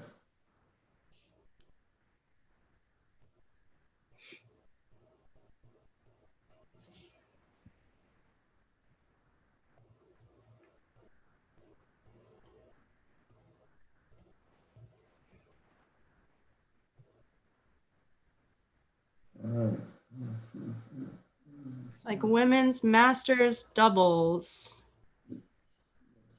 Oh, there, man. In the starting area. Nice. Yeah. Well, the time is right. We might as well start them.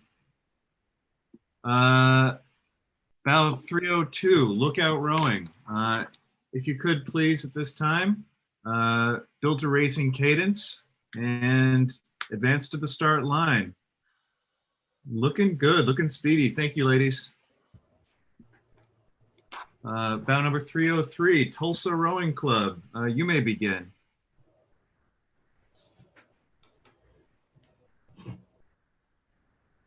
All right, I see you moving.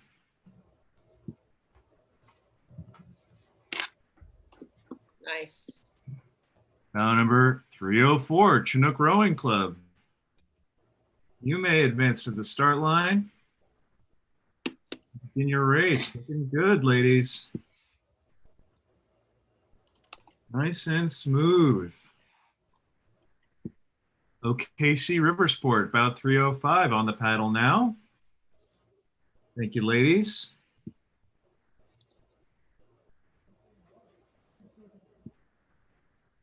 Bow number 306, the other lookout crew. Bringing it to the line.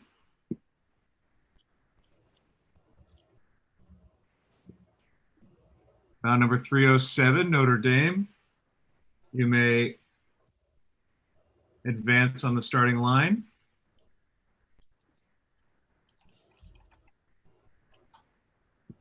And bow number 308 on the paddle now. Please, Delta. Looking good. Beautiful start. Wow, the best start.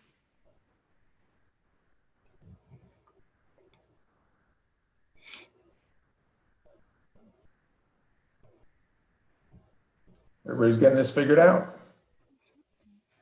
Well, we got to keep water. going until we get it right. It's got to be the water conditions. That's it. So we've got all those men's masters doubles past the power lines now. approaching the island. The next race, combined flights of 60, 62, 64. The men's youth singles essentially will begin in 33 minutes. 33 minutes to the start of the men's youth singles.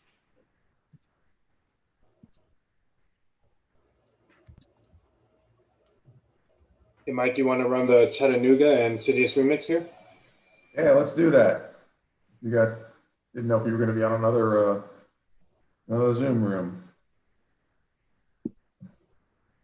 It's all right. Like Ulrich says, I'm single tasking here, so.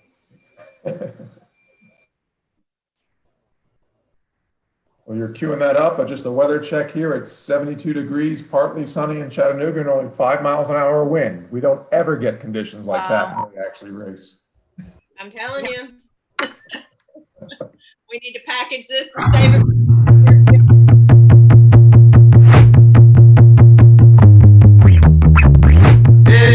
There's a city, not so glitzy as New York or LA, but no less steeped in history. An essential part of the American tapestry, with a personality distinctly its own. A city astride a river, nestled among mountains, lush with forests, streams, and falls.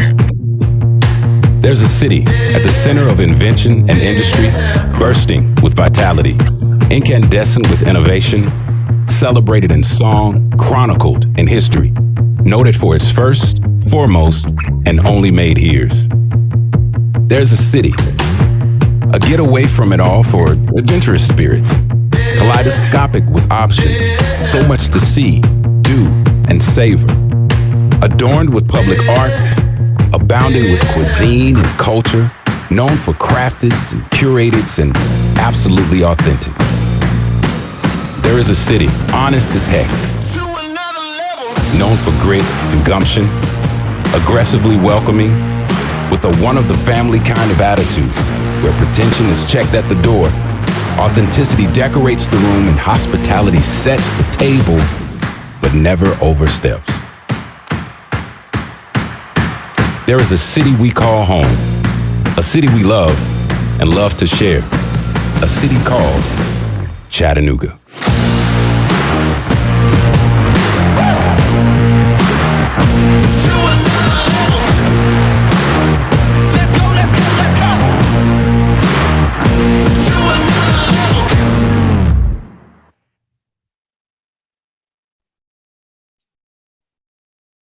Every time I see that video, I see different houses. Back in '95, I started to get problems when I was rowing the erg. I started to get a pain in the ass. It developed down in my tights. After 10-15 minutes, I couldn't row anymore.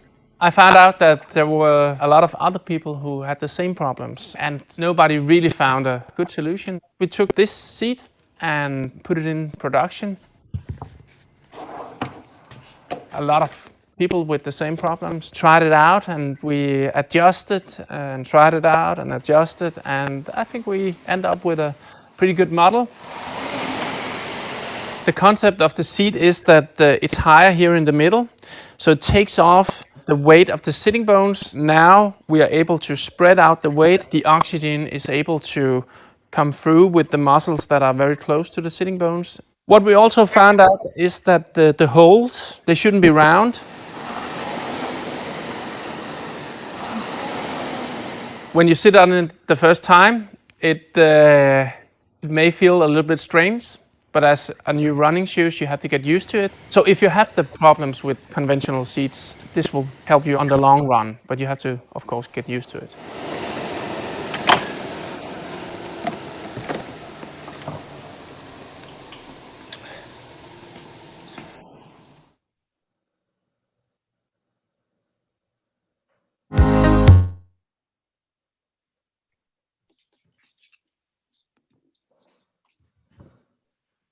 Good stuff. I just noticed you guys have lemurs in Chattanooga. We do. You're right. They're at the aquarium. And that's a new installation. Very cool. And they're cute. You should go see them when you're in town. So the Sidious guys say that to protect their rights, they decided to patent the seat using a well-reputed patent agent. Right now, the patent is pending. They've used a lot of time and money in testing to develop the ERG seat, and now they've found the right shape and material to relieve bottom pain. They expect to be able to produce seats before Christmas, but Christmas presents. yeah. So so are they not selling them until Christmas, or are they already selling them all? I think they're already, William may know I don't know if William is on, or if William can text me, I could probably. Yeah. What's going on. So are these like the ones they're giving out to our competitors? Are they the kind of the pre-patent ones? I would assume so. If they don't have a patent yet, it would be patent pending, so. Yeah. Cool. Prototypes. Yeah. New technology. Ooh, and they also offer a full day, full refund. Hold on, I can't read. A 50 days full return guarantee is what they're saying. It's what's on their website. So shop now. Let me see. It's sidious-remix.com is their website. And hang on. New Bern. I think I can say this, maybe I'll get myself in trouble, but in working with them, William Esterhusen, who is on our committee, they did not have a rep in the United States. So he is going to be their rep in the United States to push their seat pads. So he just texted me back that, yes, they are available. He'd be happy to sell them to anybody. Nice. During my brief rowing career, I used a mouse pad, so this seems like an improvement on that. Yeah. Better than those like yoga mat cutouts that everyone's using. So he said that if you go to easygoingrowing.com, that's where I believe you'll be able to find them. easygoingrowing.com. So those two boats that just finished were the OKC River Sport boat. They came across, and then the second boat that came across was the New Bern crew, McMurdy and Early, the 8 oarsmen from, wait, hold on. Click. The Apocalypse? Where's the cursor? Right there. The 8 oarsmen of the apocalypse. Yeah. Yep. 8 oarsmen of the apocalypse. That's fantastic. And the Irish record holder. All right, our women's masters double are all approaching the power lines. Looking at the times, I would say it looks like the Chinook crew is starting to overtake the Lookout Rowing Club crew, at least time-wise. Not sure if they've passed them on the river yet or not.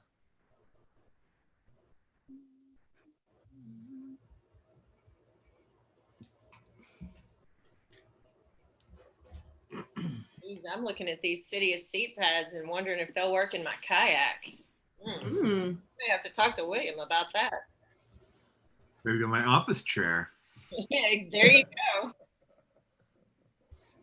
Just thinking my kayak because I spend lots of time in it.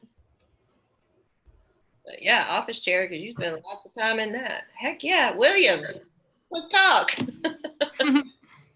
Jack said he wants to talk too.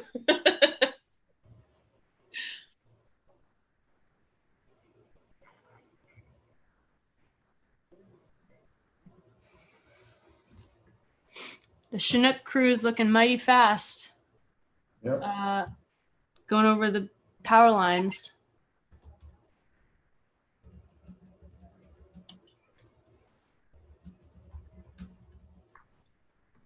Now, looking at that previous Chattanooga video, another tidbit is, for those that don't know, Volkswagen has a major assembly plant here in Chattanooga that was opened up, or they broke ground in 2009. started making cars in 2011. So they do make the Passat there. That's what they originally made. And they now make the Atlas, their larger SUV, is made here in Chattanooga. So if you see a Passat or an Atlas, those are coming out of Chattanooga. And even more about Volkswagen, that's where someone near and dear to Mike works. So Yes, because I should disclose that my better half works at Volkswagen.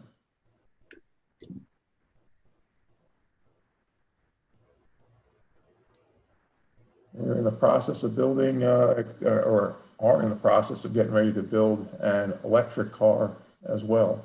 oh, nice.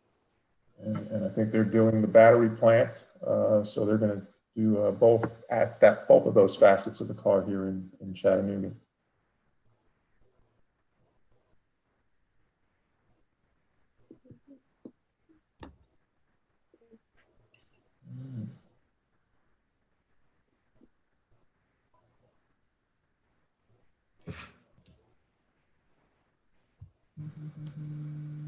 Capital Composite wrapping up.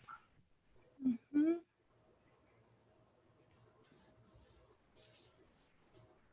Good work, gentlemen.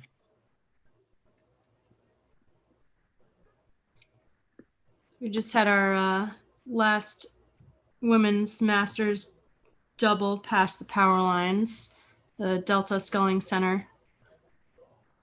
And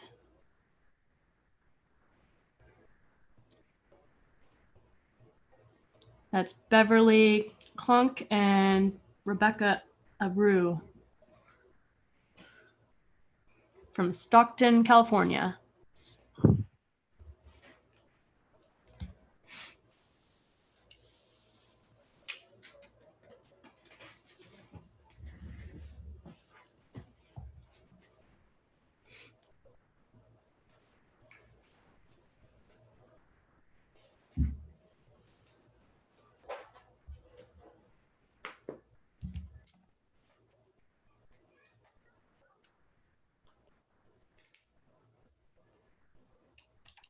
Chinook crew passing the island now.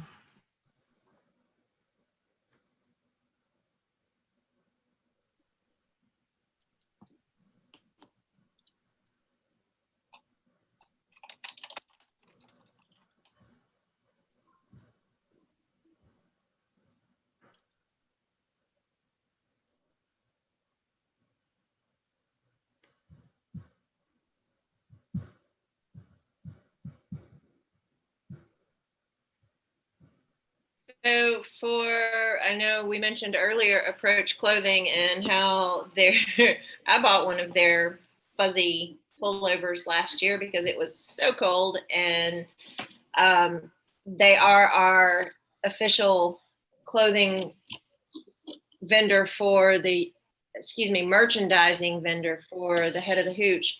And so if you are interested in ordering your 2020 Head of the Hooch apparel, official 2020 Head of the Hooch apparel, you can check out your options and pricing, and you can make your order at approachclothing.com/head-of-the-hooch.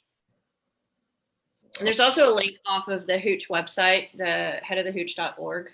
There's a link off of that website as well. So a couple of different ways there, but yeah, go check it out. Get your 2020 Head of the Hooch apparel, because we all need a souvenir from this one.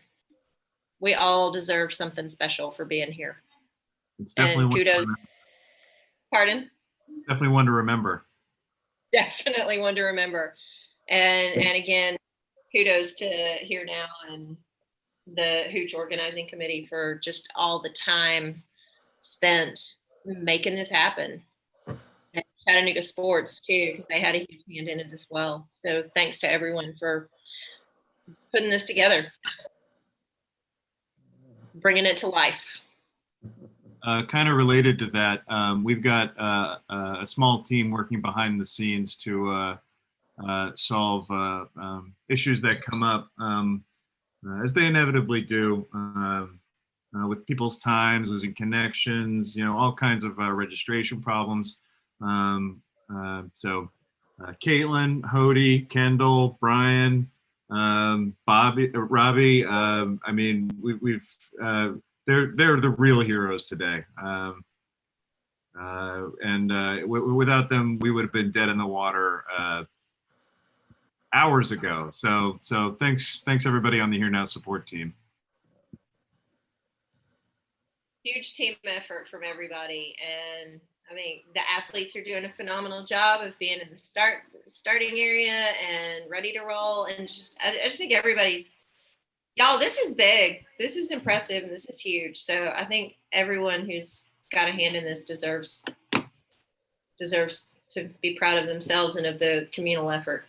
And that's kind of what the head of the Hooch is all about. You know, we're the friendliest regatta, and this just kind of, this is what we do.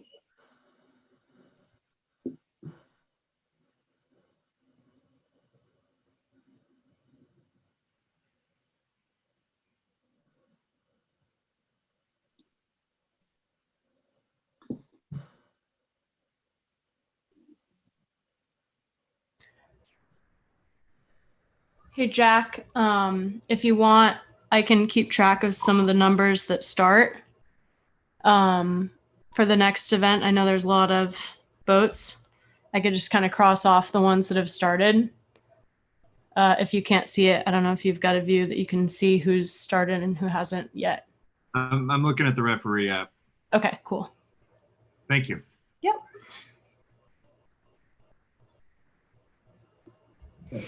We've got all the women's masters doubles through the island. Yep. Yep. Looking good, ladies. They're screaming down. Yeah, they are. Chinook having a very strong performance as always. Where is Chinook located? California. California, all right.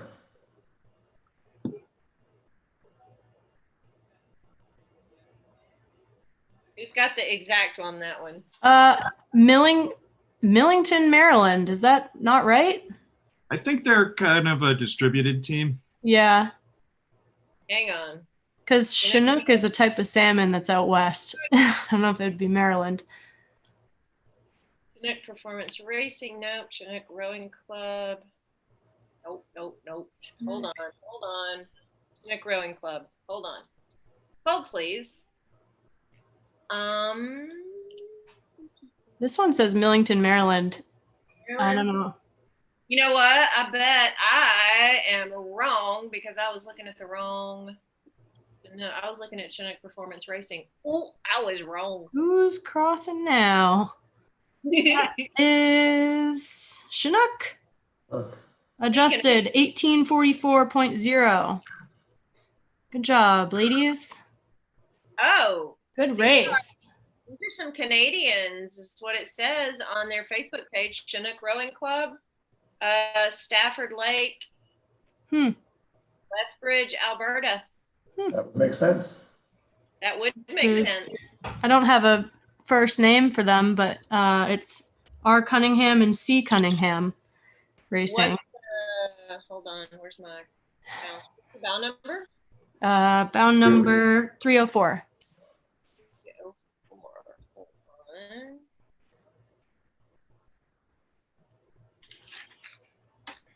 That is, oh yeah, I don't have that either. Yeah. I think we're looking at the same thing. So I've got a different sheet I can look at. Let me see what I can do to get that. There comes the Chattanooga boat just across the line. Lookout Rowing? Yep, 2050.9. That's raw time, just at 2047.2. Good job, Lookout.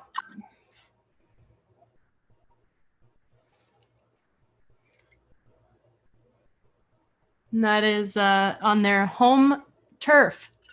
Yeah. Racing on their home turf. Getting on the deck, looking out at the river. Yeah. Are they still outside, Mike? I don't know. I haven't gotten an update here in a little bit whether they're still outside, but I know with the whole COVID thing, a lot of the stuff's been done outside, so probably. You head down there and check. Do some live reporting from on the venue.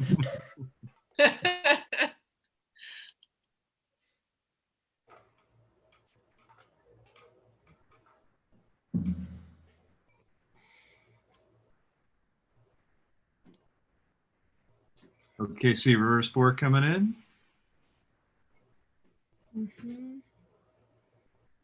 And there's the full spread. Nice. Chinook, OKC, Lookout, Tulsa.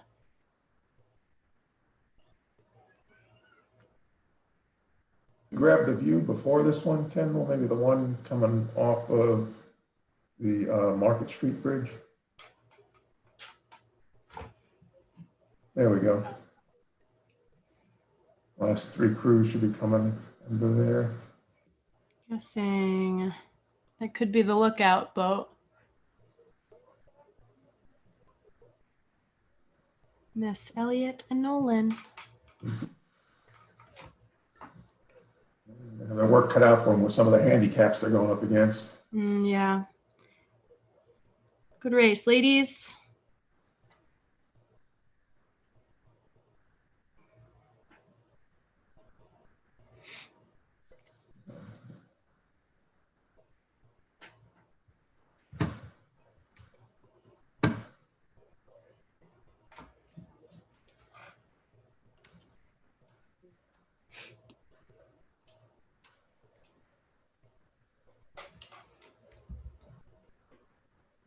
Yeah.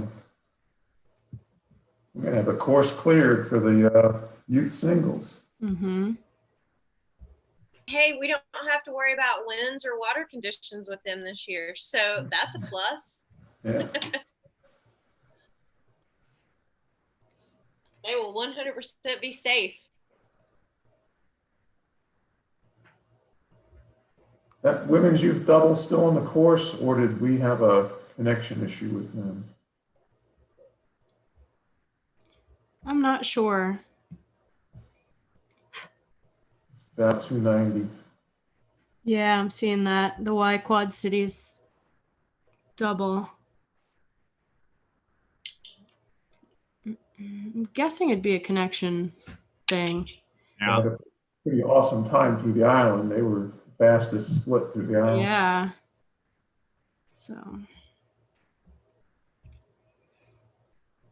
But how did it work to figure out? So I guess we're just waiting for this last women's masters double and then on to the single brigade. We've got, how many boats is this? Like 29. How many? 30. 30. They probably can 31 tabulate that quicker than I can. It may be your biggest race to date coming up here. Brian, we programmed it so that we can allow that many competitors, right? Brian's not here, but yes. Great. That would not be Then the next event has 25 competitors for the women's singles. And then that's our last event for the day. I'm going to open up the waiting area in 4 minutes for that. And there's the last double finishing. Should be Delta Sculling Center coming in third for the 50 plus group. So that was the first crew, Notre Dame at 2026.1, Lookout 2054.7, and Delta 2140.3. Good racing. John. Getting everyone through. And that's it for our multi-person boat racing for the day. I just think it's so cool that people can virtually row together. And I think we got to give a shout out to all the athletes and coaches that kind of jumped off the cliff with us on this year to see how it was going to work. Yeah. I think it's come a long way thanks to the Here Now folks from the beginning of the season, and It's only going to keep getting better. Thank you. True to that. Mike, thanks for your willingness to take the helm on this one. I know it has been a monumental task for you and for the entirety of the organizing committee. So thank you for being willing to take on that responsibility, because was not an easy task. No problem. And I love these Chattanooga videos. I feel like I'm actually there. So see, y'all all need to come down next year. We will. Watch out. We'll hold y'all to that. Is it Chattanooga that's a gateway to the Smokies, or is that like Gatlinburg or something? That would be Gatlinburg is. Gatlinburg, Sevierville. We'd like to, but we really can't. So. We're the gateway to the gateway. Is there a good like live music scene in Chattanooga? Surprisingly, yes. Surprisingly, Chattanooga is turning into a foodie town and a music town. Yeah. It's Songbirds is here, and it was established. Hang on, let me pull that up. I've got so many computers and screens. I don't know what's what here. Hang on, hold please. Songbirds was established. It's a guitar museum, but it's also a music venue. And hang on. Well, stink. Hold please.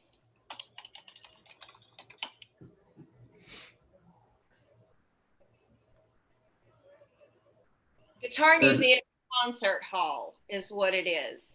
Cool. And it's the concerts that I've been to have a real intimate feel to them.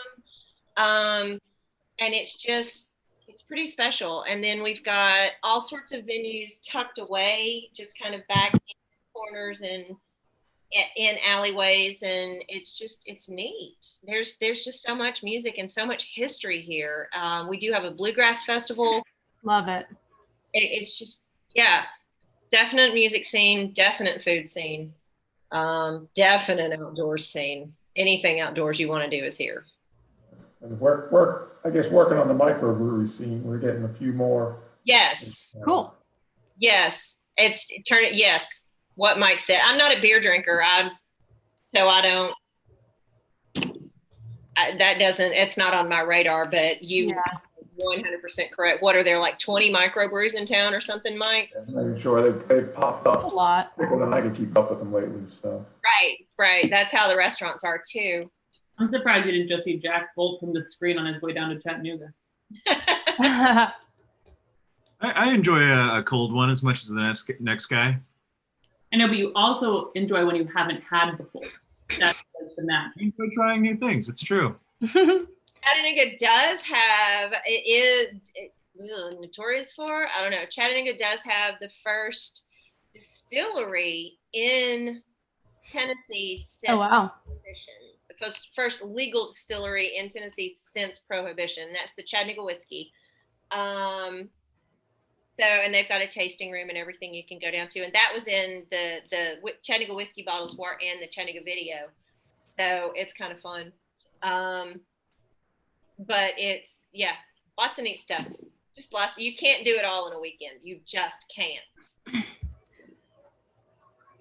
I opened up the room for competitors, and my goodness, look at all of these men's youths that are populating my screen here. I'm seeing a couple of So let's talk a little bit about these guys in the starting area. Bout number 227, he's in the U19 category, William Scarrow, 17. He's a junior in high school, and this is his first season participating in virtual races. Nice. Mine too. Bout number 228 is Braden McBride, also 17. He spent the fall season competing on land and the water, finishing 4th at the head of the Ohio, and head of the Charles was supposed to on the water. And then he got first in his category at the head of the Oklahoma on the erg, and then he'll be competing at the head of the fish, and he'll do the road to Tokyo. I think that's also a virtual regatta. Am I right? I don't know. I don't know. Is it Road to Tokyo? I don't know.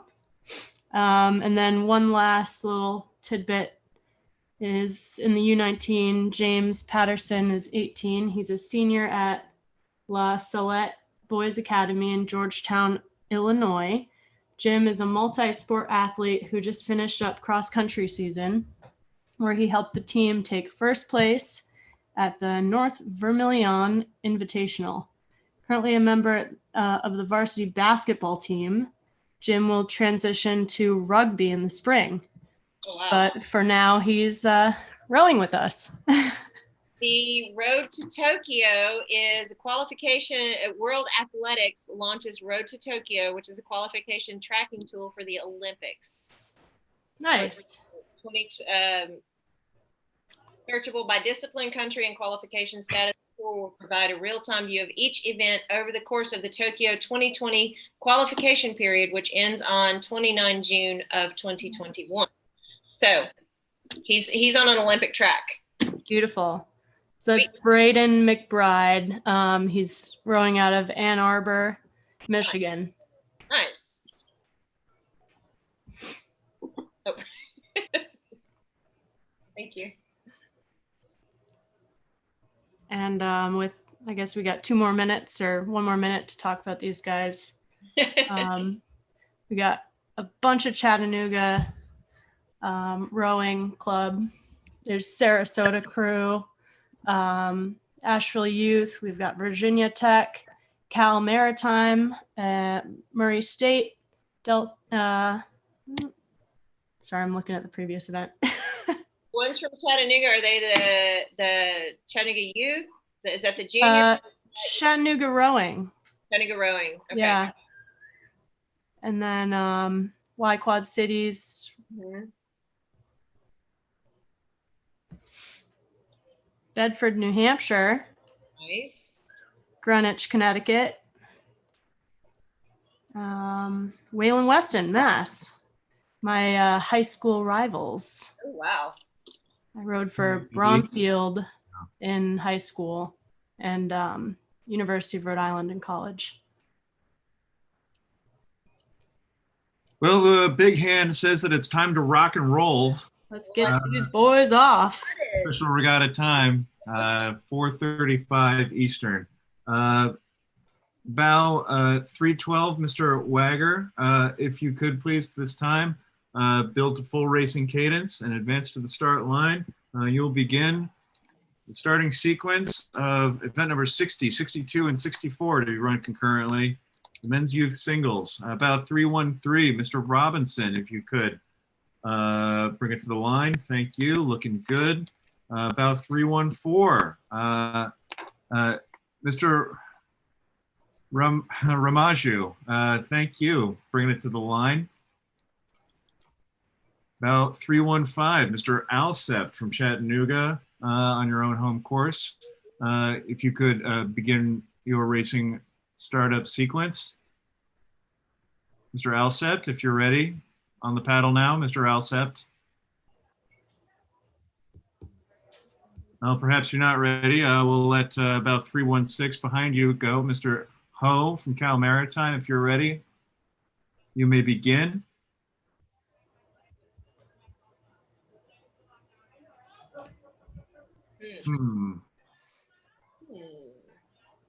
Well, all right, moving right along here, about 317. Mr. Chung, you may get on the paddle as well.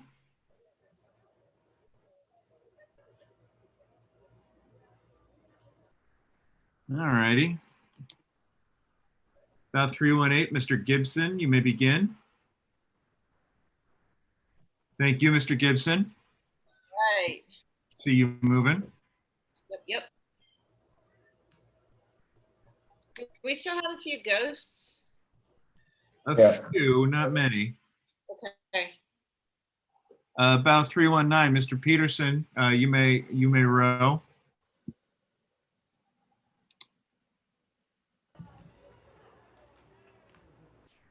Bow number 320, Mr. Chung from Greenwich, you may begin your paddle. Bringing it to the line now, Mr. Chung.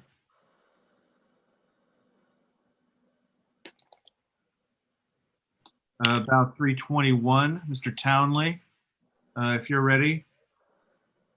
Thank you. About 322, Mr. Kitchen. On the paddle now. Thank you. Bringing it up.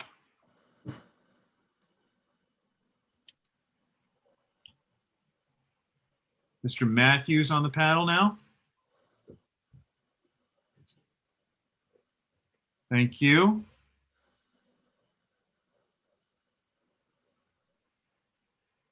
Coming up on 3, 2, 4, Mr. Matthews. We are ready when you are, sir. Let us get underway, Mr. Matthews. Thank you.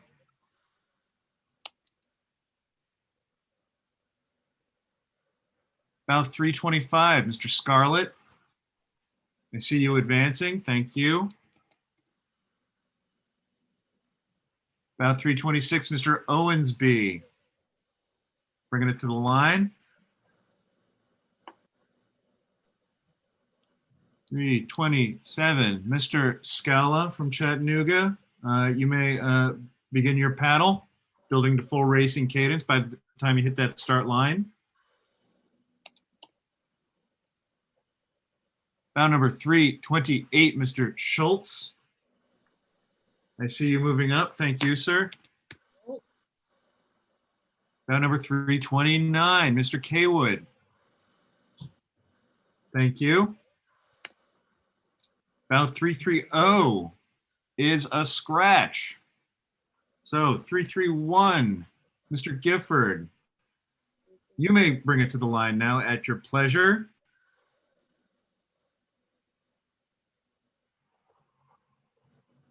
Very good. Bow number 332, Mr. Ayers from Y Quad Cities. On the paddle now, looking good. Thank you, sir. 333,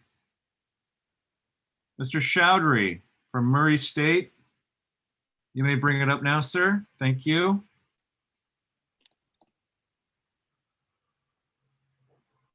About 334, Mr. Lin from Liz's rival high school. You may bring it to the line.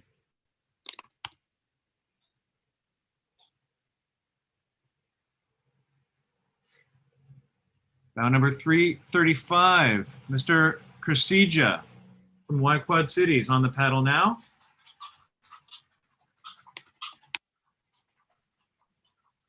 Bow 336, Mr. Scarrow, bring it to the line, please.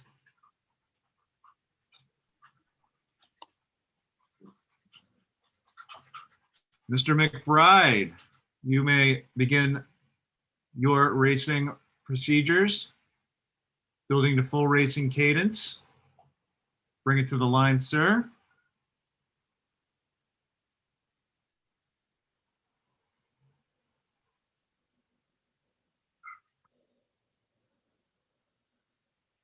Mr. McBride, if you're with us, you may begin to paddle.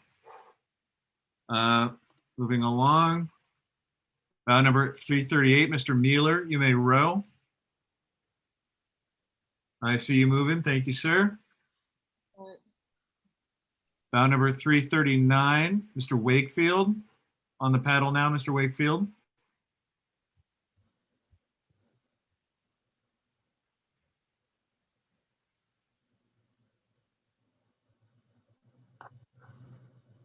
Bow number 340, Mr. Anderson. If you're ready, you may advance to the start line.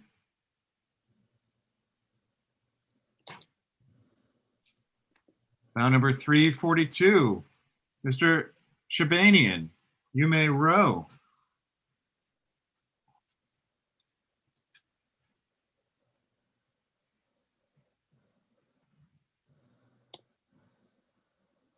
And bow number 330, Mr. Mikalski, you may bring it to the line.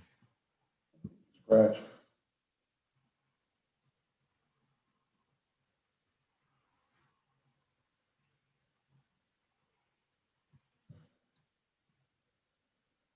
Was a scratch. Never mind. So that's everybody. Theoretically. We got a couple of holes here. I wonder about 315. Mr. Alsept, are you still with us? You may begin your paddle. Ah, yes, very good. Here we go. Now we're cooking. 341. What about 341? Oh, I'm sorry. You're entirely right. I skipped you, Mr. Marks. About 341. You may row now.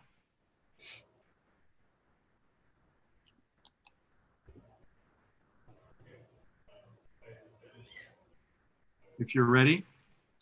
Mr.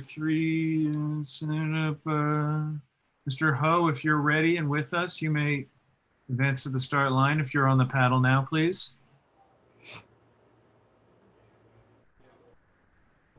There's Mr. Wakefield. You're advancing to the line now.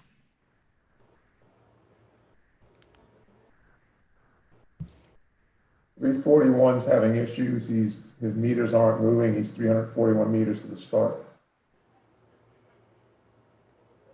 Goes 316 and 339. Mr. Marks, it may work out if you quickly exit the venue and then re-enter, and then we can start you. About 315 is out there, and that's they are ready to go. Bruce also. I have a start for 315. Who started? Yeah. They said that they had to leave the venue and come back in. Do you want me to start him again? Yeah, they need another start. Mr. Alsept, about 315. You may start when you are ready, sir. Restart. But I think you're already on the course. Yeah, he's his coach was just talking to him, and I was there. Okay. There, about 317, Mr. Chung, if you're with us, you may start your racing as well. About 319, Mr. Peterson, if you're here, you may row. Oh, 319, I should say.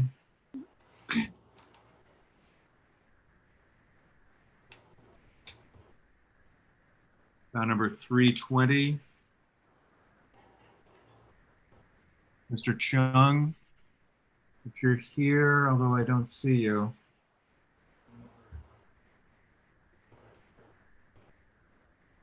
.320, no, he does not have a time yet. And there's still someone working with 341.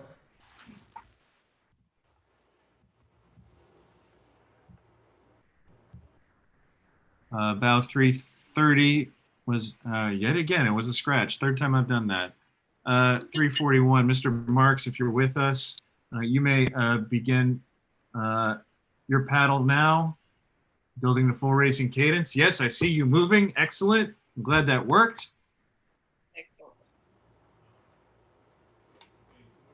Who else haven't we started? Mr. McBride, are you with us?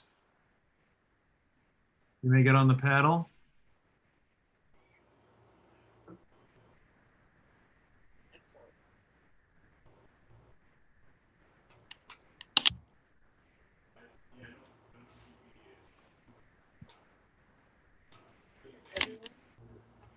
Correct. Mr. Persija, if you're with us, you may row about 335. Okay.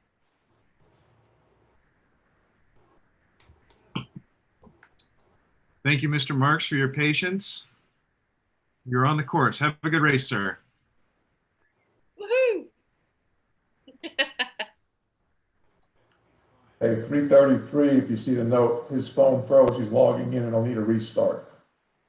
No problem. I think. Just going Positive, to see if I can positive thought. clean this up a little bit. Not that clean.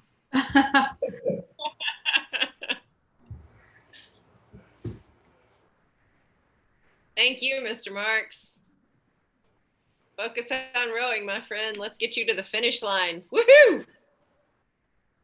Okay. We have the first boats past the island in this race. Oh my goodness. Monroe Robinson, Asheville Youth.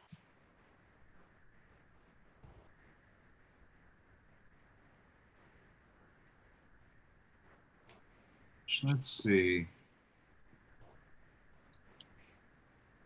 It starts for most people. 335, 337. 333 was the one that asked for a restart. And 333 needs a restart. Mr. Chowdhury, you should be able to begin if you're with us. Did 337 ever get a start, or? 337 has not started.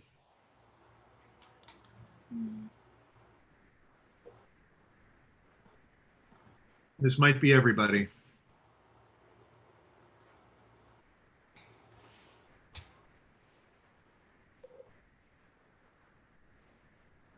Okay.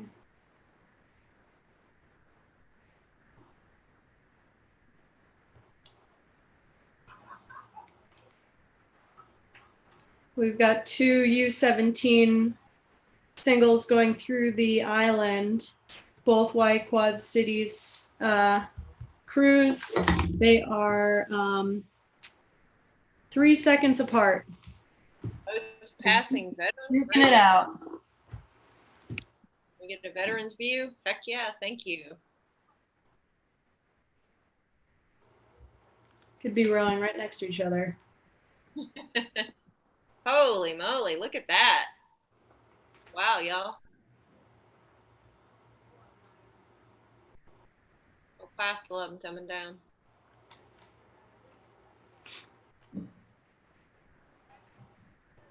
The next race, events 61, 63, and 65. The women's youth singles will begin in 5 minutes.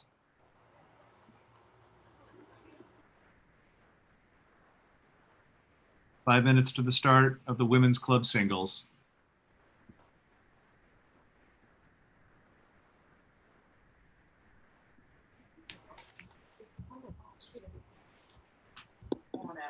Yeah, yeah. Let me.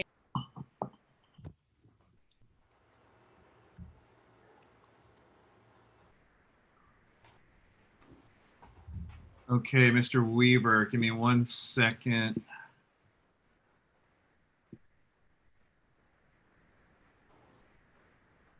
Two seconds.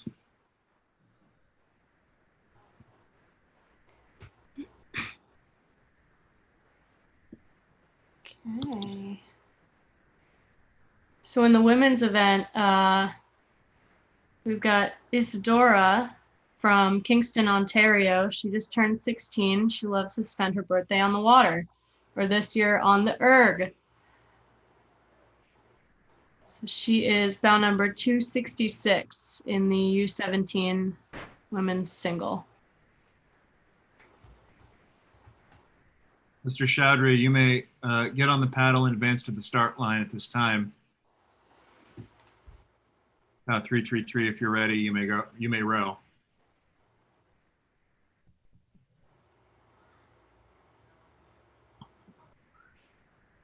I think there's some movement. That's just my eyes at this point.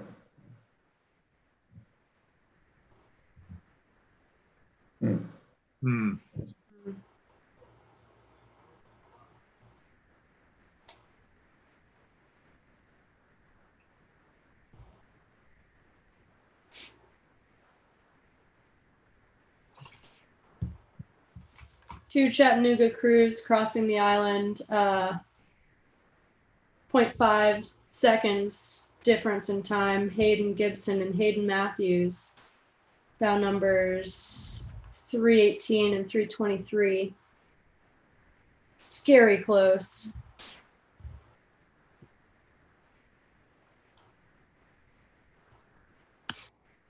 And Monroe Robinson with Asheville Youth still leading the U19 group.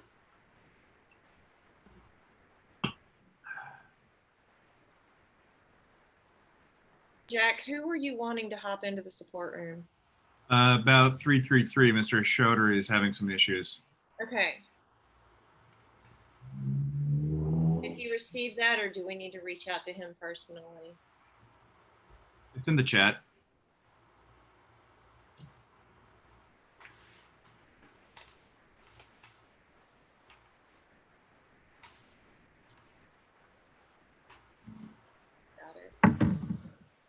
And Monroe Robinson has just passed through the finish line and clocked in a 16:59.2. So Summer, okay, never mind. Bryce answered her.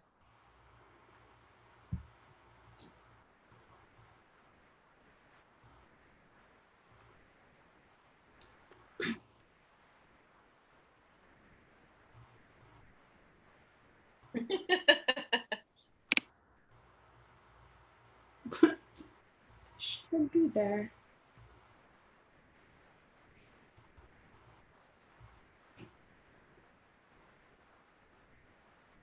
There they go.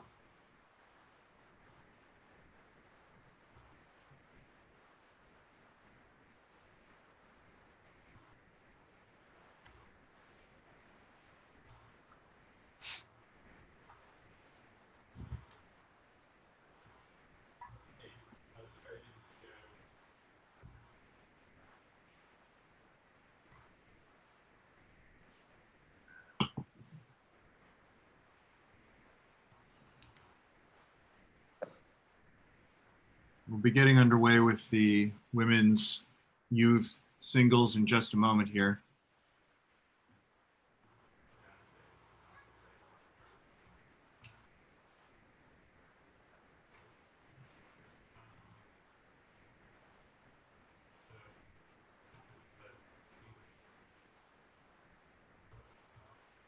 This is far and away the most number of competitors we've ever had on the water in this virtual environment. And it looks like it's going pretty good.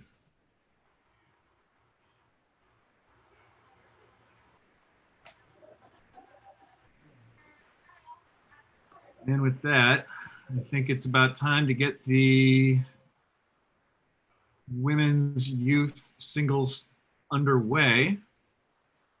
Do we know the status of 333 right now before we get the women going? If it's if we need to, we can start them late. okay, all right. We did have one person email about her son, which I would assume is in this race, but I don't exactly know who they are. The support email, and so we're handling that, and I'll get them into a support room. Thank you. And in the meantime, let us get underway with the women's singles. I don't see everybody that I would expect, but let us begin those that are here at this time. 345, Miss Tessin, I don't see you, but that's not the right number. 345. But if you're here, you may get underway. Similarly, 346, Miss Saunders, and 347, Miss Meskin, all of Y Quad Cities. Oh, Miss Saunders, hello, welcome. You may begin. Nope. Boop, boop, boop, boop. Miss Saunders, you may get on the paddle and build a full racing cadence. You are racing. Good luck, Ella. Ms. Davis, thank you for your patience. You may begin to race as well. You may get on the paddle.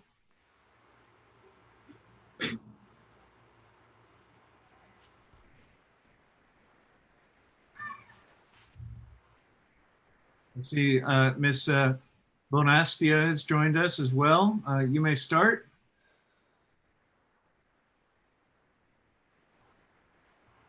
Thank you. Let's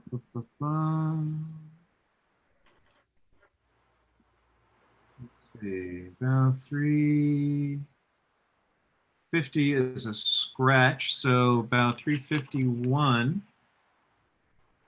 Miss Bowers, you may row at this time.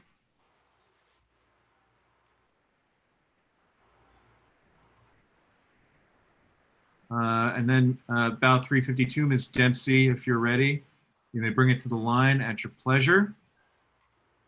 I see, nope, Miss Dempsey's a scratch as well. Very good. So 354. Miss Cloud, you may bring it to the line. I see you on the move. Thank you.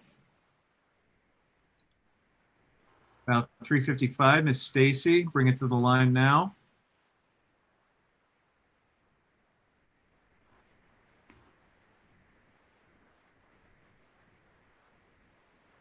About 356, Miss Stacy on the paddle.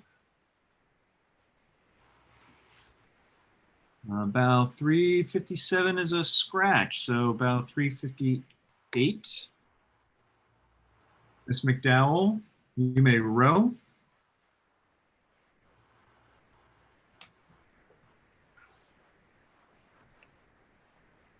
Very good. About 359, Miss Stanley, bring it to the line now.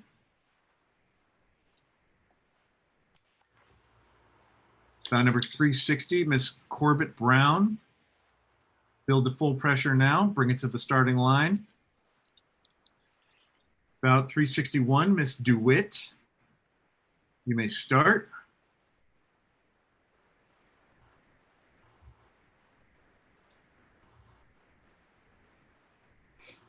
About number 362, Miss Hunter, you may bring it to the line now at your pleasure.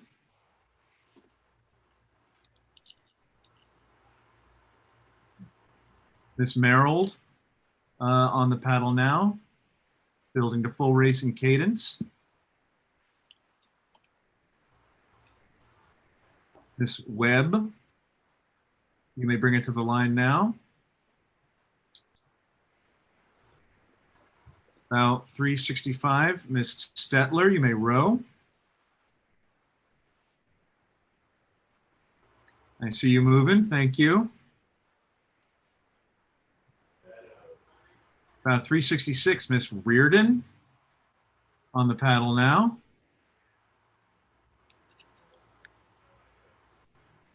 About 367, Miss Ferguson, bring it to the line now. About 368, Miss Torres. Pardon me, bring it to the line.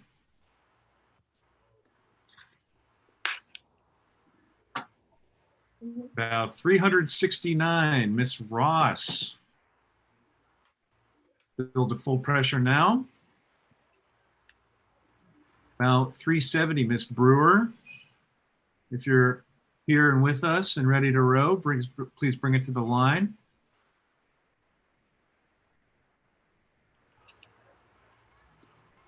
About 371, Miss Evans, you may row.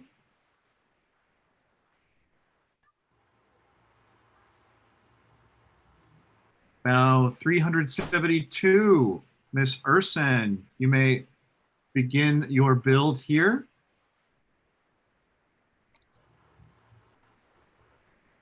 And finally, Miss Ramaraju, you may row.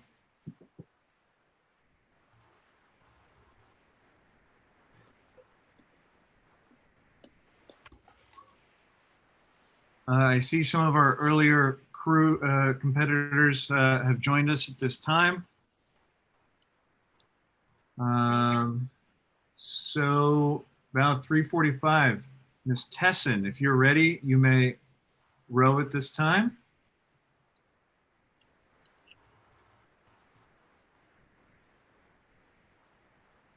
About 3:46, Ms. Saunders on the paddle.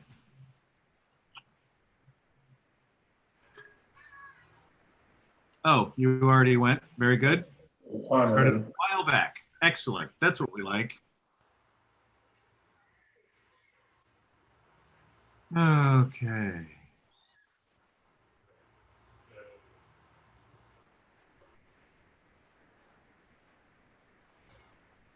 Let me put out some feelers for a few people who we thought would be joining us, but haven't at this time.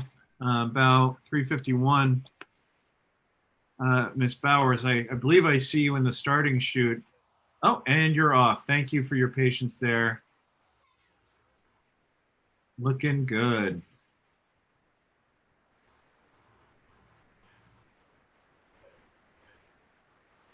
Jack, did you see Brian's message about 3:33? No, what was it?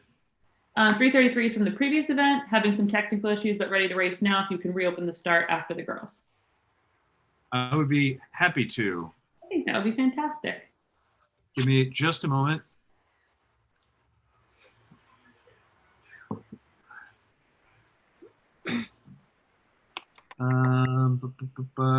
Let's try to start a few more here if they're with us. Seems that my Quad Cities might be having some connection issues. But Ms. Brewer, if you're with us, you can advance to the starting line. Ms. Urson from Y Quad Cities, if you're here, you can get on the paddle and row.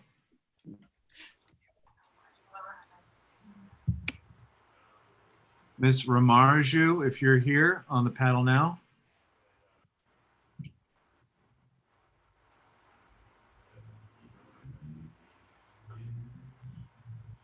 Ms. DeWitt from Riverside, you may start.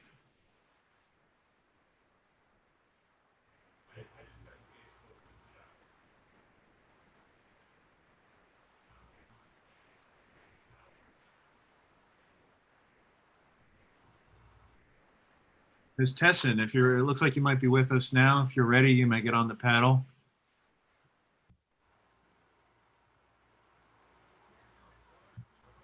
Thank you. Oh, that's great. Ms. Mescan, it looks like you may have joined us just now. About 3:47, you may row. Thank you.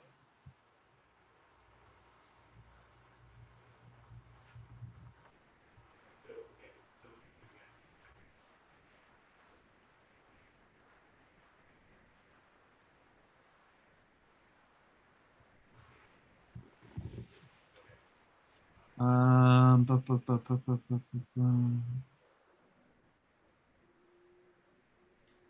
3:51, Jack. Did they start? I don't know if that's a ghost or. 3:51, Ms. Bowers, I do have a start time for. All right.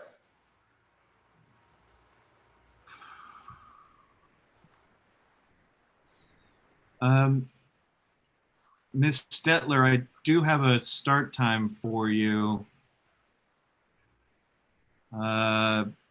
But if it's not counting your time, I might be able to restart you. But before we do that, let's get bound number 333, Mr. Chaudry, on his way. To do that, let me just reopen that race.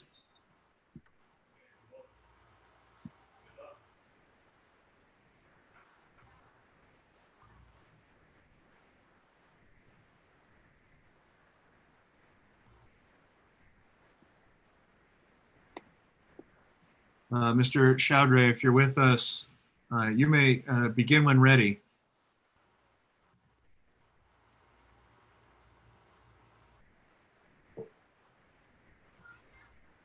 I see you on the move. Excellent, thank you.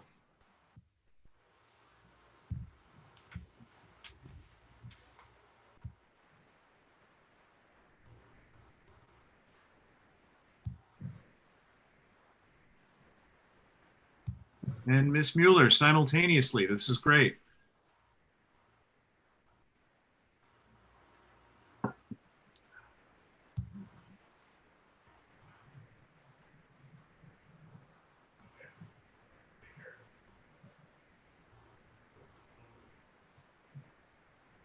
Um, On number 359.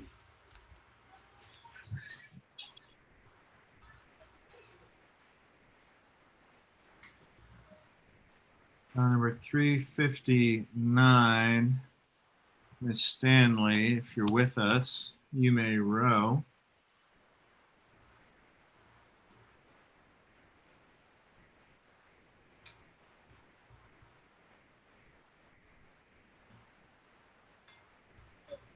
Maybe you're not.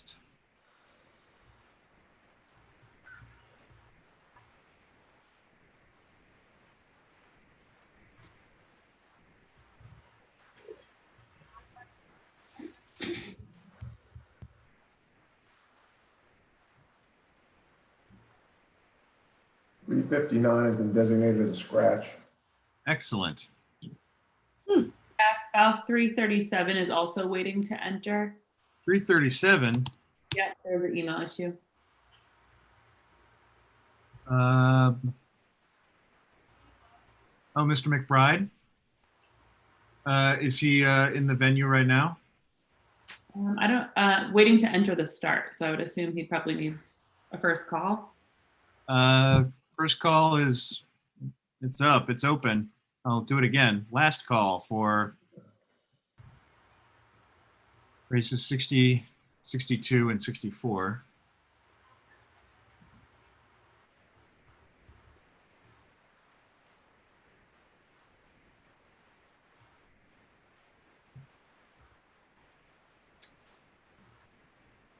Mr. McBride, if you're with us, you may start. There's no reason why you shouldn't be able to enter the venue at this point.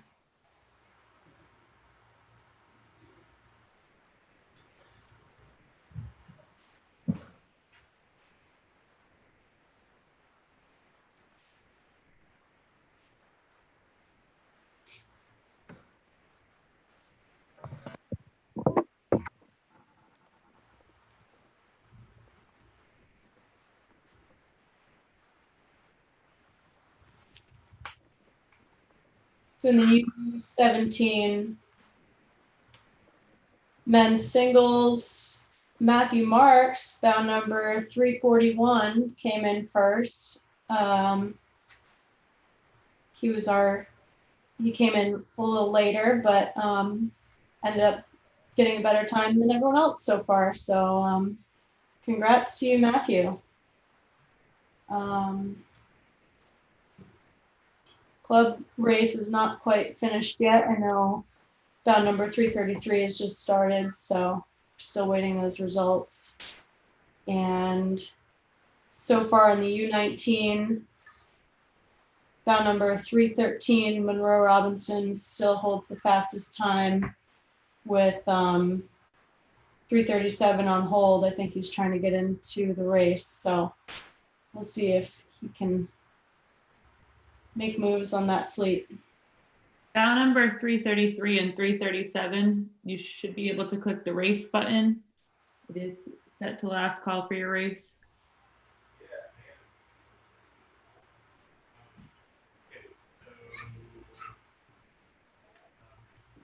Mr. McBride using an old version of the app or something?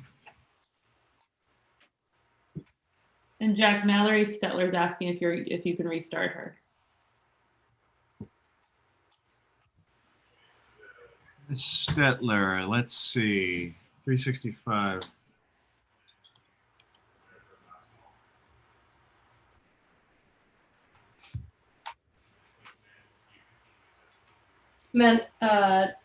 Brian's on the phone with getting someone in the room here.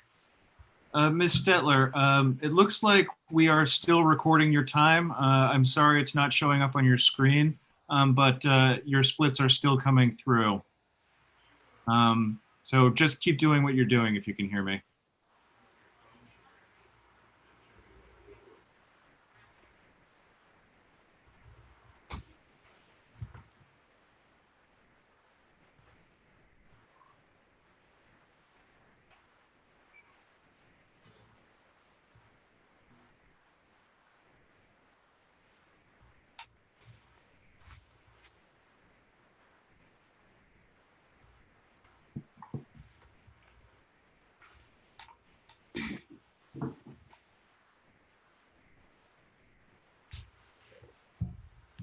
their first batch of ladies passing the island. 3 boats have already passed the island so far, and approaching finish.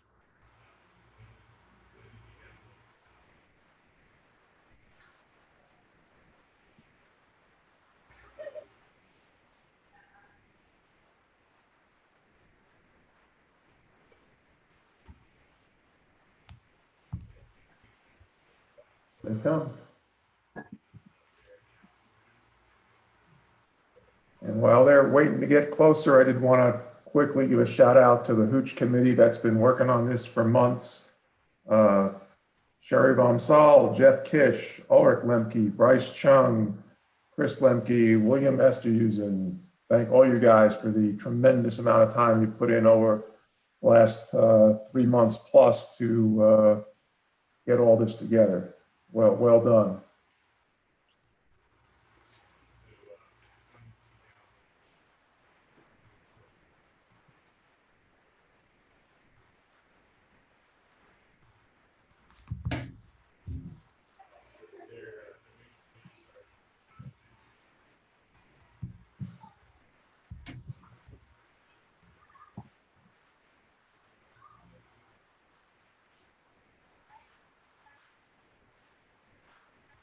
We figured out the issue with 337, Mr. McBride. We'll be starting him in just 1 second after we get him straightened out.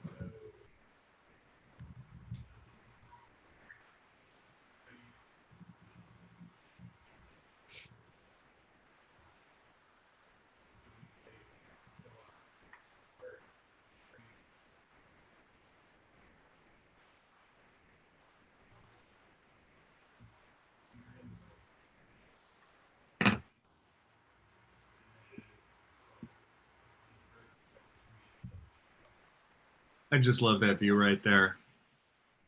Seeing the crews come underneath the bridge, and then we got kind of the exciting bridges there in the back. That's pretty nice.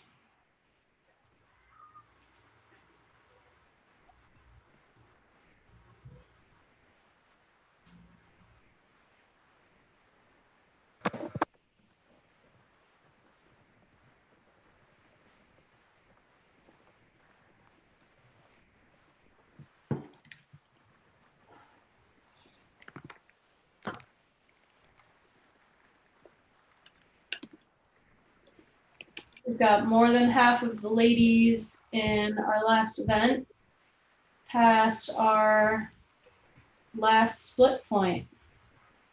Still waiting on a few, but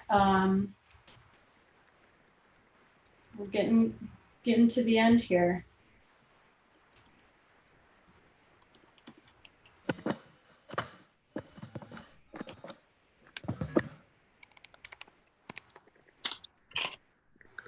That looks double.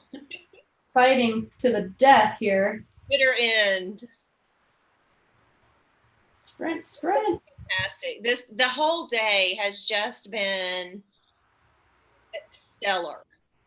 And just again, kudos to the crew at Here Now and everyone. It's amazing. Thank you, Sam. We got Ella Saunders passing through the finish. First one across there. Y Quad Cities. Hope you had a good race, Ella.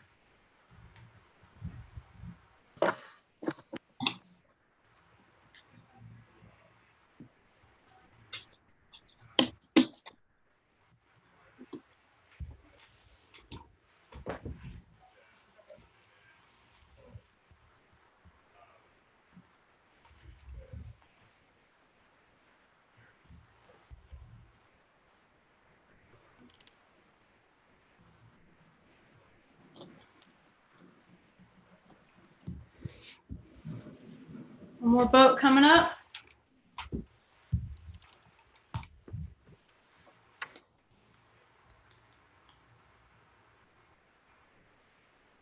All day long, I've been looking at those power lines, and all I see are little birds sitting on the power lines just because of the way the visual is.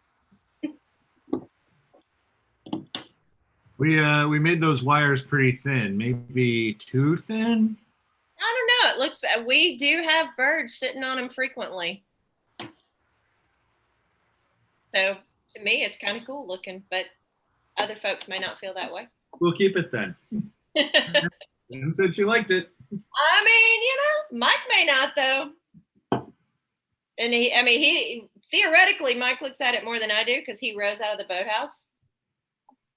So just finishing there was Beatrice Davis from Chattanooga and Caroline Bonastia from Chattanooga as well. We got one more boat there. Is Ann Cloud from Lower Marion, coming at a 2014.5.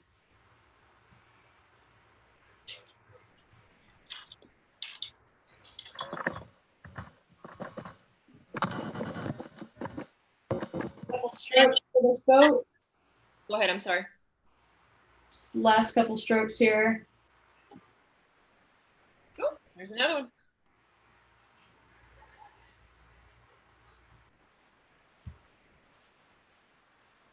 Finishing there.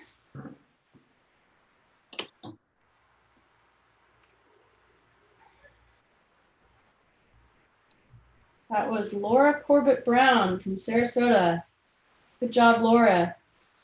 Holding second place right now so far. And next up is Ann Stacy from Rochester.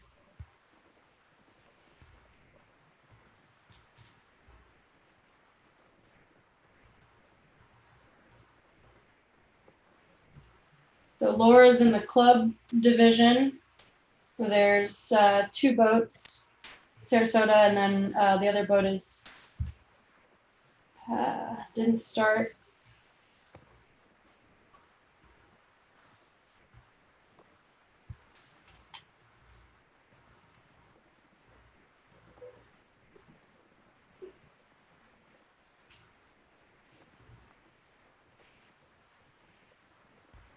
I see 4 more out there still, or 5. We got one more U19 crew out there from Asheville. But so far we've got Ella Saunders from Y Quad Cities, Ann Cloud, Lower Marion, and Caroline Bonastia from Chattanooga, and then Ann Stacy. Still waiting for Miss Hunter to finish. In the U19, U17, Beatrice came across the line at 21:20.9, and we've got Olivia Meskin, who has had a faster time at the last split point.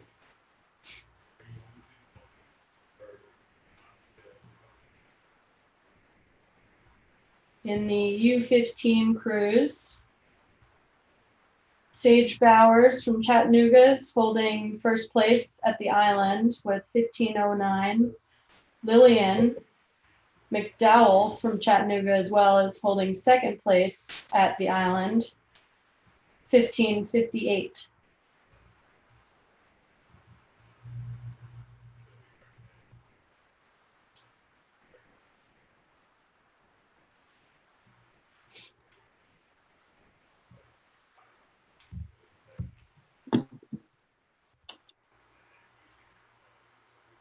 I just love the graphics. I think that has brought an absolutely unparalleled aspect to this event. And it has truly, the work that has gone into the graphics has truly kept the unique nature of the Hooch for this year. I think that has definitely helped preserve the whole Hooch feeling. So again, thank you here now for everything you've done to maintain this. and to maintain the integrity of the event. And that's kind of been the vision from day one, is with the Hooch and every event, trying to keep the authenticity of each venue. It definitely came through strong on this one. So again, I know I've said it before, but I can't say it enough. Huge kudos to the whole crew for the time and effort and just understanding our vision, even though some of you haven't even seen the course. Mhm. So thank you for interpreting that the way you did. I know Brian's lost a lot of hours of sleep, so he'd appreciate that. Well, I think it's made it all the more amazing for our athletes, because we truly do this for them. And this just hopefully it has given them a really just an incredible end to this this crazy year that has been COVID. But it's, yes, definitely, I hope our athletes have benefited from all of this hard work for sure. And without the participation, it wouldn't even come to fruition. So I'm glad that they all came in and gave their best race today. Good job, guys. We've definitely seen some really amazing races. Mr. McBride, thank you for your patience while we sorted out your technical issue. As you've already started paddling, thank you for that. Build it to a full racing cadence and have a good roast, sir. It's at 3:30. Mhm. You just started. You're welcome.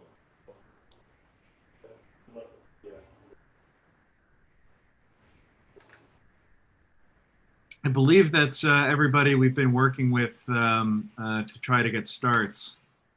So unless I hear differently, I'm going to assume that Mr. McBride is going to be our final start for the day. So are 356 and 346 ghosts or They scratch? are Ghosts. artifacts. Ella has finished first in the U19. Gotcha. And 356 is past the island, so. Excellent. Ghosts. When is close to Halloween? I mean, I'm just it's not unheard of. Bryce, I know we've got boats finishing, but do we have to play these ads? We can if you'd like. A final round. Maybe hold off for 1 second then. We can let the crews finish and maybe just take a minute to thank all the sponsors again. Again, Chattanooga Sports, huge support for the Hooch for years and years and years now. They're truly a partner with us in making sure the city is ready to show itself off every time the Hooch comes to town. Absolutely. Concept 2 for their donation of an erg, which will be raffled off to one of the rowers. We'll try to get those raffles completed and posted by tomorrow, so you can expect something tomorrow to announce who the winners of the winner of the erg is. I think some of the folks that have the Citius Remax seats were given to specific events, so those will be known. I think there is maybe 1 or 2 that are going out to random recipients. Don't quote me on that one. And then NK Sports, Nielsen Kellerman, for the donation of the Cox box, which will go out to the organization, to a coxswain who completed the course without any buoy violations. And if we pull your name out, that will go to your organization. Also, 3 speed coaches that'll be awarded to all the single scullers that competed today will be put into that drawing. And like I say, all that should be sent out sometime tomorrow for all of you that are following us on Facebook and Twitter. I'm sure you'll be slammed with that sometime tomorrow, as well as an email, since we now have everybody's email that competed today. So again, thanks to all the competitors for making this such a success today. And I'll apologize for any of the technical issues that we've had to work through, but I think you're kind of a small part of history here in virtual racing. Also, Mike, before we sign off, I would love to encourage folks to consider visiting our vendors. That's kind of my shtick anyway. I do like to encourage that when I'm at Race Operations and Control Commission. Approach Clothing, there are official clothing merchandising people for Head of the Hooch. So if you do want your 2020 virtual Head of the Hooch memorabilia, check out their website and make sure you order that. Rubini Jewelers, they've got some amazing stuff. Check them out if you're looking for, holidays are coming up, all sorts of holiday gifts to purchase. North Pole Rowing, they're kind of a fun little website. Yeah, you can check them out. They've got some, I'm brain dead at this point in the day. Fundraising, that's what I'm trying to say. Not doing a very good job of it. Custom Rowing Awards, also a vendor for us. Connected Dock in the real world. They are lifesavers for us, and we definitely appreciate them. Starboard Souvenirs, also an opportunity for holiday gifts. And then the GLRF, Gay Lesbian Rowing Federation, they're one of our vendors as well. So please check those folks out. Mike, back to you. No, we have to go.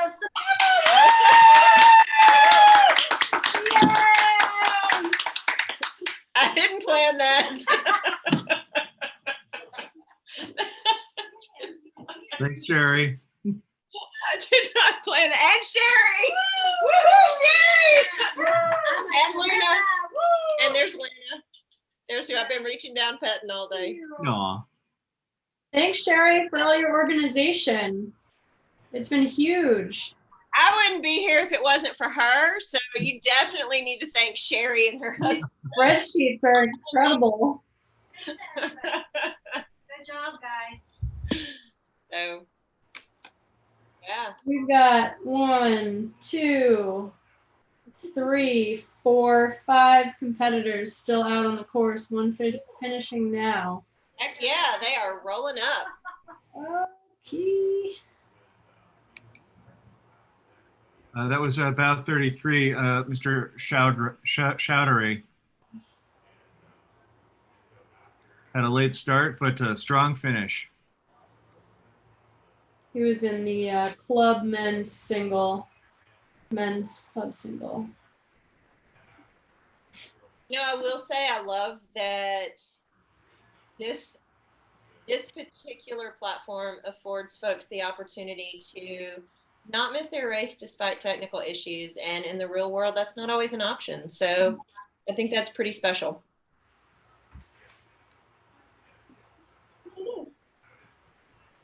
I feel like we do have maybe more technical issues than a standard regatta, but they're not insurmountable, and we've got backups. So, and they don't involve the physical aspect of the elements. So there's that.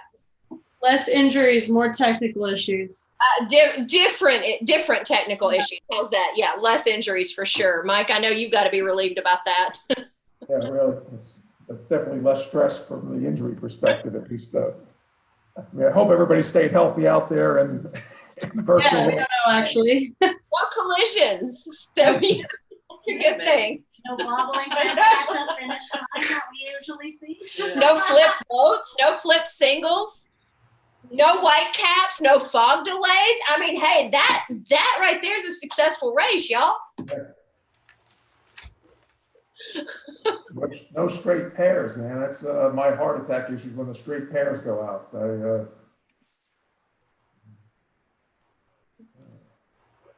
I mean, we can really put those in there. You just make it a double that's extra heavy.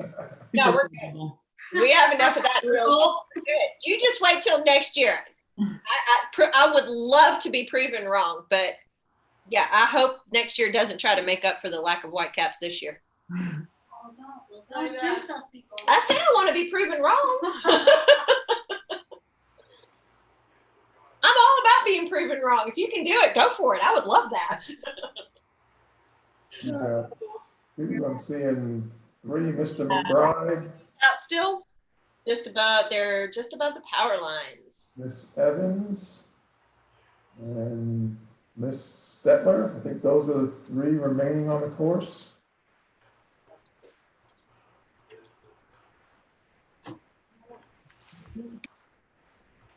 And Miss Stetler's been having some Mr. technical Ayers. issues. Hopefully, we'll be able to time her, and I think we will, but it's kind of a weird one. So we'll kind of have to wait and see with Miss Stetler.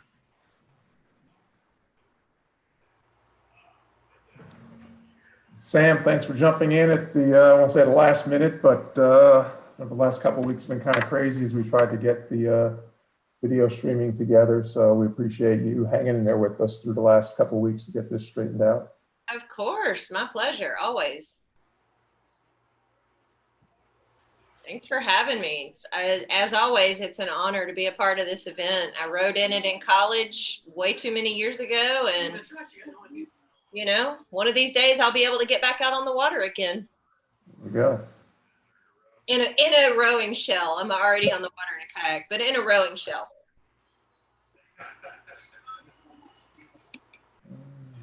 Mr. McBride coming through the power lines at 8:43.3.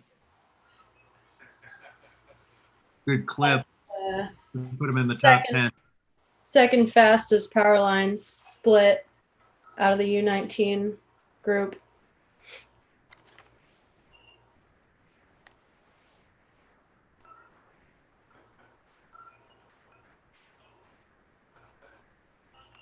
We have issues with 332.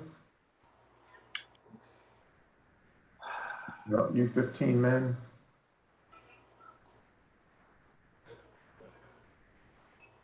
It seems that we do. He started 50 hours ago, and then 50 minutes ago, and haven't seen him since. So I feel he might have had his network drop out or something. And Mr. Ayers, if you can hear me, or anybody else who wrote a piece and the times aren't being reflected, or you have any concerns at all, feel free. In fact, please, I encourage you to reach out to support@herenow.com with your concerns, with maybe some pictures you took of your monitor. And Caitlin's a rock star. She'll get you squared away. Caitlin has answered more emails in the past calendar week than I think any person ever.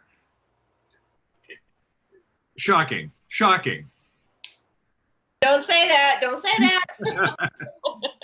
I've got compliment Jack on his starting skills and name pronunciations.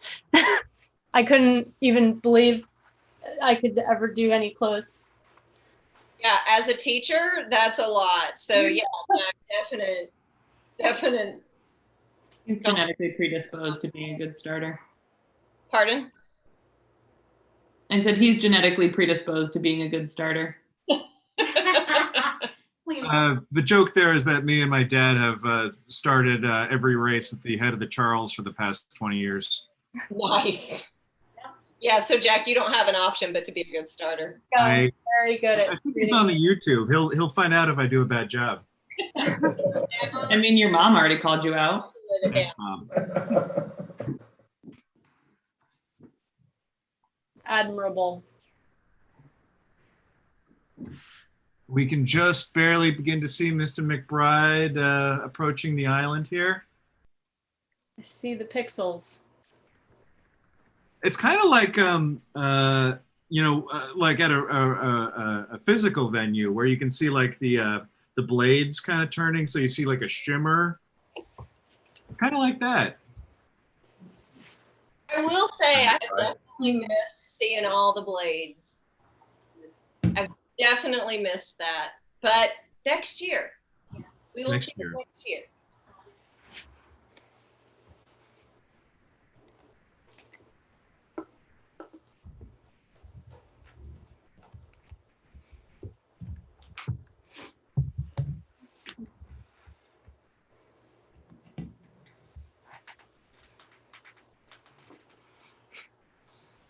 So close down the support Zoom, figuring that we're all done with all that.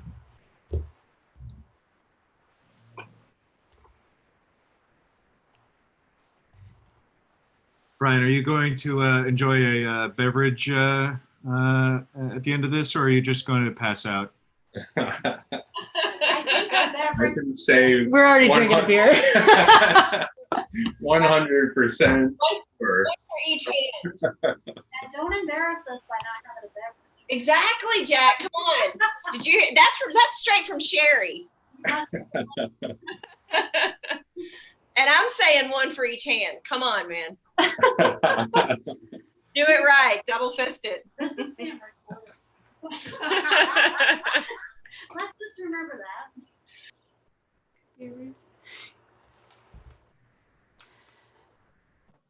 that. Sam, who's the best distiller in Chattanooga? For what? Whiskey, wine, beer? Pardon? Gin or vodka? You were enjoying martinis the other night, I believe. Ooh, there is the Lion and the Lass. Is it Lion and Lass or Lass and Lion? Hang on, let me pull up. Please. Lion and Lass vodka. No. The Lass and the Lions is a Tennessee distillery. And it's small batch, Appalachian region. That's Chattanooga area, Chattanooga local, and they're really good. I've had several of theirs before. They're real good. Lass and Lions. A ringing endorsement. I have to look that up.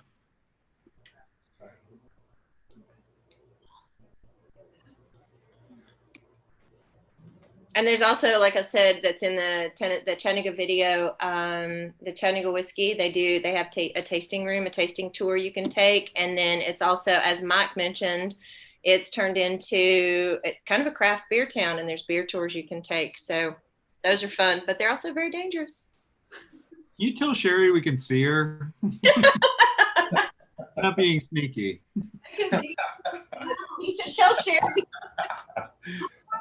Is she drinking Tennessee whiskey around the corner? She's there's. I will attest to that. She is not drinking Tennessee whiskey. Around the corner. She is not. There is no Tennessee whiskey in this whole area. This is because you changed your screen location. You need to go back. You got caught. I was trying to include you in the conversation. I didn't want you to feel left out. Our race director, ladies and gentlemen. Mike giving me his look that he always gives me about this time of the weekend. Got our last competitor coming into the Walnut Street Bridge. Mr. McBride. Ooh, yeah.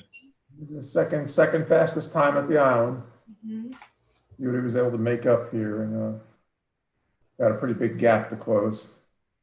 Yeah, watching from up on top of the bridge, you could tell he was moving pretty well. A little bit of trivia. If you look to the right of your screen, see that little indentation there in the rock, in the cliff line? That's actually a cave that you can crawl back into and sit in, and it's really cool. You do that in your kayak? I do. Nice. That sounds like fun. And there's bolted climbing routes on that wall too. I think there's like 3 of them that I know of. And they start at 510. Cool. I definitely knew about that, and that's why I included that feature in the venue. There you go. Nope, that was an accident. So Braden McBride in Michigan, we mentioned before, but I'll say it again. He spent the fall season competing, and he finished 4th at Head of the Ohio. Mm-hmm. First at his in his category at Head of the Oklahoma on the ERG, another virtual type of race, and another one of our virtual yeah, races. another one of our virtual races that we did with Here Now.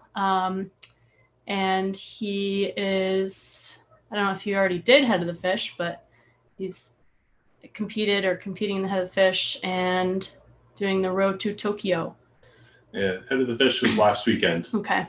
So Go ahead, I'm sorry.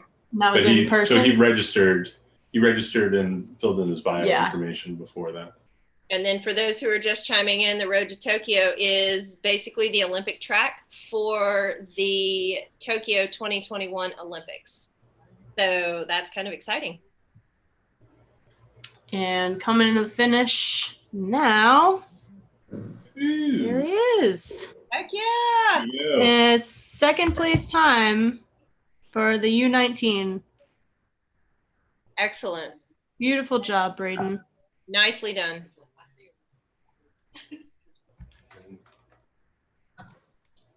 Yeah, that's great. Mm-hmm. That's about it. Bryce has a few videos he wants to play, but otherwise, that concludes today's racing. Excellent. Bryce closes out on the videos. Certainly want to thank everybody from Here Now, the Hooch Committee, Hooch volunteers, City of Chattanooga, Concept 2, Nielsen Kellerman, Cityus Remax, all of our sponsors.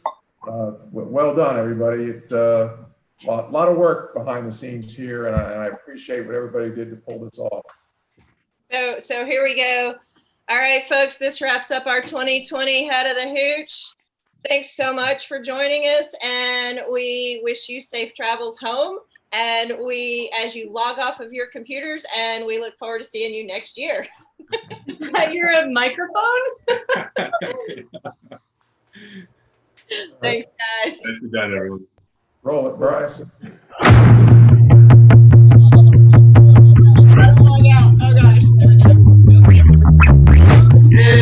There's a city, not so glitzy as New York or LA, but no less steeped in history.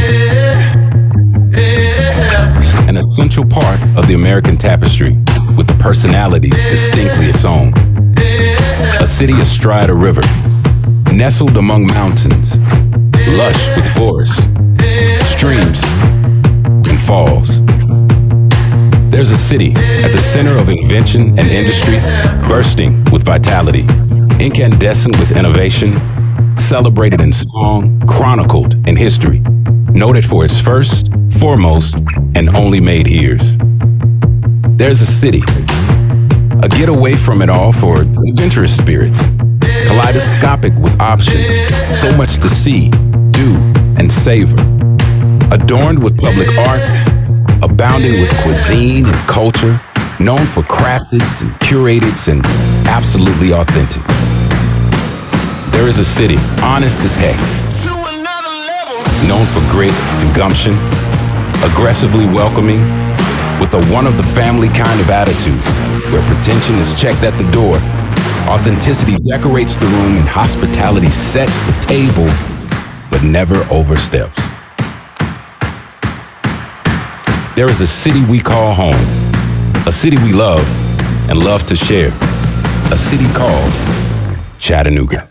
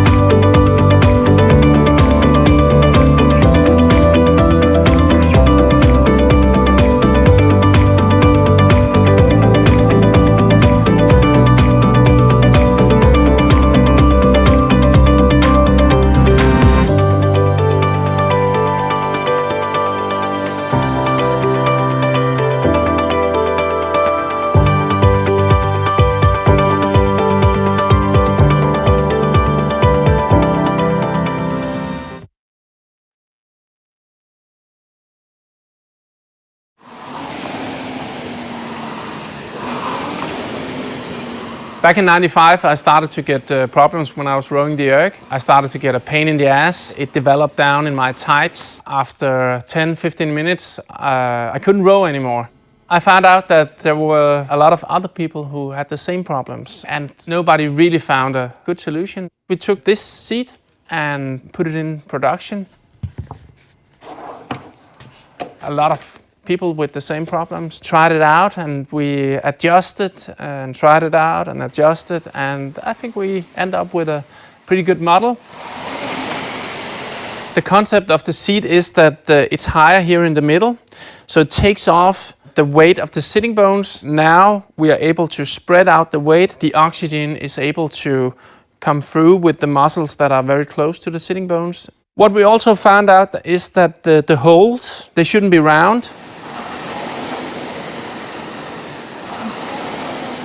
When you sit on it the first time, it may feel a little bit strange, but as a new running shoes, you have to get used to it. So if you have the problems with conventional seats, this will help you on the long run, but you have to, of course, get used to it.